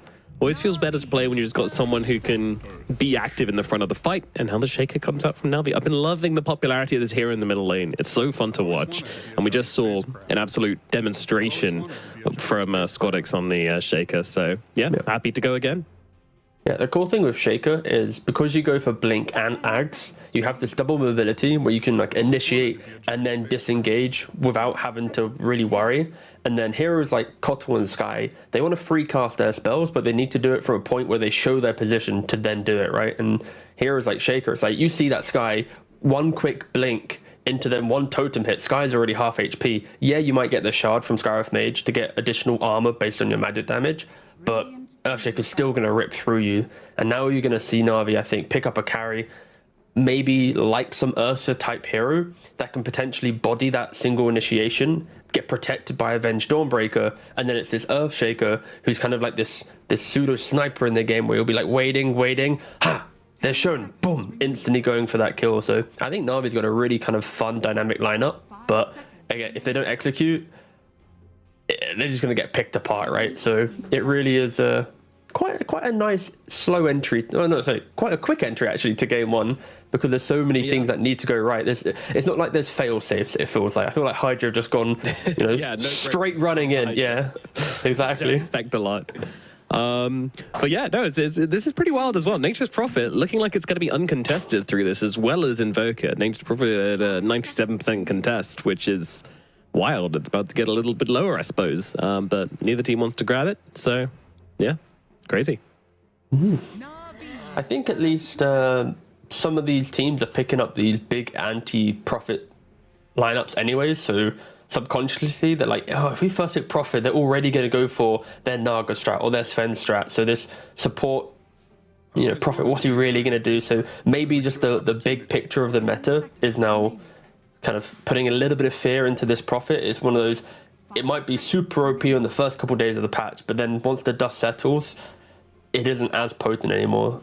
I think we will see it crop up, but yeah, for now, not so much. To be fair, it's not too bad in this game against HYDRA. I think Navi kind of want that carry that just either can't die to the initiation or just always pushes out lanes, so you never get to see that speed. And they go for the can't die to the initiation because of course Void in the early game he feeds for sure, 100% he dies to Tiny Sky, but as the game progresses, some Sanjasha, some Manta, like every little bit of tankiness doesn't care at all. So yeah, Navi very much looking to stabilize this game, survive the onslaught, and outscale with a very in-your-face style of lineup from HYDRA. Yeah, and I feel like this is saying, like, I'm happy to be the mouse for the first 20 minutes of the game if it means I can be the cat in the last 20 minutes of the game, He knows he's going to get hunted. There is very high possibility they can kill him off a few times. So, yeah, Shigetsu, it's time to get those dancing shoes on, and I hope he plays the lane well and then can dodge out the ganking forces of HYDRA, because they're going to be on him. And look at this, the Kami Juggernaut coming out as the final pick for HYDRA. Really, if you had any question marks about whether HYDRA wanted to play fast, well, you don't anymore. Oh god, it's like, of all the carries to pick, it really is the carry that wants to play fast. It's such an old school carry as well, because back in the day, when you want to take over the game, you'd pick some like Beastmaster Prophet off lane, you'd pick some Juggernaut carry. Look at the coach, he's pacing it out of the room and on camera screen like, I'm not allowed to be in here, don't give me a draft penalty, I'm really sorry. In actual reality, oh yeah, okay. Duty. Yeah, any other sports drink is available. True. Dude, I love the fact that he just yeeted himself out of the room to get that. That is coach commitment. Like, the draft ended. Yeah. Damn. Either way, he's more than a coach. He's a life coach. What a guy! I want him. Where's mine? Sprinting for the Red Bulls, but no. Yeah, like this Juggernaut. The reason why it's like a high-paced carry is because of the healing ward. The fact that you always get your team to be in like a good state to be able to continue fighting. And I think as patches have progressed, having the Aghanims, like the kind of the Swift Slash, not the Omni Slash, going for like the cheaper damage without having to commit the big spell, it gives Juggernaut like playability and also a little bit of scaling in the mid game, so it isn't so volatile. But yeah, this lineup, I feel if you miss a beat, you don't get that Roshan, you're not getting the pickoffs with Tiny, you're just gonna get out team fought. Like, look, every single hero on Navi has a defensive toolkit to help someone else, right? You've got Lion turnaround potential, Earthshaker Fissure, Solar Guardian on Dawnbreaker, Never Swap on the Venge, Void naturally having Time Walk and Chrono. It's like, if you don't cleanly kill a hero, someone else is going to turn up and help that hero out, or at least have the big team fight to win it. So yeah, I'm Oh, I'm actually so excited to see if HYDRA can execute on this type of game, because it's kind of Navi's game to lose in that regard, just because of how scaling that they are. Yeah. I mean, HYDRA, you know, they just have to crush Navi, honestly. They have to crush them. This game for them needs to not look close. You know, I feel like that's the kind of draft they have. So we'll see what they're able to do. Let's jump into it. Game number 1 starting right now. This is, of course, an elimination best of 3 between these two teams here at the TI qualifiers. Both of their dreams are on the line. Another thing to mention about the Juggernaut as well is that you don't really have anybody particularly good at jumping in and killing off the... Lil. Uh-oh. There comes the ground spike. They lost vision. Done. They lost vision. Malady, he went for the magic missile, but Lil just wrapped himself behind that tree. Again, if this was a ranked game and Sky had died, they would have probably disconnected and banned him to avoid the MMR, but it doesn't happen. Keep it together for now. I mean, who knows? I could have done it in this game, but we'll never know. God, please don't summon the remakes again, man. We've been down this road too many times. Oh, God. Maybe Melojul can just jump into the middle of a fight with Enchant Totem and kill off the healing ward. Maybe that can happen. So that's what you're trying to ascertain right now. Who can kill the ward? I think... Yeah, there isn't really that high-ranged hero. Technically, as the game goes really late, Venge with Ags will probably be in some positions to do it. Also, Venge naturally swapping out a hero might get the hit off as well, but it's not going to be a super clean kill healing ward. Yeah. And Lil once again throwing his body onto the line, not to gain anything either. They have a blood grenade. They're not going to use it though. Surprising. But showing respect towards the Scarif mage. No, I guess if they do throw the blood grenade, then they kind of commit to needing to get the kill, and then obviously Lil's going to get a concussive shot off regardless, and it's still going to be a bit awkward and painful, so they'll just back him, let him back off. All right, so how are we expecting all these side lanes to go? Yeah, I'm trying to process that right now, I won't lie. I'm going to try and break the habit of instantly jumping in and saying blah, blah, blah, you know, I'm just going to, slow and steady, and I think... If anything, this Jug lane probably doesn't have as much kill potential as you would expect, just because you don't have that traditional Crystal Maiden, Witch Doctor, Venge style hero to contain heroes within the Blade Fury. So I think should just be seeing farm across the board, deaths occurring only if support step up. Not really seeing that one perfect kill lane, although Kami in the bot lane is on a sliver of HP as I say that. Yeah, he was very patient on the Blade Fury there, just holding it through all of the spin and everything. I mean, will Starbreaker still do the damage? Yeah, Starbreaker still does damage through Blade Fury, doesn't it? It's physical. Yep. That was a CS we just got to witness. Earthshaker just slaughtering Tiny down the towers. 8 for 6 to the 3 for 2. So a really good start from Navi in the mid lane as well. And we now look towards top Void, getting some right clicks off on Lil. Does have the time walk, but decides not to use it.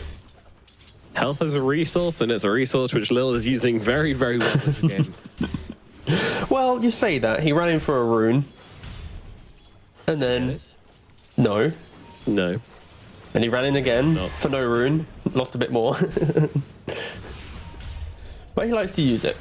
Some 4 positions, the greedier ones, not naming any names, they sit a bit further back. They look better on the scoreboard, but maybe worse in the laning phase. And again, it is very much just very efficient start for both teams. And I will have to mention the fact that this mid lane is so one-sided still. 11 for 9 for the Earthshaker to the 6 and 2. Melojul is slaughtering Warwick right now. It is an unhealthy trade. And he's getting the D-ward as well. Ooh, yeah, that's big. I mean, now we know the time-old classic of what's stronger, a tree or a pillar. The answer is apparently a pillar.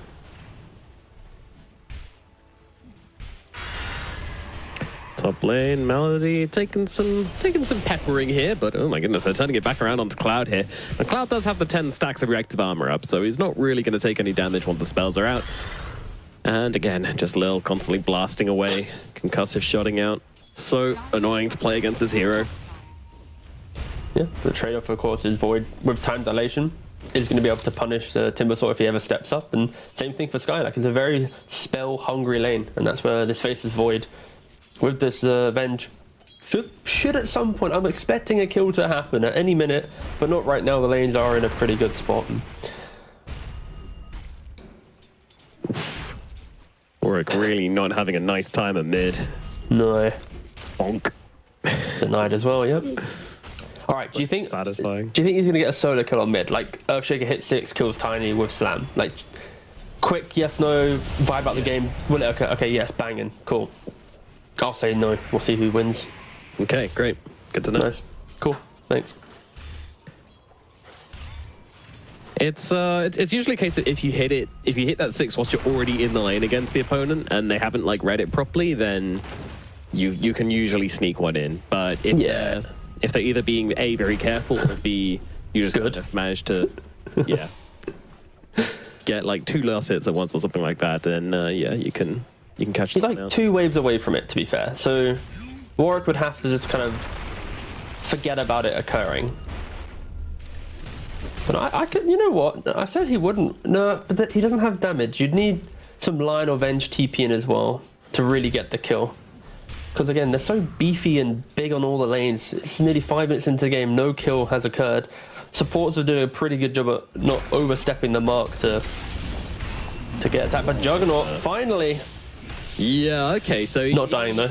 Yeah, he used the Hex, he used the Air Spike. They kind of stacked the stuns a bit. Wasn't quite perfect, and that means the Jug's able to get the spin away. Even if they didn't get the spin away, I don't think... sorry, even if they did stack the stuns perfectly, I think Jug was going to be okay there. Yeah, again, all the cores in this game are very sustainable. Even throughout this entire game, it's going to be one of the more tankier team fights that we're seeing. We could even see engagements where all spells are used, heroes don't die, and you have to look for that kind of secondary fight. And here it is, Shaker. On the precipice of level 6. 1 creep away. Yeah, I know. Don't ruin it, man. Sorry, it's very exciting. Get hyped, everyone. No mana. Okay, there is no surprise here. He is level 6. He had 0 mana. Yep. What a shame. Coming in for the minute 6 rune. This is kind of where I was anticipating the action was going to take place, but yeah.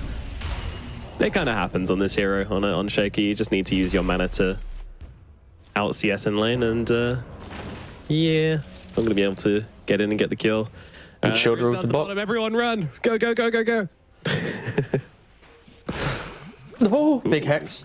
I don't know why I got panicked there. For some reason, I thought the right click was going to come out, but... He's got the Hex. He's got to use it. He does. Wow. Lion taking the damage now. Nice ground spike, but he is going to go down. And wow, that'll be your 6 minutes 22 first blood. Absolutely exhilarating gameplay we are witnessing to start off this first game of the lower bracket semi-final. Yeah, just some big boys in lanes, you know. You're not going to kill a Dawnbreak, you're not going to kill a Jug, you're not going to kill a Faceless Void, you're not going to kill a Timbersaw, so supports, as long as you don't just like run down lanes, you're going to be okay on the side lanes. Yeah, but if you look at the net worth, the Juggernaut, he is the one that has been under threat the most out of all these tanky cores, and only 2,400 gold to his name compared to this Void, who's already getting to that 3k mark. But Wisdom Runes come off Malady, outclicks Lil, Daniel gets the other rune, double Wisdom's going the way of Na'Vi.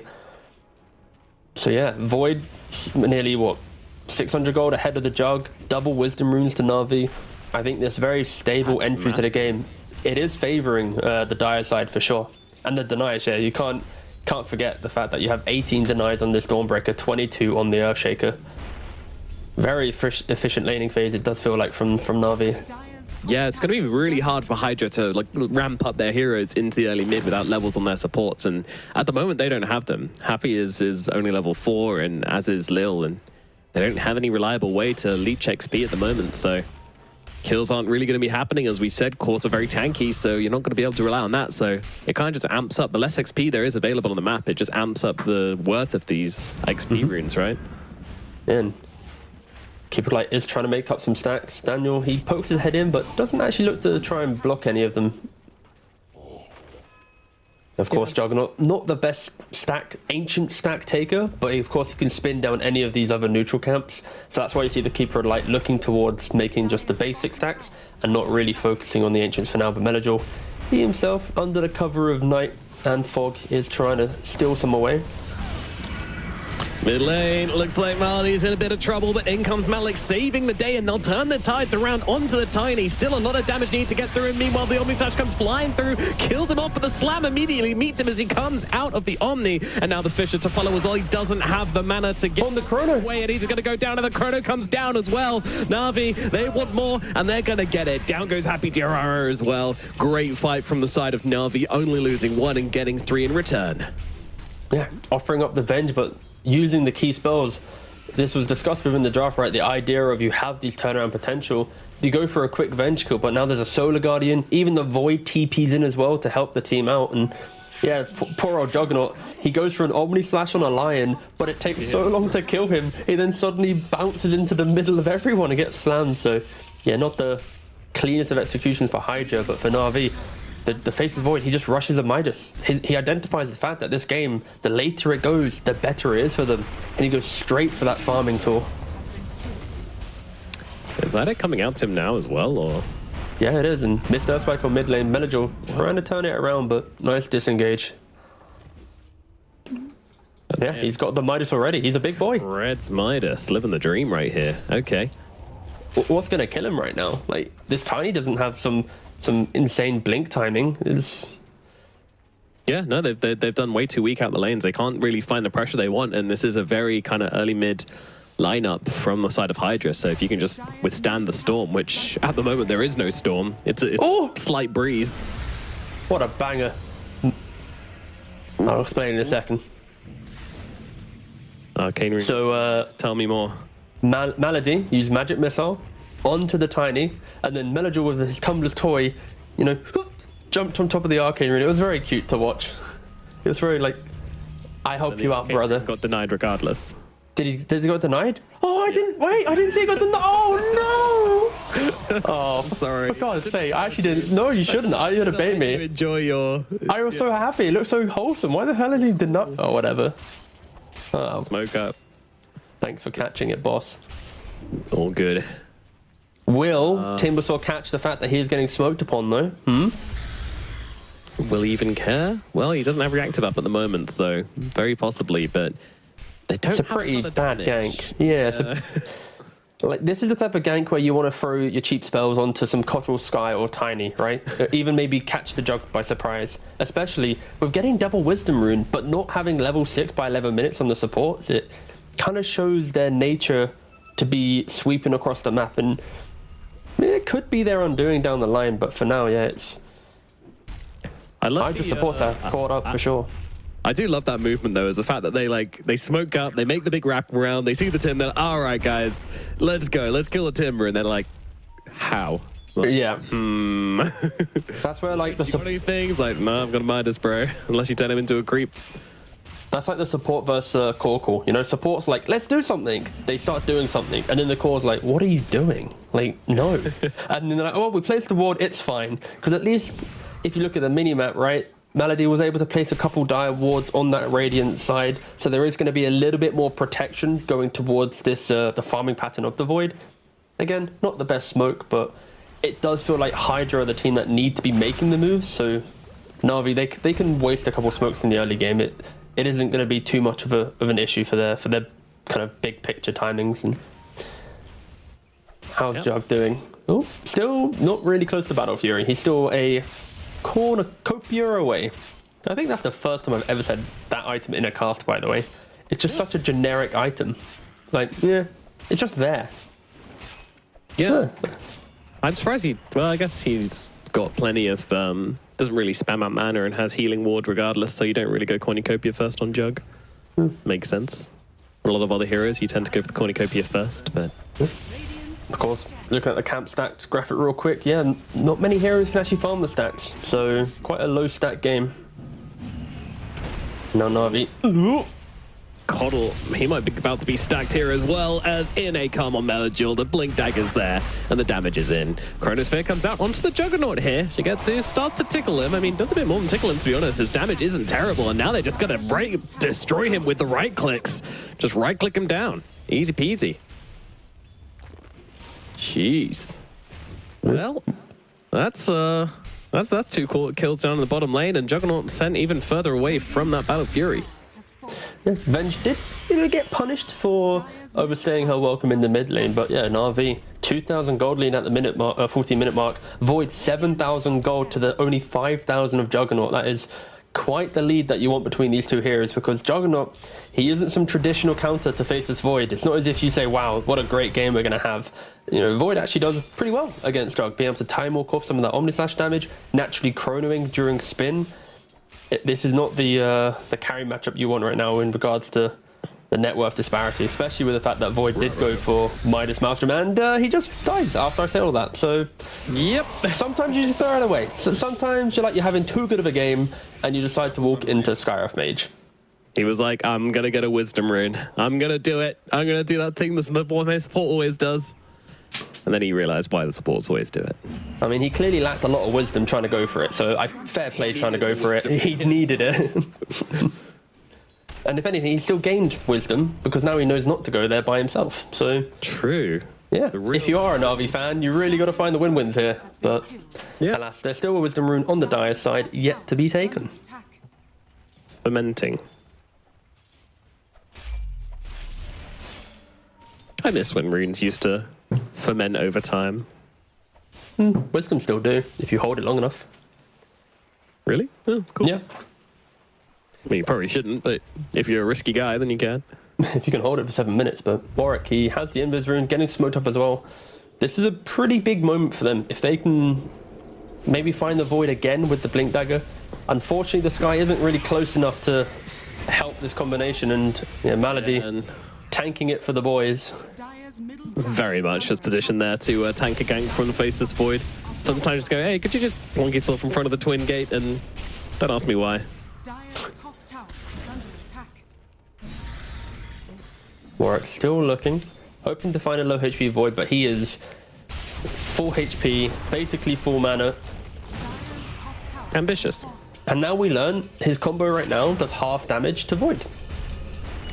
So with Solar Bind and with Ancient Seal upon him, then he can die, yes. Yeah, okay. But I have no idea why he went for that by himself. No, I don't know either, T. No, yeah. I guess he just wanted to find out the same thing as us. How much will my full combo do? This is information worth dying for, goddamn. Just calibrating his initiations. It'll pay off. He's got his own pen and paper. He's written down 741. Okay, perfect. Okay, so if I see a hero, 741. That's the magic number. Yep. A number that I just pulled out of my arse midcast, but either way. Hopefully a bit more than that, but yeah, I mean, HYDRA, it's been awkward but not terrible, you know, they're still doing fine. They got the Battle Fury on the Juggernaut, and now they're going to get a kill into Malik over on the bottom side of the map, so they're starting to get things going for them. This needs to happen for their draft to really work, and they can play around this dimmer as much as they like, because this guy is yoked. He's picked up his Kaya and Sanj, and there's not a whole lot which Navi can do about him at the moment. Yeah, but the key thing, it's all about Lil right now. If Lil was present with his 4 points Ancient Seal plus the Veil of Discord, they're going to be killing absolutely anyone. So they need to get him into the fights, and they're finally doing it now as they sweep behind the tower. Yeah, but this might be a trade here as the stun has come out onto Lil, but Melagil, he's really kind of hesitating on the committal here. And I think for good reason. The whole of HYDRA is in the area. You don't want to fall into a bad fight. You want to wait with the slam as well in case you need it for a more important target. So I'll just try and clear out the creep wave and, yeah, hold the nice T-board. No, I think we've seen several initiations from HYDRA, and I think they now as a team have kind of universally understood. Lil can kill a Faceless Void. Lil can kill off a Dawnbreaker. Lil can do everything.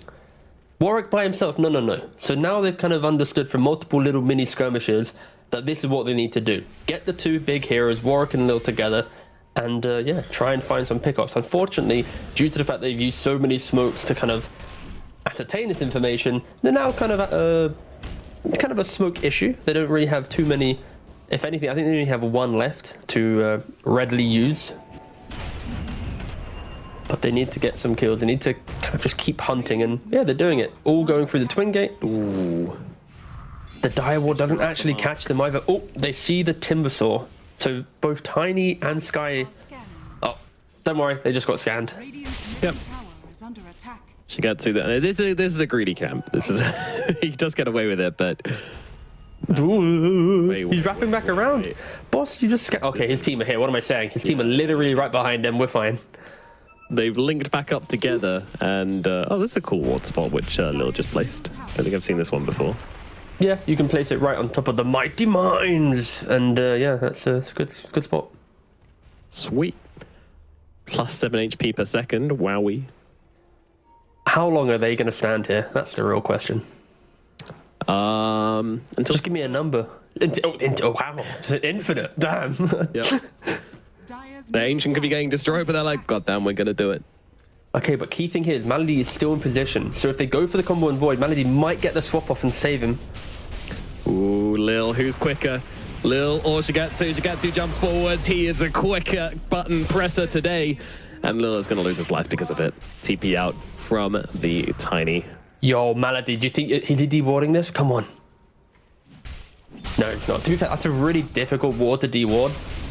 Luckily for Venge, though, you do have the Wave of Terror, and she's going to go for it. She's going to wave it. Oh, beautiful. Beautiful stuff. Absolute game of moves. It's a bit awkward now, isn't it? Yeah.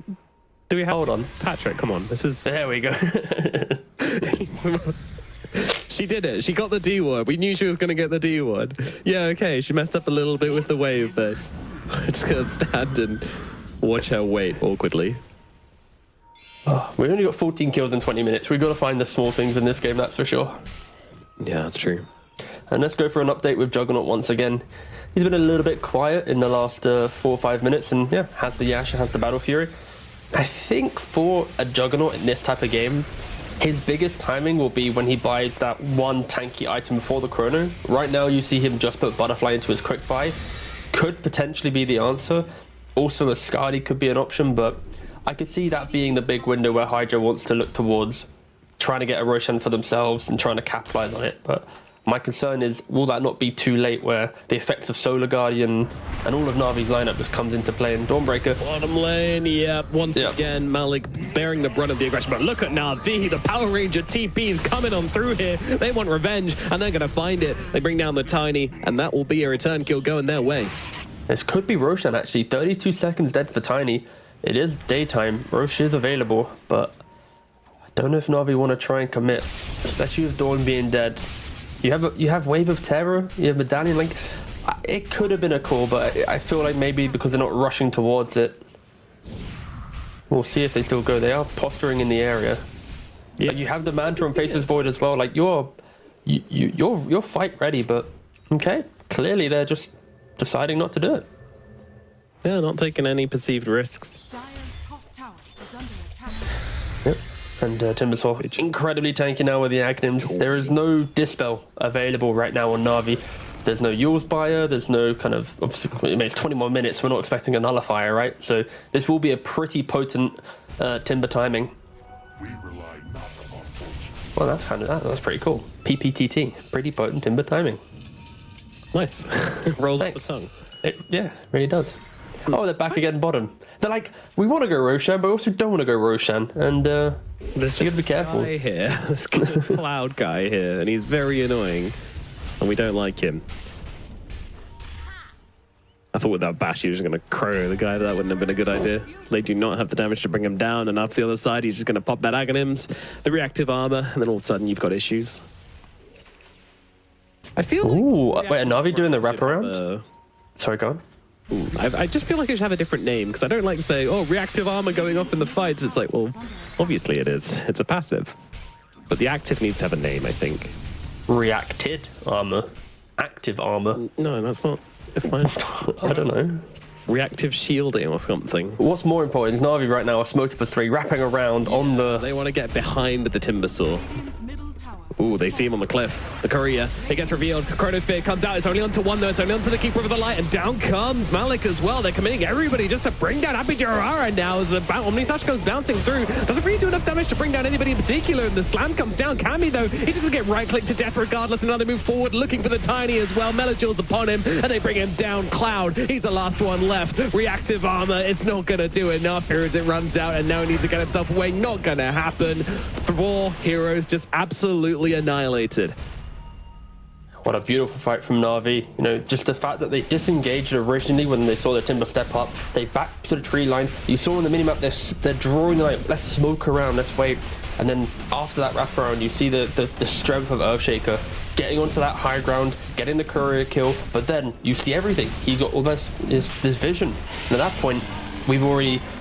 like this team fight from Na'Vi is just too powerful. Like there is no way, if HYDRA aren't the one making the jump, I just don't see them winning a fight until they have many more items. And this is even with a chrono that was thrown only onto a Keeper of the Light. But the speed in which they jump both supports. Lil, he can't cast any spells in this fight to great effect, and it's so disjointed. The Timbersaw, the tanky hero, he's only timber chaining into the fight at the very end. So yeah, for HYDRA, a very split fight, very chaotic.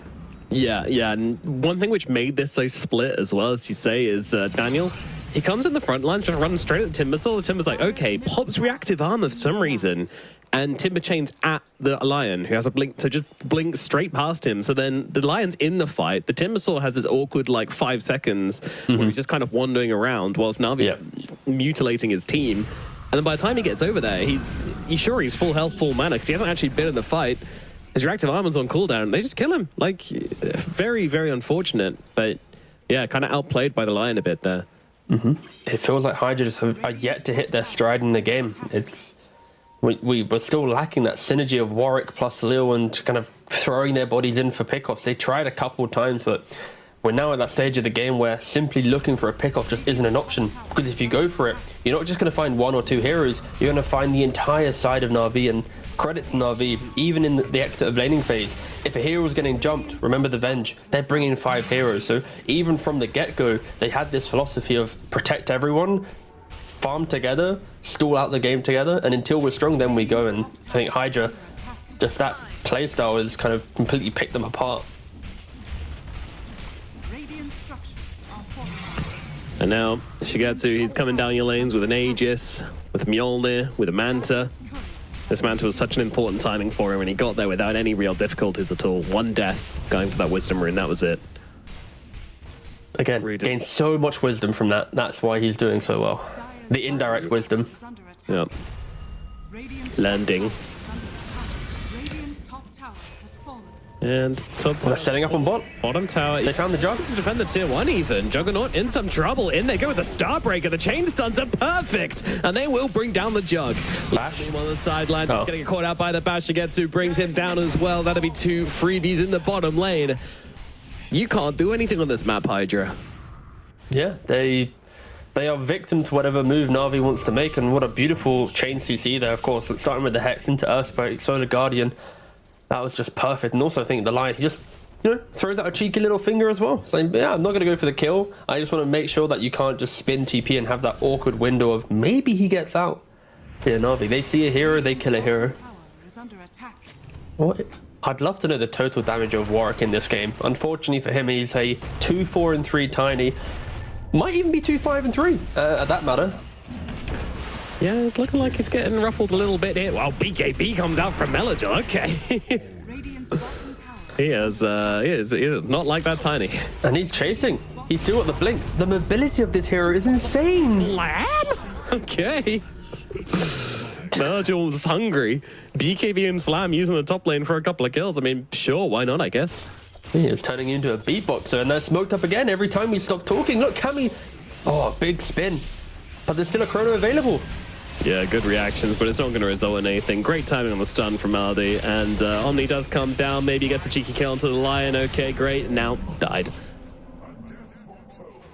All right, if you're HYDRA right now, you're tipping this line. That's the only way that you can try and get some psychological advantage in this game, where you're getting beat down in every lane. You 5-man tip this line, you go, whoa, you're ahead 14k gold and still dying? Kind of cringe. And that might give you the 1% chance to get back into this game, because win probability, I'm going to say it's easily like 89% right now to Navi. That's my vibe. I'm just guessing. What are you going to go with? Oh. They're just feeding everywhere. They can't do anything on the map. I think it looks worse than the stats say it is, so I'm gonna say like 84. Okay. I just checked. I know the answer. Share with the class. It's 93%. I was waiting for the graph to come up. See how smooth that was? So I was only 4% away, and yeah. Still bad though. Could have got it right. The difficult thing as well in these games is when a team drafts lineups that don't have like the team fight and that inevitable boiling point, it can be difficult. There we go. Warwick gets brought down. Yeah, no, I know, yeah. Tiny kill. Yeah. Like, I just don't know what HYDRA does. I'm all for trying to like conceive ideas and how a team can get back into a game, but with this lineup, you really need Navi to blunder, like dive tier 3s, dive tier 4s, and they're kind of starting to do it now, but he has the shard, so he can back out from that throw. It all comes down to this one fight as well, where, you know, Cloud was just the boss. You know, he was the one thing stopping from Navi from just running them over, and then just gets baited out to the side of the fight and completely taken out of the engagement. Bottom lane, Happy's gone. Cloud, he's trying to get something done here, but he's just taking too much damage. They honestly might call G. Yeah, that's what I'm thinking. It feels so crushing. Navi just putting on an absolute clinic here. I feel defeated. I'm watching it. Like I have no investment in this game, but I still feel defeated. You don't want to see any team getting crushed like this. But, yeah. I mean, they are top 4 now in the regional qualifiers. You'd expect maybe potentially a closer game, and now Slam on Juggernaut as well. He's trying to get a little bit. He will get off in. Also has the TP, but guess what? The almighty Chrono Man is here, and a Shadowblade beats Omnislash. Yeah. Oh, and Daniel's back on bottom. Go on, go for another one. Another kill. Yep. Donk, donk, donk. Dawnbreaker doing a thing with that big old hammer. Just if we load up the graph again, you can just see all the little red dots, right? And all of them are just kill, kill, kill, kill on the bottom. This is just Navi. You see hero, they're dead. That's a courier dead. That's a ward dead. That's multiple heroes dead. Look at the basic green wards. This is literally just killing wards. That's nothing. And another one dies. Fair play to HYDRA for not tapping out right now. Clearly they've got some big picture idea. Of course, when they go high ground, there could be the scenario where Tiny gets that jump on the Void. The Abba, the Toss, the Solar Bind, the Veil, the Ancient Soul, like they can 100-0 him, and maybe they're waiting for the high ground to be that opportunity. Give it one shot, you get the kill, you continue. You don't get it, cool GG, mentally reset for the next game, but they're respawning in 18 seconds. They got to give it a go, surely. They got to do something, Nomad. They're doing nothing right now, they're just dying. Maybe they're just waiting to finish their Red Bulls, I don't know. It's not kicked in yet. The coach gave it to them too late. That's the issue. Yeah, it needs to be there during the draft, not after. Yeah, let's blame the coach. The coach was running to grab them Red Bulls like an absolute hero. He's listening to the English cast for some reason, like, what the hell are they on about? Screw you guys. I did my best. I gave them Monster early in the day too. All right, we got a Roshan coming up. That's going to be Navi's golden ticket to hit the high ground, but it might be HYDRA's golden ticket to try and take a fight. They're smoked up behind that Juggernaut. Navi should probably read this one. Probably not expecting Kami to be just running out here and farming waves by himself. They're positioned for it as well. They have the high ground ward hugging the tree line. It does look like Navi is being extremely disciplined, even when they are up by 27,000 gold. Oh, they're taking a portal? Okay. Where are they going? Anywhere but where Navi is.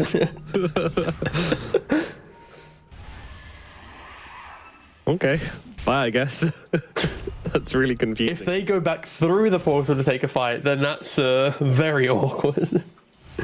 You can see the confusion from Navi here as well. Like, they get rid of the ward and they're like, why is that and it's a fresh ward.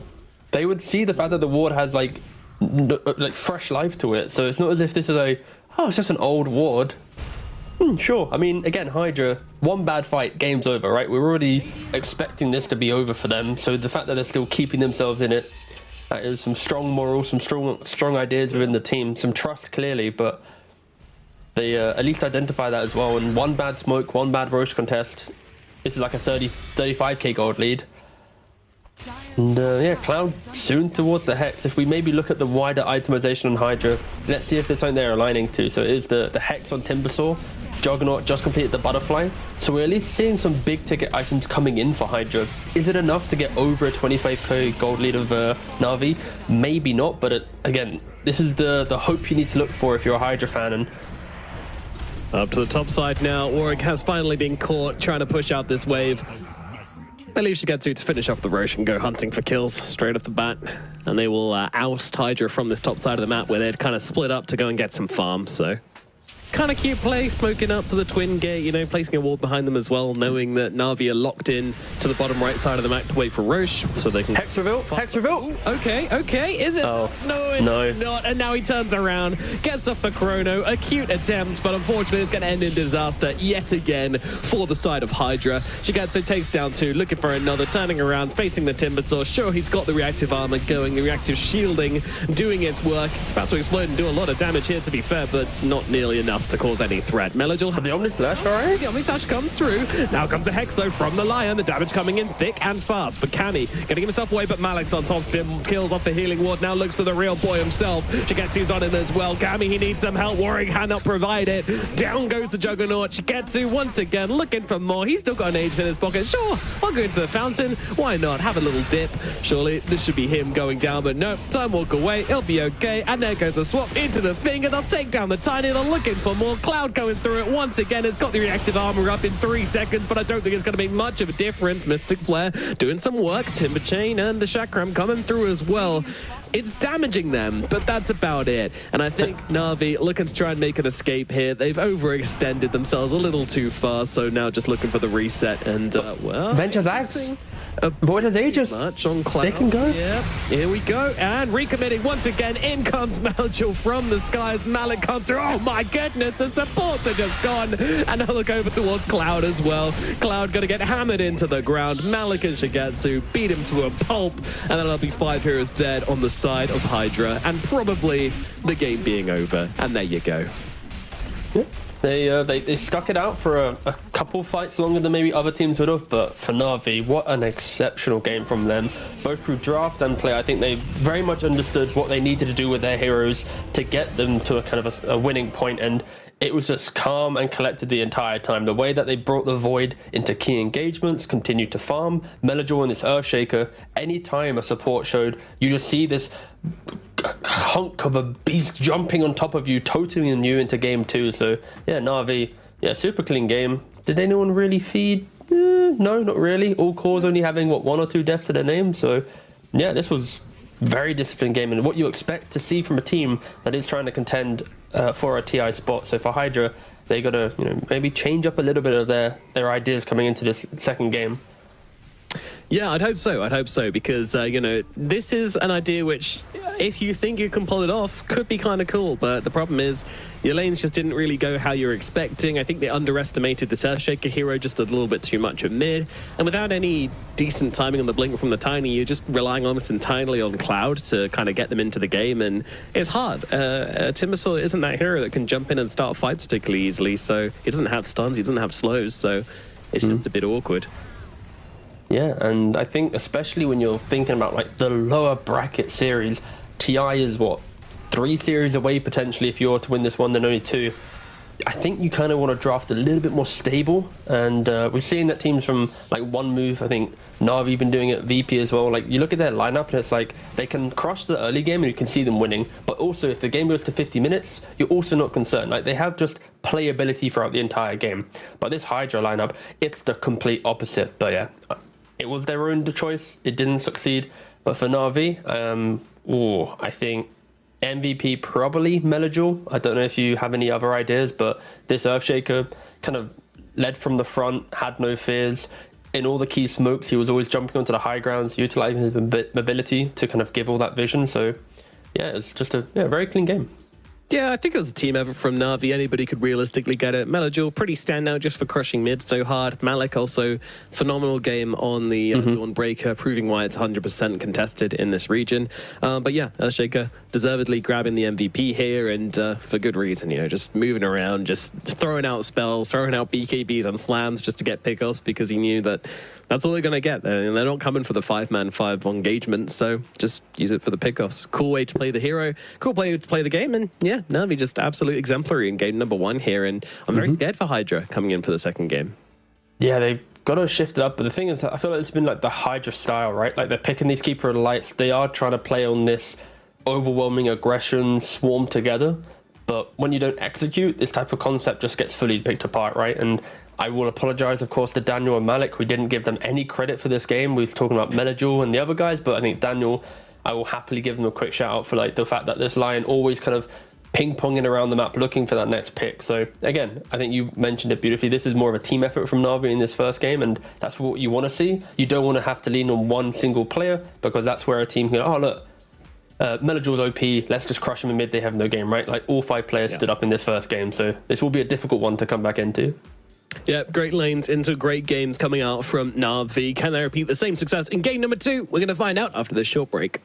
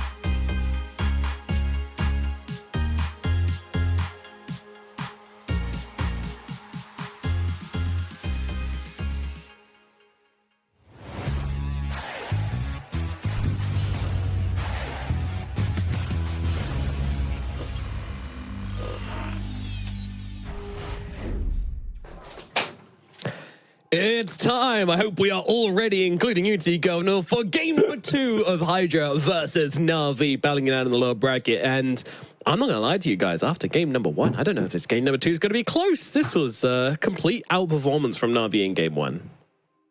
Yeah, unfortunately so. And I think for HYDRA at least, they need to either double down on their philosophy, and if they want to be that aggressive team, execute on it. Don't kind of position your heroes incorrectly. And if you want to suddenly change up the script, then sure. Do you really want to do that in your do or die game of the qualifiers? Maybe not, but I think this game will be super easy for them to digest in the replay. It's like you've picked Tiny Sky, but they haven't connected for like 15 minutes of the game. And then when they start trying to do things, their smokes are too late and they're making the wrong kind of macro moves, right? So this isn't a crazy revelation for them. It should just be a simple, you already feel the things that are wrong, have that team talk, recalibrate, and then try and go again. But yeah, NAVI for sure are still looking to be the favorites.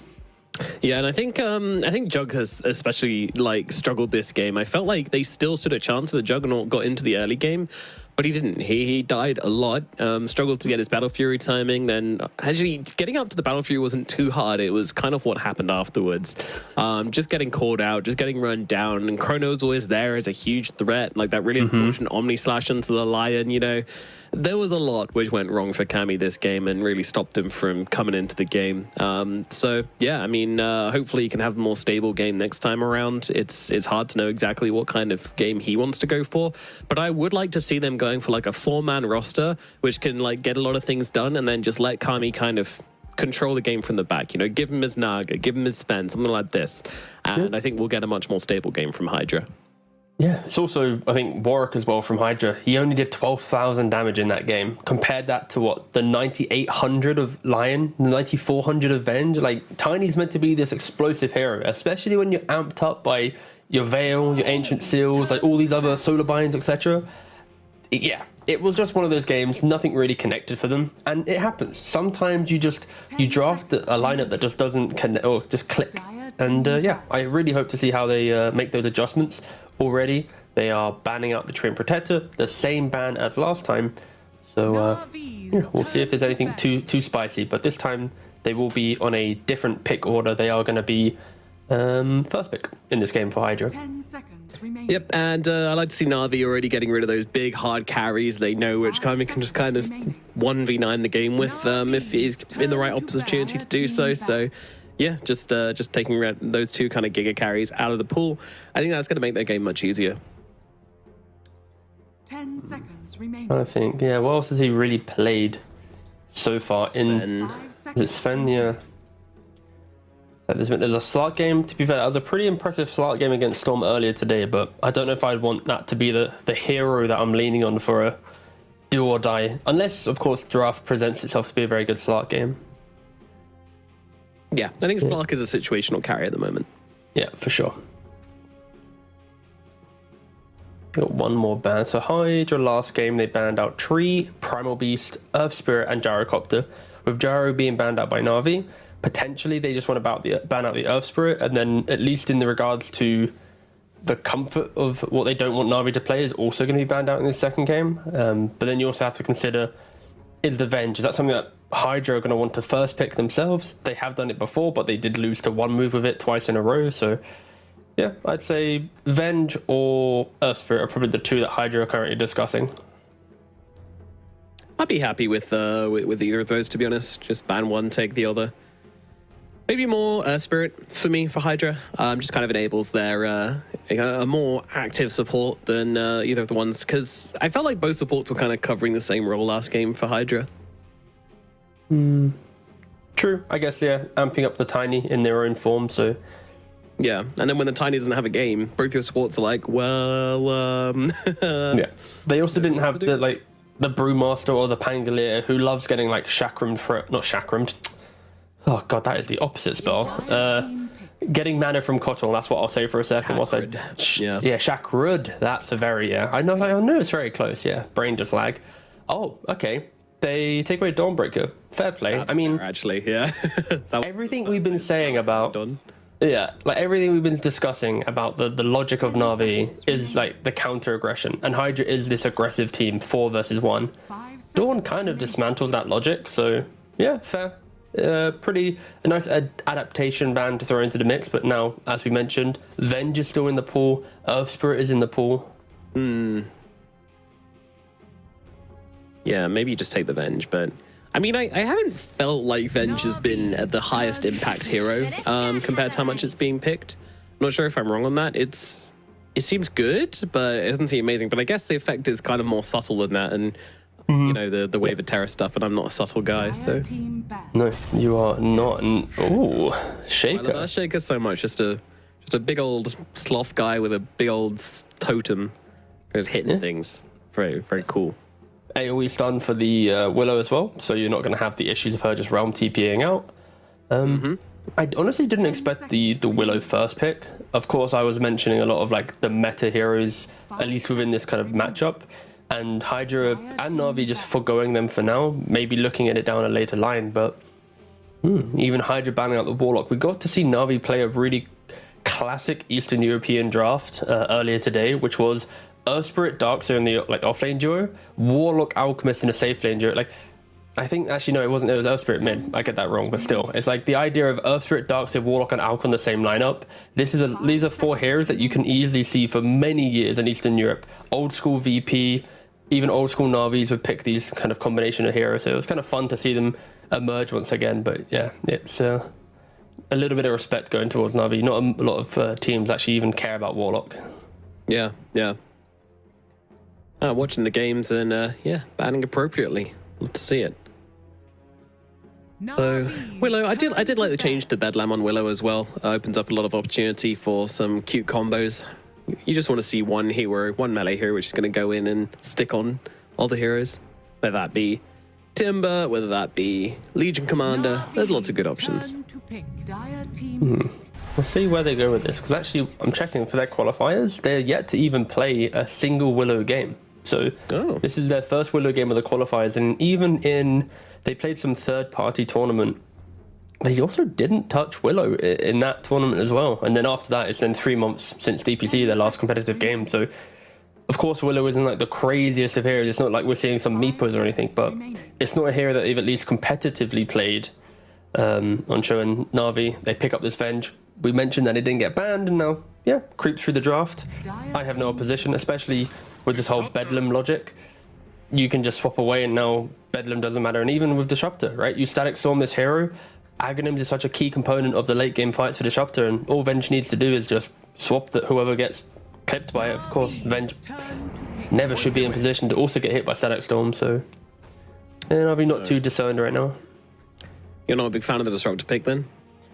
No, I don't mind it. I think because they paired it with the Pangolier as well, like this is exactly what we asked for them, right? We want to see them be aggressive. Willow, Disruptor, Pango, these are heroes that will just sweep across the map together. Pango will give the vision with Rolling Thunder. You'll get glimpsed back into Brambles. Like, it's a really aggressive kind of triple pick so far, so I have no opposition to it. It's just it can get counterplayed as the game progresses, and Navi, they identify it. Look what they're picking. It's some Pipe Buyer with the Tide.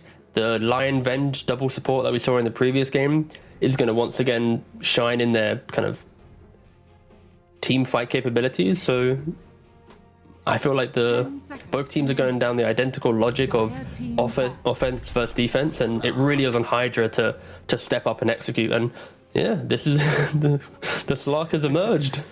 It has slithered out from the depths. It does end up being a reasonable slug. I mean, you're still going to need to beat Kibby though, right? Surely. Like, there's so many stuns, and so many stuns which just go through your ulti as well. Like, it could potentially be like a Sanj Yasha type game, because there are so many stuns. Just having status resistance could be good. I wouldn't be surprised if he went down the same line as his previous game where he played, and his itemization kind of looked towards SMY, Satanic, Basher, Ags kind of territory with the Shard. So you're just innately tanky enough that you can weather the storm and then look to take the fight. And of course, they did beat Team Storm in that, so it did work out. But it's just aggression, and I guess I'm not opposed to it. Like, if I saw HYDRA picking Navi's heroes, for example, if like you swap to the names on the drafts, I'd be concerned for HYDRA, because this is like the complete opposite of their playstyle of the qualifiers so far. So if there was a team to execute on this style of play, it would be HYDRA. But they do need to be careful of like the big carries now, I think. Of course, Navi's already banned out Nagasara themselves. That would be very good against Slark. Hydra's banning out the Void, and now we've got to think what else are the big anti-Slark heroes. Yeah.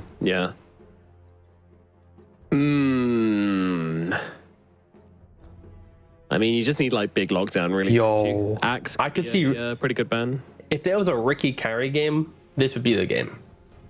Like jumping the Willow, jumping the Disruptor. Pango as well doesn't really like buying BKB too early.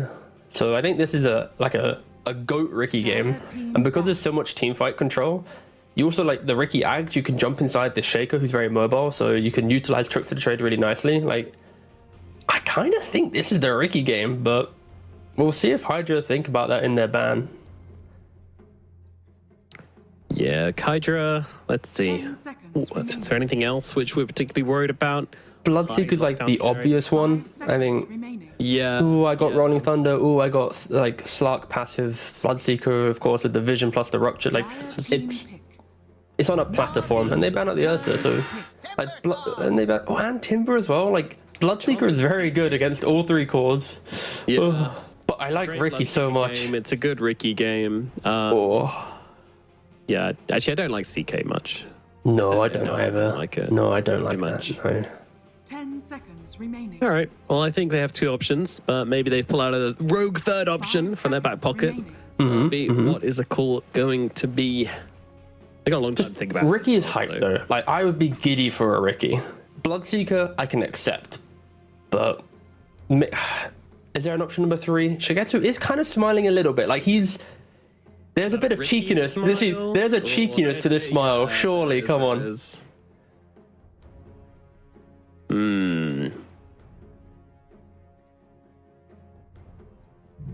Trying to read the lips, but they're probably okay, they got Bloodseeker. Sure, fine. No, they're not. Game. It's a go Bloodseeker game. Probably a better Bloodseeker game than a Ricky game, but Ricky would have been cooler. I agree. God damn it. No, yeah. I'm sorry, T. No, it's honestly, it's fine. I mean, I feel like Bloodseeker is the stable pick for sure. Like, against all three cores of HYDRA, they're all heavily mobility based, right? You've got Pounce on Slark, Rolling Thunder of Pango, and the Timber Chain of Timbersaw.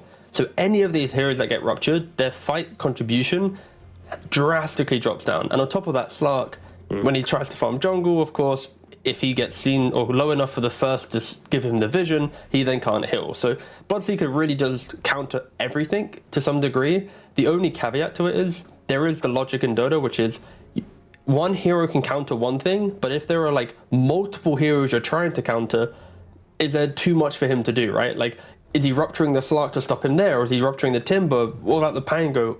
There's like a lot of things he wants to rupture, so who should he rupture? Yeah. I get, like, it's not really that important, but again, good stable Bloodseeker pick, no complaints. Yeah.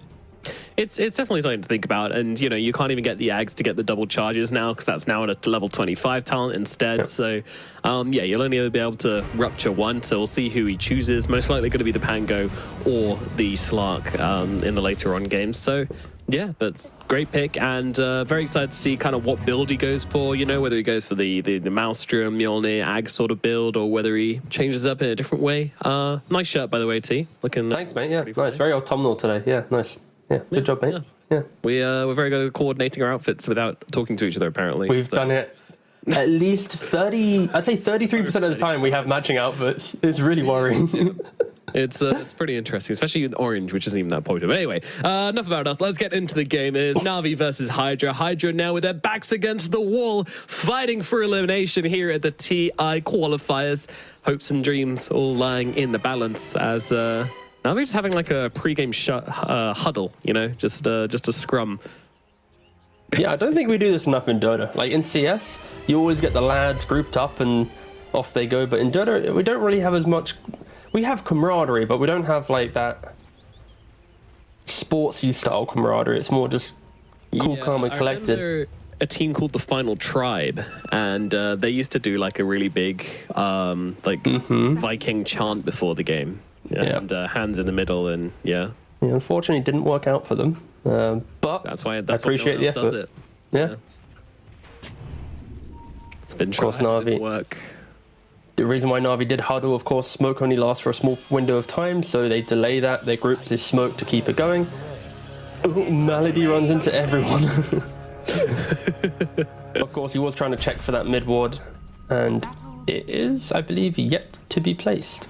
No, it's on the where all the Navi heroes are at the moment. Yeah. Oh!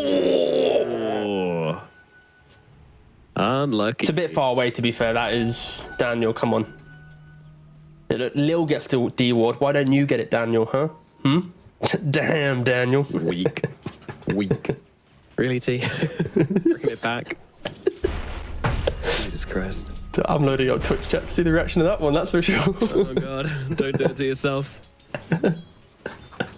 You're like an uncle trying to relate to the kids. Watch out, I got a Charlie with my finger one for when Alliance plays. Well, we'll see how Margil's able to do in this middle lane, but yeah, after his last performances, I'm kind of worried for Warwick coming up against the Earthshaker again. This hero seems to be more than formidable as Cloud down in the bottom lane, taking some heavy hits right now. They're trying to finish him off. Shigatsu can't make his way through. The Bramble Maze might be in some trouble himself, but can make his way out.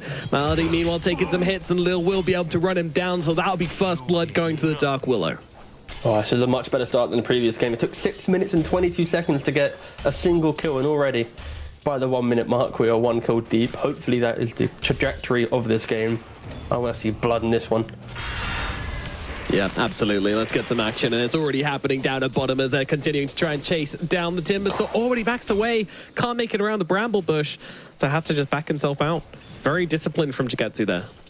Yeah, but also a really nice bramble from Lil. He just basically placed it in every single section of the tree line, so no matter where the Bloodseeker goes, he's going to get clipped by one of them. And yeah, I'd argue that this bot lane is going to be the key focus of the laning phase. You've got Tide line in one lane, that's just pretty farm heavy. You might get a pick off on a support, and mid, once again, Earthshaker versus Pango.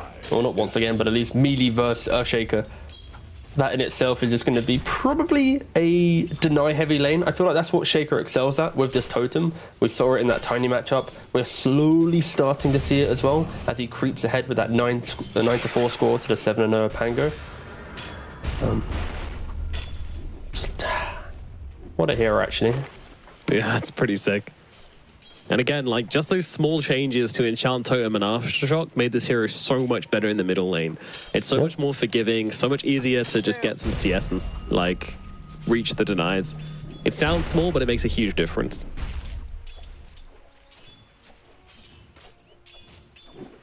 And top lane has been a little bit quieter. It's a Tidehunter and Alliance, so very tricky to get kills on these two for the Disruptor and the Slug. But of course, once those stacks start coming in, then he can turn these guys both into butter if he gets a chance. Gotta be careful.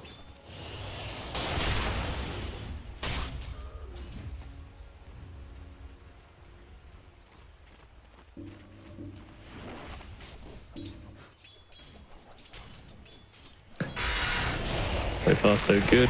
Everybody kind of just trading at the moment. Cloud. Also just fighting with a Bloodseeker over and over again with their supports just piling in the damage from the sidelines. I deny you.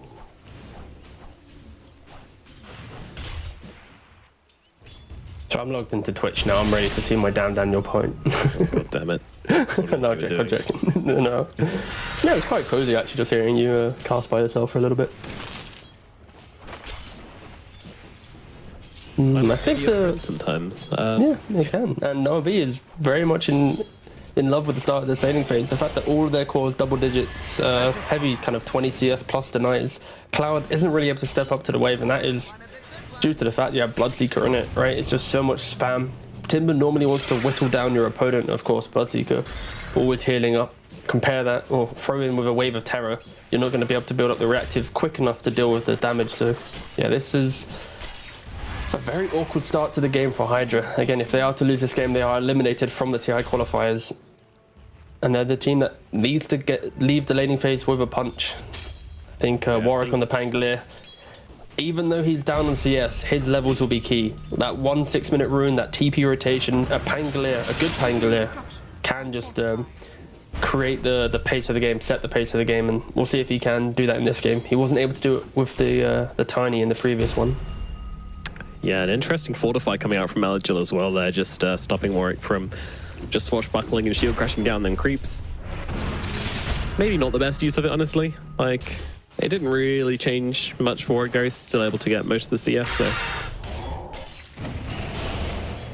Would like to just took a Timber. It's coming out onto Timber, but Shigetsu once again just getting so low. Lil constantly piling out the harass every time they try to go on the Timber Sword, but he might not be the one in some trouble. Very, very quick on Shigetsu at the moment due to the low health enemies he's against. So they're going to have to be careful. But Cloud just trying to grab some reactive armor stacks where he can from these creeps. Does have to be so careful though. Can't afford to accidentally just give away a kill to this Bloodseeker. That'd be detrimental. They're already falling behind on CS, and if they start giving away kills, then there's going to be no way back into this game for HYDRA. I mean, especially when the lane's so simple, right? It's just a magic missile into Bloodbright. There's no real crazy logic to it. You're always going to be able to whittle them down. And Metajor, he does have to slam. Both supports are coming in. Is he going to slam? He's going to go for the surely. Slam comes out onto all three, perfectly connected. Oh! Surely he dies. He does go down, but 1, 2, 3 dead on the side of HYDRA. My God, was it worth it? Is a question. And I got the answer for you, boss. Yeah, it's no, it was not worth at all. HYDRA, they tried to break from the lanes first, but in doing so, they all die, and on top of that, Tidehunter, he's the one pressuring the Slark in the top lane. Woo! Wow. He nearly even got the kill if he connected on the ankle smash, potentially. There's so much damage coming out as we saw that breakdown as well. And instantly, from mid straight back into bot. Cloud, this entire laning phase, he's just been under threat. Oh, Bloodseeker nearly going down to the spam. My goodness, HYDRA, they've got to be kicking themselves right now. They're just nothing going their way. Warwick, he's got a swashbuckle in 1 second. Will get a chance to use it here, but knows that he's going to be okay. They're out of steam on the side of Navi.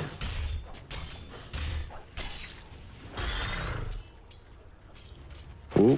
Yeah, Twitch chat loved it. Sorry. It's way more important. Yeah. Shut up, Teacup. Yeah, this watermelon might be... He's just got to be careful when Daniel's away. But Daniel's back now, so they can actually look to turn aggressive on Takami. But the pulls come out from Happy Durara, so they're able to make something out of the rotations which happened. And Cloud once again doing all right on this Timber Sword now. They've the supports both rotated across, so he's able to use his space.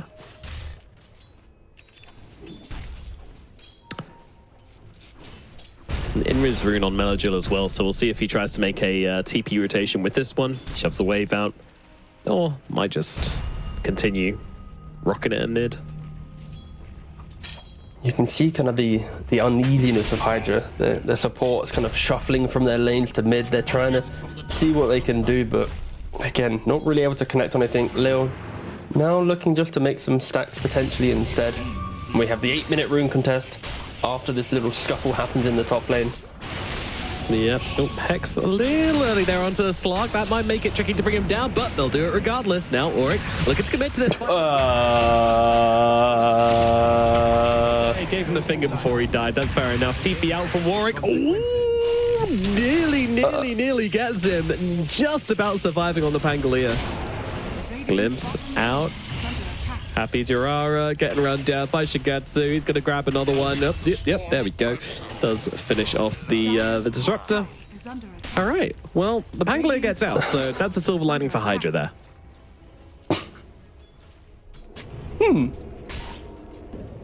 I think we all can analyze that one together. I don't think you need me to break down. Yeah, so that equals bad. That's all we need. Oh, let's look at that finger damage, actually, boys. Was it even the finger damage, or was it not just the right clicks no spike? What a good meme. Bounty. What big timings are we looking for on the side of HYDRA to start really getting moving here? Because once again, Pango onto the Pangolier, dropping the slam, the fissure, everything, the whole 9 yards being given, and they will get him once again. Warwick, you might have survived the rupture, but you're not surviving the slam. I think for HYDRA, their timings will be how they utilize Pango double supports plus one of the cores, right? And unfortunately for them, the Slark isn't a core that kind of activates himself too early in the game, he does need a couple items. And in doing so, Navi, as you see here, anytime they see Timber or any of these cores, double supports come in with a Rupture, try to go for the kill. Yeah, Timber, he's deceptively tanky, but a little bit of forced movement to eventually get the kill here. And I think HYDRA just getting outpaced, outplayed once again. 4k gold lead going into the 10-minute mark. Not a lot you can do. This, let's say Pango does rotate. What's he going to run into? A Rupture and also die? Like, this isn't a simple game for them to play out. Yeah, absolutely not, but now they've got the aggression coming out onto Melody. Surely this time they can finish the job. Warwick trying to chase him down, the drag back from the disruption. You okay, man? Mid-fight there. Do you smell toast? Are you okay? Do you need me to yeah, my call your partner? It's hurting real quick. Okay, no, you're good. Yeah, this is what I want to see from HYDRA. You know, this scrappy mentality, you throw spells out, you get a kill, keep going, utilize this glimpse, and yeah, they're doing it. Now they just need to keep going. They draw back this 4k lead down to only a 1k lead, only after one good chain of events. Reset, go again. Yep, they found the accelerator pedal, now they just need to put a brick on it.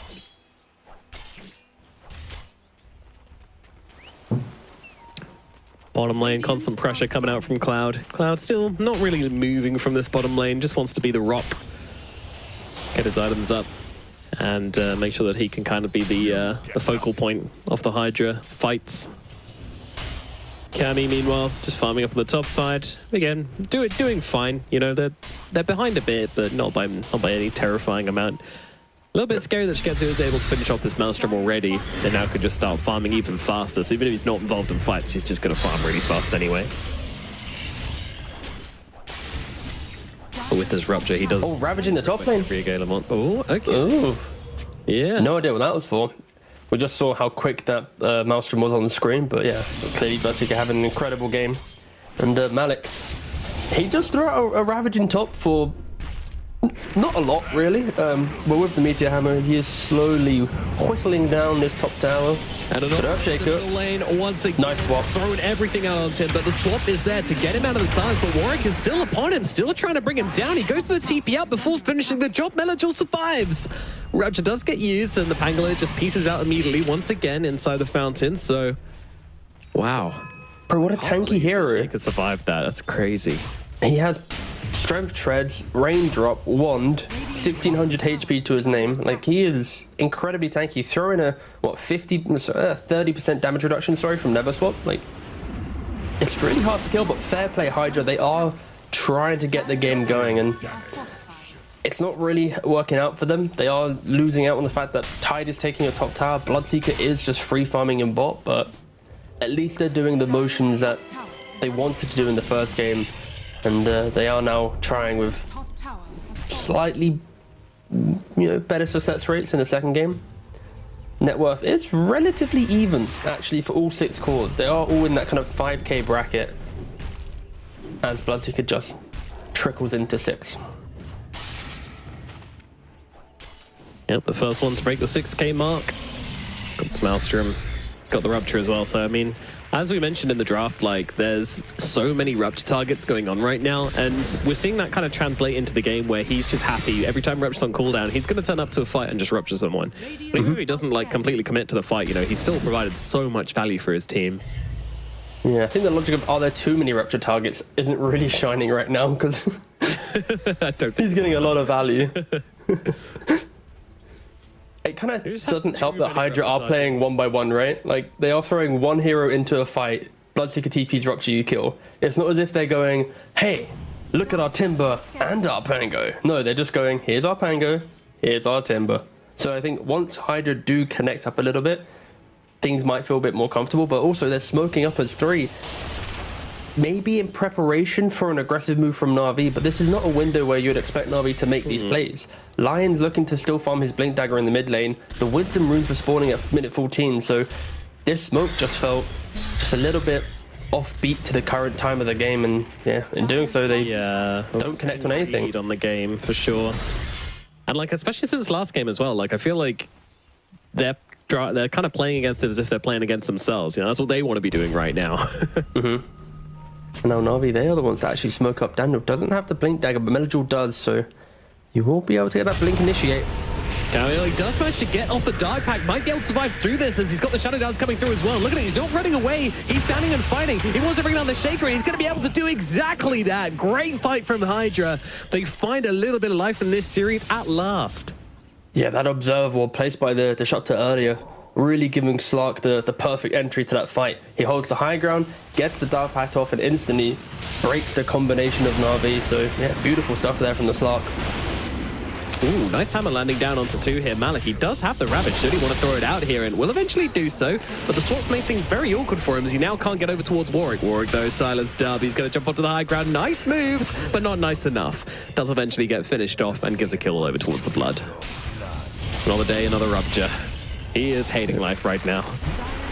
And it does look like Cammy on the Slark is going to be going for that Sand and Yasha, especially against the Bloodseeker. You do need to get status resistance to get rid of the rupture. You need to get as tanky as possible to make sure you're not dropping into that HP threshold that your ultimate doesn't proc. So yeah, looks like they're also going for an engagement once again to mid. Yes, they are. Timber gonna go forward here, looking on to Melajul, really wants to bring down the Shaker. Meanwhile, Daniel's already dead. Cloud chasing so damn hard, my goodness, but the Shaker manages to get to the blink somehow during that and gets himself to safety. And over on the top side, we've got a glimpse back coming through as well. This game is just kicking off in every which way. Malik, he tries to go for the Meteor Hammer, but it's not going to save his life. He will fall as well. Get out of here. The Slug, being involved in so many kills, suddenly has himself 4 opponent agility stacks as well. I mean, just an example of how active he's been in this early game. Yeah, it helps that he was able to rebuttal that one smoke from Na'Vi. The Shaker dying instantly gives him the confidence to continue making more plays. So yeah, fair play. Can they continue doing it though? Like, this is the pace that you expect from HYDRA. This run and gun style of play. Yeah, this is what we want to see from them game number 1. I'm glad we're seeing it game number 2. How hard can they keep up? You know, how much pressure can they put on? All right, pushing up the mid lane as well. Not really allowing it. Again, towers falling isn't really in HYDRA's wheelhouse right now, looking for the kills. They are wrapping around the tower, and Melody will be the victim to go down, but nice never swap to prolong the engagement just a little bit longer, and there he goes. Yeah, the damage reduction certainly helps out in those situations, so yeah. But nevertheless, tower to full, and yeah, we'll see if Na'Vi do come and retaliate on this. I mean, they have their Rupture, and they actually have a BKB now available on the Bloodseeker as well. That's going to be a bit of a shock for HYDRA. I'm not sure they're ready for it, but we'll see. And they have a blink on Tide. I don't know if we've actually revealed that yet. So Malik potentially going to be able to make some big plays. Lion about 600 gold away from his blink dagger. Oh, here we go. Slam comes out onto Warwick on the side. He's very low HP. They managed to catch him with the Hex. A little more will need needed to finish him off, but they find it. Malik brings him down. Uses the blink, gets off the Gush, and brings down the Pangolier. But now Na'Vi, they're not actually responding with this. They're not actually doing anything with it. Daniel goes mid to get the XP, and the creep's there. Shingetsu still farming up. I'm kind of surprised they didn't want to move on that now that Pango's dead, but I guess there's no tier 1 tower for them to take up here, so there's not really any objective to be gained. Yeah, pretty much that. There's no real gain from grouping up, especially when Lion was so close to his blink dagger. You just use Echo Slam to prevent the rolling thunder from the Pangolier. So I think get the kill, respect the fact that you got a kill, reset, and then look to get your timings back up, and then go for the fight there. Because when we look at the net worth, this is HYDRA kind of building up a lead, and you're seeing the Bloodseeker have to use a BKB. Like, this was a point where there was a 4k lead for Na'Vi, and then yeah, HYDRA just slowly dragging it back and excelling now. This is where Slark will be quite a potent hero. Yes, there's a lot of stuns, but to perfectly combo those down will always lead on the initiation, the blink ravage, the blink hex. If they don't come through with this Sanj Yasha build, he can be very elusive. This is yeah, and turning into an interesting game. You know, I thought Na'Vi coming out of the lanes would have been quite comfortable, but they seem to be the ones in the back seat having to respond to what HYDRA are doing, and despite the Pango kill just now, overall it's been pretty much going in HYDRA's favor. What we're looking for next is the Rochelle. They're finding Melajul again. You know, Golden Deer. Did me? Yeah, there's the damage coming on down. Nobody to save him from that static storm. And down goes the Shaker. He's actually doing the build again, like on this Slark. Echo Saber, Sanjasha into straight shard Satanic. Like, this is that, sure, you pick a counter to me, but I'll be so damn tanky that I don't care. But Cloud, is he tanky enough to survive this? Yeah, Shigetsu is looking for a bit of revenge from earlier when he had to use his Rupture as BKB on the guy. He's getting very low in the process, finally finishes the job, but my god, that was close. Does get the heal, though, out from the Thirst, and Shigetsu will survive to fight again. So, very, very clutch kill coming out there from Na'Vi, and that's going to take a little bit of the wind out of Hydra's sails. And yeah, another issue with this Hydra draft as well is that it doesn't do very well at Roshan, so I feel like it's kind of delaying their pace a little bit. Yeah, it's like not the best for sure, and around 20-minute mark is when you want to go for it. Ooh, another jump in. I mean, this time it's a disruptor on the receiving end, and yeah, he's going to get brought down. Didn't realize that Na'Vi were extending this hard into the enemy side of the map, but with a BKB off cooldown on the Bloodseeker, with Rupture, the Couriers cooldown as well. Oh, the Couriers have arrived the secret shop. The Timber and Pangolier just micro them, like, run away, get out of here. Pangolier's already way further to the right.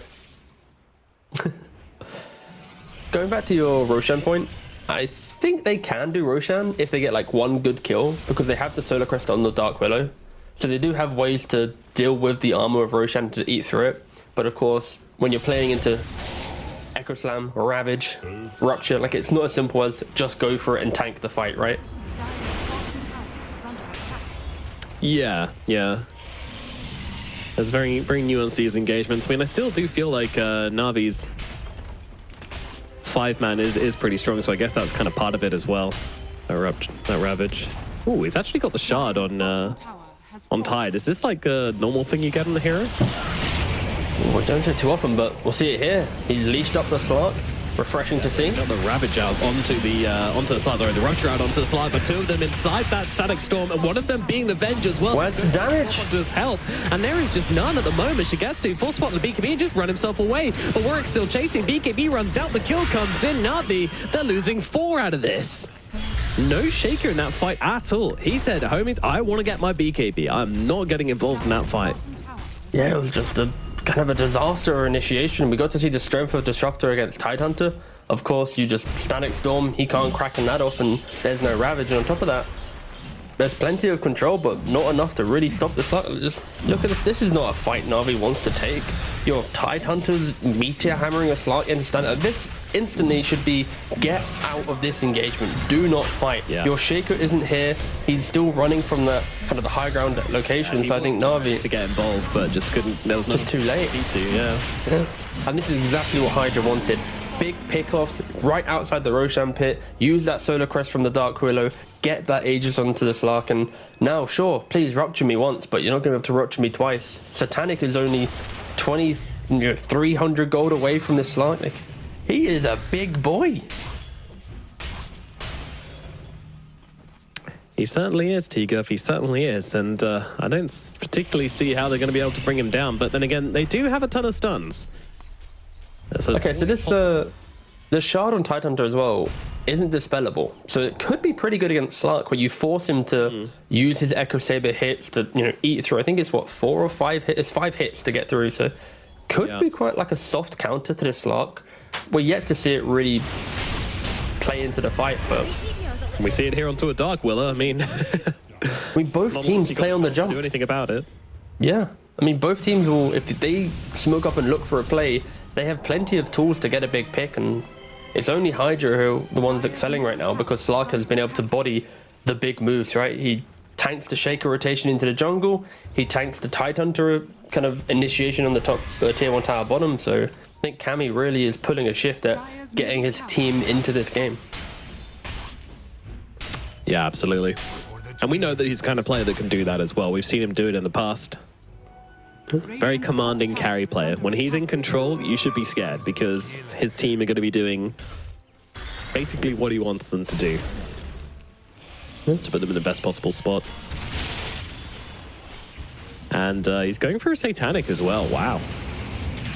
Not, again, not a very common Slark item, but in this kind of game, you just need that survivability. Meanwhile, mid laner, Go comes out onto the Bloodseeker.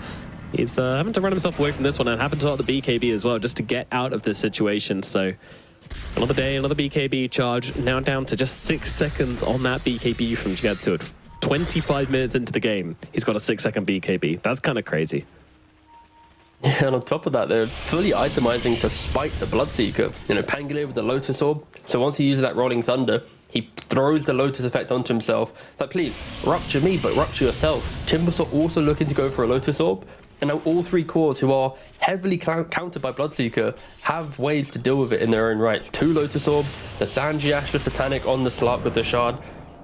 This isn't looking to be the best Bloodseeker game anymore. And now this is the point where honestly it feels like, are there too many good counters? Because it's not as simple as if we rupture the Pango, we're good. Because now it's if we rupture the Pango, there's still other forms of annoyance. So yeah, this Bloodseeker, he's gonna have to farm a Storm. He's gonna have to farm a couple more items before he really is cause a threat to HYDRA. Because I think this is HYDRA's mid game now to control. And I do want to say, like, I feel like Melagil's kind of letting me down a little bit this game, right? Like, they've committed so hard to just countering this Blood. They keep going on him. They keep making moves onto the Bloodseeker. And, well, pops the BKB pretty late here and then goes for the TP out, but he's taking too much damage. Oh, my goodness, that was close. But Melagil just about gets out of there. Not using the BKB pre-glimpse was a spicy option. But then to double down with the slam, we really just sealed the deal. That was... You were just saying about how Melagil was not having the best game, and I think that just kind of proved it to everyone. This isn't the shaker from game 1. It's more the shaky in game 2. Very much so, and Lion, he's in pretty deep here. Don't know if he's fishing for wards or runes or what, but he found his demise. Wow, look at this disruptor as well. Just Blink Dagger straight into the Aghanim Scepter, and it's not going to be long before Happy Durara is going to have it. Oh, Cammy, he's hunting. Yeah, Malik's going to be the next target up here in the top lane, and, well, unfortunately, Tidehunter's not here he once was. Swap comes out, he's got the BKB available in 2 seconds, but if they keep using their BKBs like this, they're never going to get to take a fight. So he does just back himself away, except that Malady is gone, and they're going to move on. Really cool play Malady made though. But yeah, go ahead. So Malady had the gem, and before he swapped, he put the gem on the ground, swapped the Tide, and then told the Tide, pick up my gem. So then Tidehunter was able to keep the Radiant gem alive. Pretty cool stuff. Nice little handover. You love to see it. All right, are these BKBs ever going to be on time? Like, or used? Yeah, Rupture used onto the Slug. Now, he's got 10 seconds left on his Aegis, but the rest of the team is already coming through the backlines here and just taking down the Lion. Malek force pop his BKB because otherwise Cloud was just going to blow him up. Shigetsu running away as Cammy, now free from the Rupture, can just look over towards the Blood. It was close. Jesus. Navi's seats are going to be pretty sweaty at this point. There's so many moments where they just get out with a fraction of time left. But this is what Navi was doing to HYDRA in game 1, right? So it's cool to see HYDRA have that bounce back and now replicating the same level of aggression. Bloodseeker doesn't want to use his BKB. He's 800 gold away from his Aghanims, but still, HYDRA aren't going to let down.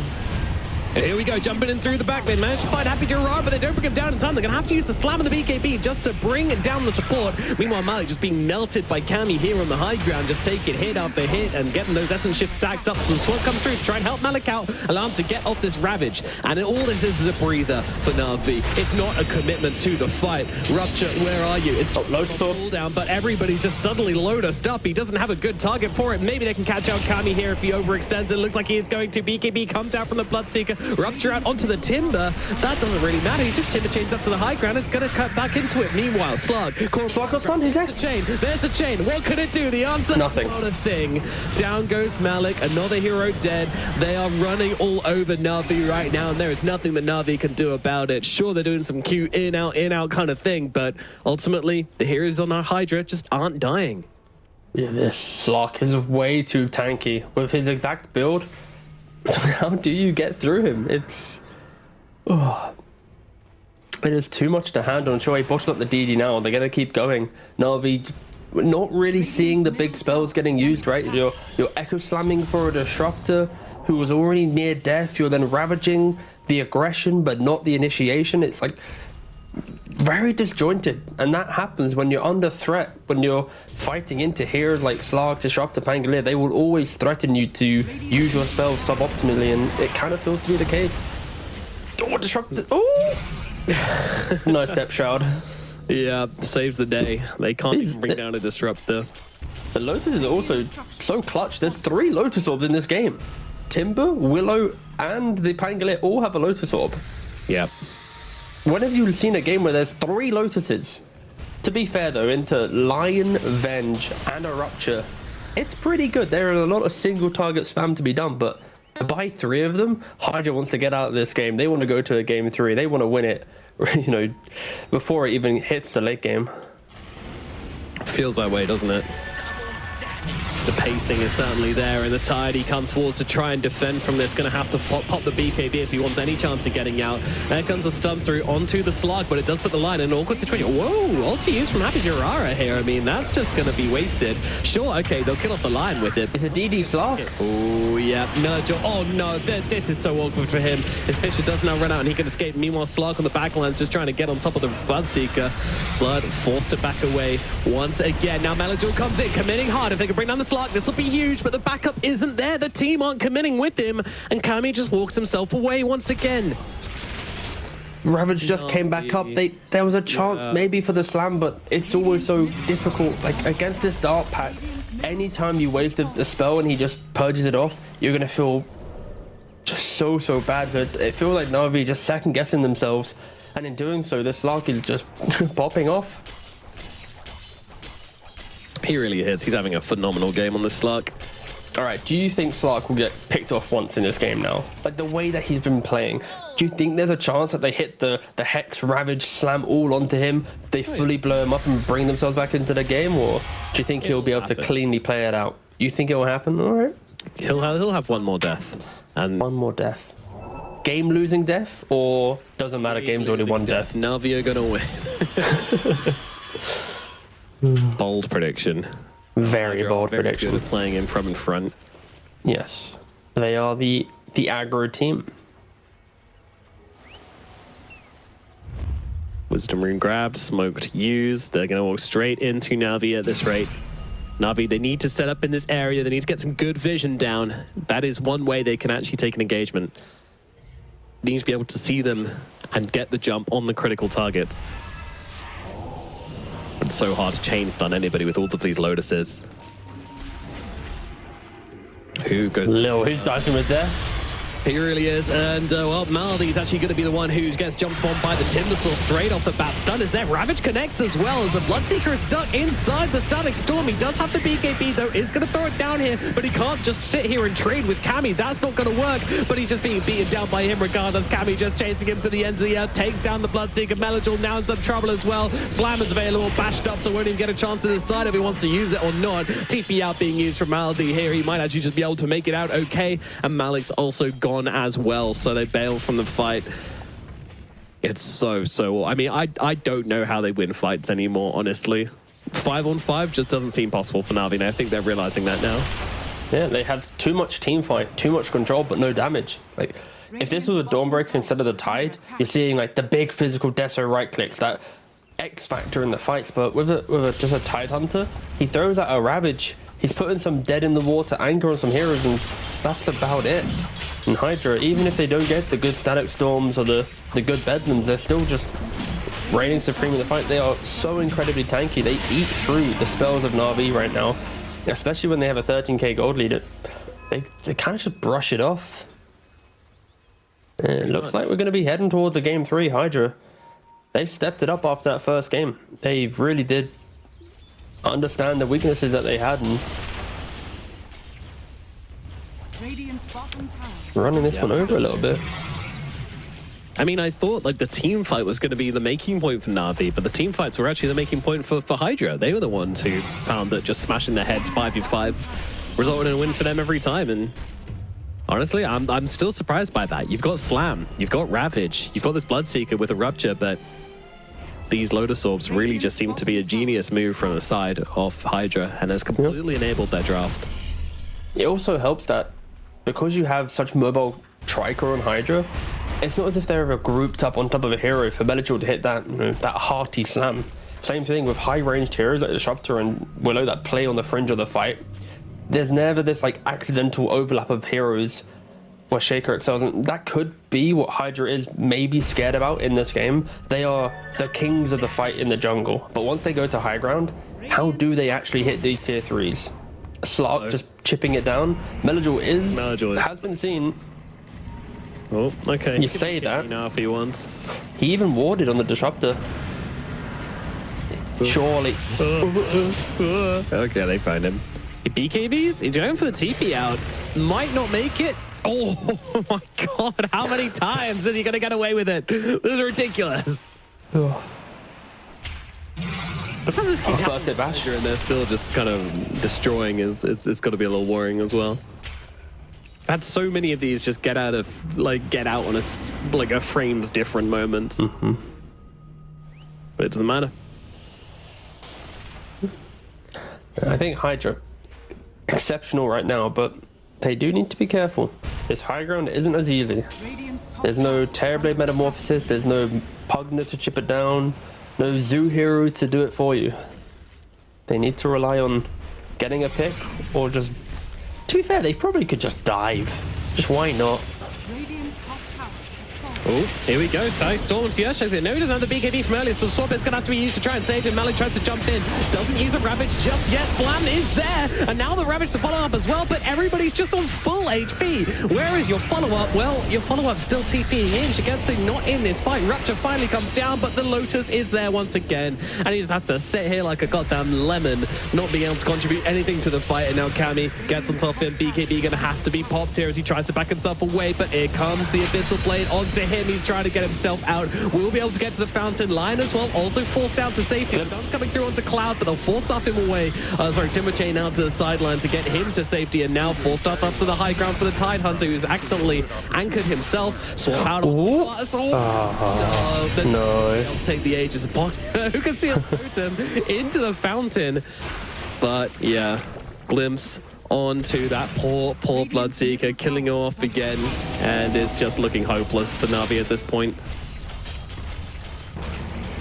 What a Slark performance, honestly. Oh yeah, exemplary. It's been so good. Ooh, Lion taking some hits here. Or could finish off the kill swashbuckle if he wanted, but would definitely die if he did. Middle barracks being taken now. The Dire Creeps coming on through, no hopes of splitting waves at all, as Daniel once again in some trouble. Swap is there to try and save him. Melagel trying to finish off the job. It's not going to do anything though. Daniel dies, comes back to life. Melagel finally getting his BKB off as it comes back off cooldown. Can they catch out Cammy here? He's out of mana, but it doesn't seem to make a difference. Look over towards the sign. The leash is out onto the Timbersaw. Maybe that's a chance to kill him off, perhaps? He's out of mana. He's running out of health, but in comes Happy Jiraiya from the sidelines. He's got the Aghanims as well, so these two heroes are absolutely toast inside that Static Storm. No help coming their way. Bloodseeker comes back once again. He's got that Rupture primed and ready, but it is a 5v3 fight at this point. Doesn't look like there's really much more for Navi to say about this one. They will defend till the end, but the end might be coming for them quicker than they realize, as Daniel's the next one to get jumped on right now. The Rupture is once again reflecting on Lotus. He never gets a chance. Malik trying to make it back to the fountain. Shigetsu as well trying to join him. Does make it back, but I'll leave that barracks open for the taking. They don't have creeps in the base right now, so Navi might actually get to take a breather. Like 4 seconds, midwave's coming on in. Let's go again, boys! Rinse and repeat. BKB is available on the Blood. He didn't use it in the last fight, but at the same time, his Rupture is on cooldown. Malik, once again, found in the trees. Just trying to get away into the fight for like a decent blink, and they have the ward behind tower.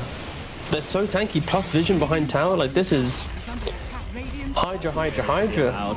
HYDRA.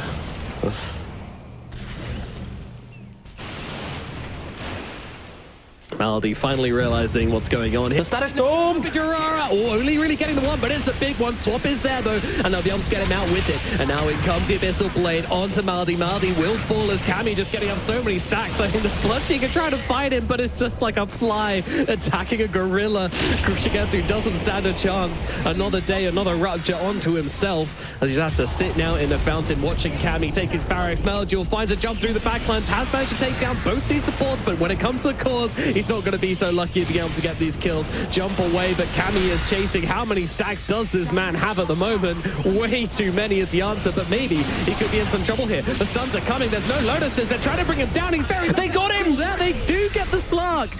But is this the beginning of a comeback? I mean, that is a stretch, but either way, they're going to keep going on to Warwick here as well. Melduel comes flying in from the sidelines here, and somehow the Earthshaker picks up an ultra kill in this engagement.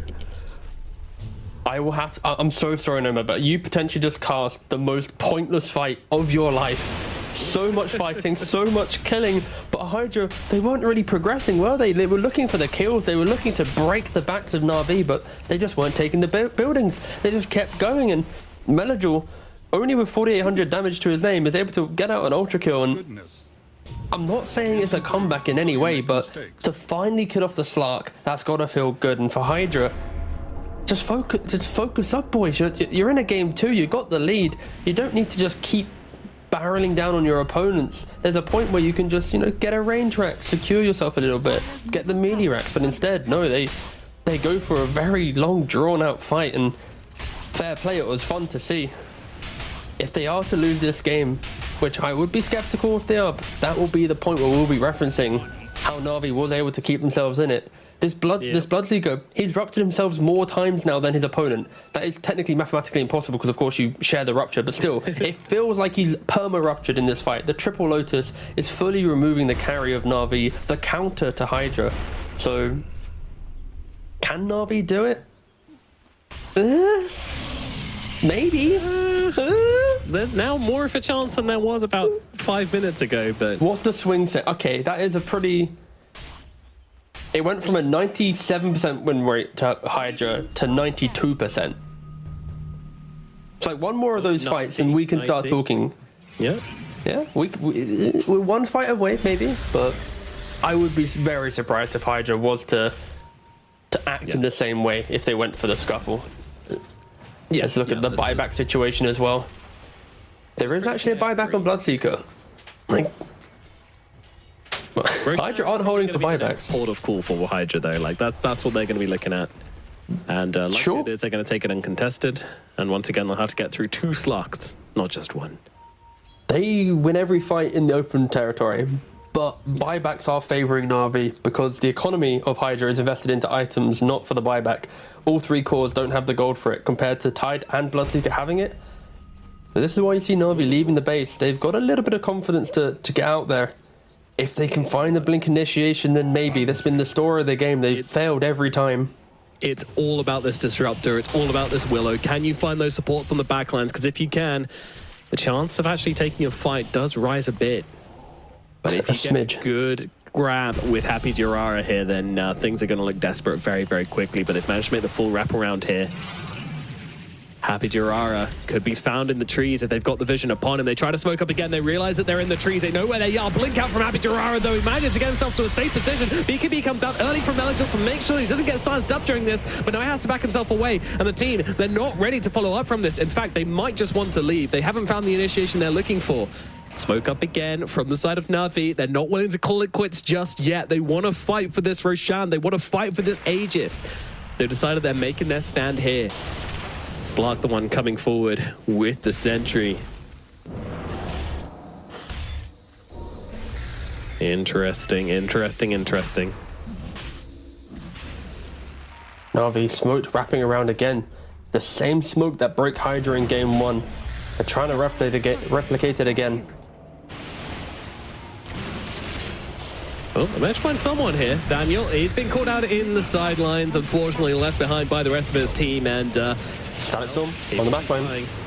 Yeah, not really getting the target they want. I mean, they will glimpse Margil back into it. Hex comes out onto now the Vengeful Spirit. Already used the swap, so not the best target, but nevertheless, they will bring him down. And with both supports dead, surely there's no fighting anymore. Shigetsu just trying to get the supports on the backlines. Margil coming in for the big slam as well. Can they finish them off? The Ravage to follow up as well. It's good damage. It's good damage. It might be enough to bring down the Pangolin. It certainly is, but Cammy, he's still fighting hard into the middle of this. A Slark trying to take down the Bloodseeker, and I think he's going to be able to do so. They're running out of resources on the side of Na'Vi, and they will have to back themselves away. Malik TPing out through the shots. Oh, but he gets glimpsed back and will be dragged back into the middle of everybody. And now he has no escape. Tries to go desperately for the Meteor Hammer, but it is going to be the full 5-man team wipe for the side of HYDRA. And now they're coming for the jugular. They don't give a damn about Roshan. They want to stop Na'Vi out of this game too.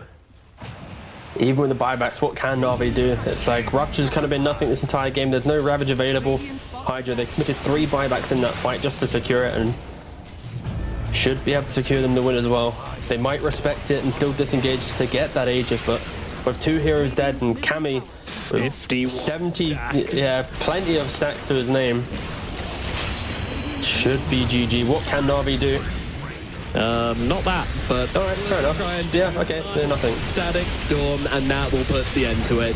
GG is called, and game number 2 goes to Team HYDRA here at the TI qualifiers, pushing us to a 3rd and final deciding games between these 2 teams. And honestly, I wouldn't have it any other way. Whew. I mean, Cammy Slark is kind of OP, it seems. In this game, 16-2 and 16, he does the same build again against Team Storm. Incredible stuff, and he broke Na'Vi. These early moves, they just kept finding the Slark, and he was never getting chain CC'd. He only dies twice in the entire game. It really was a phenomenal Slark game, and everyone on HYDRA, they needed to play aggressive, they played aggressive. They needed to itemize correctly, they bought 3 Lotus Orbs to truly remove Bloodseeker from the game. So yeah, HYDRA stepping up from game 1. I was a little bit scared that they would just fall out and just lose 2-0 in this series. They just didn't look like the team of previous days, but yeah, they had a good team talk, they bounced back, and yeah, we got a series on our hand. We certainly do. Yeah, we certainly do. I mean, I was worried at the laning phase, Na'Vi were just kind of on top. And I was looking like it was going to be heading to a very clean 2-0 for them, but no. HYDRA, you know, they hit their timings and they worked around them so damn well. They shut out Melagil completely out of the game just by moving upon him a bunch of times, and without that Earthshaker having a real impact in the game, it was way easier for HYDRA to jump in and find the fights they wanted. Yeah, I think if anything for Na'Vi, it's just the difference of Tide to Dawnbreaker, I think. Like when you try and like analyze this game, you think of a Dawnbreaker, it's explosive, it's damage dealing. You swap it out for just a random Tide, and sure, you have teamfight contribution, but you're not doing anything else. Like, look at this. I've ravaged you, that's it. He's now standing still hammering. Meteor having it 44 minutes into the game. It's, yeah, not the best stuff, I don't think, from Na'Vi. Again, I think they had a really good early start. They had a 4K lead. They tried to be aggressive with some smokes. They found a Slark, got picked off a couple times, and then got completely outpaced. And that is the key difference in the 2 games. In the first game, Na'Vi didn't get picked off, didn't lose out on their rotations, waited for the team timing, and then controlled the entire game. In this game, they tried to replicate it, not as cleanly, and of course Hydra easily capitalized on it. So I think Cammy 100% has to be the MVP. Stellar Slark game, and but it was really cool to see how Hydra did approach this, and it's why I was kind of skeptical that Bloodseeker was the final pick. It's like, it's nice. I think anyone in Twitch, anyone would look at it and go, it's a good Bloodseeker game, but it feels a little bit offbeat to the rest of what your team wants to be doing. But yeah, either way, we have a game 3. Cammy, of course, Mage Slay at the very end of the game to deal with the Bloodseeker Aghanims, and Yep. 80% kill participation. Yeah, he did do a ton of damage with that Aghanim Scepter inside all of his evasion, but didn't make a difference in the end. And one thing to point out as well is that Warwick did 2,300 damage with Rupture towards Bloodseeker. It's so silly. It's so silly, but the constant reflections were causing him such a big issue there. And yeah, I mean, pretty crazy game, not back and forth, but Na'Vi showing us a little bit of life at the end, just giving us a little bit of hope before HYDRA put an end to things, and some cute fights at the end coming out from Na'Vi, but just not enough in the end. So HYDRA will be dragging us through to a game number 3. Which way is it going to go? Well, we're going to find out in the final game coming up after this break.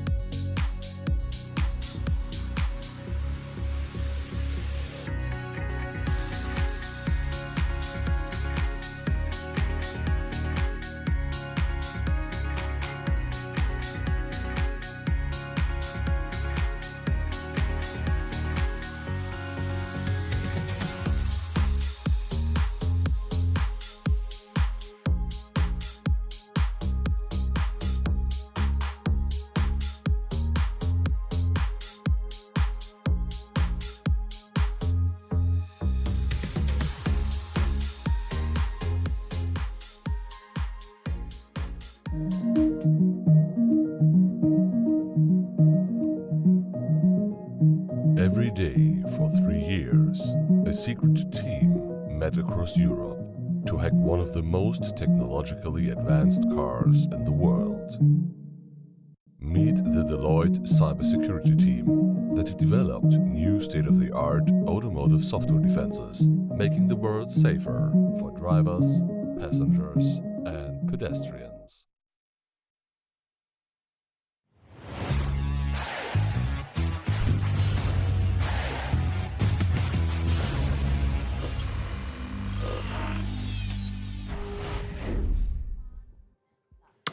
Well, we find ourselves at a game 3 between NAVI and HYDRA. Both games pretty damn convincing in opposite directions, so hopefully from this third and final game, we get a nice close battle. But to be honest with you, that doesn't seem likely because the way these two teams approach the game is so very different, T. Yeah, I think we're seeing this beautiful like offense versus defense. I think one wrong pick on either side can make your draft completely crumble, and we're not seeing like them also conceding to try and go in the middle, right? Like you're seeing Navi go for Venge, Lions, and then Dawns or Tides, right? And then the other side, you've got Slarks and Tinies and Skies. It's very, very polarizing. And I think going into this third game, it will really kind of, I think for HYDRA, being the winner of the last game, they just continue. And if anything for Navi, it's like, do they now adapt? Do they continue going down the same record? I think if anything, Dawnbreaker for me is key. If they can get Dawnbreaker in this first phase, they're going to be looking like they can actually contend and fight up against HYDRA, I feel. Seems unlikely, but we'll find out. Let's jump into the draft for game number 3 and see exactly what's going to get banned out. But you know what, last game, imagine if they'd had a Ricky on Navi. You know, imagine how much better their draft would have been. I actually think they could have won the game. Like, no cap. I think Ricky would have been an actual S-tier banger pick. But I think Bloodseeker is too easy to go for. I think, you know, you hear it on Fruit. Exactly. You hear it on any panel. It's always, you see Pango, you have to say Bloodseeker, right? It's like the simple way. And unfortunately, I think Navi fell victim to that as well. Yes, sir. All right, so we got the Gyrocopter, the Enchantress, the Naga banned out by Navi. They're following the same 3, and they're going to get rid of the Disruptor as well now. Really interesting that they respect the Static Storm so much, and it did do bits last game. Now Like, for even HYDRA. though they had the Venge for it as well, like the Venge often actually just ended up having to choose one person to save. Yep. And yeah, it's not really what you want to be using your swap for either. Wasn't anything too crazy. But yeah, now we have Venge in the pool. We've still got the Dawnbreaker that I was mentioning. This is where HYDRA did ban out Dawnbreaker last time around. Maybe they don't ban it just to pick it themselves, but it does feel a little bit counterintuitive to their playstyle. But technically, it would also allow an aggressive playstyle, so I could see them doing it as well. But that is the key question here. Lil finally putting on his headset to see what everyone's talking about. No other way. Trying to ban it out. They're in the same room or anything. No. Ooh. Beastmaster. Indeed, the Master of Beasts coming out as the first phase pick for the side of HYDRA. Hero's pretty cool right now, you know, they actually really kind of changed up them Hawks and yeah, made them kind of busted. Yeah, very aggressive, of course, and now for Navi, they need to decide how they want to try and, you know, attack this Beastmaster, and it's with the first pick Warlock. Wow, okay. So, all right. This isn't too bad, because I think, so because Warlock, you now create your imps on your Fatal Bonds, it just means that they're being spawned in the fight outside of this, like, 1-by-1 of your upheaval. It also enables Navi to pick heroes like Sven or Alchemist in the safe lane and play a farm game rather than the in-your-face style. And guess what? That's exactly what Navi's done this entire series. Kind of concede a little bit to then play a little bit more explosive down the line, just the defensive style. And I can see it working. It also means you're not going to be picking up some illusion hero to play into Beastmaster, of course, because he'll just go Aghanims anyway.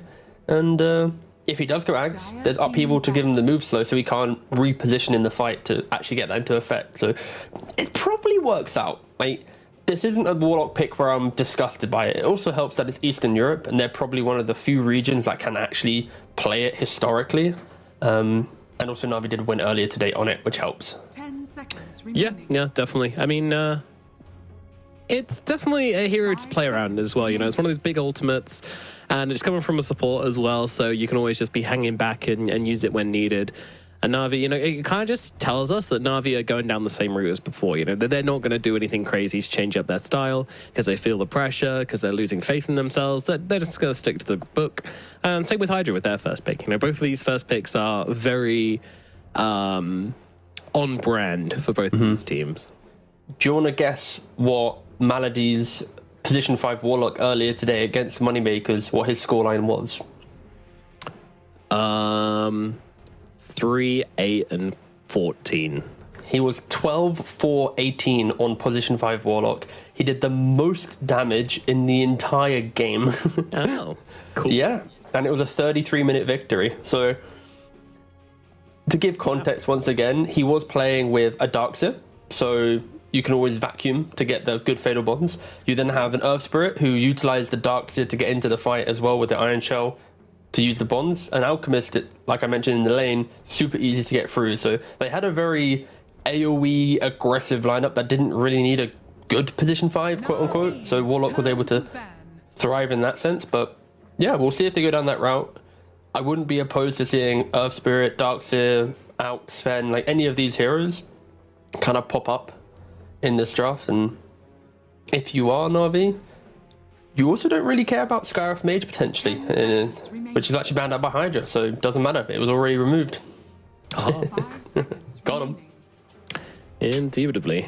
All right, well, CK ban out from HYDRA is interesting as well. It's a hero which I feel like would suit Navi quite well, but I'm going to get rid of that now. Look at the Slark ban. Yeah, he's like, you know what? Not again.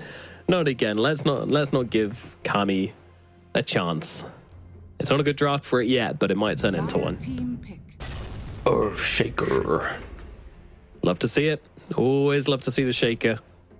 Yeah, it doesn't do great last. Yeah. Still managed to get an ultra kill in the second last fight for the game. So yeah, I'll take it.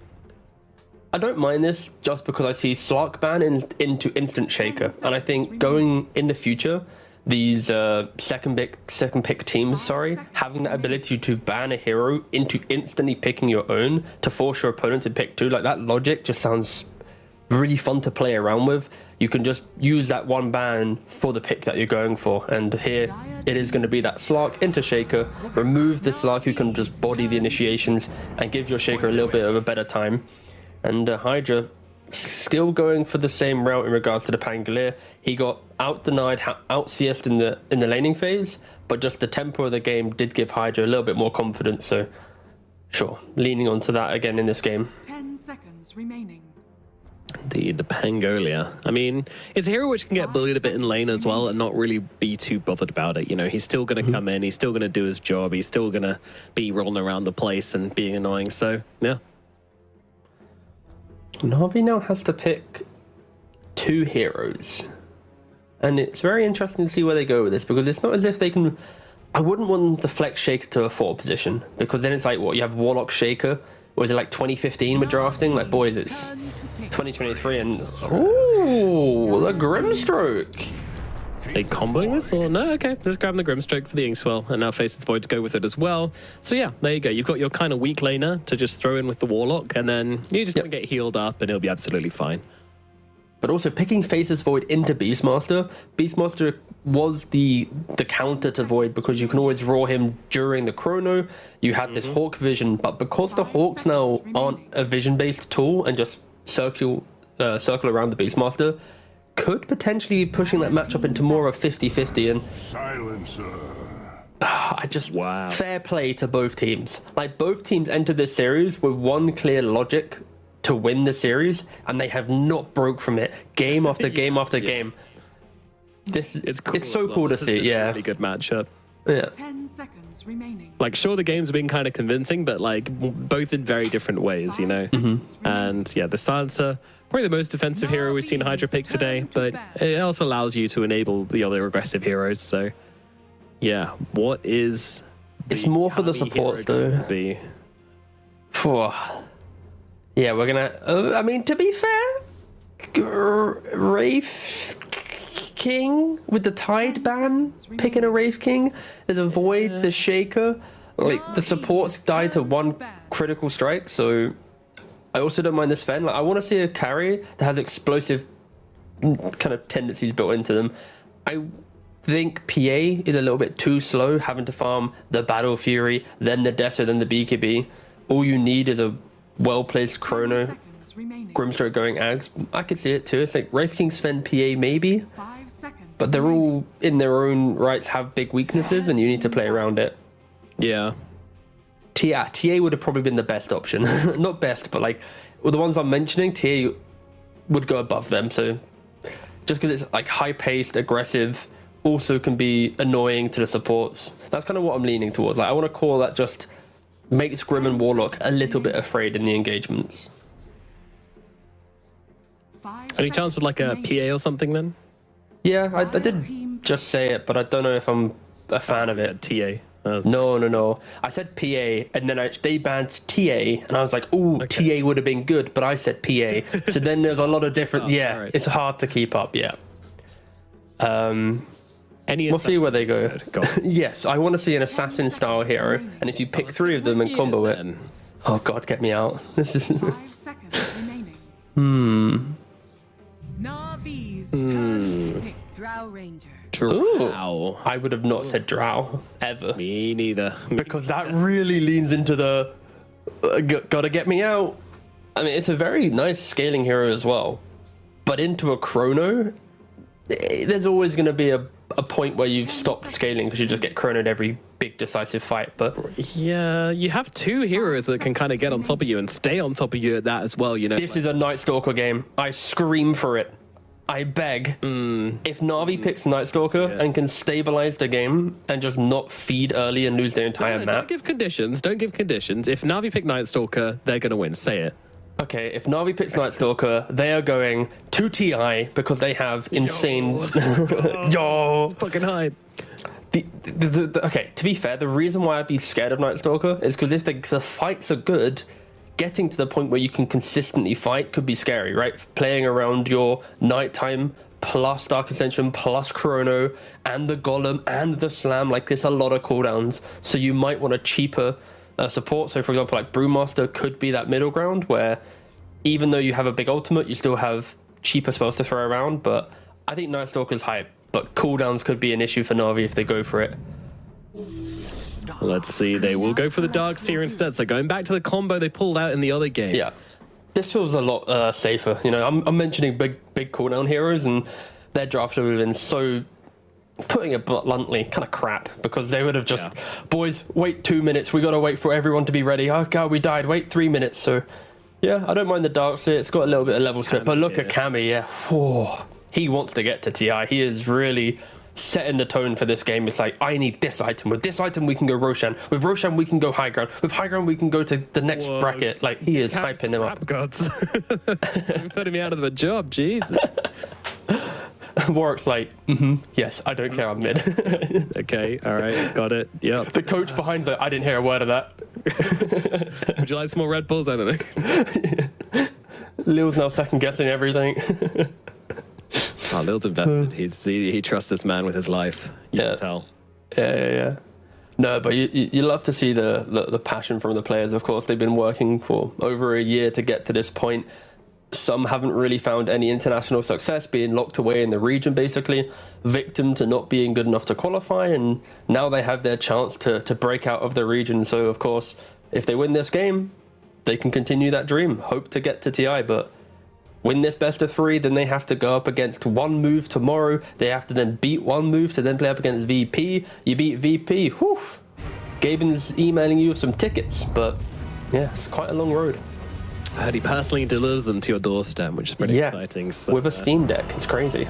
Yeah. So we'll see exactly how it goes down, but this third and final game is going to be pretty intense, I feel. Both teams, you know, it's so important that you remove the fear of elimination from your head. You know, you can't play with fear coming into this final game. He's retired, that helps. Yeah. That does help, yeah. HYDRA especially, you know, they need to be on the front foot as well. So let's see if they can pull it off. Let's get into it. Game number 3, HYDRA versus NAVI here in the EEU regional qualifiers for TI. Losing team gets eliminated. The thing in Darkseer as well is it gives them yet another way to try and just pressure this Drow in the fights as well, to kind of get past the Pangolier and the Beastmaster. I don't feel like these two heroes are enough of a brick wall to validate the Drow pick, in my opinion. Oh, look at all the wholesomeness in the org chat as well. Yeah, it's good to see. Yeah, I think Drow's is like such a wishy-washy hero where she either pops off, gets agged, gets to play on her shard, unkillable, you're always looking for her, but she's killing you beforehand. And then there's the other story, which is with Darkseer. You get that level 3 in laning phase, you have 2-point Iron Shell, the vacuum, you kill her off once, and she never gets to lane, and she's always chasing her farm. And it kind of helps a little bit. There's not this melee hero to enable Malik a little bit in lane, but with the slows of Daniel and this Grimstroke, you still can find those windows of killing, and HYDRA need to set up their lanes correctly to make sure Drow enters her farming patterns. And I'm wondering what the build's going to be, because I've watched quite a few. I like watching the high MMR carries, and a lot of them too tend to go for this Midas build, which is sort of interesting.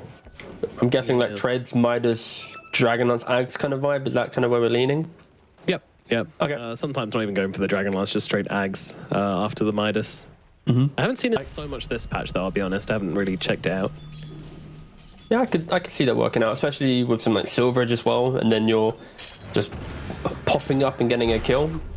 The issue will always be for this Drow, when she tries to stand her ground, there's going to be a Fissure, a Golem, a Vac Wall, a Chrono. It's not as simple as I can always win the fight. But then again, for Navi in the previous game, they did fall victim to having too many spells and not enough damage. And this time around, you would expect Navi to be a little bit better. They have a lot of innate farming tools in their heroes, plus naturally scaling with damage items on all 3 heroes. It's not as if Darkseer is going to buy a lot Greaves, Pipe, Crimson, and no Blink or Rags or anything. So this game is a lot closer, but HYDRA need to dictate the entire game.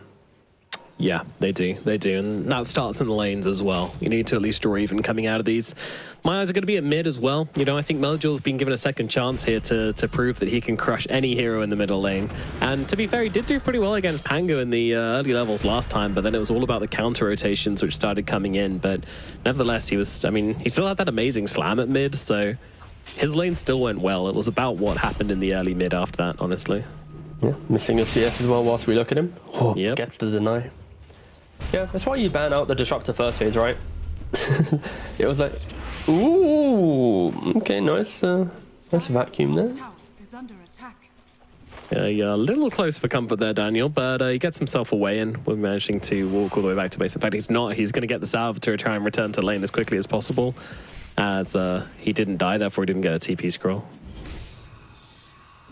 And as we look at bot lane, I would be very surprised if Radiant was to die in this lane. Maybe Warlock could die here, but of course his face is void. Already quite an elusive hero, and then you throw in a Warlock behind him. It's going to be pretty good. And this Fatal Bonds, you see it here, you put it on the creep wave, instantly spawns and BAM! Explode onto his enemies. Little kamikaze imps. Yeah. I like how they were just like, Warlock's a bit boring, what should we do? He's now the Imp Lord. Alrighty. I liked it on his... His upheaval was so fun though, because when you had it there, you could just like hide in a wave and just use it and just skip waves indefinitely, basically. But I can see why you'd want to push it to Fatal Bonds. It then means that you actually have laning presence because you're leveling your damage spell and getting more damage rather than having to level this like upheaval and hope the imps do something. So yeah, I'm not opposed to it. Top lane again, Daniel trying to get the Inkswell off, but might have just given his life for it. I mean, the Lotus going to buy a little bit of time, but still will be going down. Look over towards Kami as well, but Malik cannot stay upon him. Doesn't have a point in search just yet either, so Kami will get himself back, and that'll just be a straight up death in the top lane. Grimstroke having a tough old time up here. Yeah, it is a death, but look at the CS. The 9 CS for Drow compared to the 22 on the other lane for Faceless Void. You might be getting a kill, but there is so much pressure coming in. There is a double wave coming into Drow now, which will allow it to, catch up a little bit, but it's not, smooth sailing. Is that the phrase? Yeah, we're going to go with that one. Yep. For the Drow. Thanks, mate. You're all good. You're all good. But yeah, despite this, the Drow still has the item I mentioned queued up. Midas on the way. Well, not on the way yet, but in the quick buy at least. That would be insane. 4-minute Midas. Damn. Yeah, that's my usual. Yeah, of course, you're just too good. That's why you're not allowed to play. Yeah, I give them a chance, but water runes at mid. Everyone's just gonna grab them one apiece. It's pretty boring in the mid lane, honestly. All things considered. Bangalores doing pretty well, but all these denies coming out from Eligil gives him a tiny XP advantage, but Warwick's still able to get a lot of the CS regardless. I think that was the best revelation of casting, is realizing that I can say something's boring. Because like sometimes there's some lanes which are just egregious to watch. I don't want to look at them. And Meligil playing Earthshaker in laning phase is one of those things. He just like, always has double-digit denies. He's always being a nuisance, a thorn in the side of his opponent.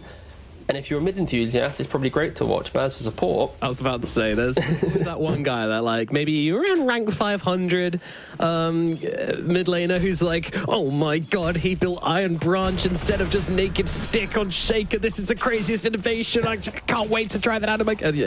But we don't care about you. Meanwhile, in the top lane, Malik has overextended a little too far and does get caught out trying to bring down Kami. So another big kill up here on the top side.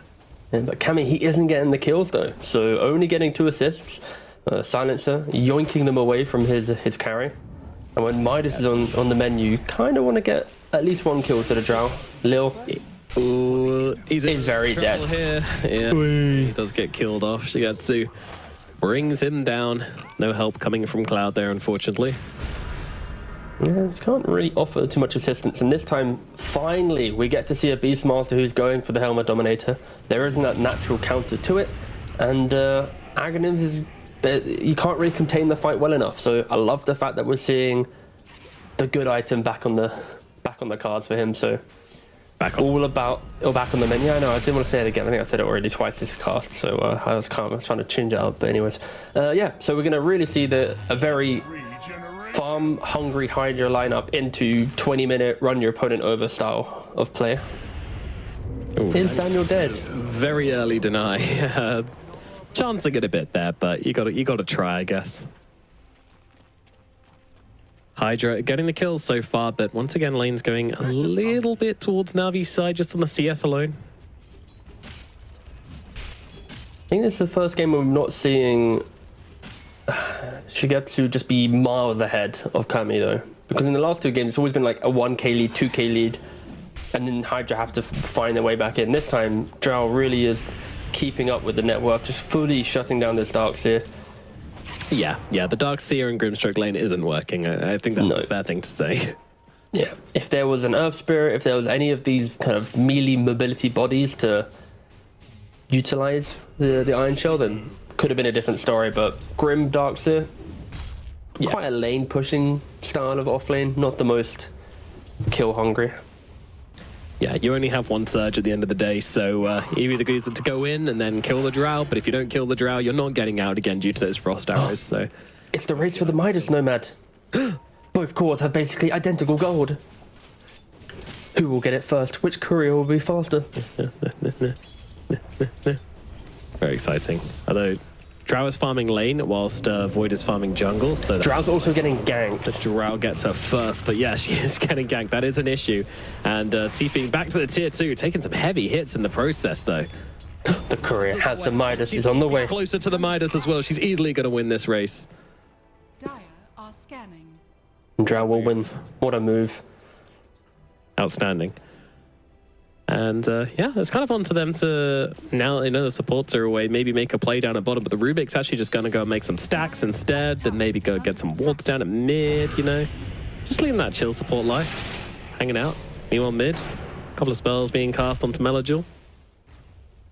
Yeah, Warwick's going to pick up the haste rune. Don't really know if he's going to be able to use this to kill bottom at least. I think most of the pressure HYDRA wants to apply is in the mid lane. Allow Beastmaster to freely farm bottom, drag supports to mid, and give Drow free access to her own jungle in top lane. Dude, Jiraiya's got no chill. Just steps up on the Earthshake, uses both spells and a blood grenade for good measure. I mean, there's a wall behind tower, so HYDRA have all the information they need to be able to pressure this. They're wrapping in hard here. Meligil trying to escape. The Rolling Thunder even used to this one, but he can just block him off with a Fissure. It does exactly that. Shield Crash already used, so this is just looking a little bit awkward now. He's just a big old rolling ball of despair. Not only that, but you're kind of giving away the ward as well due to that aggression. Amazing what Yep, they get it. Very nice. Well, HYDRA back to the drawing board a little. Oh, Drow's ganking.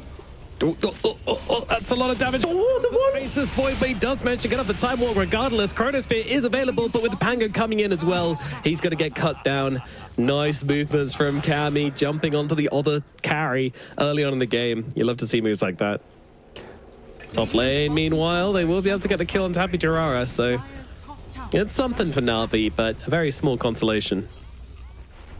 Beautiful twin gate usage there. Not only do you bring the Drow, but you have to bring in the Rubik +1 to convert on that kill. Void was very close to actually living. He would have even used Chrono if he didn't see the extra heroes to secure his life, but you need to make those small moves as a Drow against Void. If you just allow even farm, Void will always be happy because he knows at some point you will misstep, you'll get chronoed, and you will die. So you love to see the aggression from Cammy, identifying the fact that he needs to always be top net worth, always be looking for that next kill, and he's close to overtaking the Void.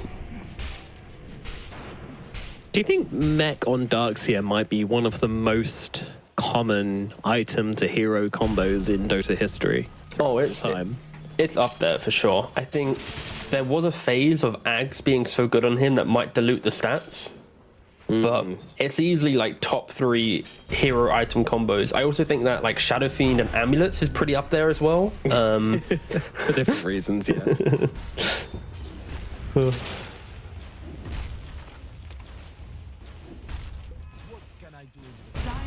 So this Beastmaster really starting to farm up a storm here. All these stacks which the Rubik has made, he is just coming and gobbling up, the greedy little sausage. But the Ancients will be left for the Drow later on when she probably will need... I'm not sure she can take it with just a... No, they're getting... They're Beastmasters, mate. Come on. The Beastmasters, cool. Okay, that's fine. Yeah. Use their maxes, get them Ancients. Delicious. Cloud's going to be huge. Also, Malik is kind of getting huge himself, right? He's taking this top tier 1 by himself. He's pushing out the Drow with her own illusion. Sure, Cloud's farming up some stacks, but... You're kind of evenly trading, right? Like, you're losing a bit of map control, but then you're hoping to get this Helm with the Overlord timing. Oh, Anglia Silencer, smoke up, and we've seen HYDRA make this smoke game after game, but it's always this, like, from mid to top smoke around the 11 to 13 minute mark. They don't find anyone, they jump in the twin gate, they look bottom, don't find anyone, back off to farming. They've done it nearly every game now. Yeah, the twin gate patrol route. Just making sure we definitely own these twin gates, because if you own the twin gates, you own everything. They found Void, but yeah, if they didn't know that he just time walked up there, they might have jumped on him with a little bit more persistence. But the exact move happened. Look, it was top to bot to mid. Oh well. Yep, we tried.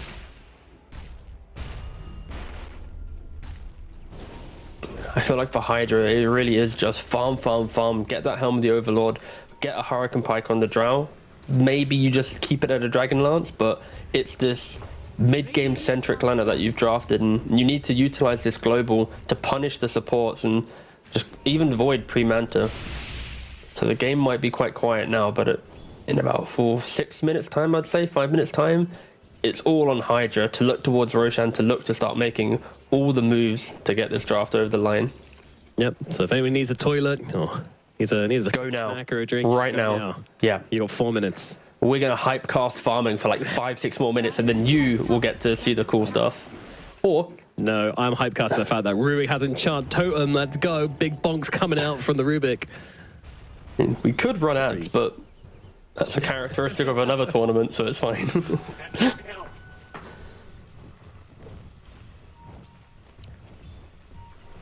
Yeah, it's a bit awkward watching Darkseer farm stacks, isn't it? Yeah, look at him. He's like... They're equal on stacks, to be fair. Like, both teams have done a very even job at being efficient in lane and jungle. Yeah, it's a little bit of HYDRA just saying, like, hey, we can also play this kind of game, you know, of the slower kind of Dota. We don't need to just constantly kill from, like, the very start. They will hit that killing pace, but it's a little slower than it has been for their previous drafts. But that's fine. Smoke up now. They've got this Diffusal Blade finished on Pangolier. They want to try and make a movement with it.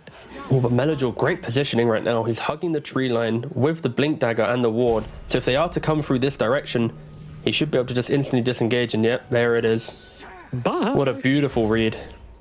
Yeah, very, very nice. But there are still 2 heroes farming up in the bottom camps here. This is a little illegal if they get caught here. Oh, he just time walked in place as well. Didn't see it. They didn't see it. Gets away with murder. And we'll steal the time walk on the Ruby. That's a little bit better than Enchant Totem, I would say. Yeah, just a smidge. I think, Cammy, what's the build? You've got the Dragon Lance. Yep, there we go. Straight into the Ag. Yep. That will be the play. So still relatively glass cannon. She's going to have, what, maybe 1500 HP to her name? She might do a insane amount of damage with the hypothermia of her frost arrows, but it's still, can she stand her ground? Can she get the clicks off? During the cover of Global, she for sure can. If there's a Rolling Thunder being chaotic, you'd expect so, but it's all on HYDRA to create that fight construct, to play under their own vision, to smoke up together, to protect this Drow. Because at any minute, one Blink Slam, one Chrono, it could be enough to turn it around. I would argue there's not a lot of damage right now inside the Chrono at the 15-minute mark, so it's more on the Slam, but it's still just scary, because Drow's going to be the key target the entire game. She's scared as well. She changed her mind. Queues up the Manta now, so we'll see what the commitment will be. But Manta and Hurricane Pike, yeah, wow. Personally, I'd like the Manta, yeah. I think it just feels better. If you can maneuver yourself properly in these fights, you're going to be good. Malik drops down the ultimate here. Global Silence being used for this one as well, so the Dark Seer just spending a lot of resources to try and bring him down, but they will be able to do so. I feel like the moment he dropped the wall, they thought there were more heroes behind, so they just dropped the ulti, Global Silence to stop that follow-up. But this might lead to Navi going for a smoke, knowing that Global's on cooldown. Yeah. This entire game, it will be the balance of is Global up, is it not? And the HYDRA supports are muscling up against his Faceless Void. Yeah, they really are. Just faking it until they make it. We have cause behind, we promise. But I think for Cammy, this Aghanim's, it would have been maybe a bit too glass cannon. Going for the Manta though, anytime you throw out an illusion, it could look like the real hero. You tank one key spell, that could give you purpose to take another fight. So I don't mind it. It's just going to be a lot of mind games between both teams. Little Rubik so stepped up. Yeah. Oh, he just missed his spell. All right. Yeah, well, he lives. Lil's getting away with way too much this game. They need to find a way to punish this. That's the type of move you make when you're playing a micro hero and you've accidentally clicked your main hero to follow the zoo. But Lil's playing Rubik, so he is just a bit over aggressive.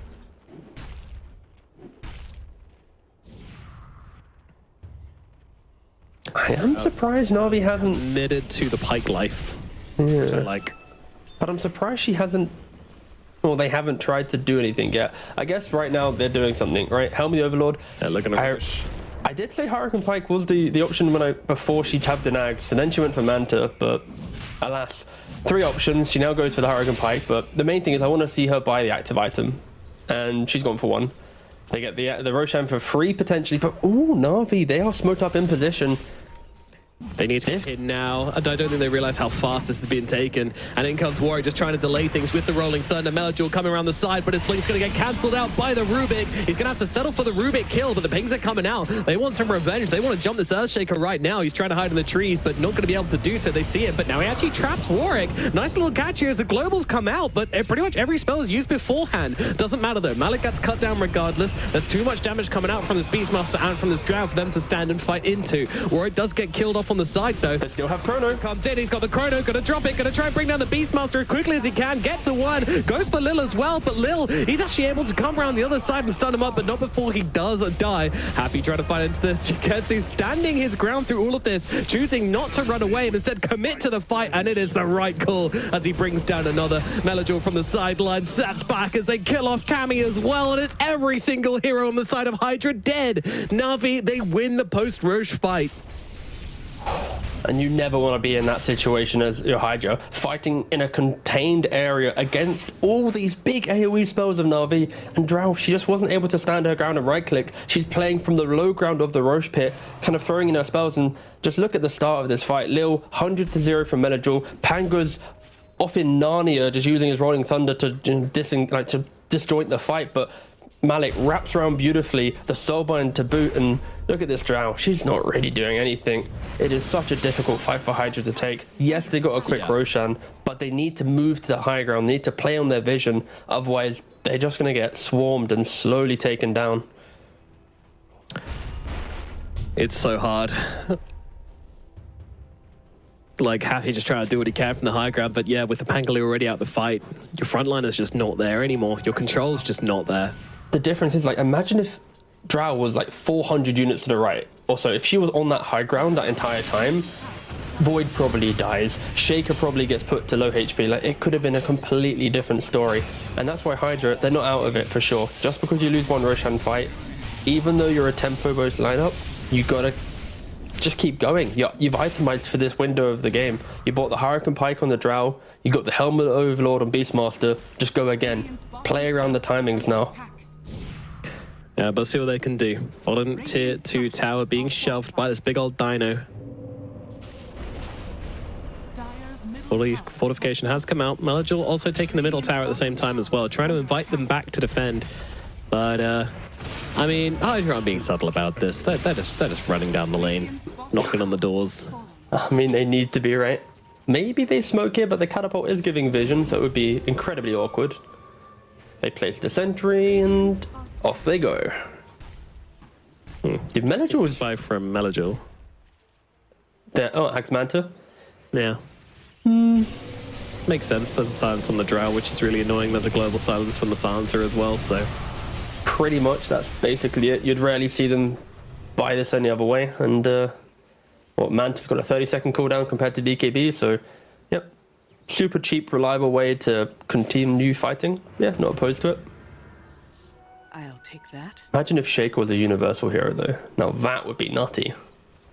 It'd be too good, some might say. Maybe. You mean if Agnans gave him like triple the damage coverage does? Yeah, that'd be kind of good. There's a few heroes which I'd love to see made universal just because it would completely break the game. Viper. Like, why has 20 become universal? Like, being universal is now so good, it's become a talent, you know? Ascend.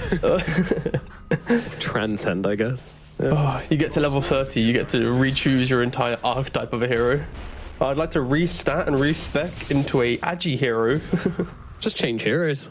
Yeah. At level 25, change to a different hero. Choose anyone in the game. Oh.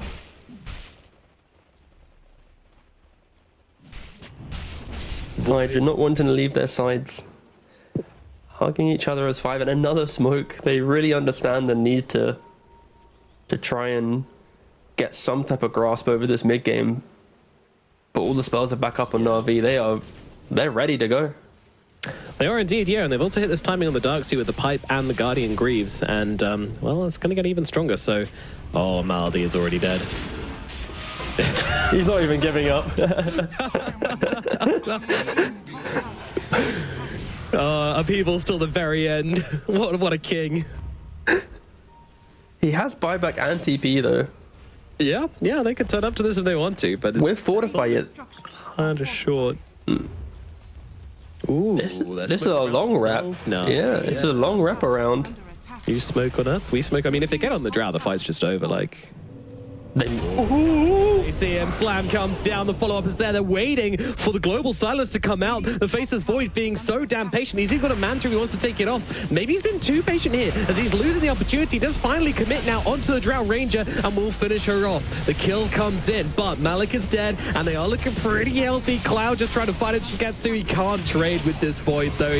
Maybe he can actually, the damage is there from the Pangolier as well, but the stun out from Melagil, the Fisher from the sidelines, Shigetsu still so low, finally drops as Warwick gets a triple kill, but Melik gets a double. Now moves on towards Lil as well, and should be able to finish off the Rubik at the very least.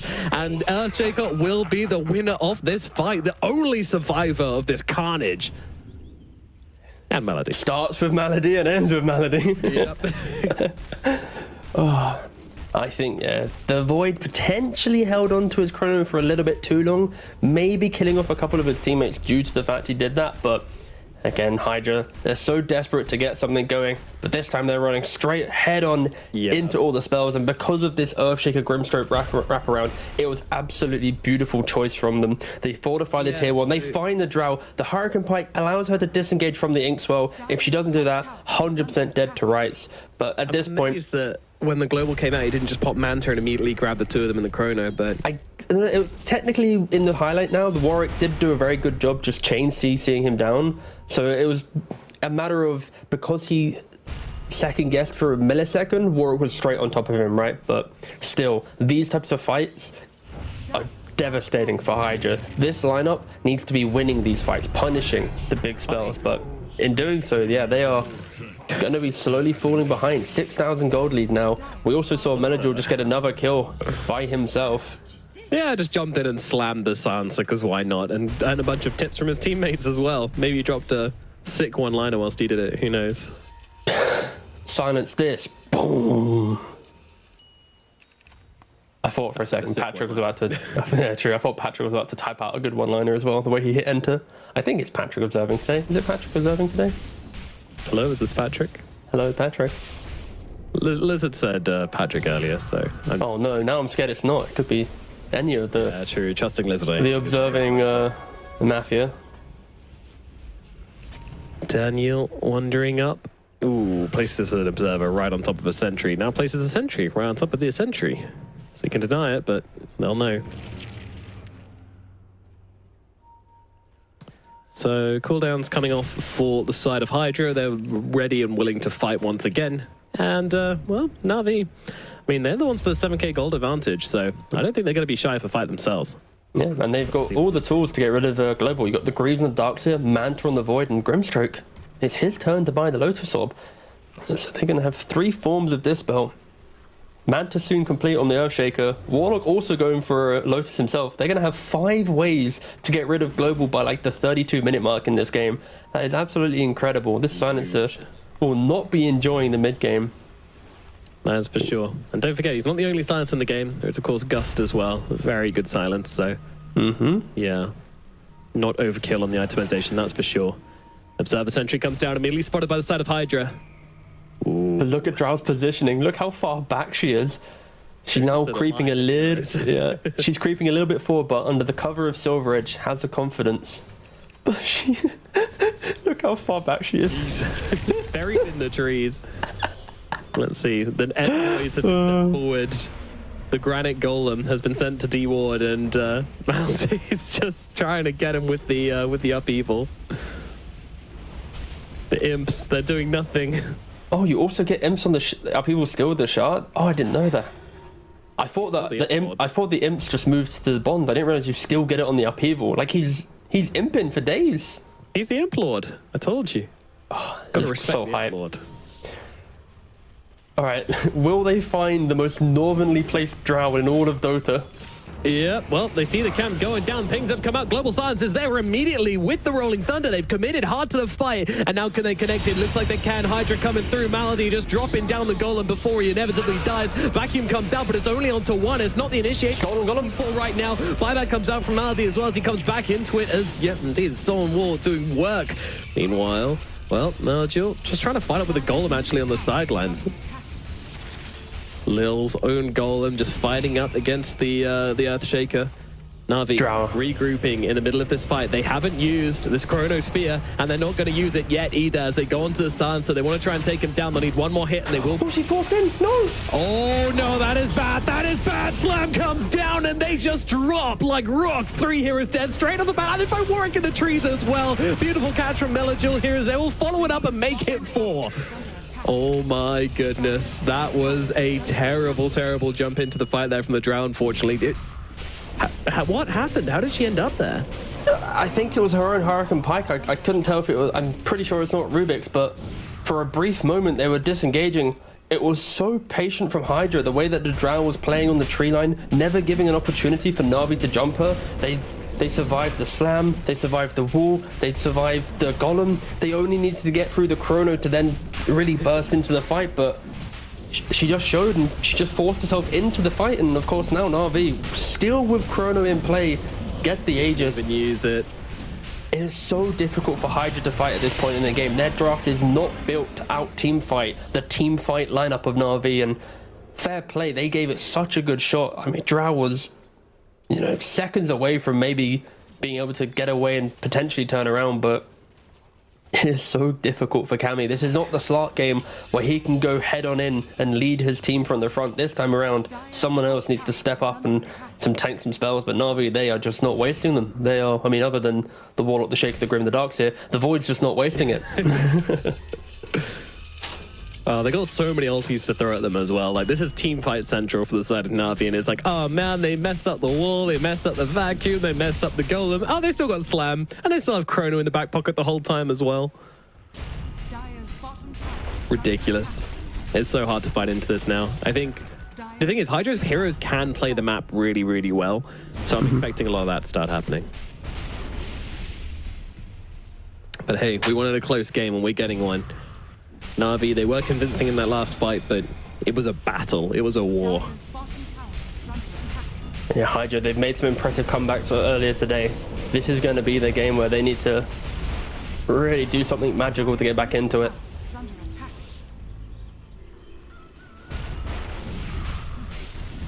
Even the Stolen Golem, not enough to turn the fight around. I think he's probably going to get one of these ultis, but there's a lot of them. I mean, I hope this like a pro Rubik player in this type of game against all these heroes in NAVI would get at least one good spell, right? Yeah.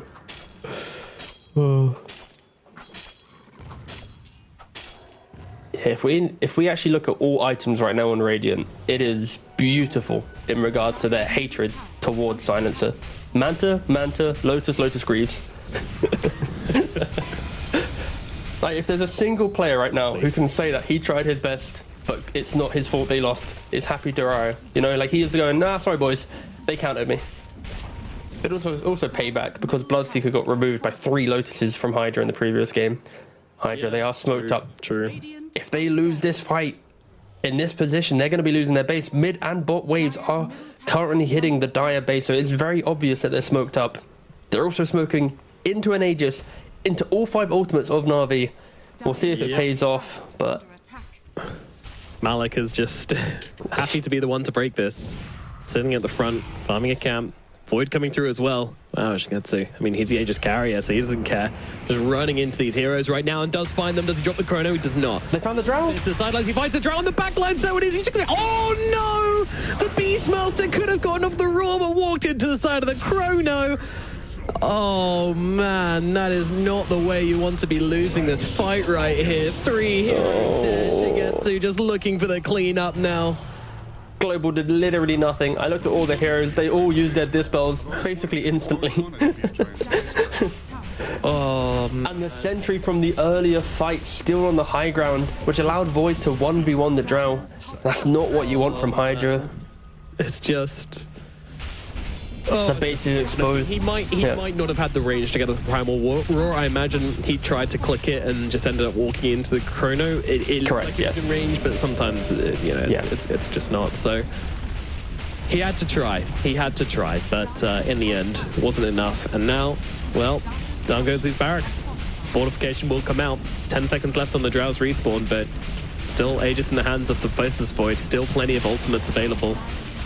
They've got that slam, should they want it. They also still have Soulbind as well. So when Pangolin has Rolling Thunder in 5 seconds time, that could also get counted a little bit. The Stolen Golem. Stolen Golem, yeah. That's going to come through. That's going to do a lot of work, actually. They could catch out the Earthshaker here, but he's got the cheese. He's going to be absolutely fine. And now comes the Drow again. To Malik. He's on the high ground. He doesn't want to be here. This isn't his neighborhood. But that said, oh, great vacuum coming out, and the Drow just absolutely disappears. They're held together with the chains as well. It's too much. Shigetsu fighting in the front line, still with this Aegis, doesn't have a care in the world about what HYDRA have to say about him being in their base, and he's just going to continue to go to work on this tower, but in the backlines, Warwick trying to find the pickoff and does do so onto Malik. Fisher actually greased Shigetsu a little bit there and stops him being able to stay on top of this Pangolier, but a haste rune on him regardless. But Shigetsu just gets back to work, hits the 9-5 and hits the tower. Lil just standing in his face as well, just trying to stop him, trying to do anything they can to get him off. Lift up, throw back onto Melagil. Melagil does use the enchant totem here, but he's got the Manta available to dispel himself if he gets into trouble. Once again, Warwick just chasing, trying to find the supports, trying to find the easier pickoffs on the sidelines here, but does not have any help from his team. They can't extend as far as he can. At this point, it's just a disengage, reset, go again. One Rex Do they go down. again, or do they wait for Roosh? Ooh, good question. I feel like Na'Vi could go again. Like, these fights have been very one-sided. But then the Aegis would really just fully break HYDRA. Like, it goes from, like, currently like a 90% win chance to, like, 99 if they go Aegis. So it just depends on if they want to be very disciplined or if they can see opportunities. Because if they're all ultimates available, why wouldn't they want a scuffle? I don't know if they have any smokes available. That could also be the reason why they aren't going. If I check now, I believe they are actually on cooldown for another minute 20. Do they have one? Am I looking? They're grouping as if there's a smoke, but there's no smoke available, lads.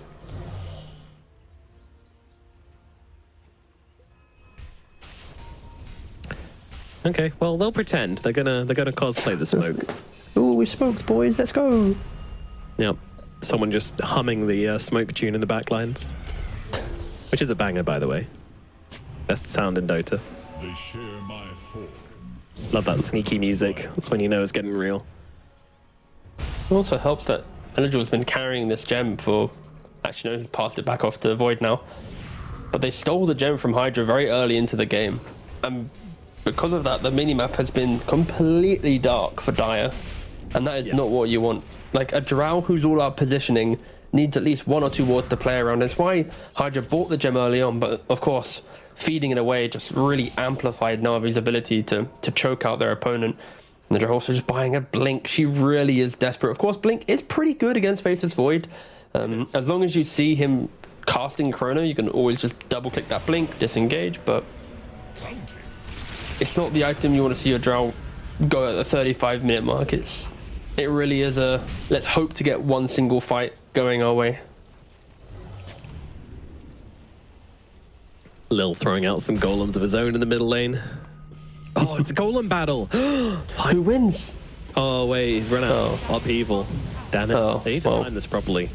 Yeah, it's kind of awkward they're not timing that. But yeah, it just feels like Na'Vi probably just going to choke out the map. If HYDRA dare come out, Na'Vi will pounce upon them. Stay within touching distance of each other, and they should be able to finish this one up pretty cleanly. HYDRA, it's all on you to pull off something magical. It's going to be very, very tough. Well, are they going to smoke through top? Are they going to poke their heads onto the top side of the map? This is the great thing to always do it. This is a classic Dota move, right? You take a lane of racks, you smoke, you look up the steps. But, oh no, they're going to find the silencer most likely. Oh, man. He nearly got one hit. Very close to getting one hit. 1,330 physical damage, but now the rest of the team... Nice. I think you're giving it away, Malady. I won't lie, boss. I think that might have given away the fact that you were there. But also killing the silencer probably was a big indicator. Yeah. Yeah. I think the jig might be up.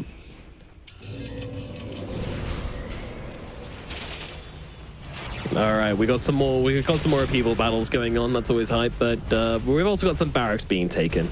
Melodial getting in range with that enchant totem, with the arcane rune, very OP combination. Smack, smack, smack, and down goes the range barracks. Why is this upheaval not green? But anyways, it's quite the shame, but nevertheless. Shigetsu now getting in, getting the damage off onto those barracks. It's getting low. Fortification comes out.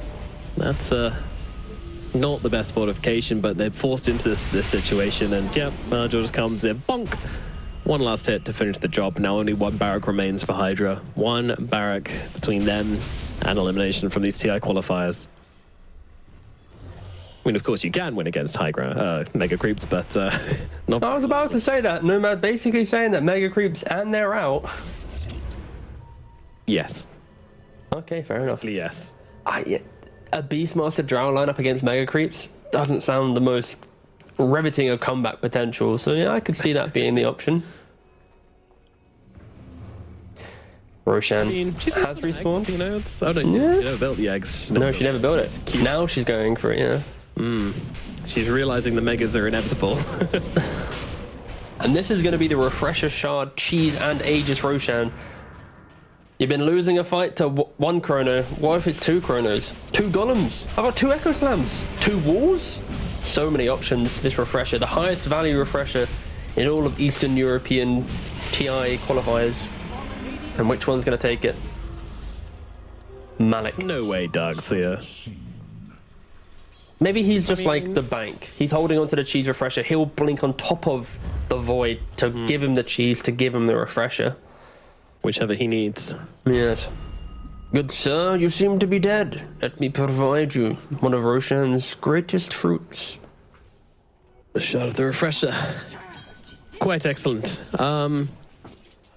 All right, let's see what they can do. High ground defense from HYDRA. It's going to be tough. It's going to be very tough indeed. They've got so many ultimates they need to survive through. Only one global silence to deal with it, and a ton of purges on the side of Navi as well. Your global silence is essentially a combo breaker at this point. If you can give someone a chance to get off like a 4-star, that's all you're hoping for, really. There's just no... I'm clicking around these items on the side of HYDRA, and there's just nothing. Like, there's nothing they have which is making me go like, oh yeah, that'll help. They need Navi to dive. They need Navi to get a little bit excited about the situation. The fact that they are, you know, minutes away from winning the series. I feel like that's not going to happen. Out of these 2 teams, Navi have definitely been the more composed of the 2.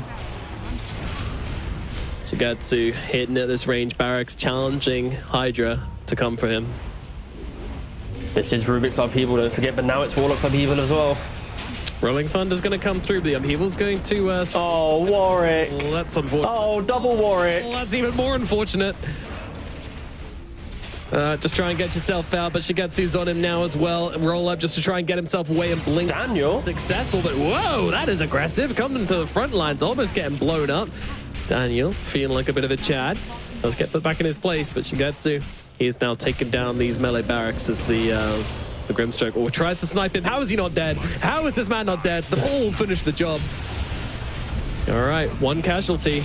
Is that enough to invite HYDRA into this fight? I don't think so. The Chronosphere comes down onto the Pangolier.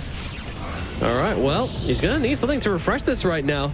And yeah, there you go, Dark's here. Actually, he's the one with the refresher shard at the moment. Don't know if he's going to pass it across or not, but meanwhile, the barracks very, very slowly being pecked away out, and Global Silence just stopping the Darkseer from jumping in and getting his spells off. And here we go, wall comes down. First wall's going to give them the attack speed aura from the Beastmaster, but it does cost him his life. Malik does fall. The final barrack will eventually fall, so it is now Mega Creeps, but it's a nice combo coming out from the side of HYDRA. But the Drow, she could be in some trouble here as they jump forward. Shigatsu looking to get on top of her, and they will take her down. No buyback available on the Drow Ranger, and the GG is called. Navi, they will take the victory in game number 3, and they will take the series. Oh, yeah, fair play, first of all, to HYDRA. They played some incredible comeback Dota. They really were fighting in every single series, and that probably was their undoing. They weren't able to be that team that was decisive enough to clean out a series. And of course, Navi, even if they've dropped the ball a little bit in maybe game 2 draft, they consistently are this scaling defensive team that will punish you if you don't execute cleanly. And yeah, it's working. They are going to be moving towards playing one move tomorrow, and yeah, their run continues.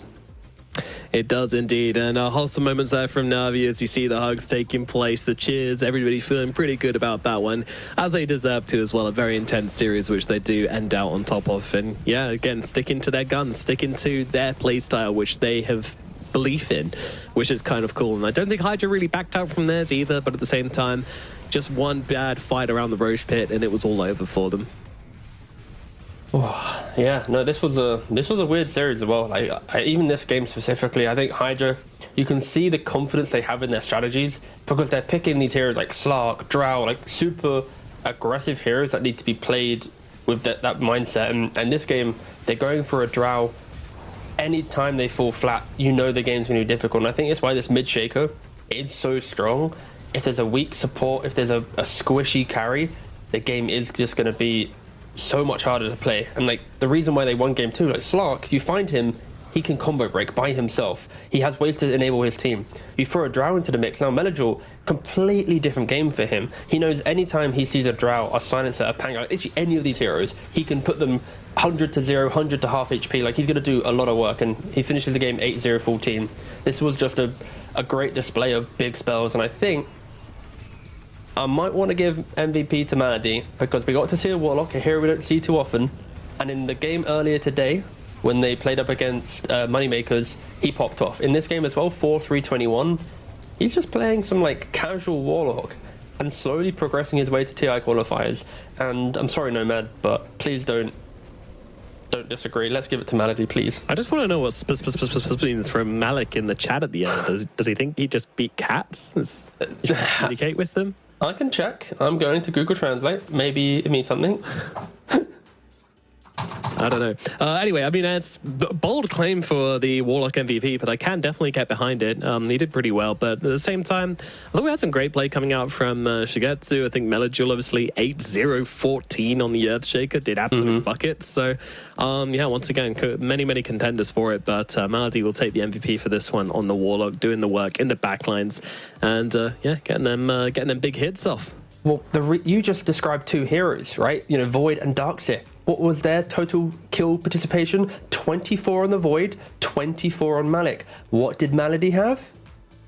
25. Exactly. There we go, Nomad, and that's why he's the MVP in the game 3. That pushes him towards tomorrow's series. I had nothing else. No, that's all right. That's how we're doing it every single time now. Kill participation only. Good job, support. So likely going to be in every one. So here is the updated bracket. Now this series is done and dusted. HYDRA are gone. Goodbye. We are now on to NAVI versus One Move will be the lower bracket finals tomorrow. And then finally, we will have our grand finals of Virtus.pro versus the winner. A very exciting day of Dota tomorrow. We will know the final team from EEU, which is making it to TI. I cannot wait. But from today, T, we're all done. I mean, any big surprises, any big upsets for you? I don't think I had any real upsets. If anything, I think I expected MoneyMakers to lose, HYDRA to win, NAVI to then win again. I kind of thought One Move, NAVI, VP would be your top 3. And of course, the last time that NAVI and One Move did play against each other was in the second tour, where One Move, I believe, quite cleanly beat them. And this was the same roster. I think the only change up is, of course, we had Gilga on the roster for One Move. So a slight change to One Move, whilst NAVI are still the same team. But this is going to be a rematch of Tour 2. And yeah, NAVI, they are the Division 2 team. One Move VP, they're the Division 1 teams. So we are going to... Yeah, I still think it's somewhat surprising that Nemiga's not in this top 4, but of course they got knocked out early days, just didn't really turn up to play in these qualifiers. So yeah, they are gone, and does leave a kind of slot open, I guess. We'll see who's able to take it. Very exciting final day coming up for EEU tomorrow, but of course, we're all done for today. Guys, thank you so much for watching as always, and hope you enjoyed the cast and everything, and we'll catch you next time for more EEU action tomorrow. Goodbye.